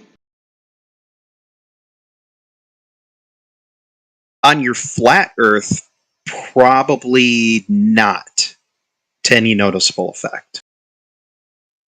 On a curved Earth, Yes. Okay, where's the curved Earth then? You're standing on it, my guy. No, because I asked you before. I said, how can you prove to me that the horizon is at 1.22 miles? If you can prove that, then we can agree on a globe.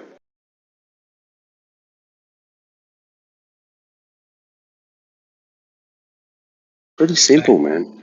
Back to begging the question. We need the globe to prove the globe. Oh no! Well, with the black swan, if you have like this gradual density increase, if that's what you're saying is bending something, there would be like this gradual, like the horizon far in the distance, there'd have to be more refraction taking place than the stuff closer to you. So there'd be a gradual density increase going out away from you. It has nothing to do with like height. Well, unfortunately, whoever picked that specific location to do the black swan image, you may tell me I'm wrong about this, but I don't believe, other than the 2 oil rigs, there's no land mass, I don't believe, beyond those 2 oil rigs. Hold your socks, campers. If you look to the right-hand side of the actual video footage, there's a peninsula or something that sticks out. Yeah, you beat me to it. 27 miles away. Yeah, you beat me to it. I was already trying to find the video someone posted to watch and see if there is at a different point. The only reason they don't use those is because they're a little bit blurry, and people like yourself will go, whinge, whinge, whinge. It's blurry. It doesn't count.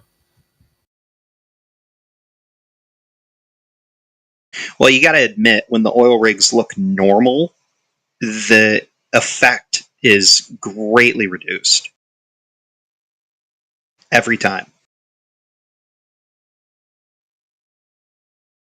I'm amazed that you can't at least admit that there's a correlation between those 2 things. They're both black swans. Either way, you're going to shoot yourself down. So pick one. Enjoy the show. Yeah, that one takes it out if to it's an observation, hold on. That one takes it out to 60,000 miles, the radius of the Earth. So on your flat Earth, which one of those images is actually showing the horizon? What horizon? The physical horizon. Which one's that? Where's that? Is that the one Is that at 1.22 miles? or what? That's the question we're asking. Which horizon is correct on the flat Earth? Well, there isn't one. It's just a visual representation of what your eyes see. So it's where let's bring it up again. So it's where the land or the sea and the sky. Hold on. Where the Did sea you and just the sky, hold on? Where the Did you sea just and the sky establish? appear to meet. Did you just Here we go. This is going to be good. Hold on. GE's just going to fuck himself up here. Go for it, GE. Did you just establish that you don't see the horizon? You what? No, I said so we're talking about 2 different things, yeah? You said, so which one is the horizon? And I said, there isn't one.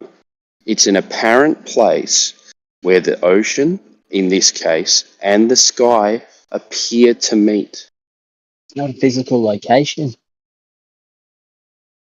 See, that's the definition. issue. The whole It's point an is optical effect. you can never say exactly where it is because it's apparent. Oh my god. Interesting. Oh, how the Globers forget.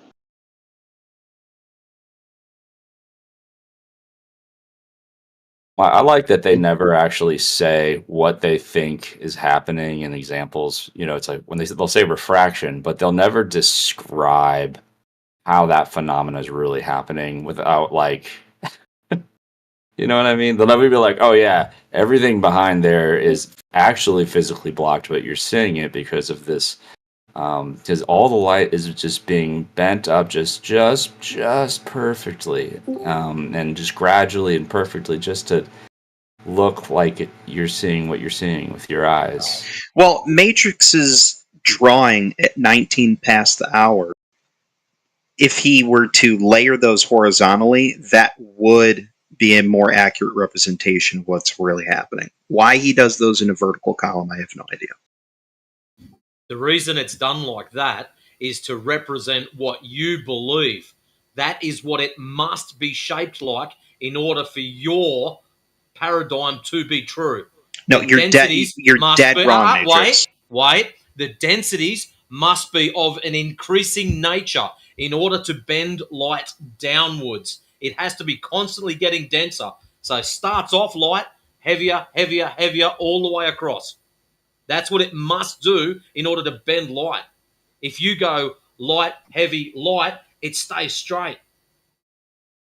And we're looking horizontally, not vertically. Or just bend once if there was only one Okay, so- change. That's why so it hold has to on. continually change. Oh, humor me here for a second, Matrix. What happens because clearly the Black Swan footage is being taken at the end of the day. There's clearly twilight going on, or at the beginning of the day, one or the other. That just tells me you know nothing about the argument because the picture is video footage and it's one frame of video footage which has been lightened, which gives it that yellowish tinge in order for you to have a clear view of the horizon. Does it describe that in the video? And I've just never noticed that. Video's a different color. Go and watch it. Is this all you have to do to be a silver globe earther? It'd just be stupid, I know. Fuck, we should just give it to everyone. No, I'm gonna be honest with you. I'm having an off night tonight. I'm usually more on point than this. It's been a weird day. You don't have to tell us, brother. We can clearly hear that. Yep. Platypus is fun. He's fun. Well, get your shots in tonight while you can, because I am not as defensible as I normally am.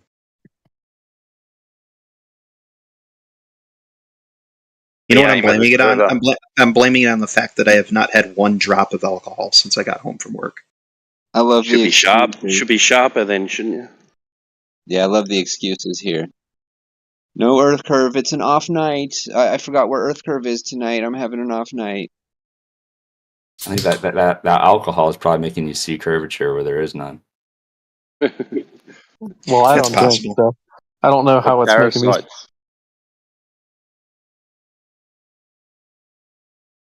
Would be parasites.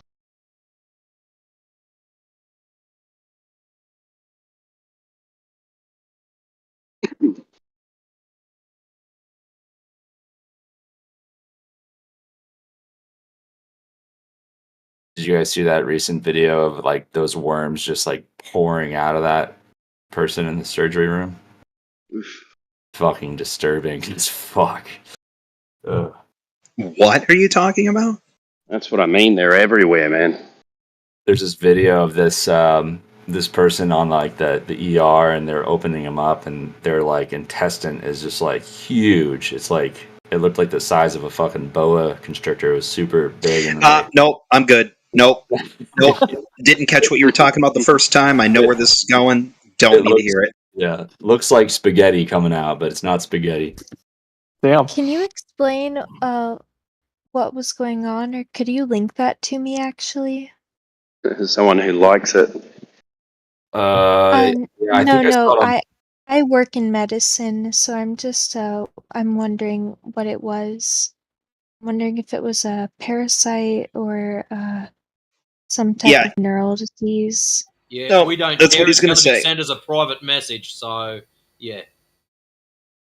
Yeah, Please just don't send it post as that in like here. a private message. Don't send it in here. Don't send it in the server, please. Yes, Just please don't. send it to me. Like on Yeah, I my saw it in a profile, live stream. please. I'll see if I can find it. I remember you, Dr. Juicebox. How are you? Hi, I'm doing wonderful. It's wonderful to be back here. Well, you're so kind every time I come in You're here. a lab technician or something, aren't you? A biologist or I'm a clinical laboratory scientist. I specialize in hematology, immunohematology, cytochemistry, molecular diagnostics. so like blood and my shit. Yeah? Yeah, but my scope of practice also covers parasitology. And right now I'm looking at going back to medical school so I can become a pathologist. So I'm just trying to, I don't know, Nice. expose You think myself to it's- everything. You know it's flat? pathologists the ones that their whole gig is figuring out exactly what is causing something, like getting to the root Yes. cause? Yeah, so pathologists, they do a lot of grossings with different like anything that gets taken out of someone during a surgery. They're looking at it under a microscope and notating what morphologies they're seeing. So it's really like you don't have to work one-on-one with patients. You're in a room alone with a microscope, which is what I love to do. It is the introvert's medical profession. Yeah, for sure. You do chemistry though? What is who's your laboratory's chemistry analyzer supplier? So right now we use the Cobas, and I hate them. They're the worst machines ever. Their probe is constantly having issues. I was a field service engineer for Beckman Coulter for 5 years. Oh my gosh. Wow. Yeah, we're Sysmex users for our hematology analyzers. No, see, I did. We did the DXH for hematology for smearing, and the DXC for chemistry, and then Beckman Coulter bought out Olympus, which are the really big ones. Those are the I think they do 1,500 tests an hour. Mm. Yeah, and then we also have a couple of Telecas, I believe, too. That brand I'm not familiar with. When I was doing it, the three big heavy hitters were Siemens, Beckman Coulter, Oh yeah. and Olympus. And then we bought out one of them. Sorry, totally derailed the conversation from Flat Earth there. I apologize. I don't run into anybody online that works in a chemistry lab very often. That's super interesting conversation. Thank you for that. And sorry for derailing the conversation as well. You're all right. You were here the other night, weren't you? I try to pop in every now and then, whenever I have time. Yeah, I just remember your voice from a night or two ago. I can't quite remember when it was, but cool that you came back. Right on. Yeah, I love this Discord. Yeah, y'all are always super nice, and I love learning from y'all, so it's good to be here. I recognize your voice, but I'm a bit disconcerted that there's no tag attached to you that actually says whether you're a Glober or a Flatty. I'm totally flat. Got it. Yep.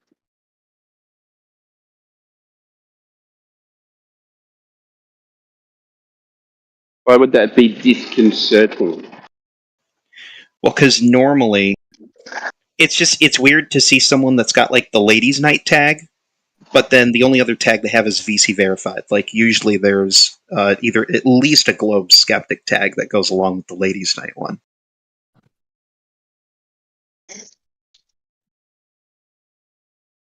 True. Join us. Rebellion being weird in the chat.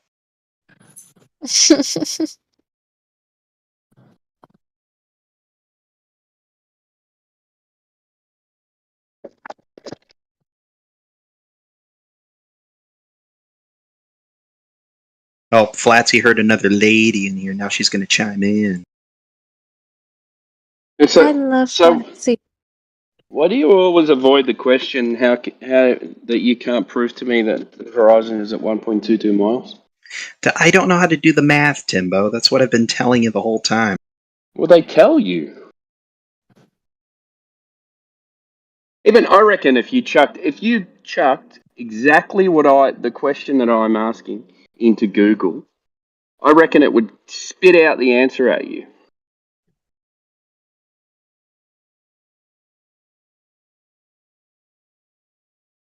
Type this in. How do I know that the horizon is at 1.22 miles from a 1 foot observer height? See what answer it gives. I bet you the answer will be, well, we know the Earth is a sphere of 3,959 miles. And if you do insert this equation, the distance to the horizon will be 1.22 miles from an observer height of 1 foot.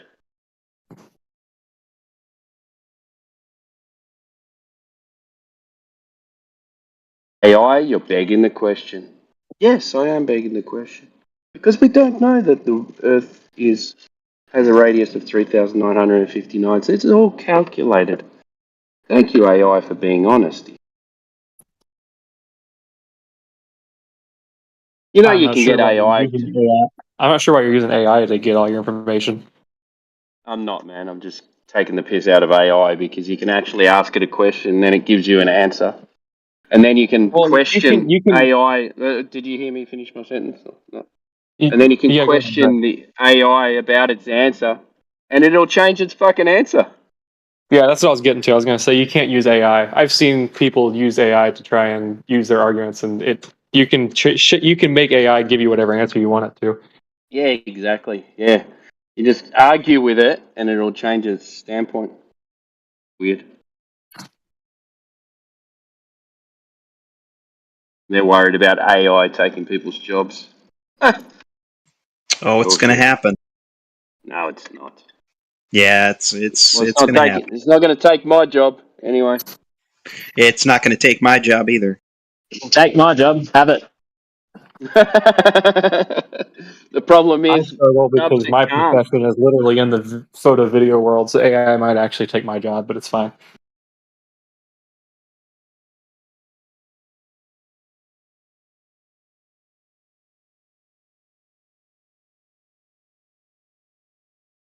Are you 100% sure the Earth is a globe?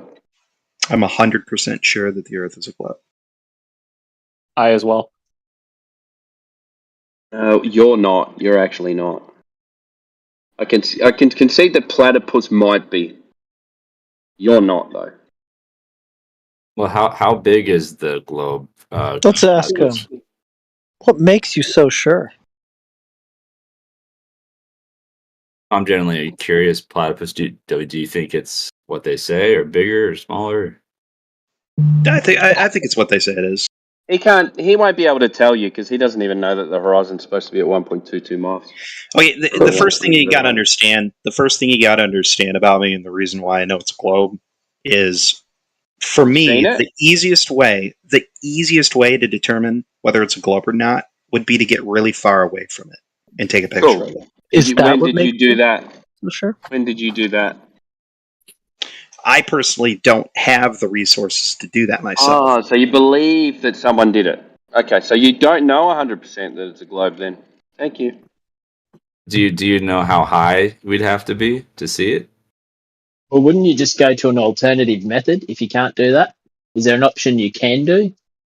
Measure the surface that you live on. Well, hold on. How about that? It's difficult. That's too hard. You're shitting me. You can't do that. No, it's difficult to answer that question because I need to know the dimensions of the flat Earth. No, you don't. Does it go on? Does it go on? Dimensions of the flat Earth? I do. You're just trying to falsify your claims of the globe. That's all you need to do. If that doesn't stack up, then you don't have to worry about what dimensions of a flat Earth are. It's just a flat horizontal plane. You just need to prove that it's 3959 radius. That's all you need to do. Well, and if that doesn't stack up, it doesn't work. Sorry, Heretic. Yeah, he gave certainty for the globe without those dimensions. He was less sure of those, but he was certain that it's a globe. Now all of a sudden he wants to flip it on you that you need the dimensions to claim flat when that's not even his standard for globe. But Platypus, I want to know how high do I got to go to see the globe? How high?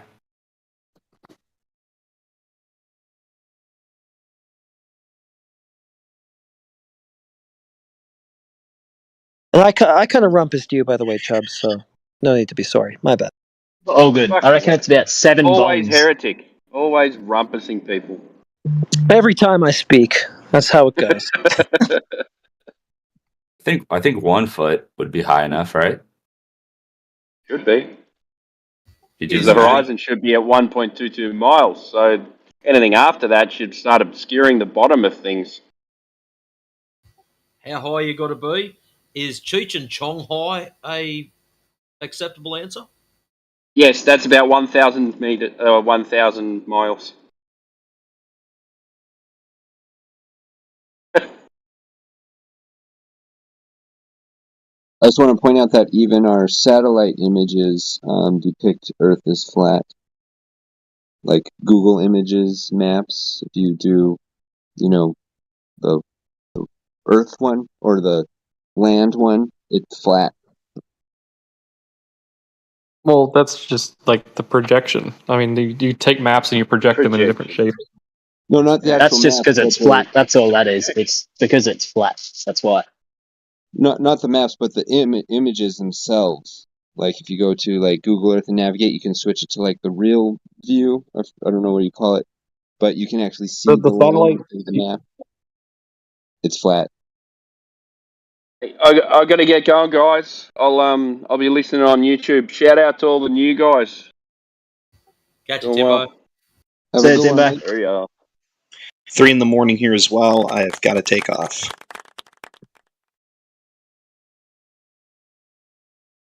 So that's it. That's all See the you, globe. Platypus. Well, someone's got to say goodbye. See you, mate. I will admit, I think Platypus and I both picked a really bad time to join in, just because of how late it is. Because now, no matter what, if we leave, you guys are going to say that we just like chickened out. So No, can we're come back not. and play We realize that people No, leave like- voice channels for reasons besides chickening out. No, Oh, that's full explanation, because normally I'm in here at around midnight, because that's when I get home. I think But- you just took an L because of what you said, not because you're leaving. No, Yeah. Pretty much. Okay. Is it just a room full of guys at this particular moment? Are there any ladies No in idea. here? It's all bros. Just Let's say it, down. man. Behave yourself. Like, I don't know what happened, but like I clocked out of work at 11 and I'm halfway home. It's a 40-minute drive, and my girlfriend who works first shift should be long asleep. She's normally out 9:30, 10 o'clock. I get a text message on my ride home saying, "How far away are you?" I'm like, 20 minutes. Why? And it was immediately followed by all kinds of sexy emojis. whoa. Which is fine, except she's literally never we've dated 10 years. She's never stayed up this late to Wrong number. like do stuff. So what you're saying is That's unfortunate, Platypus. We've got to change his name to G.E. Platty Got Some Puss. Sorry, brother. You've just had a revelation. No, it's fine. It's funny though. No, but it's weird because I had an incident like this like a week and a half ago. And I don't know if it's like, what age does the average person get to when they finally have their midlife crisis? Is that around 36? Because we're both 36. 38 or 40-ish, but that sounds about right. It's just weird. It's weird, and that part of my brain that sits there and goes, "Okay, yeah, this is cool, but something's going on. This is atypical behavior." Well, if I could be honest with you, it sounds like she's may have been getting some on the side and is now kind of hot for it some more. So that's just my opinion. So here's the deal. For reasons that I'm not going to go into, I am 99.999% certain that my girlfriend has never had sex with anybody other than me in her entire life. As certain as you are the globe?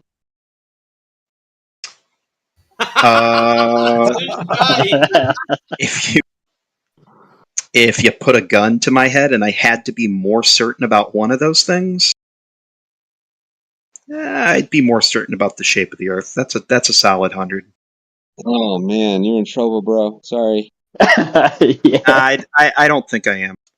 First of all, I don't think she would jeopardize living in the same house with her 3 children and myself over something like that. Oh no, your stepdaddy bucks? Your stepdaddy dollars? Damn it. I have no idea what you just said. You better, anyway, Platypus, you better get going and get ready, mate. You're in for it. I'm in for it? No, dude, I'm explaining why I was on an hour and 45 minutes later than I normally was. That was the point of the story. Oh, so you already finished? Yes. That's why I got home at midnight, for Christ's sake.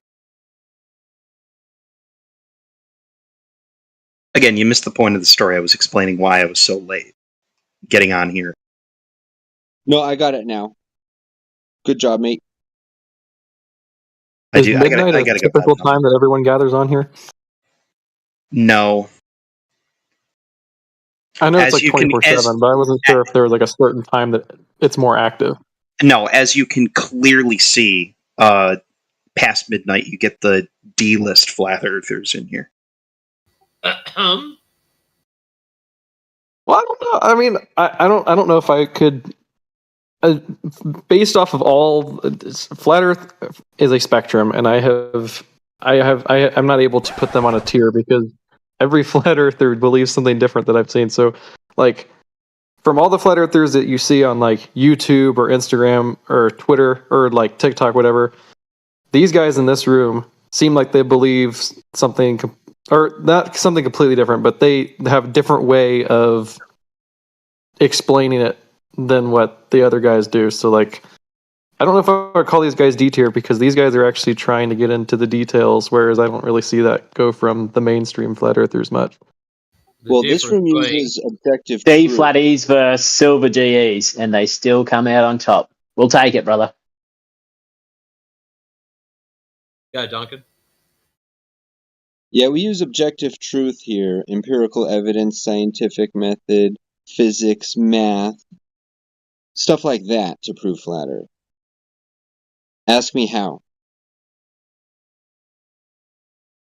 Well, it's really easy to access all of the equations and math and everything on the internet. The internet is a treasure trove of information. So it's just a lot of it goes into just kind of like your, I don't want to say biases, but like you got to make sure that like the information you're getting is like from a reputable source, and then it's like repeated across multiple sources, the information you're getting. Because I have seen people in the past. Yeah, you have a just kinda bias. find- You don't have a reputable source. Guys, I don't can you have hear me reputable now? sources. We're basically just leaning on geometry. So if that's whatever that you want to call that, then Well, you can yeah, call that yeah, I'm bias. not- But that's just plain and simple. Yeah. Like, I mean, is The that how point I you was get the trying to information? You go, who's this source? Are they reputable? And then how do you verify that? Got to put my mathematician hat on to work this out, but you know, we'll call that biased.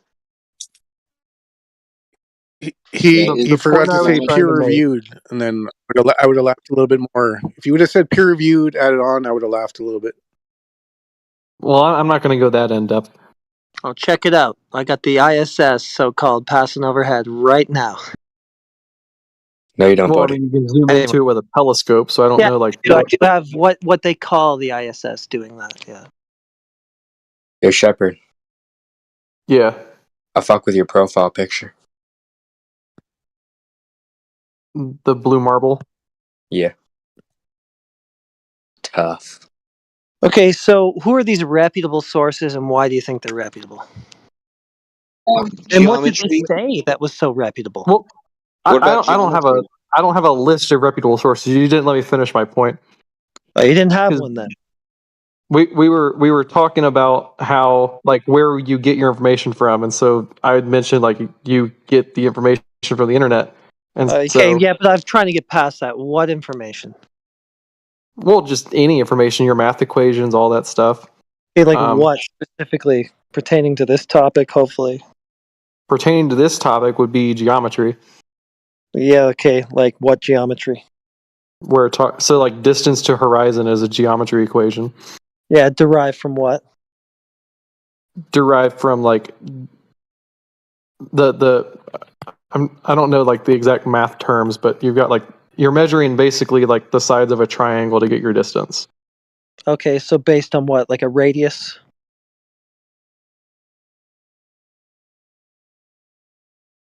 I mean, you got a ball, right? You're working with a ball ultimately, right? And there's some dimensions to go. Yeah, some dimensions to go with that ball. Who worked those out? Are they reputable? Why? Well, I mean that's like one of those things. Like it wasn't just one dude that did it. I don't care who did it. Who's anyone who did it? Yeah, that's interesting. Who did do it? And Is how? Al Rooney reputable? Why is Al Rooney reputable? Don't give him. Don't I give would him have his to do answers. my He research and knows, figure he out knows who that all he has used the done internet and you know work out who's reputable and who's not. Let him go. Well, I'm not going to say that one specific person is reputable or not. I'm just going to say that this is the list of all the people that have done it. You haven't given anybody, let alone a list. Well, I haven't. I had told you I would have to go on and do that research and figure out all You that. said you were 100% sure of this, and you can't even give one person who's derived this information from anything. Yo, heretic. I don't know names off the top of my head. You guys Heretic. can't just expect someone to have all this information like You right don't have there ready. anything. What about the method? How do you measure the radius on a globe, for example? Yo, How do you heretic. measure the radius? Yeah, Well, this isn't a personal call, bro. No, I have to ask you a question. Like, can you like give my pal Wick VC permission? Let's take a look at him. Go ahead. He's a globe earther. Let's see what Wick does. What happened? Oh yeah. dear. I believe in the I'm- flat Earth. Yeah, they're just gonna try the 3-man tag team where like I'm gonna try to save him. When you got him on the ropes, I'll jump in. I'll be your white knight. Right? Yeah, I That's mean- what you guys want. Well, I'm not asking for any help. It's I'm okay. trying to figure it out I'm trying to figure it out on my own. Yeah, we're having a conversation with Shepard right now. I mean, others are kind of welcome to tag in when it makes sense, but don't try to, override what's going. Shepard tag me in. If you I'm don't know trying the to get- people that measured globe, do you know how globe was measured? I also don't know off the top of my head how the globe was measured. That's stuff I would have to research. With a ruler? So would you like me to tell you? It wasn't with a ruler. Would you like me to tell you? No.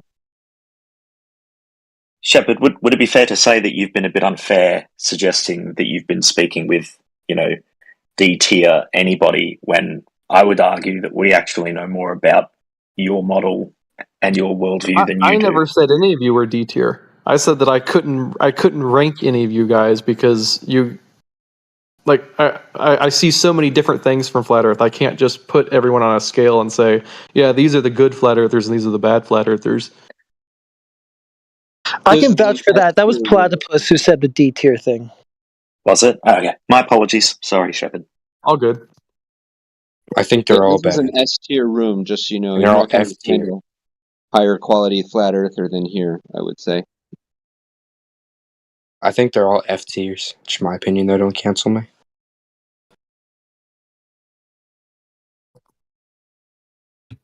All right, I'll get right on.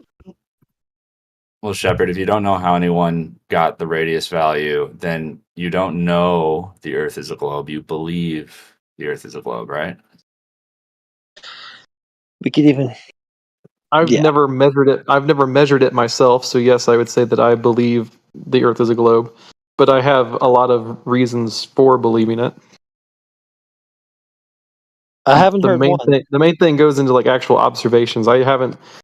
For my whole thing, my big thing with believing the globe is like observations that have been made, like with cameras with your eyeballs. I've never really looked deep into the math like you guys are doing. What observations? Where do you see Earth curve? Hey, Heretic, I'm not sure if you're here earlier, but Shepard said he can see curvature from, what was it, 30,000 feet? I don't think it's what he Plane? detailed. Talking about like The photo that I had sent and had posted was above 35,000 feet Can I see from it? the window of an airplane. That's the physical curvature of the ground that you saw from the window of the airplane. The physical curvature, you can see it in the image, yeah. Are you sure that's the curving Earth, or is it some sort of optical effect, maybe caused by the curvature of the lens or the window? It wouldn't be the window or the lens. So it has to be the ground. It wouldn't be the It's the three ground. layers in the window, the 3 layers of material in the window? No? I've already been over this. The windows don't distort like that. Really? Those windows aren't curved at all? They've got I 3 don't think plane layers in windows them. are curved at all. There's an inside and an outside and a middle piece in them. There's 3 layers to Did you them. just prove it like causes curvedness? Like stop asking me. So no refraction suddenly? I mean, the light is passing through multiple media, right? It's going from air through that curved window. Well, refraction is not going to curve an object. I didn't say it was going to curve an object. That's my entire point, is that the object in question, which would be the ball Earth, is not necessarily what's actually being pictured, but an optical effect. It's not an optical effect because the lens I was using was not it's not a wide enough lens to distort the horizon. Alright, so take the wide angle lens thing out of it, even though all lenses do impose some amount of distortion. But anyway, you could just take that out. What about the All window lenses itself? have distortion at like the very extreme edges of the image. It's not all the way across the image. Okay, what about the window itself? The window itself does not distort like that. How do you know that? For the very, you just got to think about like your close objects. Like I can, when you're not flying over, I can take like, say you're flying over like the Rocky Mountains or something. You look out the window, the mountains don't look like they're like distorted when you're looking at them up close. Like you don't see like, oh, weird, that mountain looks curved and it looks like it's like really close to me.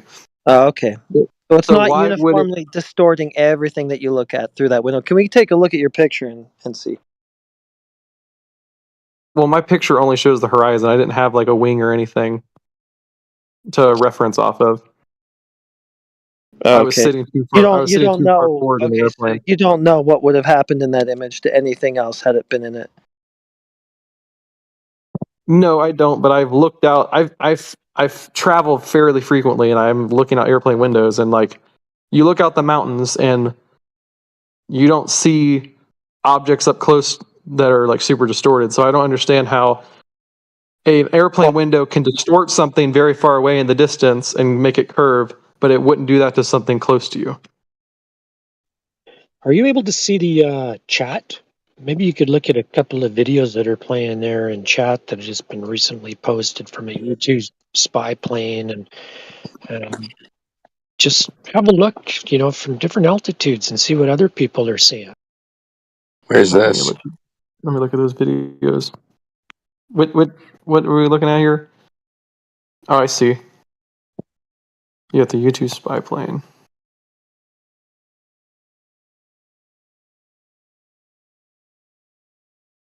And then you have the weather balloon footage that's very clearly been squished.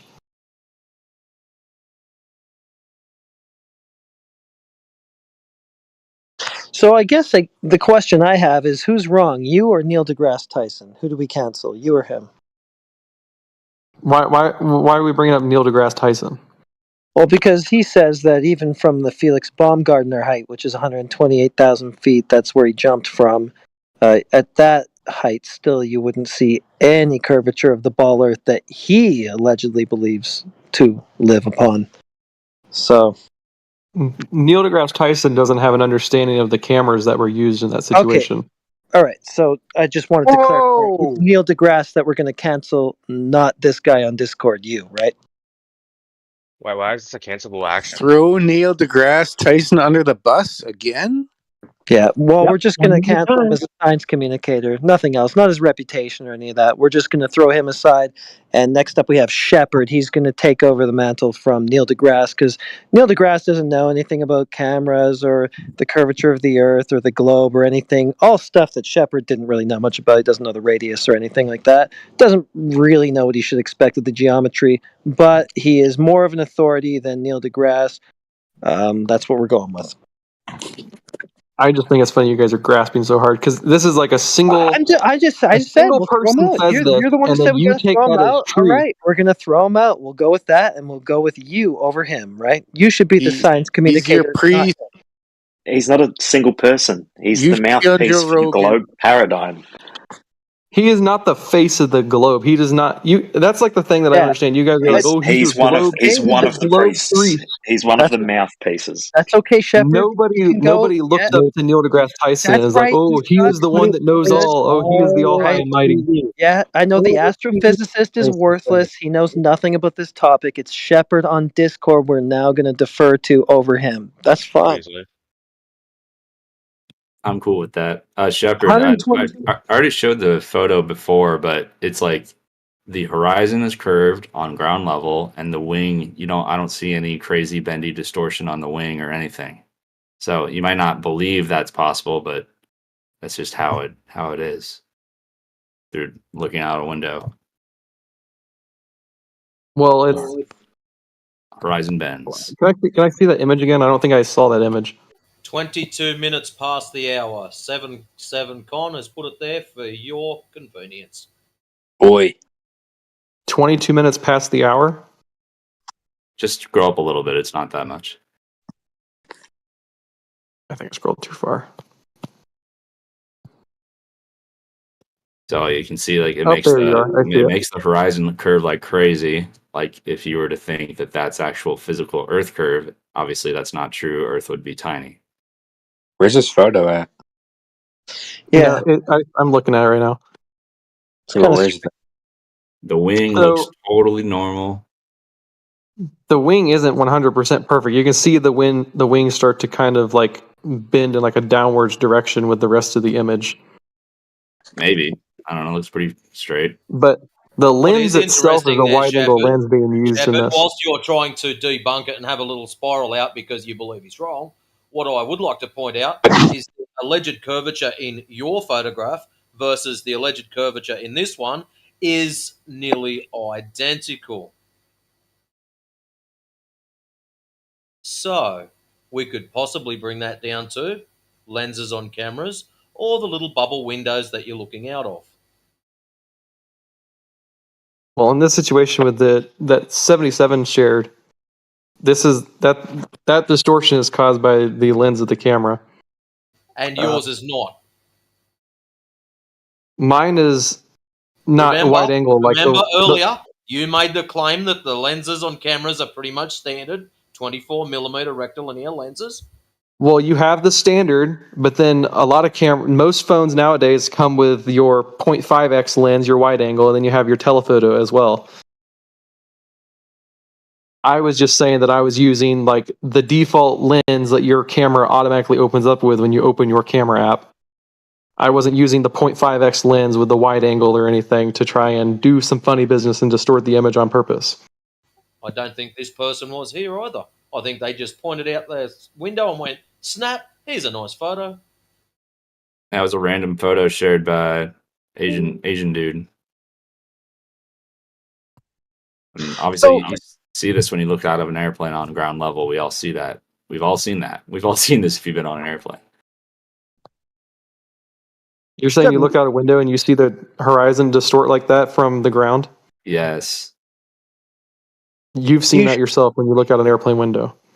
Yes. I remember when I was a kid, I would look out the window and be like, oh, I think the Earth is a ball because I see the curve. And then I grew up. Is that the only thing you have? Is that when you were a little kid, you were on an airplane? Seems to be the only thing you've got. That's all you got. That's why you think the Earth's a ball. Well, I'm not going off of one life experience. I'm going off of flying multiple times in multiple different aircraft. Always Did looking you out even send that window. Did you even send a single picture that you took? The picture that I had shared that I am talking about right now is the picture that I took with my own phone. Can you show it with the wing and the horizon? I bet it'll look identical. So what do you mean? Well, Yeah, with the wing. because before you said, "Oh, the wing's not in this photo," but I guarantee you it's flat and there's no distortion and blah, blah, blah. And I bet you it's gonna look very, very similar. Let's find out. Shouldn't we at least test that instead of just take your word for it? Well, yeah, you can test that, but I Because told you before that Neil I don't have deGrasse a is going under picture. Neil deGrasse is going under the bus for this argument that you're making. You understand? If we're to take you up on it, right? So let's at least make sure that we know what we're saying.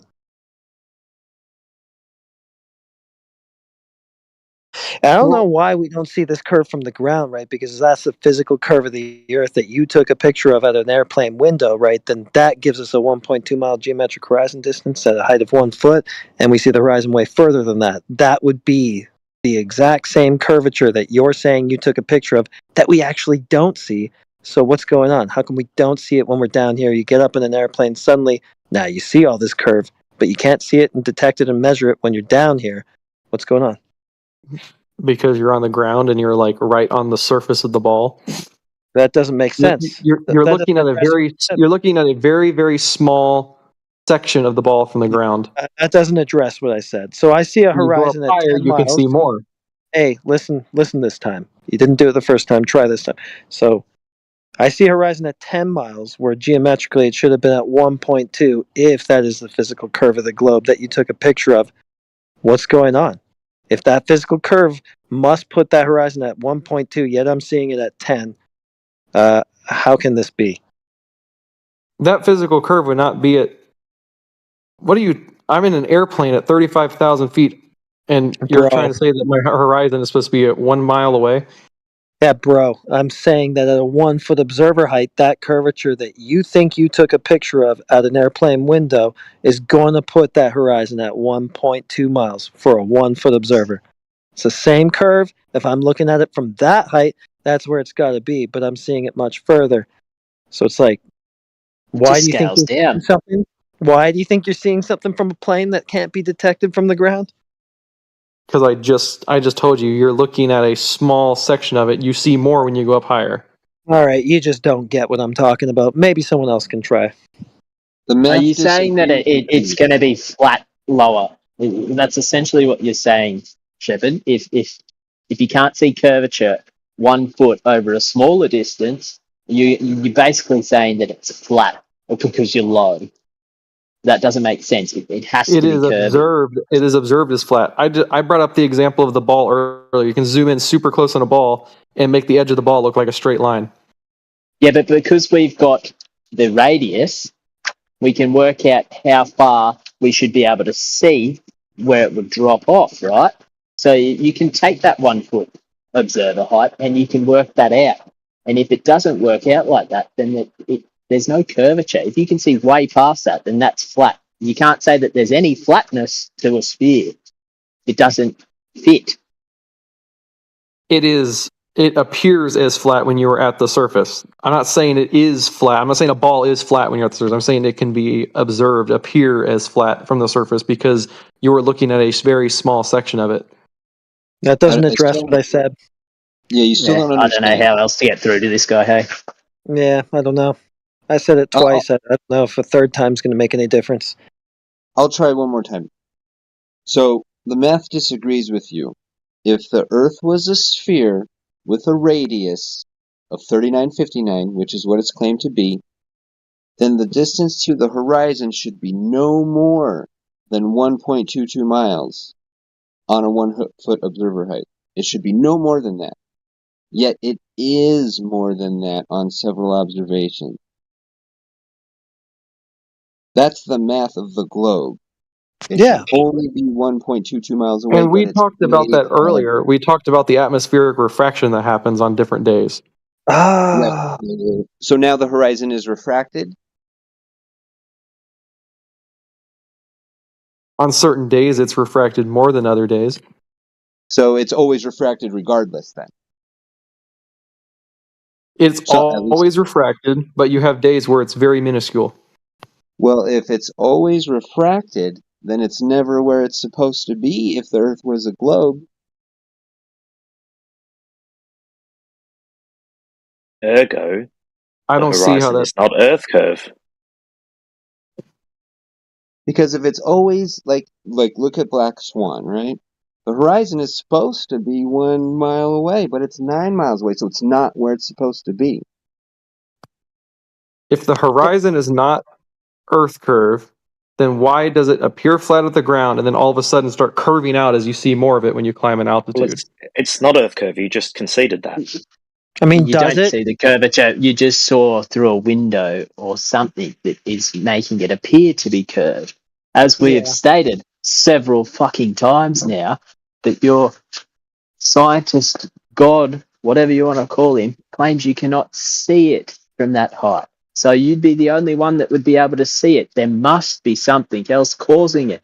I'm sorry to talk to you like a child, but it's very hard to get a point across to you any other way. Well, we can go back to the whole thing with Neil Tyson and talk about the actual Red Bull jump, because he was Neil Tyson. Okay, claims that from that height you wouldn't actually be able to see the curve, but Yeah, from the for camera sure. view you saw a curvature. I agree that it was a fisheye lens that was used to have that wider angle of view. You see a lot of stuff. But if you could figure out the actual camera that was used for those views, and you figure out the focal length, and you can go in and remove the image distortion,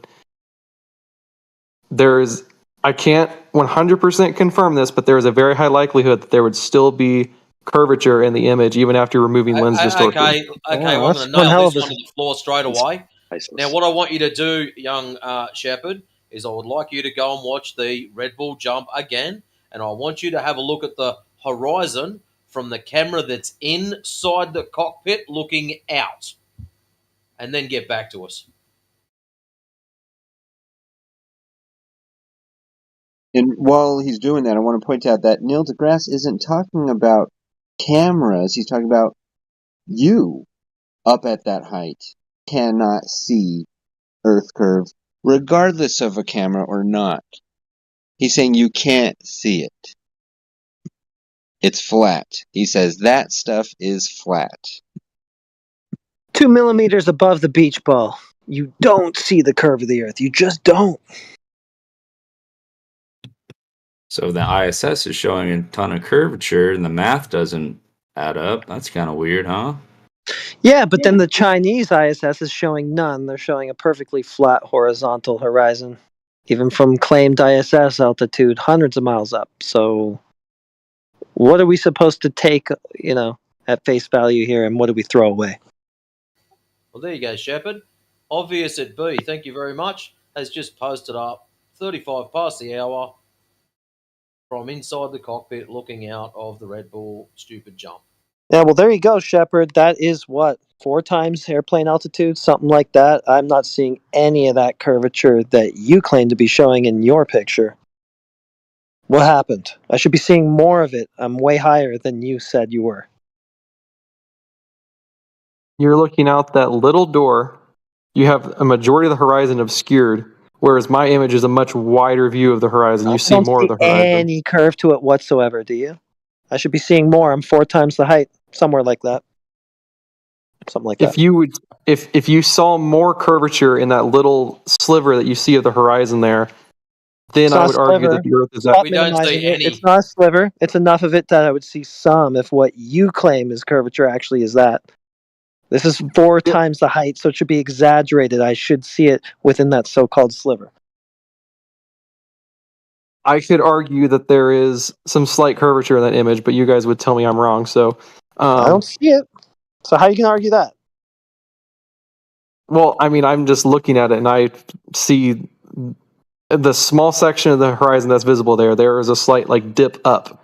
But what I'm saying is, if you saw a more exaggerated curve, then I would argue that the Earth is actually smaller than what they claim. How does something dip up? Doesn't dip mean down? Well, rise up, whatever. Same. Was it? What are you talking about? Was it concave? Concave. No, I'm not saying. If it dips down, it would be concave. You're just pretty much taking my words now and trying to make it sound like that I'm wrong just because I said a word wrong in the sentence. I don't know what you're talking about. I'm trying to get clarity. You see, there's a slight rise up there. I got my words right in the sentence. I got it. Yeah, The all right. horizon slightly rises up there All in the right. center. All right. I don't see that. But you guys will tell me I'm wrong, so I can't argue with you guys. That's something you're saying. I don't see that. Now, So since there's a you bump claim in the to middle? do a wee bit You're of saying- flying, next time you go and grab your little phone, and I'd like you to use your LG again, see how you had your image taken on the top third. I want you to do the same thing, but I want you to use the bottom third to put the horizon on.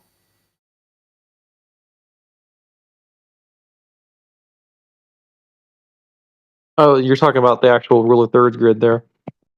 Yeah, you use number one. I want it at the top third. I want it on the bottom third. So all you got to do is just tilt your little phone back a bit and take another picture. Yeah, I can do that. That's doable. I'm not saying I can't do that. I'm sure the result will be the same though. So if that is physical curve, right, and you took a picture of it at a plane just like that, even in spite of all these things we've shown you against that, wouldn't somebody have measured that? What do you mean? Wouldn't have somebody measured that? Yeah, if that curve is just all around us, you can just look at it at a plane window. Hasn't anybody measured that? Why would anybody measure that? Nobody did? Is that what you're telling me? Well, I can't confirm or deny if anyone's measured it, but it's not something that you just look out a window and it's like, oh, gee, I want to measure that curvature there. Oh, really? So I guess the radius value is just made up. Nobody ever looked at it, saw it was a ball, and went, how are we going to work out the dimensions of this? Nobody ever thought to do that.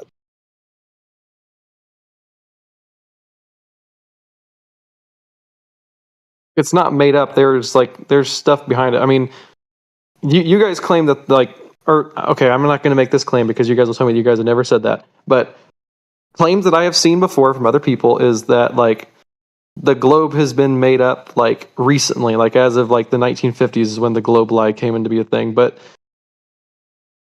humans have known that the Earth is a globe. Even when geocentrism was still a thing, we thought the Earth was a globe at the center of the universe. How? Bullshit. That's what you I am said not they knew 100% sure of. You But said they I knew know it. I'm asking you how. I'd have to do some research, but how can you know they knew it is if you common, don't know it is how? common knowledge that humans have known that it was. It's common knowledge that we don't have the knowledge to know how. Do you know how stupid that You can look. sounds? You can go back. It's to, common knowledge. I don't know. I'd have to look it up.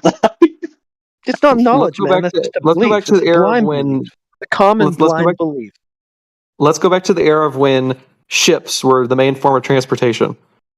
When we're waiting for a ship to come into, when they were waiting for a ship to come into the harbor, they're looking out through their little telescope or whatever to see when the ships are coming, and the ship would always appear top of the sail first, and then rise up over the horizon coming How into you port. got that story is due to the fact that it was before they would use their telescopes and whatnot. So this was before telescopes were invented. No, that you Observer just said height of that around on the 6 foot. surface. I didn't say before telescopes were invented. Yeah, well, this is where it came from. So you're thinking back in the 50s? No. Before telescopes, when shit was more observer height of about 6 foot, things look like they disappear bottom up at about 3 miles. The problem you've got now, mate, is when we grab telescopes, binoculars, high-powered cameras, and all these other cool gadgets, we can see clearly beyond the 3 mile at 6 foot. Yeah. You can see the still thing well observe- past the point. Even it should with your have been high-powered obstructed. cameras, you still observe the ships disappear and reappear. Yeah, bro, he horizontally. just told you that we're seeing the ships well beyond the point they should have been obstructed at, if what you're saying is true. So I'm not coming up around any curve, because that curve ain't even there, and you have to concede that fact when you claim refraction, when we say that geometric horizon obstruction that you say the ship comes over, it's not even there.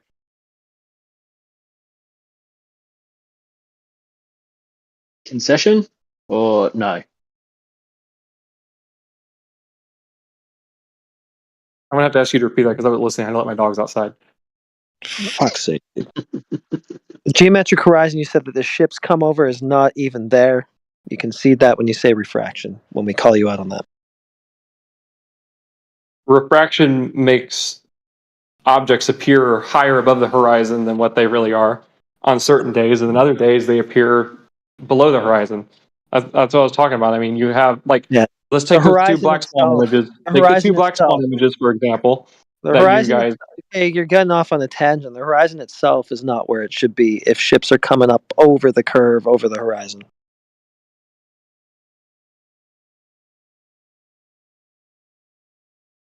you have to think too about the lens focal length. From so No, I don't. We're not using lenses. that whole math equation where you get the distance to the horizon. Stop talking, or they'll mute you. Anyways, what I want you to do, mate, is I've just posted something up at 43 past the hour. You sound like someone who gets off on photography and whatnot. There's someone called Jay Tolan, Jay Tolan Media. You can look at it on YouTube, watch it at your own leisure. You might find some interesting stuff there that destroys anything you think you might know about photography. I'll give him a look, but what I'm getting at with like the horizon, because where the math equation comes from for the horizon, the distance from your eyes to the horizon is literally going from based off of like your viewpoint. Like if the camera's focal length was the same focal length as what your eyes are. It's got nothing to do with that. In your maths, the horizon is Earth curve. Yeah. In your maths, geometrically. If there's an obstruction at 3 miles, it doesn't matter the focal length or any of this crap. You're just not going to see past it because there's a physical obstruction obstructing the rest of the surface beyond that. If you do see the surface, you see that the object disappears behind it.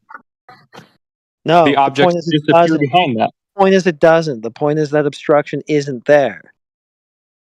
That's why you have to say refraction, because it's not there. It should have been at 1 mile. We see it at 10 or whatever we see it at instead. Oh, so now you're saying that just because I say refraction, it's that refraction isn't real and refraction doesn't happen. Oh, dummy. I didn't say that at all. I'm just saying that the fact that you do have to utter that word when we show you a 10-mile horizon that should have been 1 mile if what you say is true about Earth curve tells you that that Earth curve obstruction isn't there. You're not seeing it. That's why you have to say that. You're not. What I'm getting at with you're zoomed in really far away. The equation for getting your distance to the horizon does not come from like an actual like physical spot where like, oh, this physical point in the ocean is the horizon. You're talking bullshit, dude. Comes from the radius and the rate of curvature that you get with that. Go ahead. It's either physical or it's optical. You can't have both of them. So if it's physical at an observer height of 1 foot, you would only see 1.225 miles. If it's optical, it can magically bounce around to suit whatever you want. The 1.225 miles, or I think that's the number you threw out. That is from your eyesight. If you had your head, your physical head, your physical eyes. That's from 1 foot observed. 1 foot of elevation. That's it. 1 foot. Get your camera, take it down to 1 foot above the water, film. Done. Sorted. Yeah.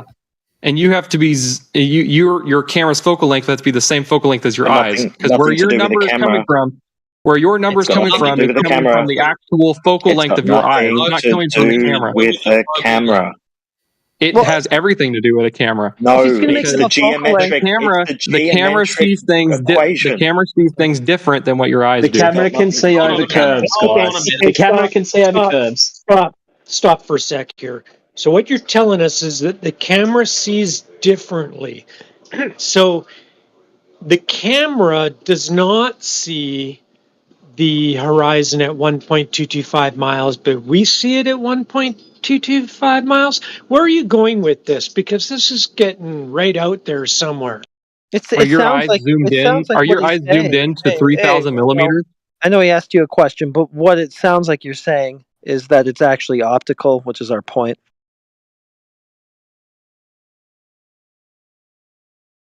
Are your eyes zoomed into 3,000 millimeters?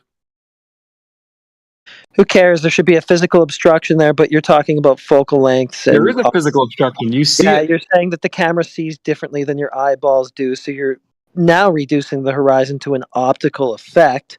What which is you're exactly confusing, what we say. you guys are confusing the numbers here, because where you're getting your number, where the camera's at a 1 foot observer height and the horizon should only be 1 mile away or 1.22 miles away. Shepard, I want Hold on, he's going to hang himself. Just let him. Yeah, finish let it. him go. Let him go. All right, I'm going to go to squash. You guys can enjoy it. Have a good night, guys. Good night. See you, Matrix. Yeah, See you, Matrix. Thank you. Make sure you finish this because I know you're going to hang yourself. Go ahead. Yeah. Okay, I'm going to continue. So your camera is at 1 foot, and your claim is that because of you're at the viewer height of 1 foot, your horizon should be you should view the horizon as being 1.22 miles away from you. And that is from your eye's viewpoint. That is not a camera zoomed into 3,000 millimeters. Okay, so the difference is optics then, not physicality of the Earth.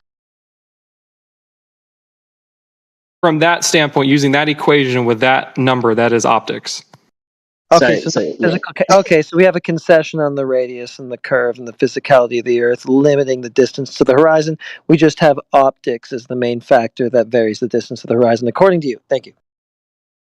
I'm not saying that that's the main thing. Well, that is what you're saying. You're saying it's an optical difference. It's the focal length. There is a point. There is a physical point where all objects disappear. You said it was optics. Oh, now it's physical. Is it? Which one is it going to be? Is it going to be? You're not the letting me physical finish. surface? Well, you just told me it's optics. It sounded like you finished right there because you The threw out equation you're physicality. using is based on optics. No, it's not. But there is a No, it's physical not. point. Listen, if sir. we're looking out, Listen. you're not letting me finish. I'm not going to let you finish. Yeah, Shepard, shut up and listen to what he's going to say. Because it's not. I know what the equation I'm using is based on. I don't know why you're telling me I'm confused and then saying something that shows that you're confused. I guess it's projection. Because you're not letting me finish. The equation is not based on optics. It's based on the radius value. That's what it's based on, but you're telling me it's actually based on optics. So according to you, it must just be an optical phenomenon, the horizon. I don't know what equation you're using to be using the full radius of the Earth. Okay, so you don't know what equation I'm using. All right, but you know what it's based on. Okay, well, it's 1.2 miles times the square root of the observer height in feet. It's ultimately derived from the 3959 mile radius figure. It's a physical obstruction because it's a curving ball, and you can only see so far over that surface before it curves out of sight. Can you send me this equation you're using? Because Is it going to be a geometric horizon or is it going to be an optical horizon? You can only have one horizon. We'll let you pick.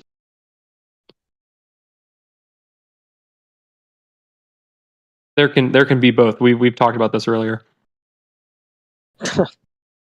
Which one is it then? It depends on the circumstance. We don't have two There's horizons. one horizon. Yeah, there's just one horizon, buddy. There's not. There is technically one horizon, but you view the horizon differently depending on different factors. There is an optical, and what I was getting to earlier, there is a physical spot out there is a physical spot where objects disappear behind the horizon. That is the physical horizons where those objects disappear.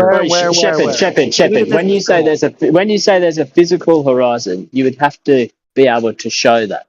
Is there any way you can show that? I'm asking there him are where. images of boats disappearing below the horizon. It cannot be played into perspective because these boats are zoomed in super close.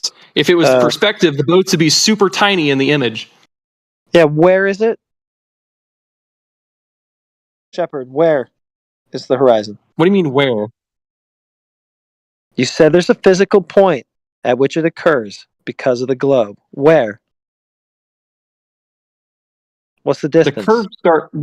curve starts from the point you're standing and goes on.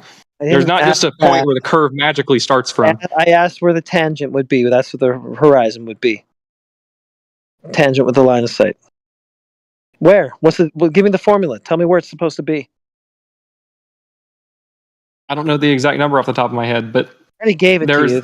This is an open book.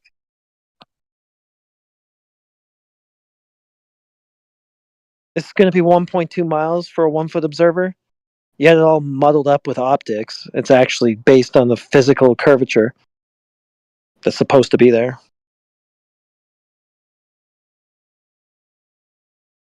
I still haven't seen your actual equation that you're using. Well, go to any Earth curve calculator since you're such an enthusiast of this stuff and find out. Oh, sorry, Shepard. You're such an advocate for all this and you don't even know anything about it. You I can just posted Google it, one in man. the Everyone's chat. got it. I just posted an Earth curve calculator in the chat, some UK site, and you can put in an observer height, and it can be meters or feet. I think you can change it to. So there you go. You can check it out. I mean, at this point, he's asking us to confirm the dimensions of the globe because he doesn't know them himself. Not only that, but he contradicted himself earlier by saying, oh, we do see boats go over the horizon, and that's Earth curve, but we also don't see the Earth curve from ground level. We can only see it up in a plane. So which is it? Do we see boats going over the horizon on surface level? Or do we only see it up in a plane? Physically seeing the curve with your own eyes and seeing a boat disappear over the horizon are two very different things. Oh, so the horizon is not Earth curve then. They're very different things. Yeah, I agree with that. Got it. So horizon Yeah, I not mean, being Earth curve. we might agree with you on some of your stuff here. If you can explain it properly, we might be able to come to some kind of an agreement. So far, he just said that the horizon is not Earth curve. They're very different things. Hey, we're okay with that. Physical I think. horizon is the point where the object disappears behind the horizon. Say this all you want. You guys will say that you can zoom in and keep bringing things back into view, but no matter how powerful of a lens you get, once that object disappears disappears behind the horizon, you will not be able to zoom that thing back into view. Where's that horizon? It's gone. So, Where? okay, Where's are you that? saying now, are you telling us that the horizon is definitely Earth curve, and that's why we can no longer see things when they go beyond it, because it's Earth curve? Is that what you're saying? The horizon itself is not Earth curve, but it is caused by the curvature of the Earth. It's caused by the curvature of the Physical my horizon God, is this caused is by the curvature of the Earth. weirder. So the horizon Okay. is not Earth curve. So you're denying your I own globe geometry. Yeah, nothing on this, guys. So that picture you took of the horizon in the plane, that wasn't Earth curve, right? That is Earth curve because you can see the horizon dip off to both sides. You just said that the horizon was not Earth curve. I said the physical horizon is. Double talk. Sorry, you said the horizon is not Earth curve. I said the physical horizon is caused by the curvature of the Earth. How are you going to prove that? Pictures. So it is Earth curve.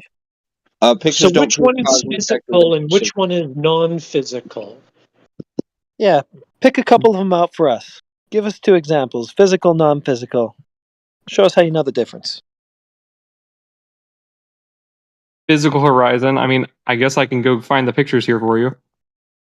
That would be very helpful. And you keep saying that there's a point that they're going to go past that you'll never be able to zoom them back in from. And you don't seem to know where that is. I keep baiting you to get the geometric horizon formula from you. I would have to look at those numbers. I don't know the exact distances of things because you have a powerful lens that's zoomed in on something. Zoomed in too far for that surface you say that is curving. So is it a physical horizon when it's close to where you think it should be? Is that how it works? What do you mean by that? So if the horizon's at a distance that is pretty close to the globe prediction, that's a physical horizon. But when it's not, then it's an apparent horizon, right? If there is an object that is visibly behind the horizon, that is the physical horizon. That's what I'm saying. If you can't, it's hard. So, It is hard to how do you know determine how what far away that is? And can you Well, show that's us something being I would instructed have by to. this I would have to physical go figure. horizon? I'm Oh, looking for the picture go right find now. something, please, for God's sakes. Okay, let's use this one as an example. That boat is behind the horizon, and it's zoomed in. That boat is big, zoomed in. If you zoom in on that boat, you're not going to have the bottom of that boat magically reappear. I don't think it's actually sent already. Okay, Let's what give point does it have to get to before that happens? How far is that going to be? There's going to be a certain rate of curvature. There's going to be a certain distance that boat has to travel before it hits that point of no return.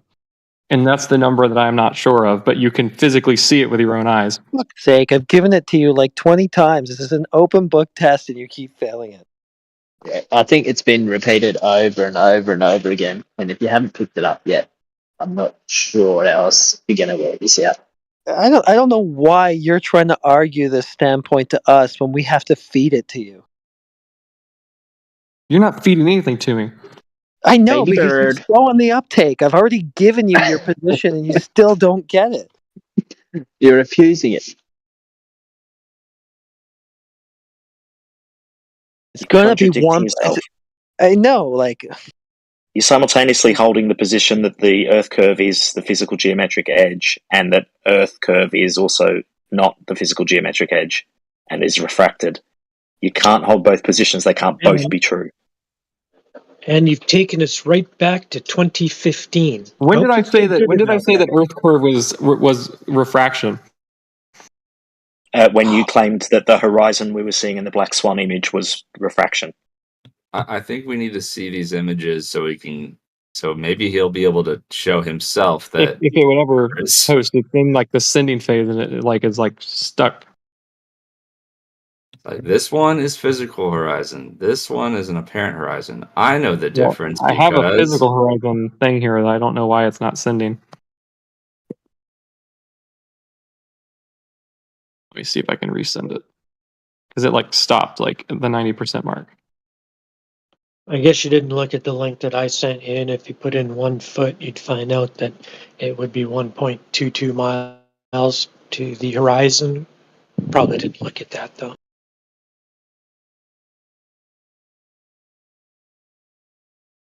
you got a problem. That's what we're trying to point out here. Has to be a certain physical location at which that occurs, that obstruction occurs, right? Yeah, there has to be a location where it's the obstruction occurs. Yeah, and that location must be based on the size of the ball, right? Yes, that is correct. All right, Can't it's have not both there. ways. You can't have Earth curve and perspective at the same time. You'll learn to figure that out real quick once you go through this. Yeah, the Black Swan debunked that notion. That's the whole point. I posted that Black Swan again. If you when you look at that, do you think one of those is apparent and one of those is physical geometric? Is that what you're thinking? So do you see how in image B, half that oil rig is behind the horizon? We're just talking about the horizon. In those, there's two different photos. Are you thinking in some instances it's apparent? I see image A and there's image B. Image B, the physical both horizon black is the swans. point where that oil rig disappears behind it. They're both black swans, so careful which one you pick. They're both black swans. Well, if you're saying they're both black swans, then that means I can't be right with either image. But Oh, so now you don't want to pick either one. Go figure. I'm not Either saying I don't one want to of pick either one, but I'm just saying that either you're one of going them. to say It I'm doesn't wrong. matter which one you pick. Either one of them is a black swan based upon 1.225 times the square root of the observer's height in feet, which is a globe Earth mathematical formula. And if you don't like it, that's too bad, but it's the way that it is. So it doesn't matter which one of those that you pick, the horizon is out there where it is in either one of those photos.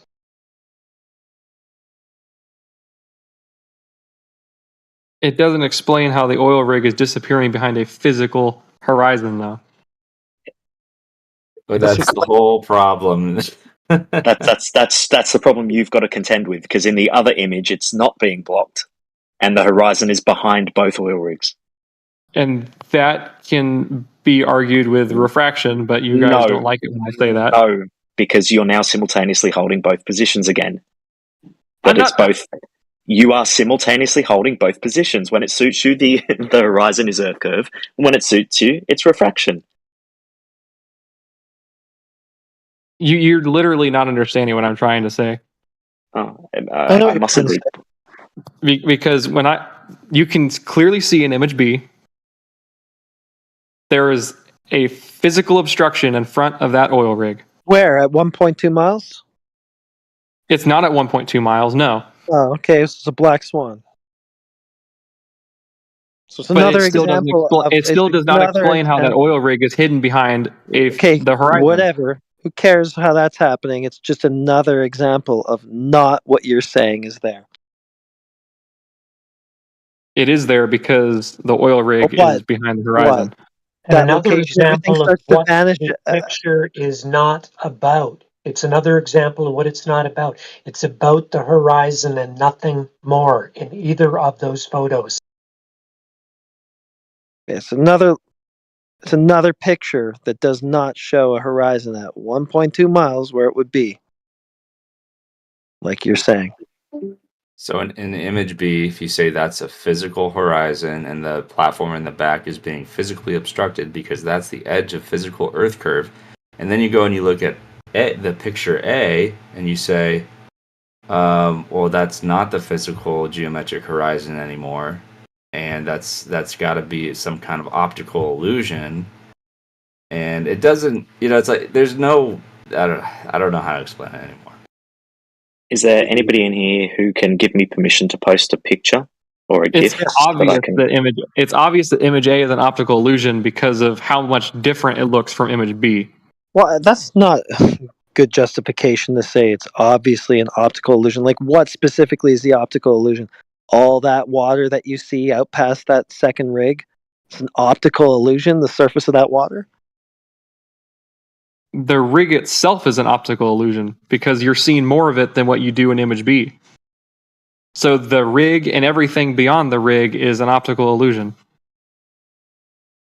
Okay, so in B, when you're looking at it, you're like, that platform's physically obstructed. There's nothing I can do to zoom in or anything to see the bottom of that platform unless I just wait like 24 hours and the horizon will move because it's optical apparent and the atmospheric conditions change. So all of a sudden, you do not have a geometric physical horizon that's obstructing the platform. You have an optical apparent horizon that's always changing hour to hour, day to day, week to week. So you can't say that's the physical horizon obstructing if it's going to move constantly and change position, like picture A. And both of these, the horizon is too far. It's exceeding the geometric physical possibilities of the globe that you believe in. Shepard, just have a quick look in the chat and you'll see how this idea that things being physically obstructed means it's the geometric Earth curve is just nonsense.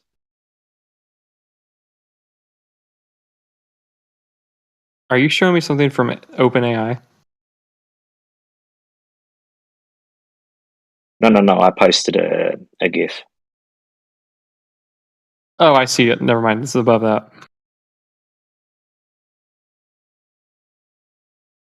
So you can see in that little video, like there'll be times if you took a still photo where it would look like the horizon is blocking some of those buildings, right? But it's not because the horizon is just physically there and it's just a set place in a set area, because the horizon is always moving because it's optical, apparent. That's a textbook definition of horizon. This is where the sky and ground appear to meet, appear optically to meet. That's funny We trickery. can't say it any more simple. That's about it. That's all you can say. It's where they appear to meet, and they move. And it's not always in the same place every day. It could be, but it doesn't have to be. And then can be for a number of different things: temperature, rain, who knows? But it's never in the same place every day.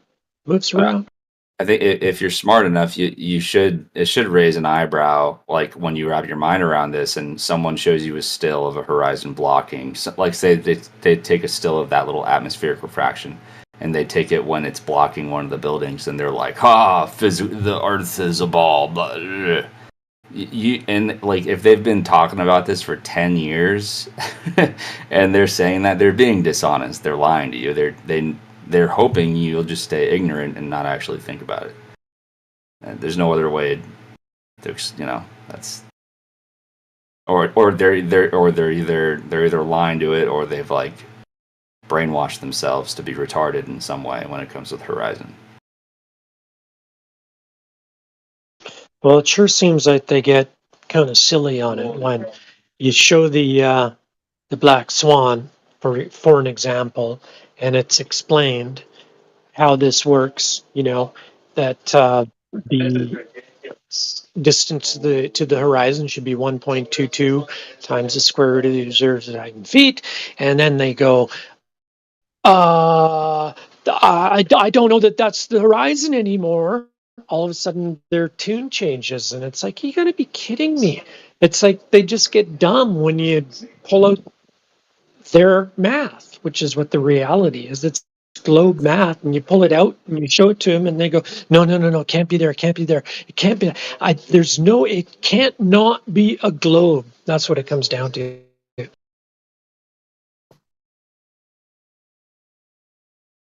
Thanks to whoever sorted out my permissions as well, by the way. No problem. Can't not be a globe. That's about it. It's the size of it. You're telling us, no, that horizon is physically at 1 mile. That's just an illusion that it appears further than 9.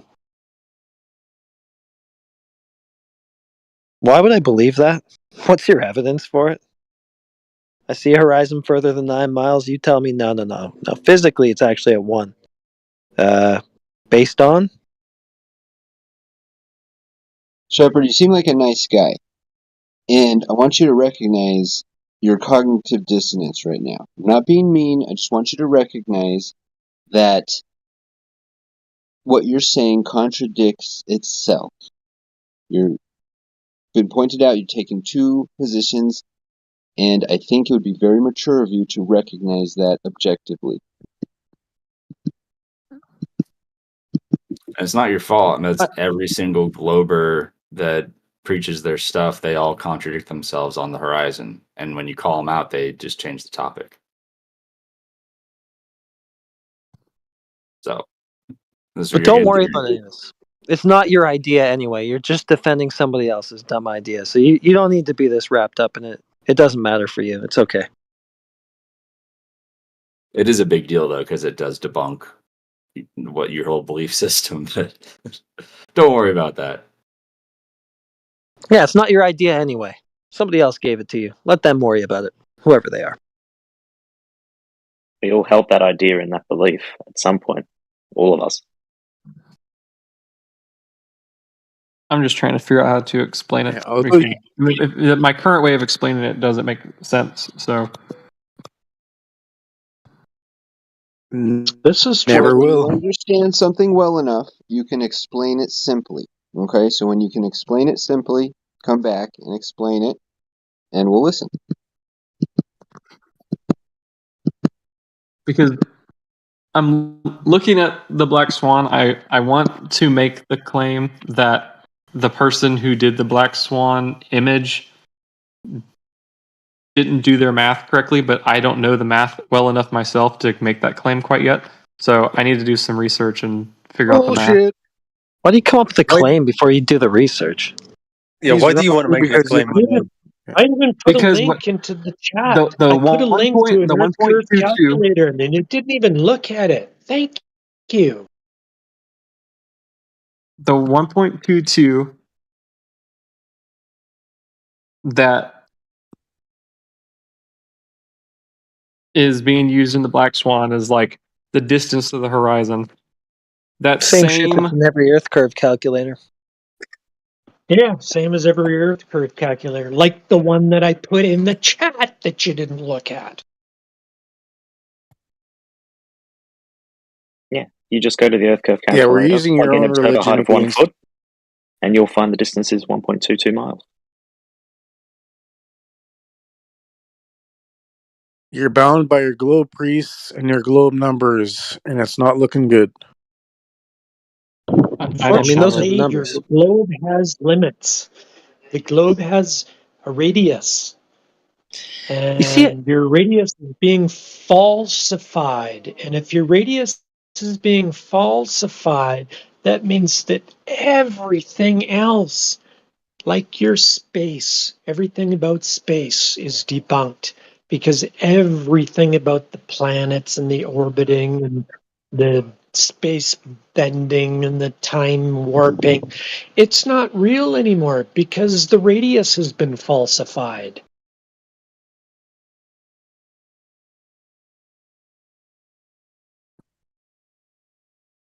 I'm looking at the calculator that you sent. You should also reflect on your thought pattern of like, oh, I'm gonna say this math is already bad before I'm even investigating it. Like, you can't be that way. Oh, I'm already have my mind made up. Like, what is that? I was going to mention that. It's because you're starting with your conclusion. Your conclusion is the globe, so no matter what we show you, there has to be a way around it that will get you to globe.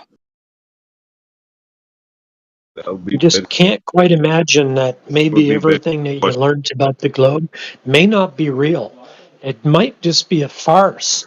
And if you don't think that we did not believe in the globe and outer space and space travel and maybe time travel, we were all there. We were all part of that. We believed in all of that crap. Then we started to question it. And just where did the numbers come from? That's how we got here. I'm not a time travel believer, but okay. I move forward in time every day. You were time traveling when you said, But it math is seems like wrong. you're trying to say that this is our math. You're saying this is our math. This is the math that comes from the flat earther. That's not true. It's actually it's your math based upon the beliefs that you guys have. If you believe in the globe have a set radius.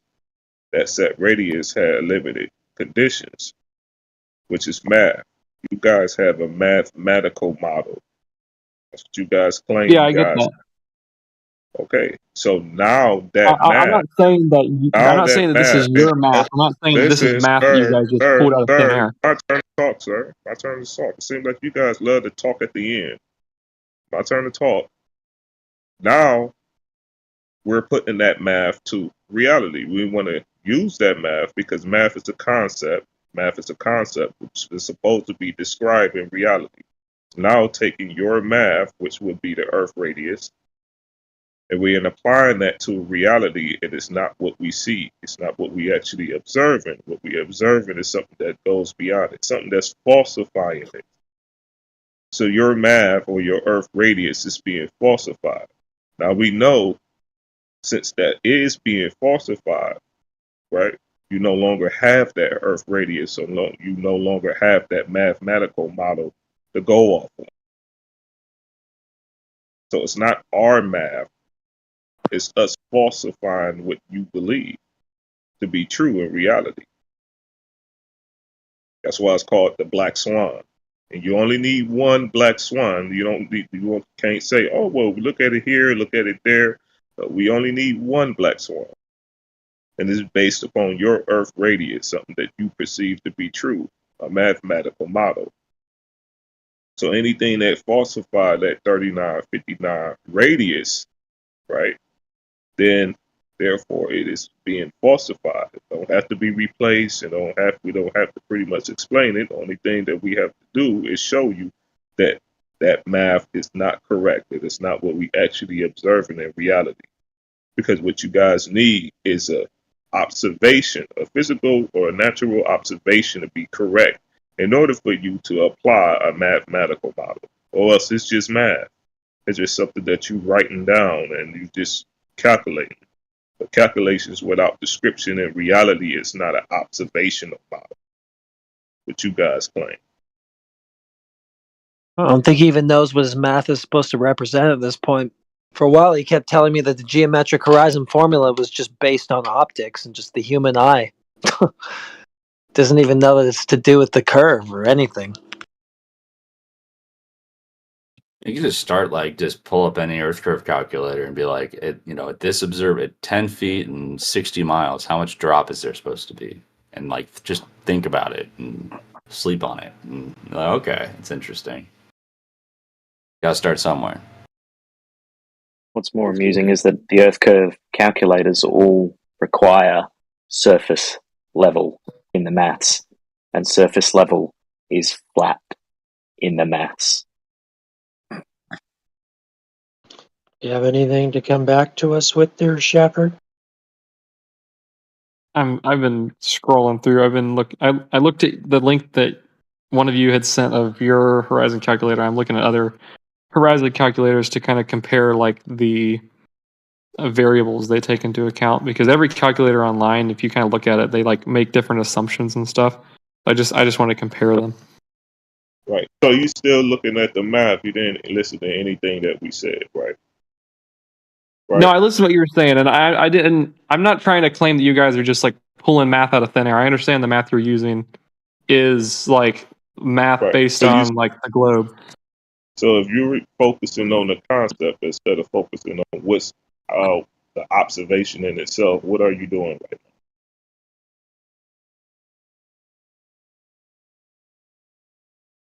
now? Are you scared What would that be to it? I'm sorry. What would that be to ignore the physical observation and focus on the concept? What would that be? I don't know the word for it. You don't know the word. You don't know it's a fallacy. It's illogical. What fallacy would that be? I'd say it's willful ignorance.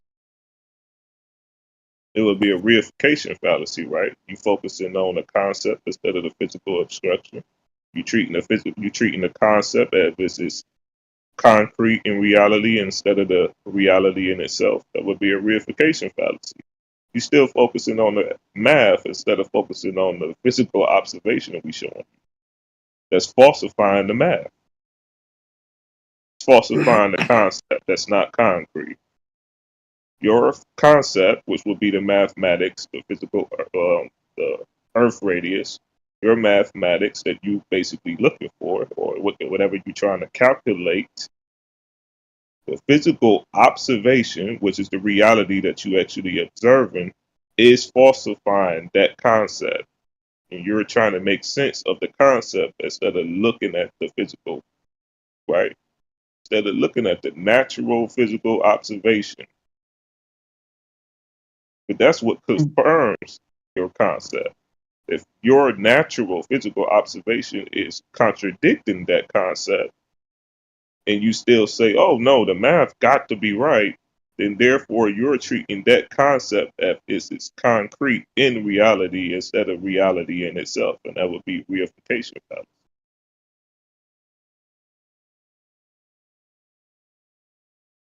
All right. Let me give a second to gather my thoughts here. I'm not gonna try and argue this. Hang on.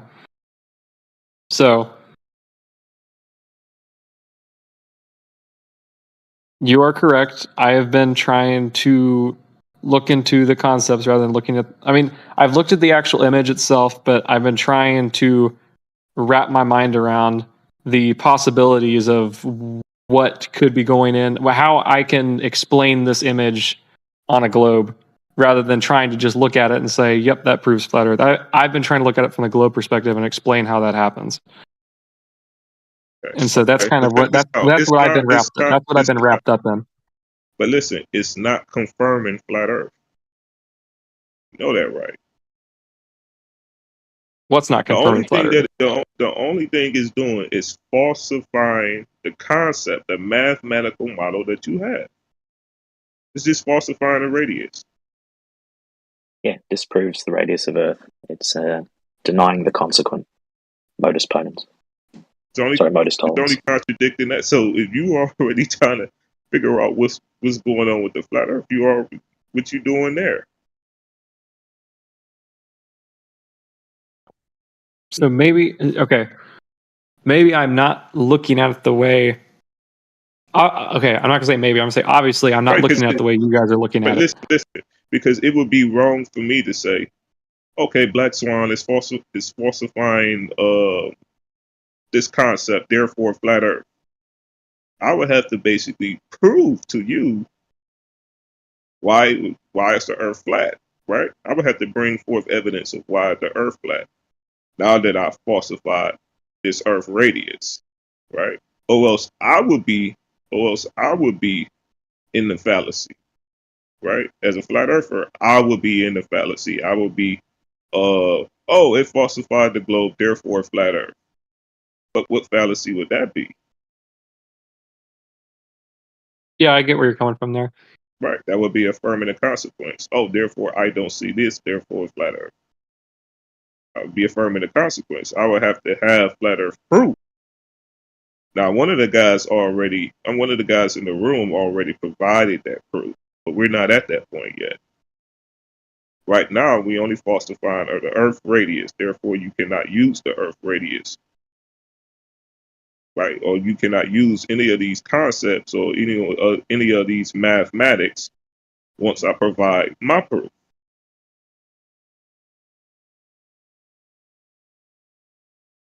Yep, I get it. And I originally wasn't trying to use math to explain it, but it's like, okay, it's 4:30 in the morning. I have like fried my brain. I think what I'm going to do is I'm going to step away. I'm going to collect my thoughts, and I will come back whenever everyone's on again, and we can discuss this when I'm actually when it's actually like not 4:30 in the morning, and That's reasonable, dude. Yeah, good call. All good. Thanks for coming out. Thanks for talking. You know, happy to talk to you guys. You've been here. It's been a good conversation overall. Like you've kept it chill, and yeah, it's appreciated. Well, I don't want to be, because I mean I see some of the flat Earth debates and stuff online. I don't want to be one of those people that start screaming at each other and stuff. I want to try and keep it rational. Yeah, you haven't been. I think you've kept it pretty grounded. Whatever, with your position and Hey, where Shepard, you're. Yeah. Hey, Shepard, you've been a really good sport. Thanks for coming around here, and please come back. You can either enlighten us or we can enlighten you. We'll see which way it goes. We'll see what happens. Yeah, I appreciate you guys. Thanks for your hospitality. Yep, we just want to challenge Good you on to you, think buddy. about it. That's all. Yeah. Have a good night. I promise you're challenging me, and I've got to figure it out. I got to wrap the thoughts around my head when it's not 4:30 in the morning. Yeah, of course. Yeah, take your time, work it through. All right, I'll see you guys later. Okay, see you later. See you, mate. He's gonna have a very good rest in his bed that doesn't move. He'll have a broken globe in the morning.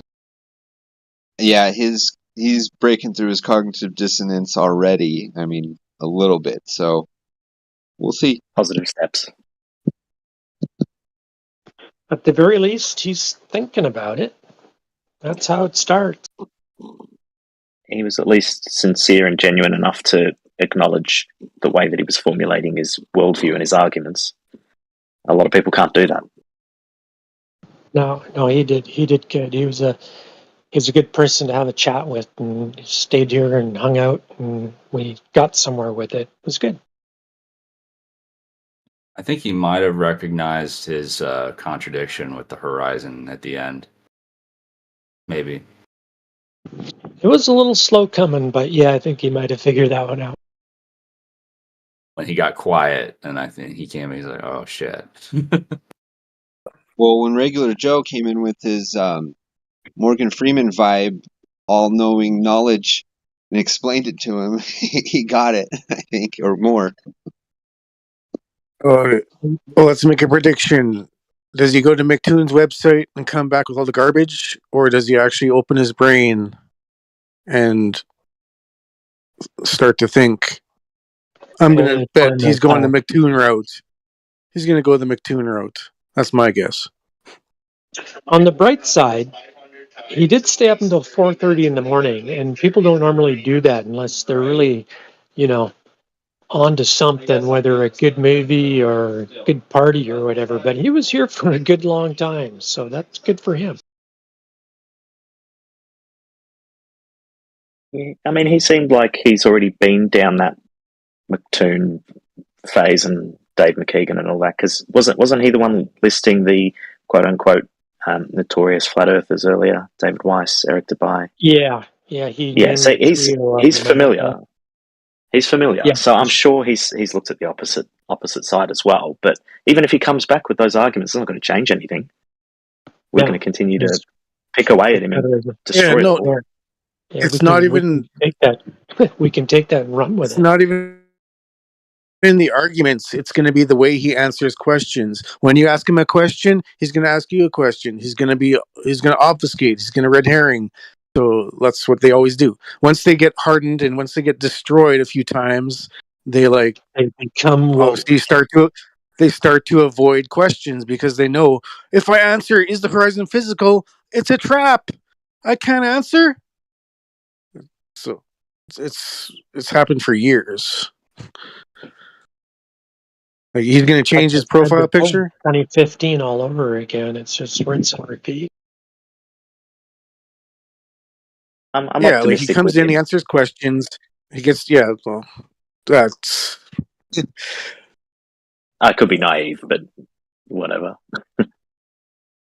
Yeah, I guess it's good to be positive, but I mean, you got to understand the power of the atheist Marxist globe, and he's going to fight it. So yeah, he's got to come to realize, oh my God, everything I know is wrong. Holy shit! Or do I just keep lying and keep on my same route? Could go either way. Who knows? Just might as well give him the best encouragement possible. Try to give him the best information we can, and I don't know where he goes with this journey is up to him. Yeah, I think maybe approaching it in the way that we kind of are at the moment, which is that we're trying to help him as opposed to, I don't know, as opposed to just being combative and arguing and debating for the sake of the debate. Like, I think he was coming around to that towards the end. That's why there was no bad blood when he was leaving or anything like that, because as the conversation went on, everybody started to see that the cognitive dissonance was being broken away or chipped away a little bit, and then we were able to sort of approach it a little bit differently, where we're not just being combative, we're trying to reason properly, and we're trying to coax him into understanding, which I think is probably a way in which he'd be more receptive to it. Yeah, we're just trying to get him to think about what he was saying mostly. I mean, like, we roasted him a bit, but it wasn't too bad at all. He was good. He stuck around for hours.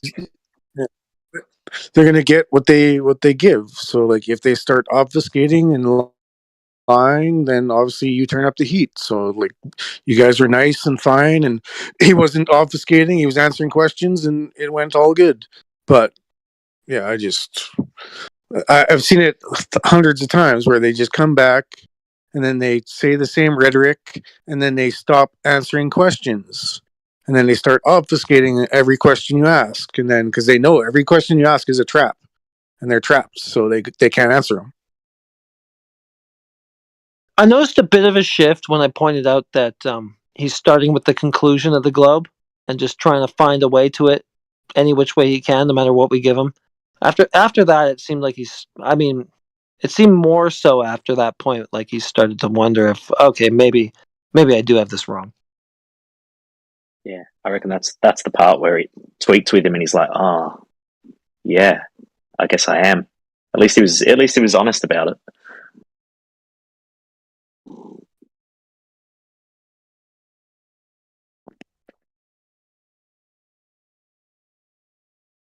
I'm taking bets. I'll give you 200 to 1. I think if it were my first day here, I'd probably be asking stupid questions about planets and stuff. So, I mean, he's doing better than I would have. So maybe that's a good sign. Oh yeah, you think the Earth is flat? Well, Venus. Stupid question. Yeah, I would have said something like that. What about all the other planets? He obviously forgot about black holes. But he's already familiar with the Feast of Nonsense, right? And he's already familiar with the circles. So he maybe hasn't gone as in depth as jumping into Discord and having, really in depth conversations with people like us. But he's at least familiar enough with all of this stuff to maybe not come in asking those questions straight away. But he assumed that, from what I heard earlier, he assumed that everybody in here ascribed to the Feast of Nonsense, the ice walls and the dome and all that sort of stuff. So he was at least familiar with that. So I don't think he's brand spanking new on the topic personally. I mean, all it takes is like one YouTube video. Didn't he say that? I thought he said that we all believe something different. Or was that a different guy? But I know you flat earthers, you all believe something different. I thought maybe that was Platypus who said that, but I was only listening earlier, so I'm not sure. Could have been. But Platypus, I don't think would say that such a noob statement like that. But I guess it's possible. He was here. Well, no shit. We're humans. We're going to believe different things. Some things you can't verify. We're not a cult. We're not a cult like the Glob.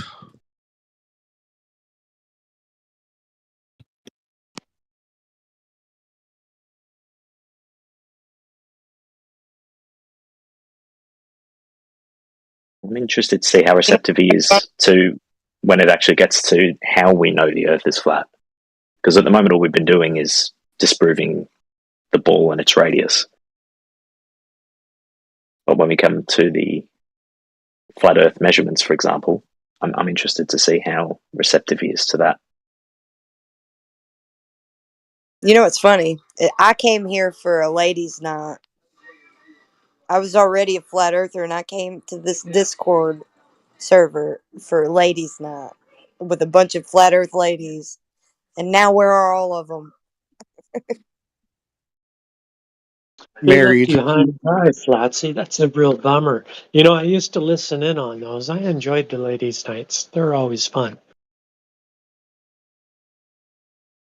Yeah, that's why I even came here in the first place. And look at where I landed, man.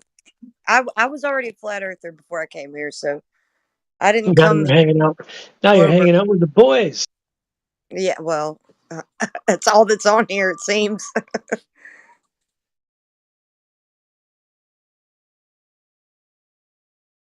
I'm very grateful for Betty over there on FED's Oh, server. for sure. Absolutely.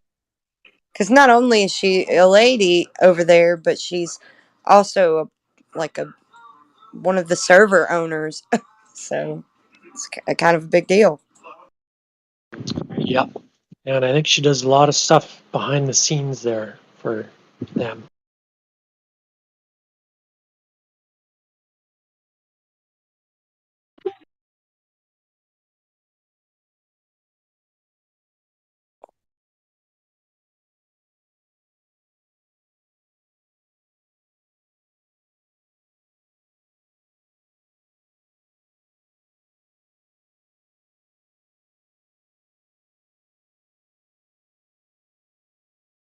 over there on the maybe it's because I don't know why it is, but over there on the FED server, uh, I became a mod over there way quicker than I have any other server. Um, and now I'm a ball buster, so that's pretty cool. No, right on. Congratulations. Yeah, they put me in the intro and everything. It's so cool. That's awesome. Yeah, some good stuff there. Got this brand new logo. It's all personalized. Adam made it. I love it. Yeah, it's pretty cool.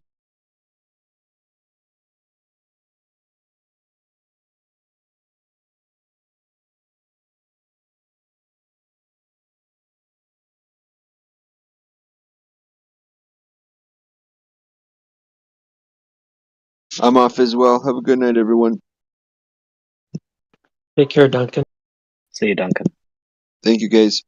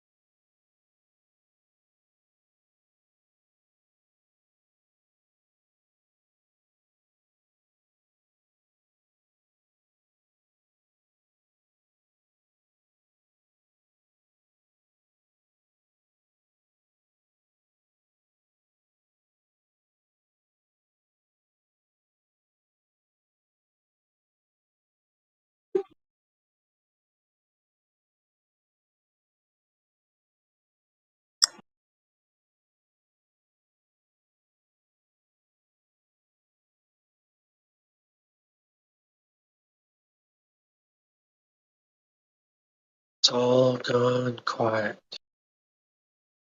Yeah, there's a Glober here. There's 7 people trying to jump in because we all want a piece of him. And when he goes, we go through the diagnostics of what we talked about, whether he's going to be a flat earther or an anti-flat earther, and then silence.